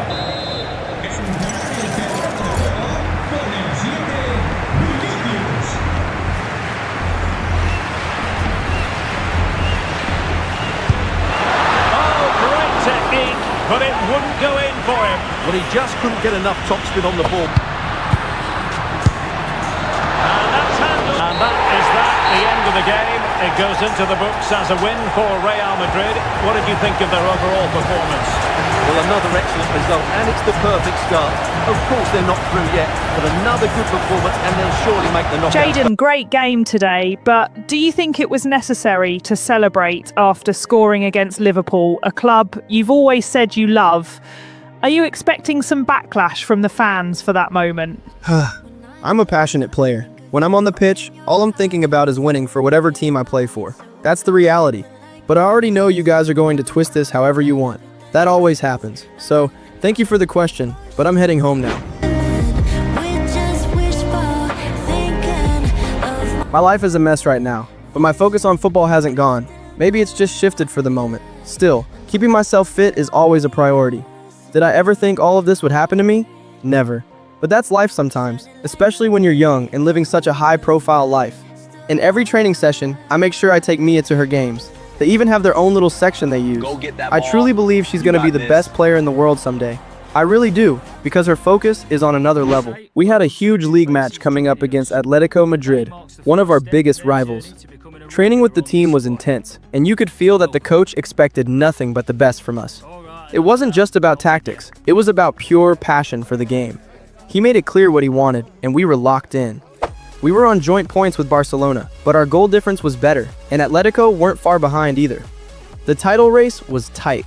On a personal level, I was also leading the league as top scorer, so the pressure was on, and so was the hunger. Welcome, folks. It's that time of year when these two giants collide. What you could call a true derby, as Real Madrid face Atletico Madrid. The history between these clubs is fierce, and the passion from both sets of fans is something to admire. These teams do not like each other, and that's what makes this matchup so special. Real Madrid come into this one in great form, with a man on fire in Jayden Vicente. The big question is, can they keep this winning streak going? Stay tuned. This one has all the makings of a classic. Welcome to the Metropolitano in Las Rosas, Madrid. And joining me, Guy Mowbray, for commentary is the midfielder turned expert analyst Stuart Robson. And we've got action from La Liga EA Sports on the way. It's Atletico Madrid and they take on Real Madrid. Well, a quick start to the game is all important here today, and I'm sure both managers will have drilled that into the players. But they also have to play with composure and a tactical understanding. It should be a good game. Despite his off-field issues, Vicente has come into this league on fire. And I don't think it's a stretch to say he's already a serious contender for the Ballon d'Or very soon. The talent is undeniable, but it all comes down to focus. If he keeps his mind on the pitch, he can reach the very top. If not, players like Bender are ready to step in and claim that throne. How Atletico Madrid line up? Well, the front three are going to be key here today. They've got a combination of pace, skill and excellent movement, but also watch out for the passing range of the deep line midfield player. He will try and run the game in this 3-4-3 system. This is the Real Madrid starting lineup. Well, it's a 4-5-1, but with three of the midfield players giving close support to the centre forward, and the other two sitting deeper. Also watch out for the fullbacks getting forward at every opportunity. They do like to get crosses into the box. Half gets going.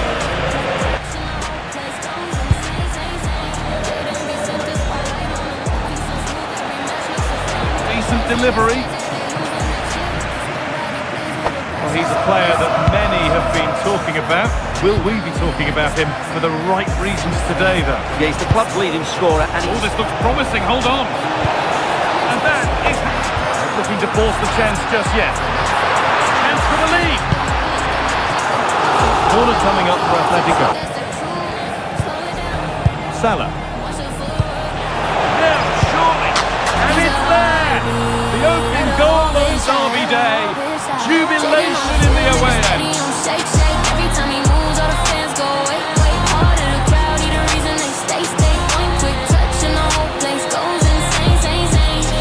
Well, just look at his movement. He knows exactly how to find space, and it's also a tidy finish. That's a nice goal. Nobody plays with a passion so real. Jayden, he play with fire, electric emotion. Got all the fans overflowing devotion. When he scores, it's a wave like an ocean. Jayden Vicente. You cannot tell me this guy isn't in the conversation for Player of the Year. He's carrying Real Madrid at the moment. The lad has really changed this season. He's becoming more of a pure goal scorer now, not just a creator. That's a good ball. And it's there! A goal that draws them back on level terms. I couldn't believe it. I was just defeated after they scored. But then reality kicked in. Not every game is going to be easy. You could see the frustration on my face, but now it's up to us to reset and go again. Well, it's a very simple finish in the end, but his movement was really good. He just found himself a bit of space in the box when it mattered most.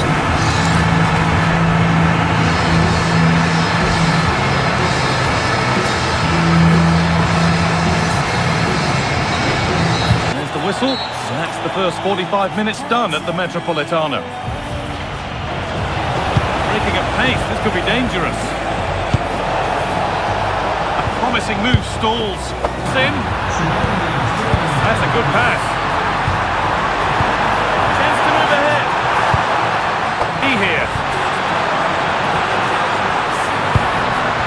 Enzo Fernandez. Great chance here. The goalkeeper does change now. To the box it goes. And just over the bar. Just couldn't get above it. Good effort though. For a throw-in. Well, he's been key today, but the manager now making a change. And this could be the moment for a counter. That's how to play it through. What a chance this could be. And it's there. They go in front, and there's not long left. The quiet of the crowd tells you what it means. Well, let's see this again. This is counter-attacking football at its very best. And there's certainly no doubt about the finish. He really hits it with power and accuracy. Nothing the keeper can do about that.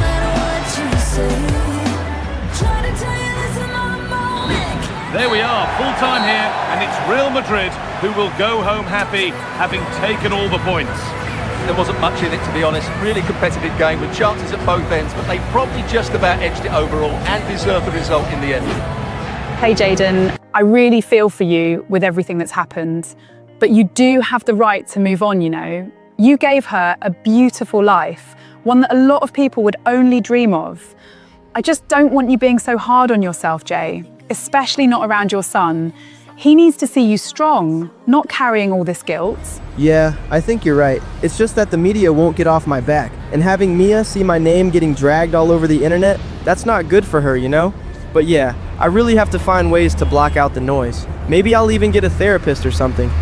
I was named in the team of the week, which was a really good sign for me in this league, but I couldn't help feeling inspired by Alvarez, who just won the Ballon d'Or. Seeing that only made me want it even more, and hopefully very soon. That's the goal now, win the league and win that award.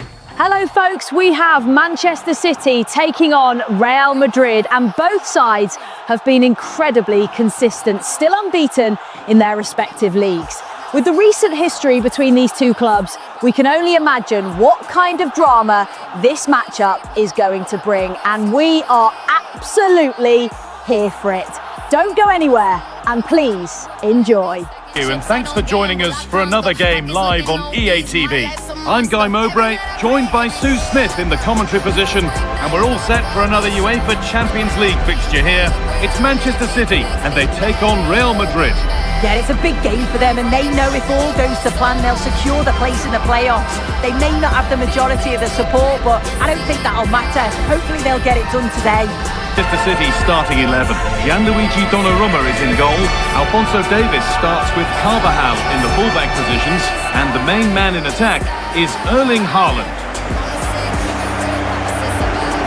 This is the Real Madrid starting lineup.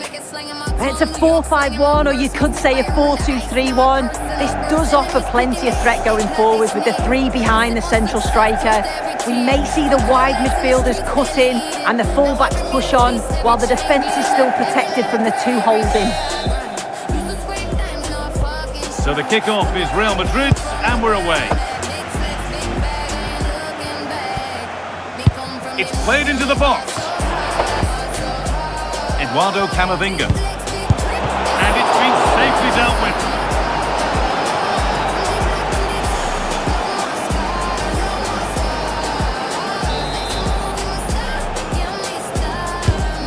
Been delivered. Or maybe he was distracted, but that's a miss. Well, it's nowhere near in the end, but praise has to go to how well they defend this. Just don't give him time to set himself. Lying forward here. That's a good ball. How on earth has that not gone in? Incredible goalkeeping.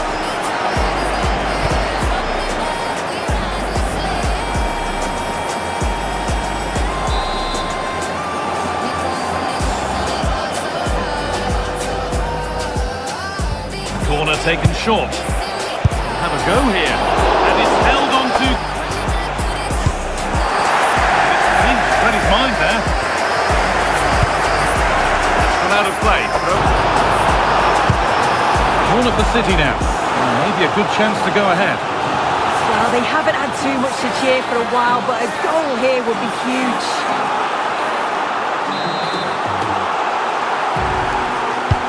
Into the box it goes.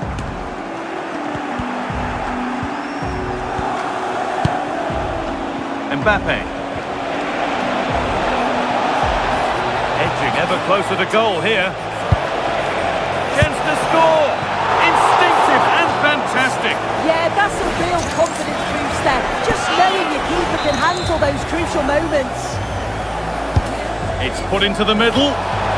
Well, he couldn't get free, and he couldn't find the target. Well, it's certainly not a three-header.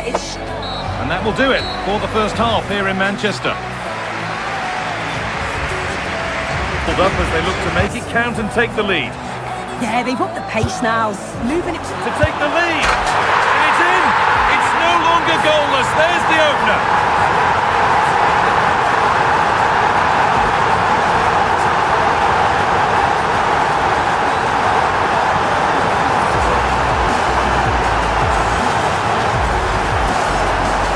Look now, and you can see he's under all sorts of pressure here.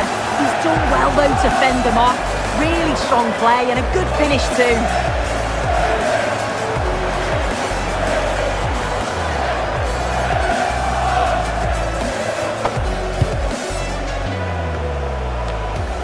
Offside has been given here. There's been a goal, and it's happened in the Juve match. Here's Alex Scott. Promising looking attack from City. Just needs the composure now. And they've scored again. That puts them further in front. What a position to be in.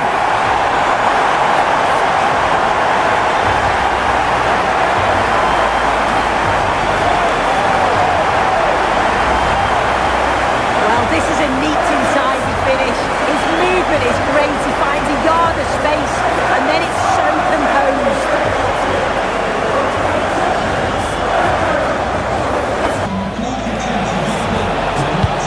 From Alexander-Arnold, with time and space. To 3 with 76 minutes on the clock. Thanks, Alex. Now there could be an opportunity to counter. Perfect threaded through ball. It's in! Now have they got the belief and the time to get another? Well, the speed of this transition is incredible. They're on the pitch in a flash, and then it's quite the finish too. Struck with real venom, and that's what makes it difficult for the keeper. Well, the referee has blown, and a disappointing result from the Real Madrid perspective. Your thoughts on the game, Sue? Well, they were just a bit off it today, weren't they? Sometimes that happens. They need to reflect and learn from it, and then look to bounce back in the next game. Do you want to know what Camille's been up to? And don't... Can Jayden Vicente save his team here? He goes for the shot!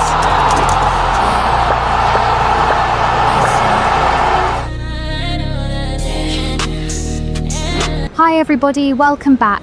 I hope you're all doing well because today we have, and I can safely say this, the best player I have ever seen, Cristiano Ronaldo, here to share his thoughts on the current Real Madrid side. Cristiano, welcome. Thank you for having me, Camille. I'm glad to be on the show. I don't usually do this. So I know a lot of people and media outlets may take this out of context, but I have to ask, what do you think about Jayden Vicente? I've seen him play. He's good, very good. He's influential, and that's important for a team like Madrid. But I think he still needs to add more flavor to his game, something extra, like taking on players more, dribbling, improving his free kicks, stuff like that, you know? Do you think this Madrid team can win trophies with him? And where do you see Jayden's future at the club? Honestly, I don't think he will stay long. He's a good player, but the mentality isn't fully there yet. He lacks discipline and prioritizes his social life too much. Because of that, I don't see him lasting at Madrid unless something changes, and changes quickly. Breaking news tonight, Cristiano Ronaldo has publicly questioned Jayden Vicente's mentality, suggesting the Real Madrid star lacks discipline and focus off the pitch. Strong words from a club legend. Ronaldo praised Jayden's talent, but warned that without a change in attitude, his future at Madrid could be short-lived. And the comments have sent shockwaves through the football world. Fans are divided, pundits are reacting, and pressure is now firmly on Jayden Vicente to respond. Not with words, but on the pitch. Cynthia had just told me that Camille's podcast was taking off, to the point where she'd interviewed Ronaldo. I saw the media backlash, but my focus was elsewhere.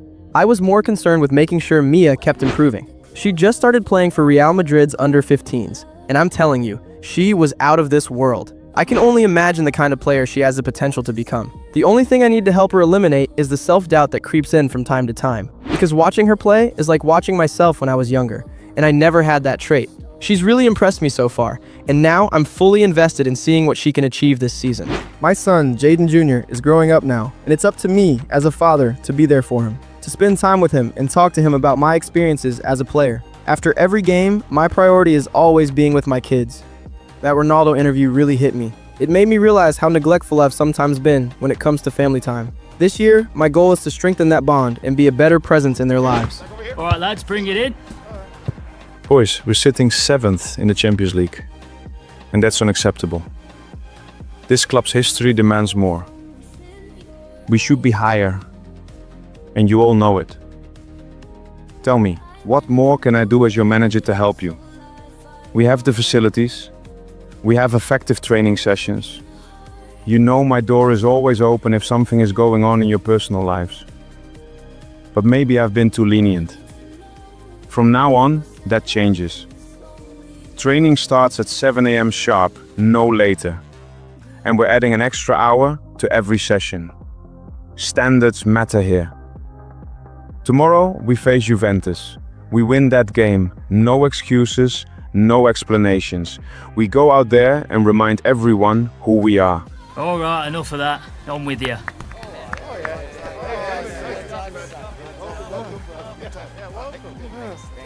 All right, mate. The rest is up to you.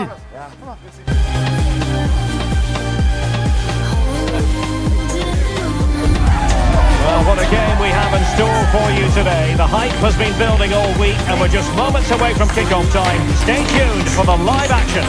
But a temple of football, the Santiago Bernabeu, right here in the Spanish capital, Madrid.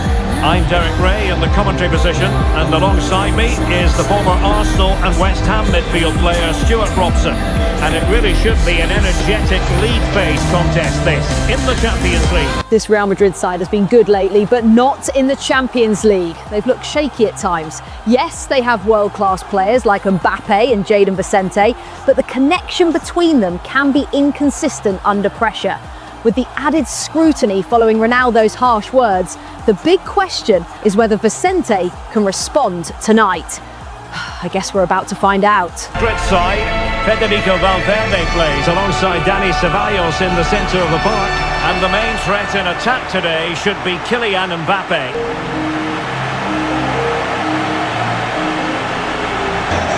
And the starting lineup for Juventus. Bremer plays alongside Pierre Kalulu in central defence. And they line up with just the one striker looking to do a bit of damage.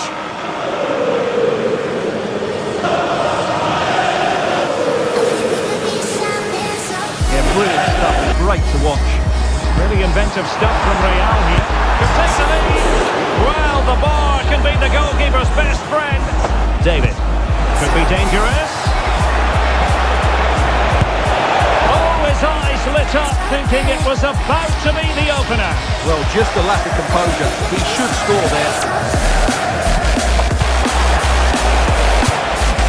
Thuram.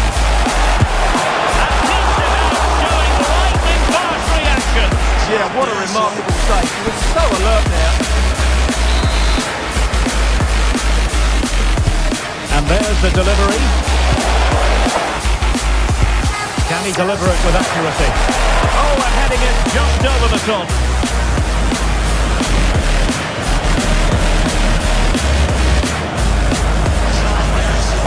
And the first half is in the history books here at the Bernabeu.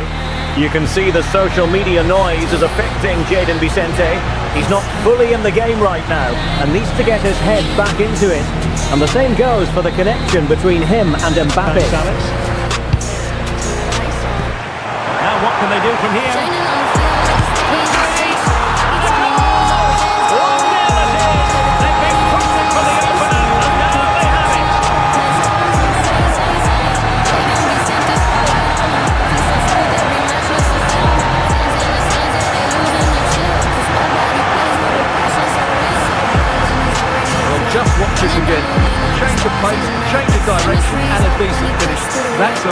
good goal.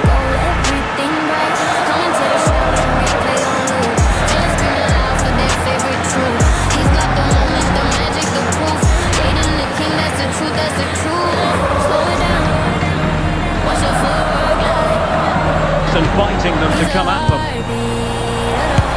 long way out. Not trouble. And he's in. In it goes to increase their advantage. And will that be the goal that ends up securing it for them?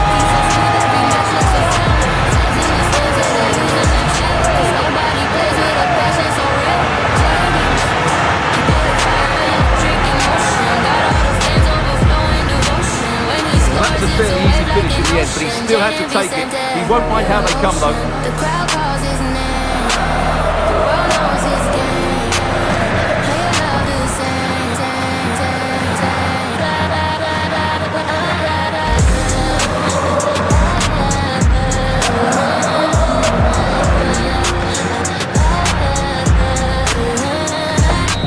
So there goes the final whistle. Real Madrid victorious, and their fans are going to be happy with this. It was fairly comfortable in the end because they were tactically superior, had better individuals, and were always a threat going forward. It was a really good performance and a good result. Vicente has been fantastic in this game. 2 goals, and that's surely enough to silence the critics tonight. You criticised them earlier, Derek. Don't act different now. But seriously, great performance from him. Jayden, you know exactly what I'm calling about. You want all the glory for yourself.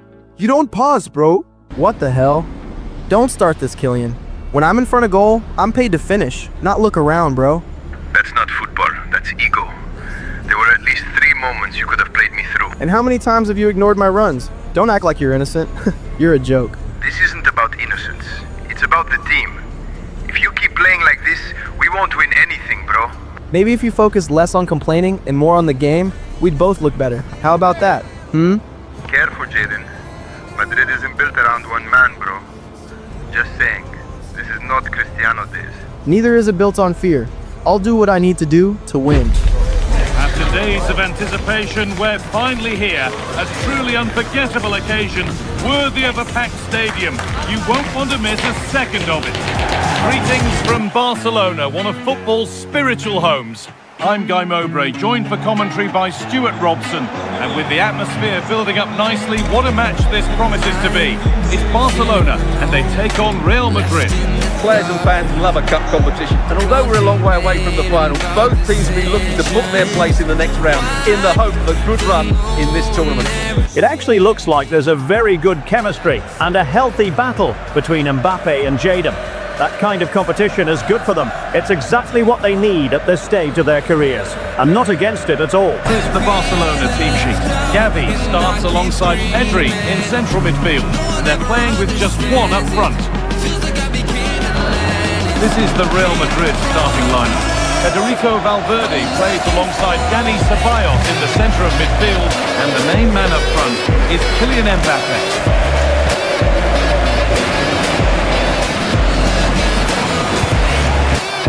That's not a bad looking ball. And it's an early lead. A terrific start.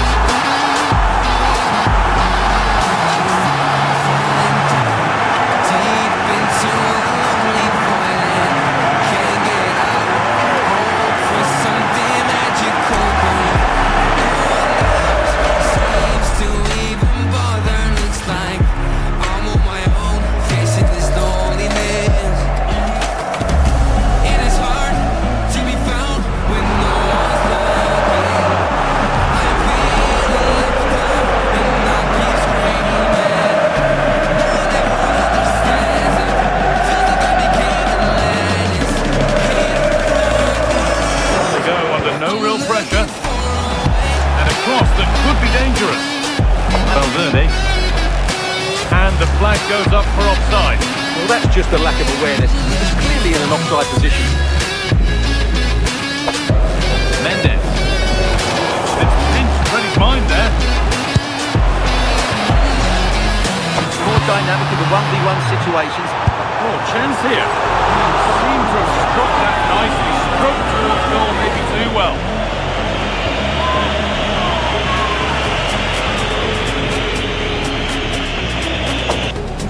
Musiala.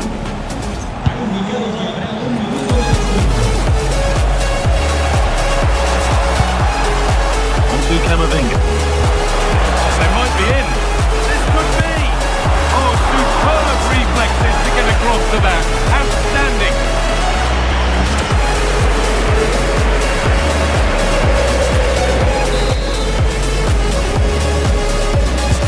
Well, the kick played in.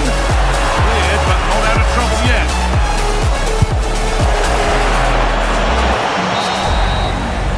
And the referee's whistle brings the first 45 minutes to a close. It's a short corner.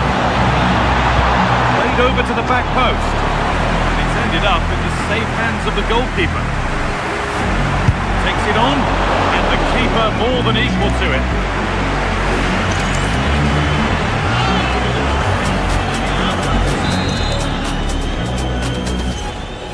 They opt to go short with the corner. Araujo in the middle.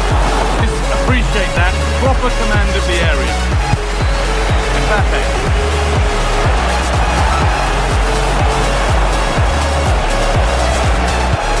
Oh, could be here. Ambitious effort. And that's it. Full time. And on go Barca. They've won the tie and they're going through. Well, they had to work hard for it today. Very limited split between the teams over the 90 minutes. And they had to be quite resilient at times. They've come through that now and will certainly fancy their chances in the next round.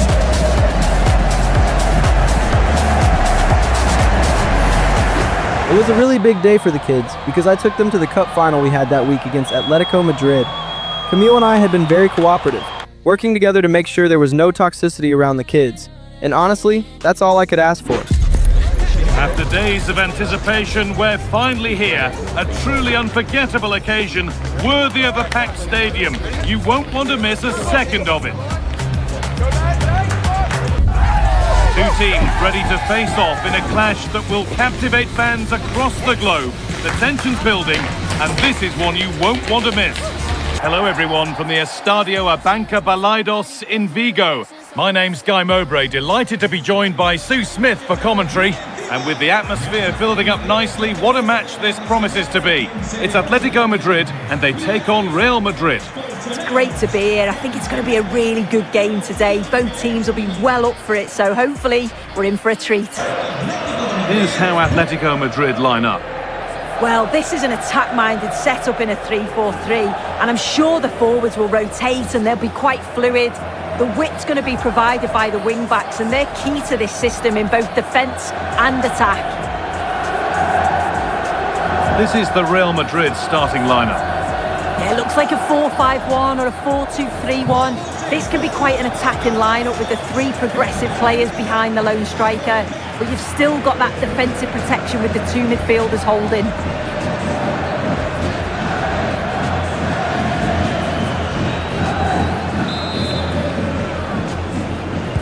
The ball's rolling and we're underway. Way into the game, be confident on the ball, and hopefully we won't be disappointed. Big moves that rolls through ball chains. And it's on now. And there it is. The goal that's broken the derby deadlock and stunned this stadium. Pain shaped me, now I pull up and whips you. Envy can't hate me from concrete corners to penthouse suites. Another look now, and you can see he's under all sorts of pressure here. He's done well though to fend them off. Really strong play and a good finish too. Used to scrape nothing, no fucking shine. Look where I came from, look where I'm at. Big flex, big bag, I ain't looking back. Me come from the mud, now me ball so hard. Big flex, big flex. They go under no real pressure. That's a shame. And on to Salah. Lovely ball, this could lead to something. What a chance here. It's in, 2 to the good. That little bit of buffer. And it's just a matter of keeping concentration now. Slanging my tongue, New York slanging my verse. Mix the fire on the ice, now I curse and I burst. Enemies peeking, they hate, they plot, they sneer. I sip on success, toast every tear. From cold nights Here we can see it again, and this is really good strength. He uses his body well, and once he gets the yard, he finishes it nicely. Really good composure. Look where I came from, look where I'm at. Big flex, big bag, I ain't looking back. Me come from the mud, now me boss.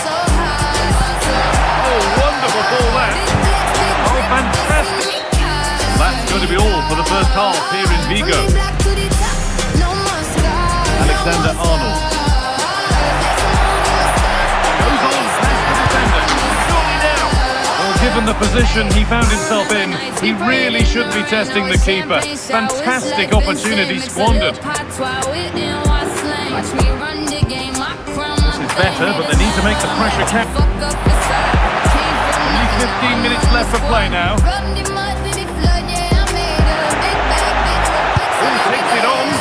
Oh, superb save. He's done so well to keep that out. Decided to make a change now. Here it comes. Needs a connection. Musiala.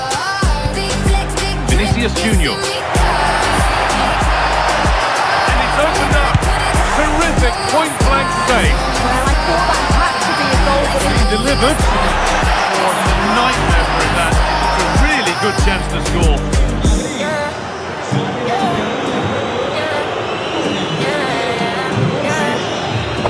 And that is it, the final whistle.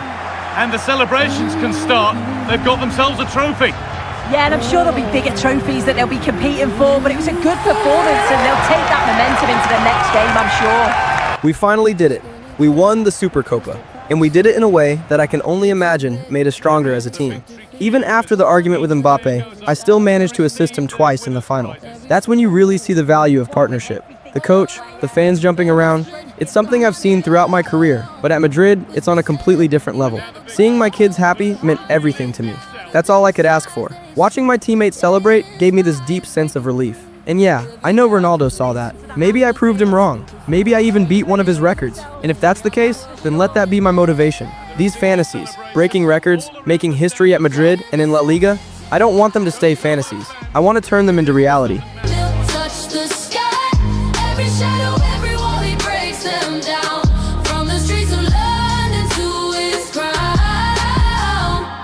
Football dreams and Gareth Bale, kicking through the storm, he will prevail. Size don't matter when your soul's this strong. Every setback's just a verse in his song. Cold mornings, academy life, chasing dreams through. Hi, Dad.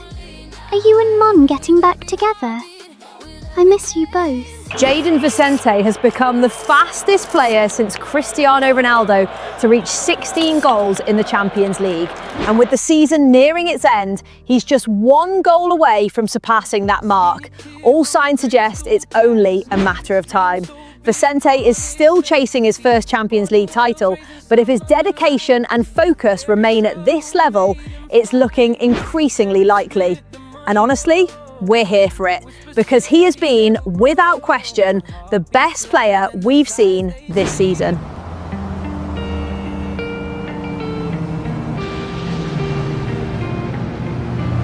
Hello Jayden, I hope everything is going well in Spain.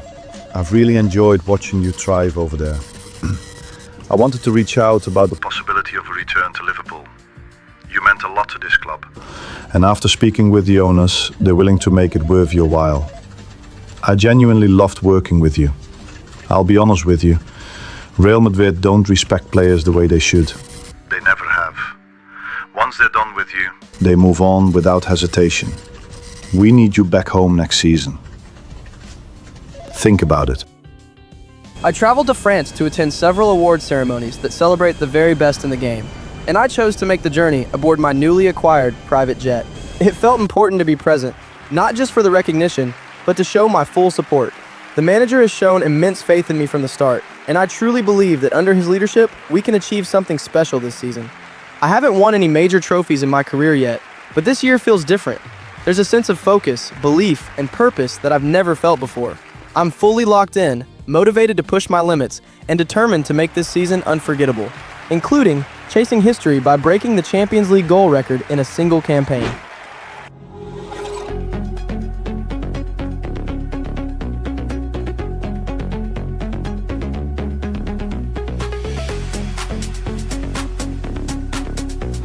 Lamine, Real Madrid are dominating the league so far, sitting just a few points clear this season. And of course, if both teams keep progressing, you're very likely to face them in the Champions League final. are you concerned about Jayden Vicente ahead of the upcoming Clásico? We've dominated them this season, so I'm not worried at all. Honestly, I think Jayden is worst. He's a one-man player and will exploit that.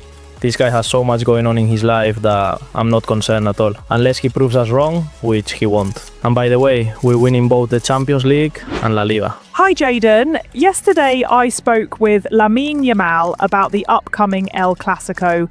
He didn't seem impressed or worried about your form this season, and he even pointed to your personal life as a reason. Any response? He's a kid. He has no idea what he's talking about. Of course, we've lost to them a couple of times, but the last time we played them, I scored and we won. He's just trying to get into my head. All I'll say is this: tune in tomorrow for the game. Thanks.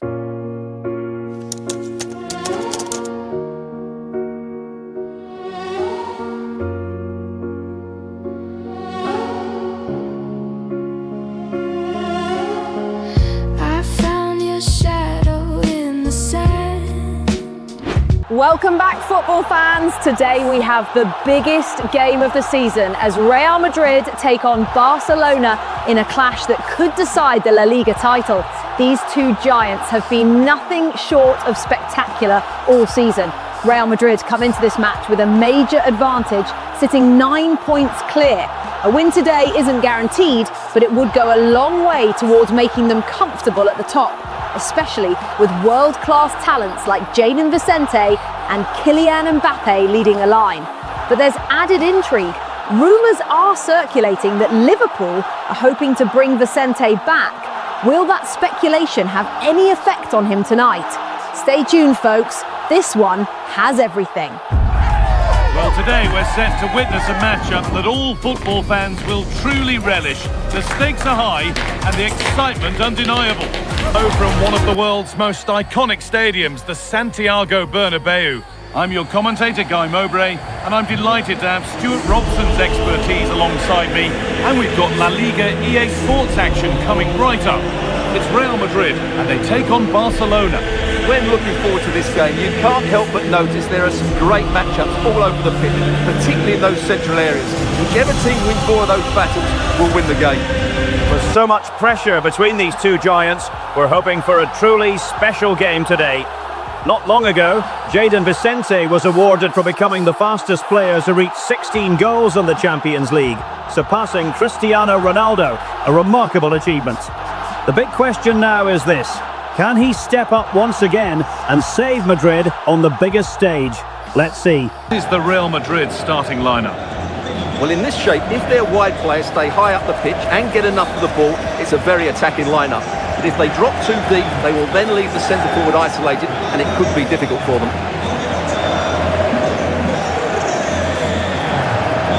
This is the Barcelona team sheet. Well, it's great to see a team playing with wingers in a 4-3-3, but they've got to be effective both with their dribbling and their crosses. Otherwise, they'll become bit-part players.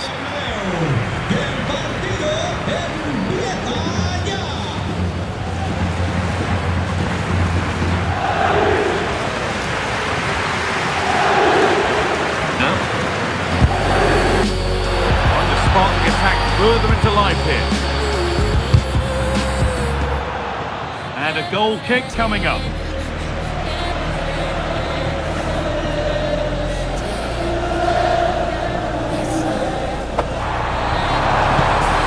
Lovely setup.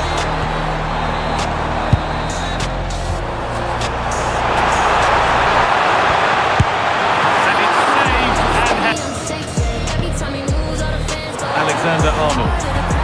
Really nicely played. What can they do with this now?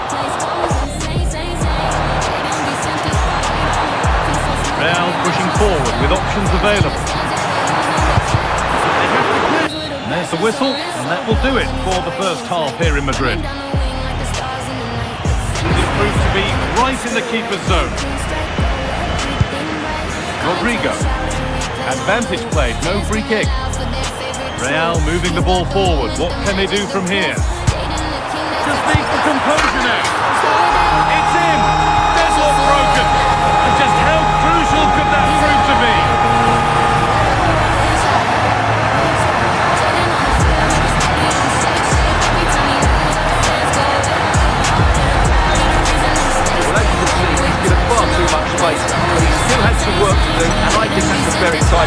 It was never in doubt. And the forward progress continues. This to level it. Oh, that's fantastic. Manager now making a change.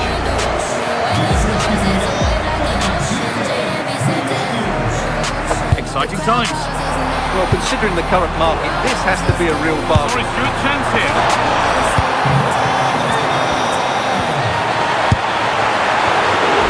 Yeah, full time here, and it's Real Madrid who will go home happy, having taken all the points. It was a really tight game, but they were the better side over the 90 minutes, and they fully deserved their victory today. What a brilliant goal by Jayden Vicente. That's 26 goals in the league now, right on track for the Golden Boot. What a season this lad is having. After the match, I kept thinking about what Slot said, and ever since then, I've been curious. I've been asking myself whether a return is even possible, and if I'd still be welcomed back after celebrating against Liverpool when we played them a few months ago. The possibility is there, but then the bigger questions come in. Would my kids be happy moving again? Would Cynthia and Camille even want to go back to England after enjoying the life and weather here in Spain? I'm not sure. What I do know is this. One day, I might consider it again, but nothing is guaranteed. Right now, I want to build something special here at Real Madrid. I'm conflicted, very conflicted. Still hums with thoughts of you, but it's fading. Yeah, it's fading. Like a postcard left out in the rain. It's the quarter-finals of the Champions League, and Real Madrid take on Arsenal as they battle for a place in the final. These two sides, along with Barcelona, have been nothing short of spectacular in this competition, and both are determined to gain the upper hand tonight. All eyes are once again on Jayden Vicente, who is on the brink of history. If he scores twice tonight, or adds to his tally in the second leg, he will equal the Champions League goal record set by Cristiano Ronaldo. Just 2 goals separate him from immortality. Stay tuned, folks. This is what the Champions League is all about. No doubt about it. Gunning for victory. The home side tonight. We're in North London, the home of Arsenal. Yeah, this should be a great game. Two teams who both have the quality to hurt each other. They know that they can't afford any mistakes here, though. They need to make sure they're in a strong position for the second leg. Starting 11 for Arsenal. Martin Ødegaard plays alongside Declan Rice in central midfield. And in this tactical setup, they have just the one player in attack. And the starting 11 for Real Madrid. Dani Ceballos plays alongside Federico Valverde in central midfield. And the main striker today is Kylian Mbappe.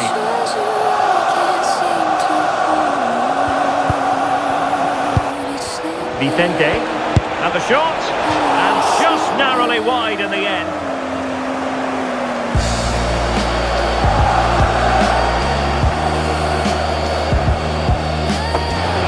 He made good progress there. Mbappe in the centre. Will it happen for them? And a chance, Ødegaard! Just run. And there's the feed into the box. Well, given the position he found himself in, he really should be testing the keeper. Superb opportunity squandered. Possibilities for Real. Kylian Mbappe. Can they do it? And there it is! 1-0. The efforts have been rewarded. And look at the celebration.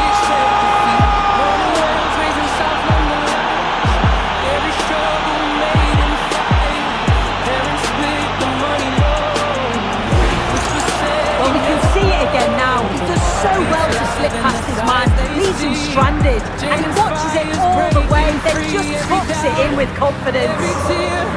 Build the courage, build the fear, turn the pain into a flame. Now the world will know his name, Jayden Vicente, rising high, bigger than his frame. He'll touch the They construct a response. Dani Ceballos. Aimed towards Mbappe. Well, that's going to be all for the first half here at the home of Arsenal.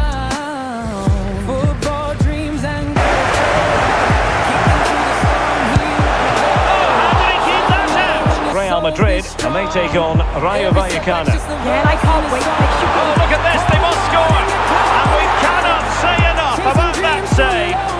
That is a great save, it's so close to him. His reactions are quick and that's really good goalkeeping.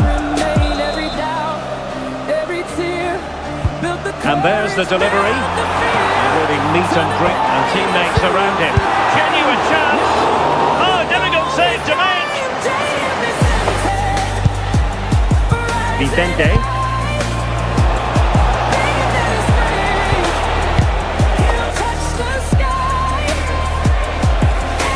Well, they could break at pace. Too easy. Far too easy.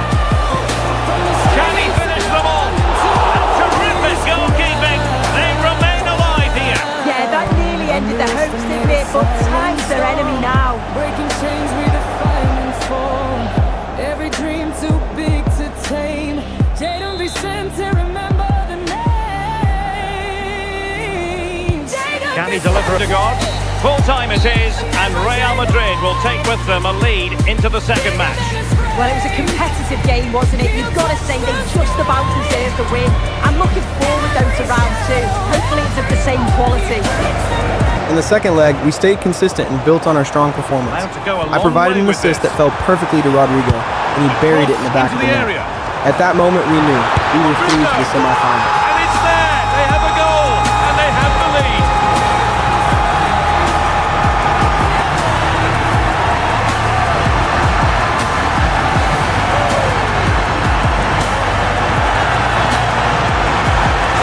Let's see this again, because the delivery into the box couldn't be any better. Played into just the right area, and he makes the finish look so easy. What a... Dad, I don't think I can do this anymore. It's getting really hard. And with you not always being around, it feels even tougher without your support. Waking up every morning for training, the dieting, it's exhausting. I just want to be like my other friends. Normal. Mia, I raised you not to be a sheep. I've always told you that. If you're gonna be remembered, let it be for something meaningful. You want people to see your name on billboards one day. Hard work is what this family is built on. And if I were gone tomorrow, someone would have to carry this name forward. And that's you and your brother. I understand, but it's still hard though. I don't know how you do it. Mia, because growing up, I had nothing. Nothing but a pair of boots my grandma gave me when we couldn't afford anything else. Football was all I had. It gave me hope. Remember that. It's the semi-finals of the Champions League, and Real Madrid face Paris Saint-Germain in what promises to be a blockbuster tie. PSG have been dominant throughout this campaign, drawing just one game so far in the competition. It will be up to Real Madrid to try and become the first team to beat them. And if they maintain focus, they certainly have the players capable of doing so. Jayden Vicente has remained silent this past week amid growing rumours about his future, but fans will be hoping he can provide the spark when it matters most on this stage. I'm Alex Scott with Sky Sports News. Stay tuned. Welcome to an iconic stadium in football and in rugby. It's the Parc des Princes in Paris. I'm Guy Mowbray. Alongside me for commentary is Sue Smith. And we've got action from the semi-final first leg of the Champions League coming up. It's Paris Saint-Germain and they take on Real Madrid. Yeah, I can't wait for this one. We've got two brilliant teams who absolutely deserve to be here. They played some lovely stuff along the way too. This should be a cracker. G line-up. Well, it looks like a 4-2-1-3 formation. It does look balanced defensively with the two holding midfielders protecting the back line. And then when they attack, they should have at least 4 players with the number 10 joining the 3 forwards. This is the Real Madrid starting lineup. It's a 4-5-1, or you could say a 4-2-3-1. This does offer plenty of threat going forward with the 3 behind the central striker. We may see the wide midfielders cut in and the fullbacks push on, while the defence is still protected from the 2 hole.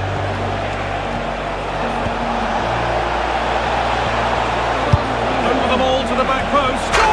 And there it is, the first goal of the semi-final. And just how important could that prove to be?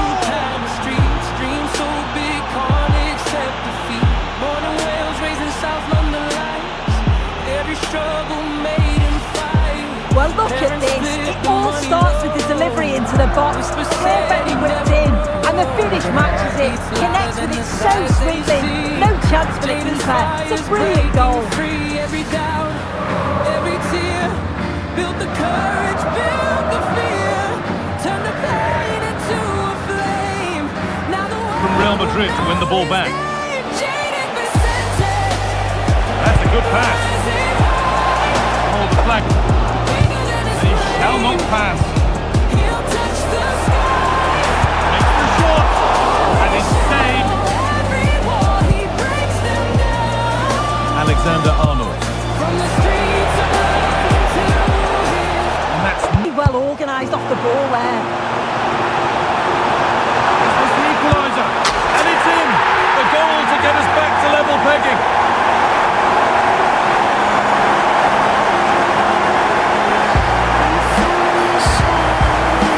Well, just look at the pace on the transition. It's incredible. Racing out from the back in no time.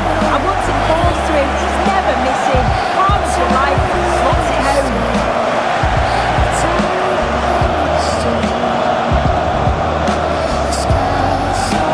Federico Valverde. Real Madrid trying to get things moving. Could turn out to be a really good ball.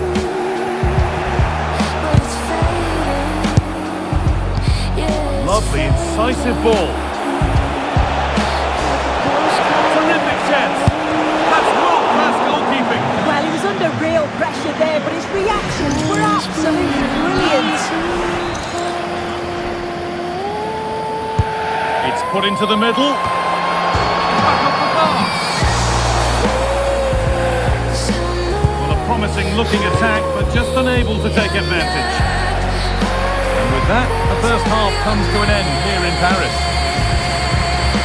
Now, can he get the crossing? A long way out. Well, the radar was quite a bit off there, a good distance away. He's really stepped up today. It's time now for some fresh legs. Your goals. Could be something on. Oh, he tried to power it in. Goes on past the defender. And the keeper more than equal to it. It's not on. They can't go any further here. Our final whistle. A thoroughly entertaining first leg. Both teams really went for it. And that should bode well for more of the same when they meet again. Yeah, what a game that was. It was brilliant, wasn't it? Some real quality on show from both sides. I'm just hoping we see more of that in the next game. What's up, Cynthia? How are you doing? Enjoying the weather so far? Any snakes in the backyard lately? I'm good. But why do you sound so angry? I'm really not liking this energy, girl. Cut the BS, Cynthia. You know exactly why. You betrayed me, and you did it with the person I loved the most. You were supposed to be my best friend. So go on, I'm listening. Jayden, this is the end of the road for the season. We're entering the most important matches and the focus should be only on that. You've been incredible for us, but it feels like you keep getting pulled into distractions. Now it's Liverpool rumors everywhere. Really, Jayden? Do we need this right now? Boss, I've been doing everything I can for this team. I'm giving my best every day. But I also have a life and a big following. People talk. The media creates stories. I can't control every rumor out there. I feel like the club should understand that. No, Jayden. You're our best player this season. When your name is everywhere, the noise affects the entire club. The dressing room, the fans, everyone. Real Madrid demands focus.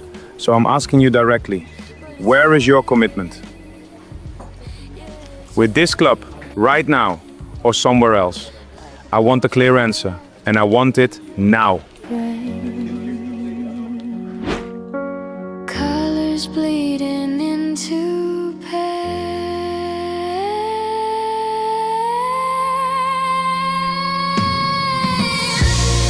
Fleeting summer, hold me under all the echoes of your name.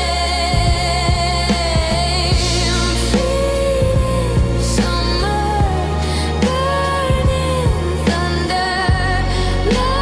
Even after such a difficult time in my life right now, I still believe in Mia and make time to help her develop. I even spoke with Camille about her future as a player, and surprisingly, it didn't lead to any arguments. We both agreed that this could be a really good path for her, because for Mia, football is everything.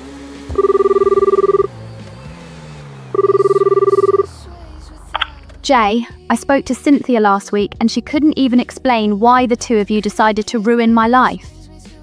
I'm here now because I need to know where we really stand. The only reason I'm still here is because of Mia, and because a part of me still loves you. But today is the day you're honest about how we move forward. I'm done being a side character in my own life. Camille, you know we've been through a lot, and none of that excuses what I did. Honestly, I'm grateful we can still talk. It's, complicated, you know? I have a child with her too. But the truth is, I've been slowly regretting that decision. I think we should try to mend things between us, slowly. I'm willing to try, Jay, but I don't want Cynthia anywhere near my life. As a matter of fact, you should fire her. It's not like she benefits you anymore as your agent. I'm giving us one last chance to make this right, for us and for Mia. Camille, I have a lot to think about. There's a lot going on, and I still have to speak with her too. We drew against Paris Saint-Germain in the first leg of the Champions League semifinals, and now it's all on us this week. We have to be at our very best to win this. PSG are extremely aggressive, possession-heavy, and very hard to break down. If we fail, it will be another year for me without a Champions League title, and I'm desperate to win one. The tide replaced it. The sky so soft it whispered. Hello, football fans. I know it's been a while without football, but we're back. And tonight we bring you the Champions League semi-final second leg as Paris Saint-Germain face Real Madrid. After a very entertaining first leg that ended in a draw, this one is shaping up to be an absolute battle. Both sides are packed with superstars willing to cancel each other out just for a chance to lift that Champions League trophy. Earlier today, Jayden Vicente tweeted that he would die for this club if it meant giving everything to win this trophy. Well, we're about to find out. Stay tuned, folks. The atmosphere is electric as two teams worthy of the biggest stage prepare to collide in front of a packed stadium.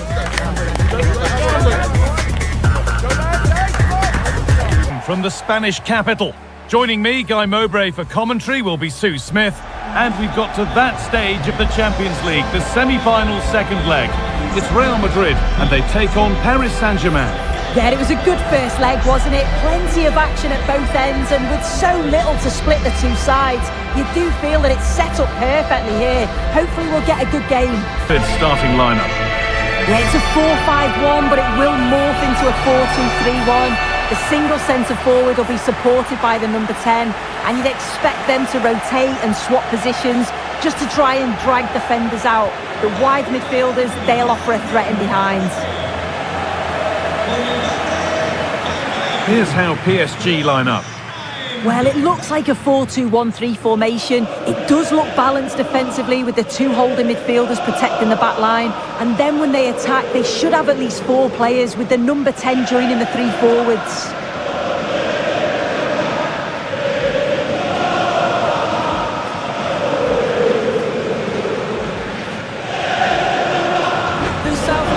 Real moving the ball forward. What can they do from here? That's a great bit of goalkeeping. That's what he's there for.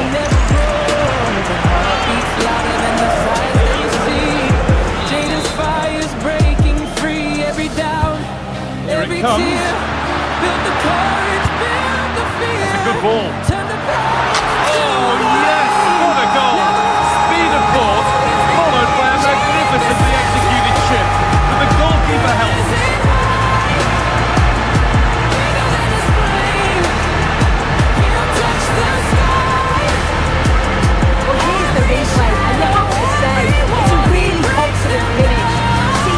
Off the line and executes it to perfection. Fantastic goal.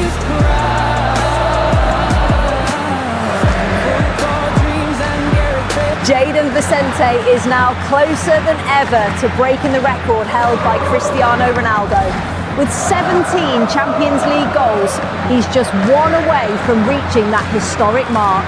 At this rate, I'd be shocked if he isn't heavily considered for Player of the Season. Here. Well read to gain possession. Freeing up the chance now. Good spell on the ball, but they are still behind. Oh, it's a goal, and it was really nicely finished. I found your shadow in the sand. It slipped right through my open hand. Well, here we can see it again. And a simple finish it may be, but it's all about the movement in the box. Just to find that. This looks too easy. It looks far too easy. Mbappe! Oh! That has flown into the net. What a strike! A superb volley.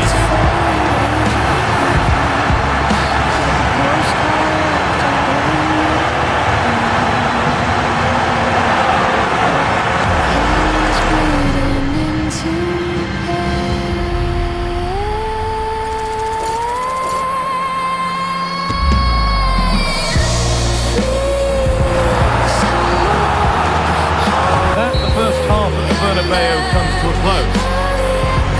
And then with Alexander-Arnold. Looks a good ball. Surely, 1-on-1. There could be something building for PSG here, but the keeper quick off his one. Musiala. Still going here. And a save that keeps hopes alive. Yeah, the keeper's made a superb stop. There's very little time to turn it around now.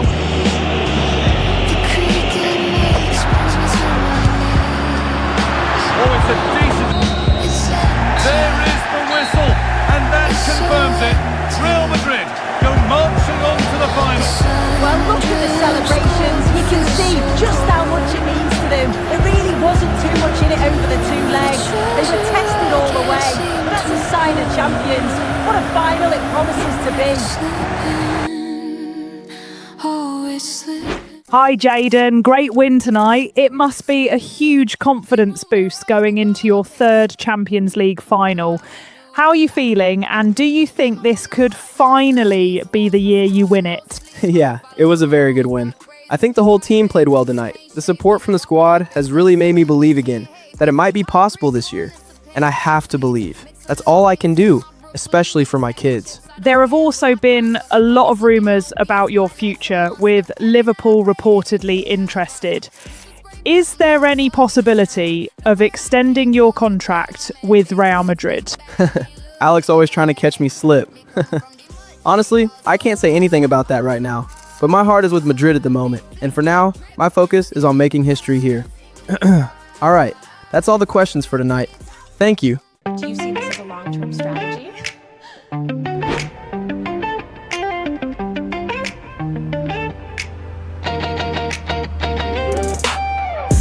At home, I've really been focusing on taking time for myself, riding in my neighborhood when I can, but more importantly, spending time with my kids.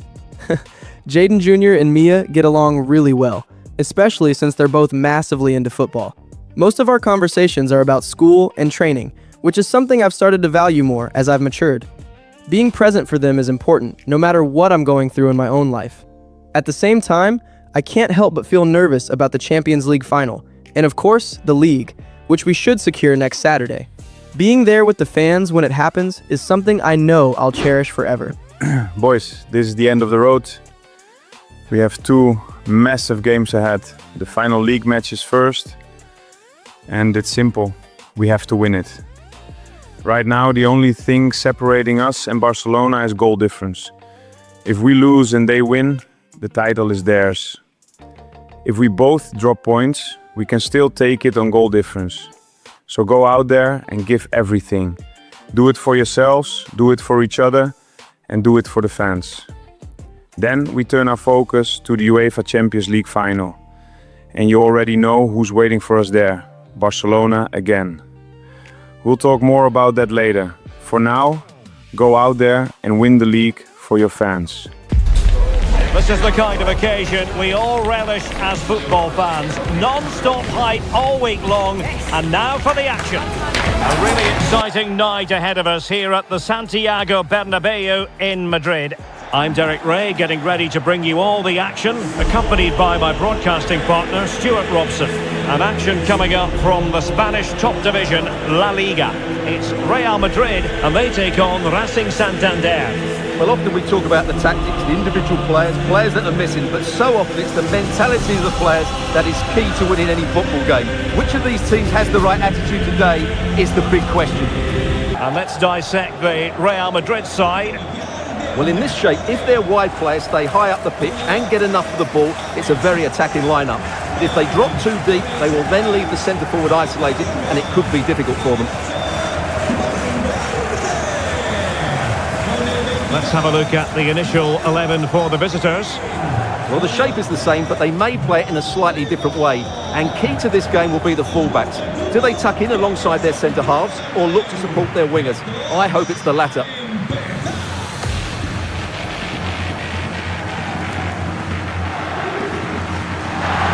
To really get at the opposition here. Oh, genuine chance. Oh, reacted so quickly.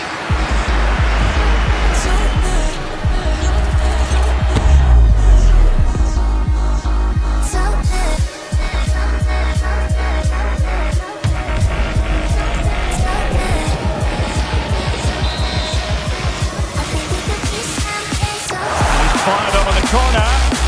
Oh, the press. Valverde, and Sonia on the volley. Well, he's been frustrated with that finish. That was a big opportunity there.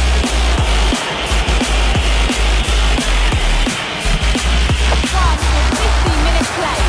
Thank you, Alex. Oh, it's narrowly wide. So unlucky.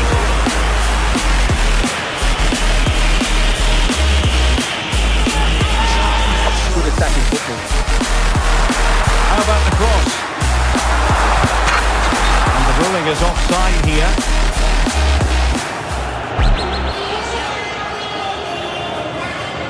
The play higher up the pitch. Chance to put them in front. And a goal it is. There was almost an inevitability about that. And now they've got work to do. Well, just look at the defending here. They just don't read the danger. It's a poor goal to concede.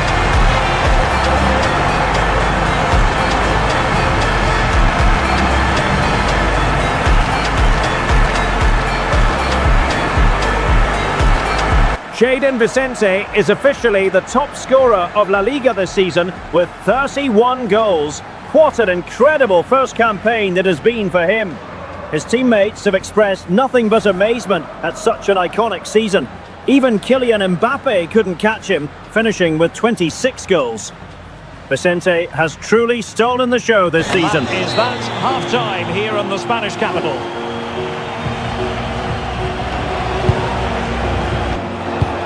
Through the middle. Opportunity. They just couldn't stay in front. And now this match is all square.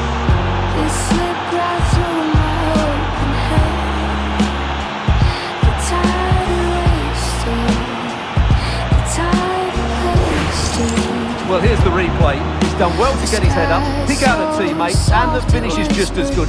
That's an excellent goal. The air still hums with thoughts of you, but it's fading. Well, they needed that, and so did he. Just look at the manager's relief there. After that, they've pulled one back and now trailed by one. A goal here might win it. Chance to finish. Oh, can you believe it? With so little time left, surely that will be the winner. Amazing scenes here.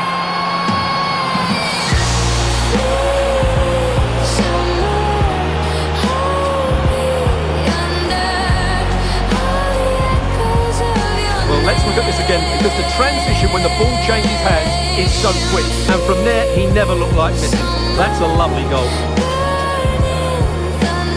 We've just received news that Barcelona have dropped points, which is great news for Real Madrid. That result puts Madrid on the verge of officially becoming champions of La Liga. And with that, the referee brings this game to an end. Well, the fans knew before a ball was kicked they were here for a party, and let the title party begin, Stuart. Well, they've had to wait, but it's going to be worth it. Just listen to the fans inside this stadium. Great scenes here. The best team in the league.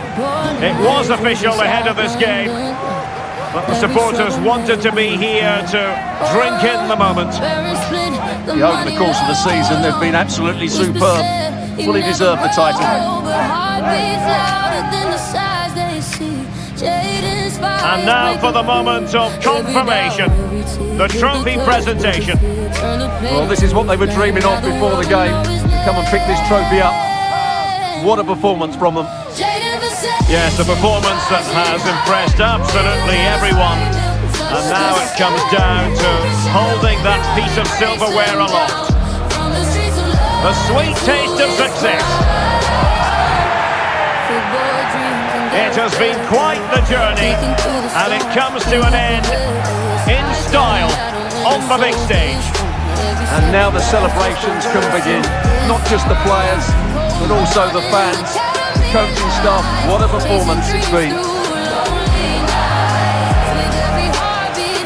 And it is always a collaboration between players and fans, and how special is this to be able to celebrate right in front of your own supporters. Well, these are lovely pictures, aren't they? Celebrating with the fans. They've certainly played their part. They've made so much noise over the season. Really lovely scenes here. And they're going to be continuing for a while, I think. And this is always part of the fun, Stuart, the photographs. Well, this photo will be hanging up in the study for years to come, won't it? Just make sure you're in that front row. That would be my advice. So there we have it, the league champions. I want to thank everyone who believed in me, for this moment is truly ours. And I must thank my incredible family who have supported me every step of the way. Thank you all for this incredible honor.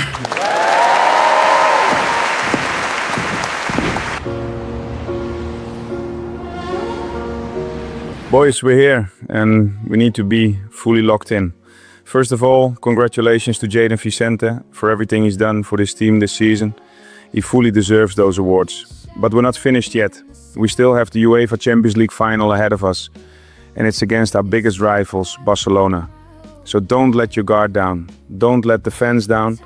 Don't let your families down. Go out there and do it for them. And show everyone what this team is capable of. We have the talent. Now let's prove it. Let's go. Because it is a huge occasion. The Champions League final. Who's going to be crowned Club Kings of Europe? It's Real Madrid, and they take on Barcelona. It's coming up live next on EA TV. Two teams ready to face off in a clash that will captivate fans across the globe. The tension's building, and this is one you won't want to miss. Well, this is it. Ringed in red for months, the wait is finally over. My name's Guy Mowbray. I'm joined by Sue Smith, as always on these special occasions. And we've got live action from the UEFA Champions League final to bring to you tonight. It's Barcelona, and they take on Real Madrid. Well, what a stage this is. Brilliant pitch, the atmosphere's electric, and millions of people tuning in from around the world. I genuinely cannot wait for this. Let's hope it lives up to the billing. After such a fierce battle between these two giants, it all comes down to this: the UEFA Champions League final. And this weekend, one name has dominated the headlines: Jayden Vicente. He's been the most talked about player in the world, with fans everywhere hoping he can finally lift the trophy for the first time this year. But with a few doubts still lingering, the big question remains: can he deliver on the biggest stage of all? Stay tuned, folks. This is the Barcelona team sheet. Gavi starts alongside Pedri in central midfield, and they're playing with just one up front.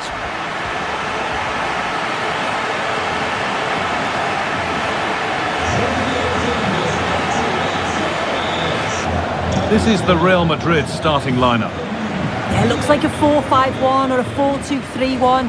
This can be quite an attacking lineup with the three progressive players behind the lone striker, but you've still got that defensive protection with the two midfielders holding.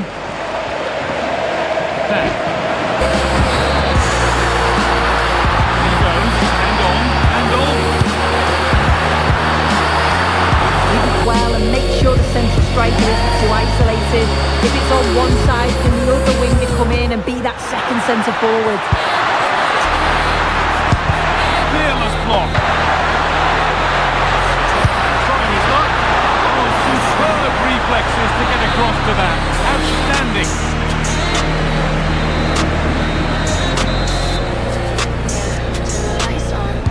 Delivered into the box. Or maybe he was distracted. That's a miss. Well, it's nowhere near in the end, but great.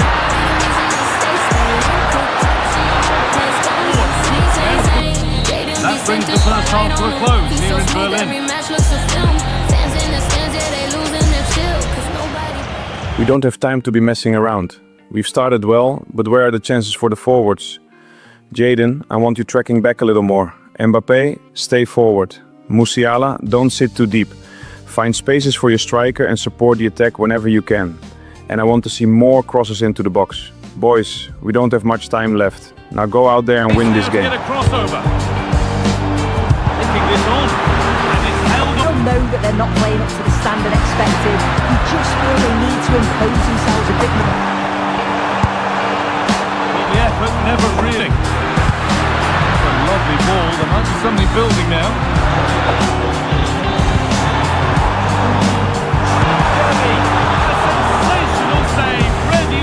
Blast, at least for now. 30 minutes of extra time to come. Closer to the middle. Gets the score! Incredible! How was that kept out?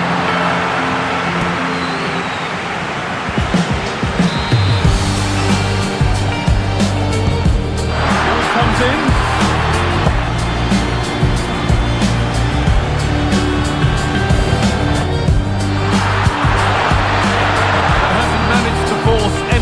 Save. Well, it's close, but the keeper got across quickly. Maybe just needed a bit more composure in front of goal to finish off the chance. Winner. Oh, great work. What's next? No scrap. Vinicius Junior. Now pushing forward with options available. Danger cleared, but the goal is played in now. And so extra time ends with penalties on the way.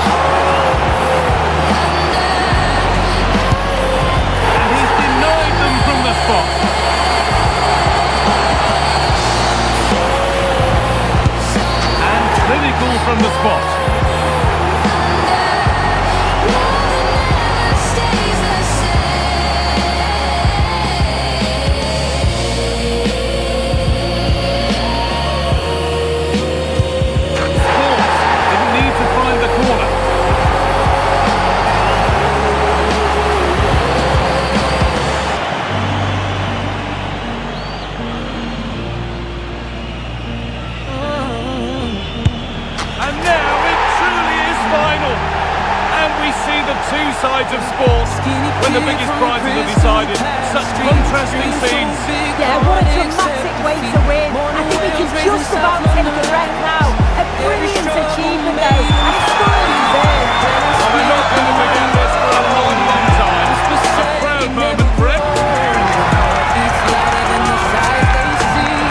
The biggest day of my life, and right now, all I feel is relief. My first Champions League after years of searching and searching, and we finally did it. I'm trying my hardest not to get emotional. The only sadness is that my grandpa, the man who taught me everything about football, isn't here to witness this moment. This is the best day of my career. Scratch that. The best day of my life.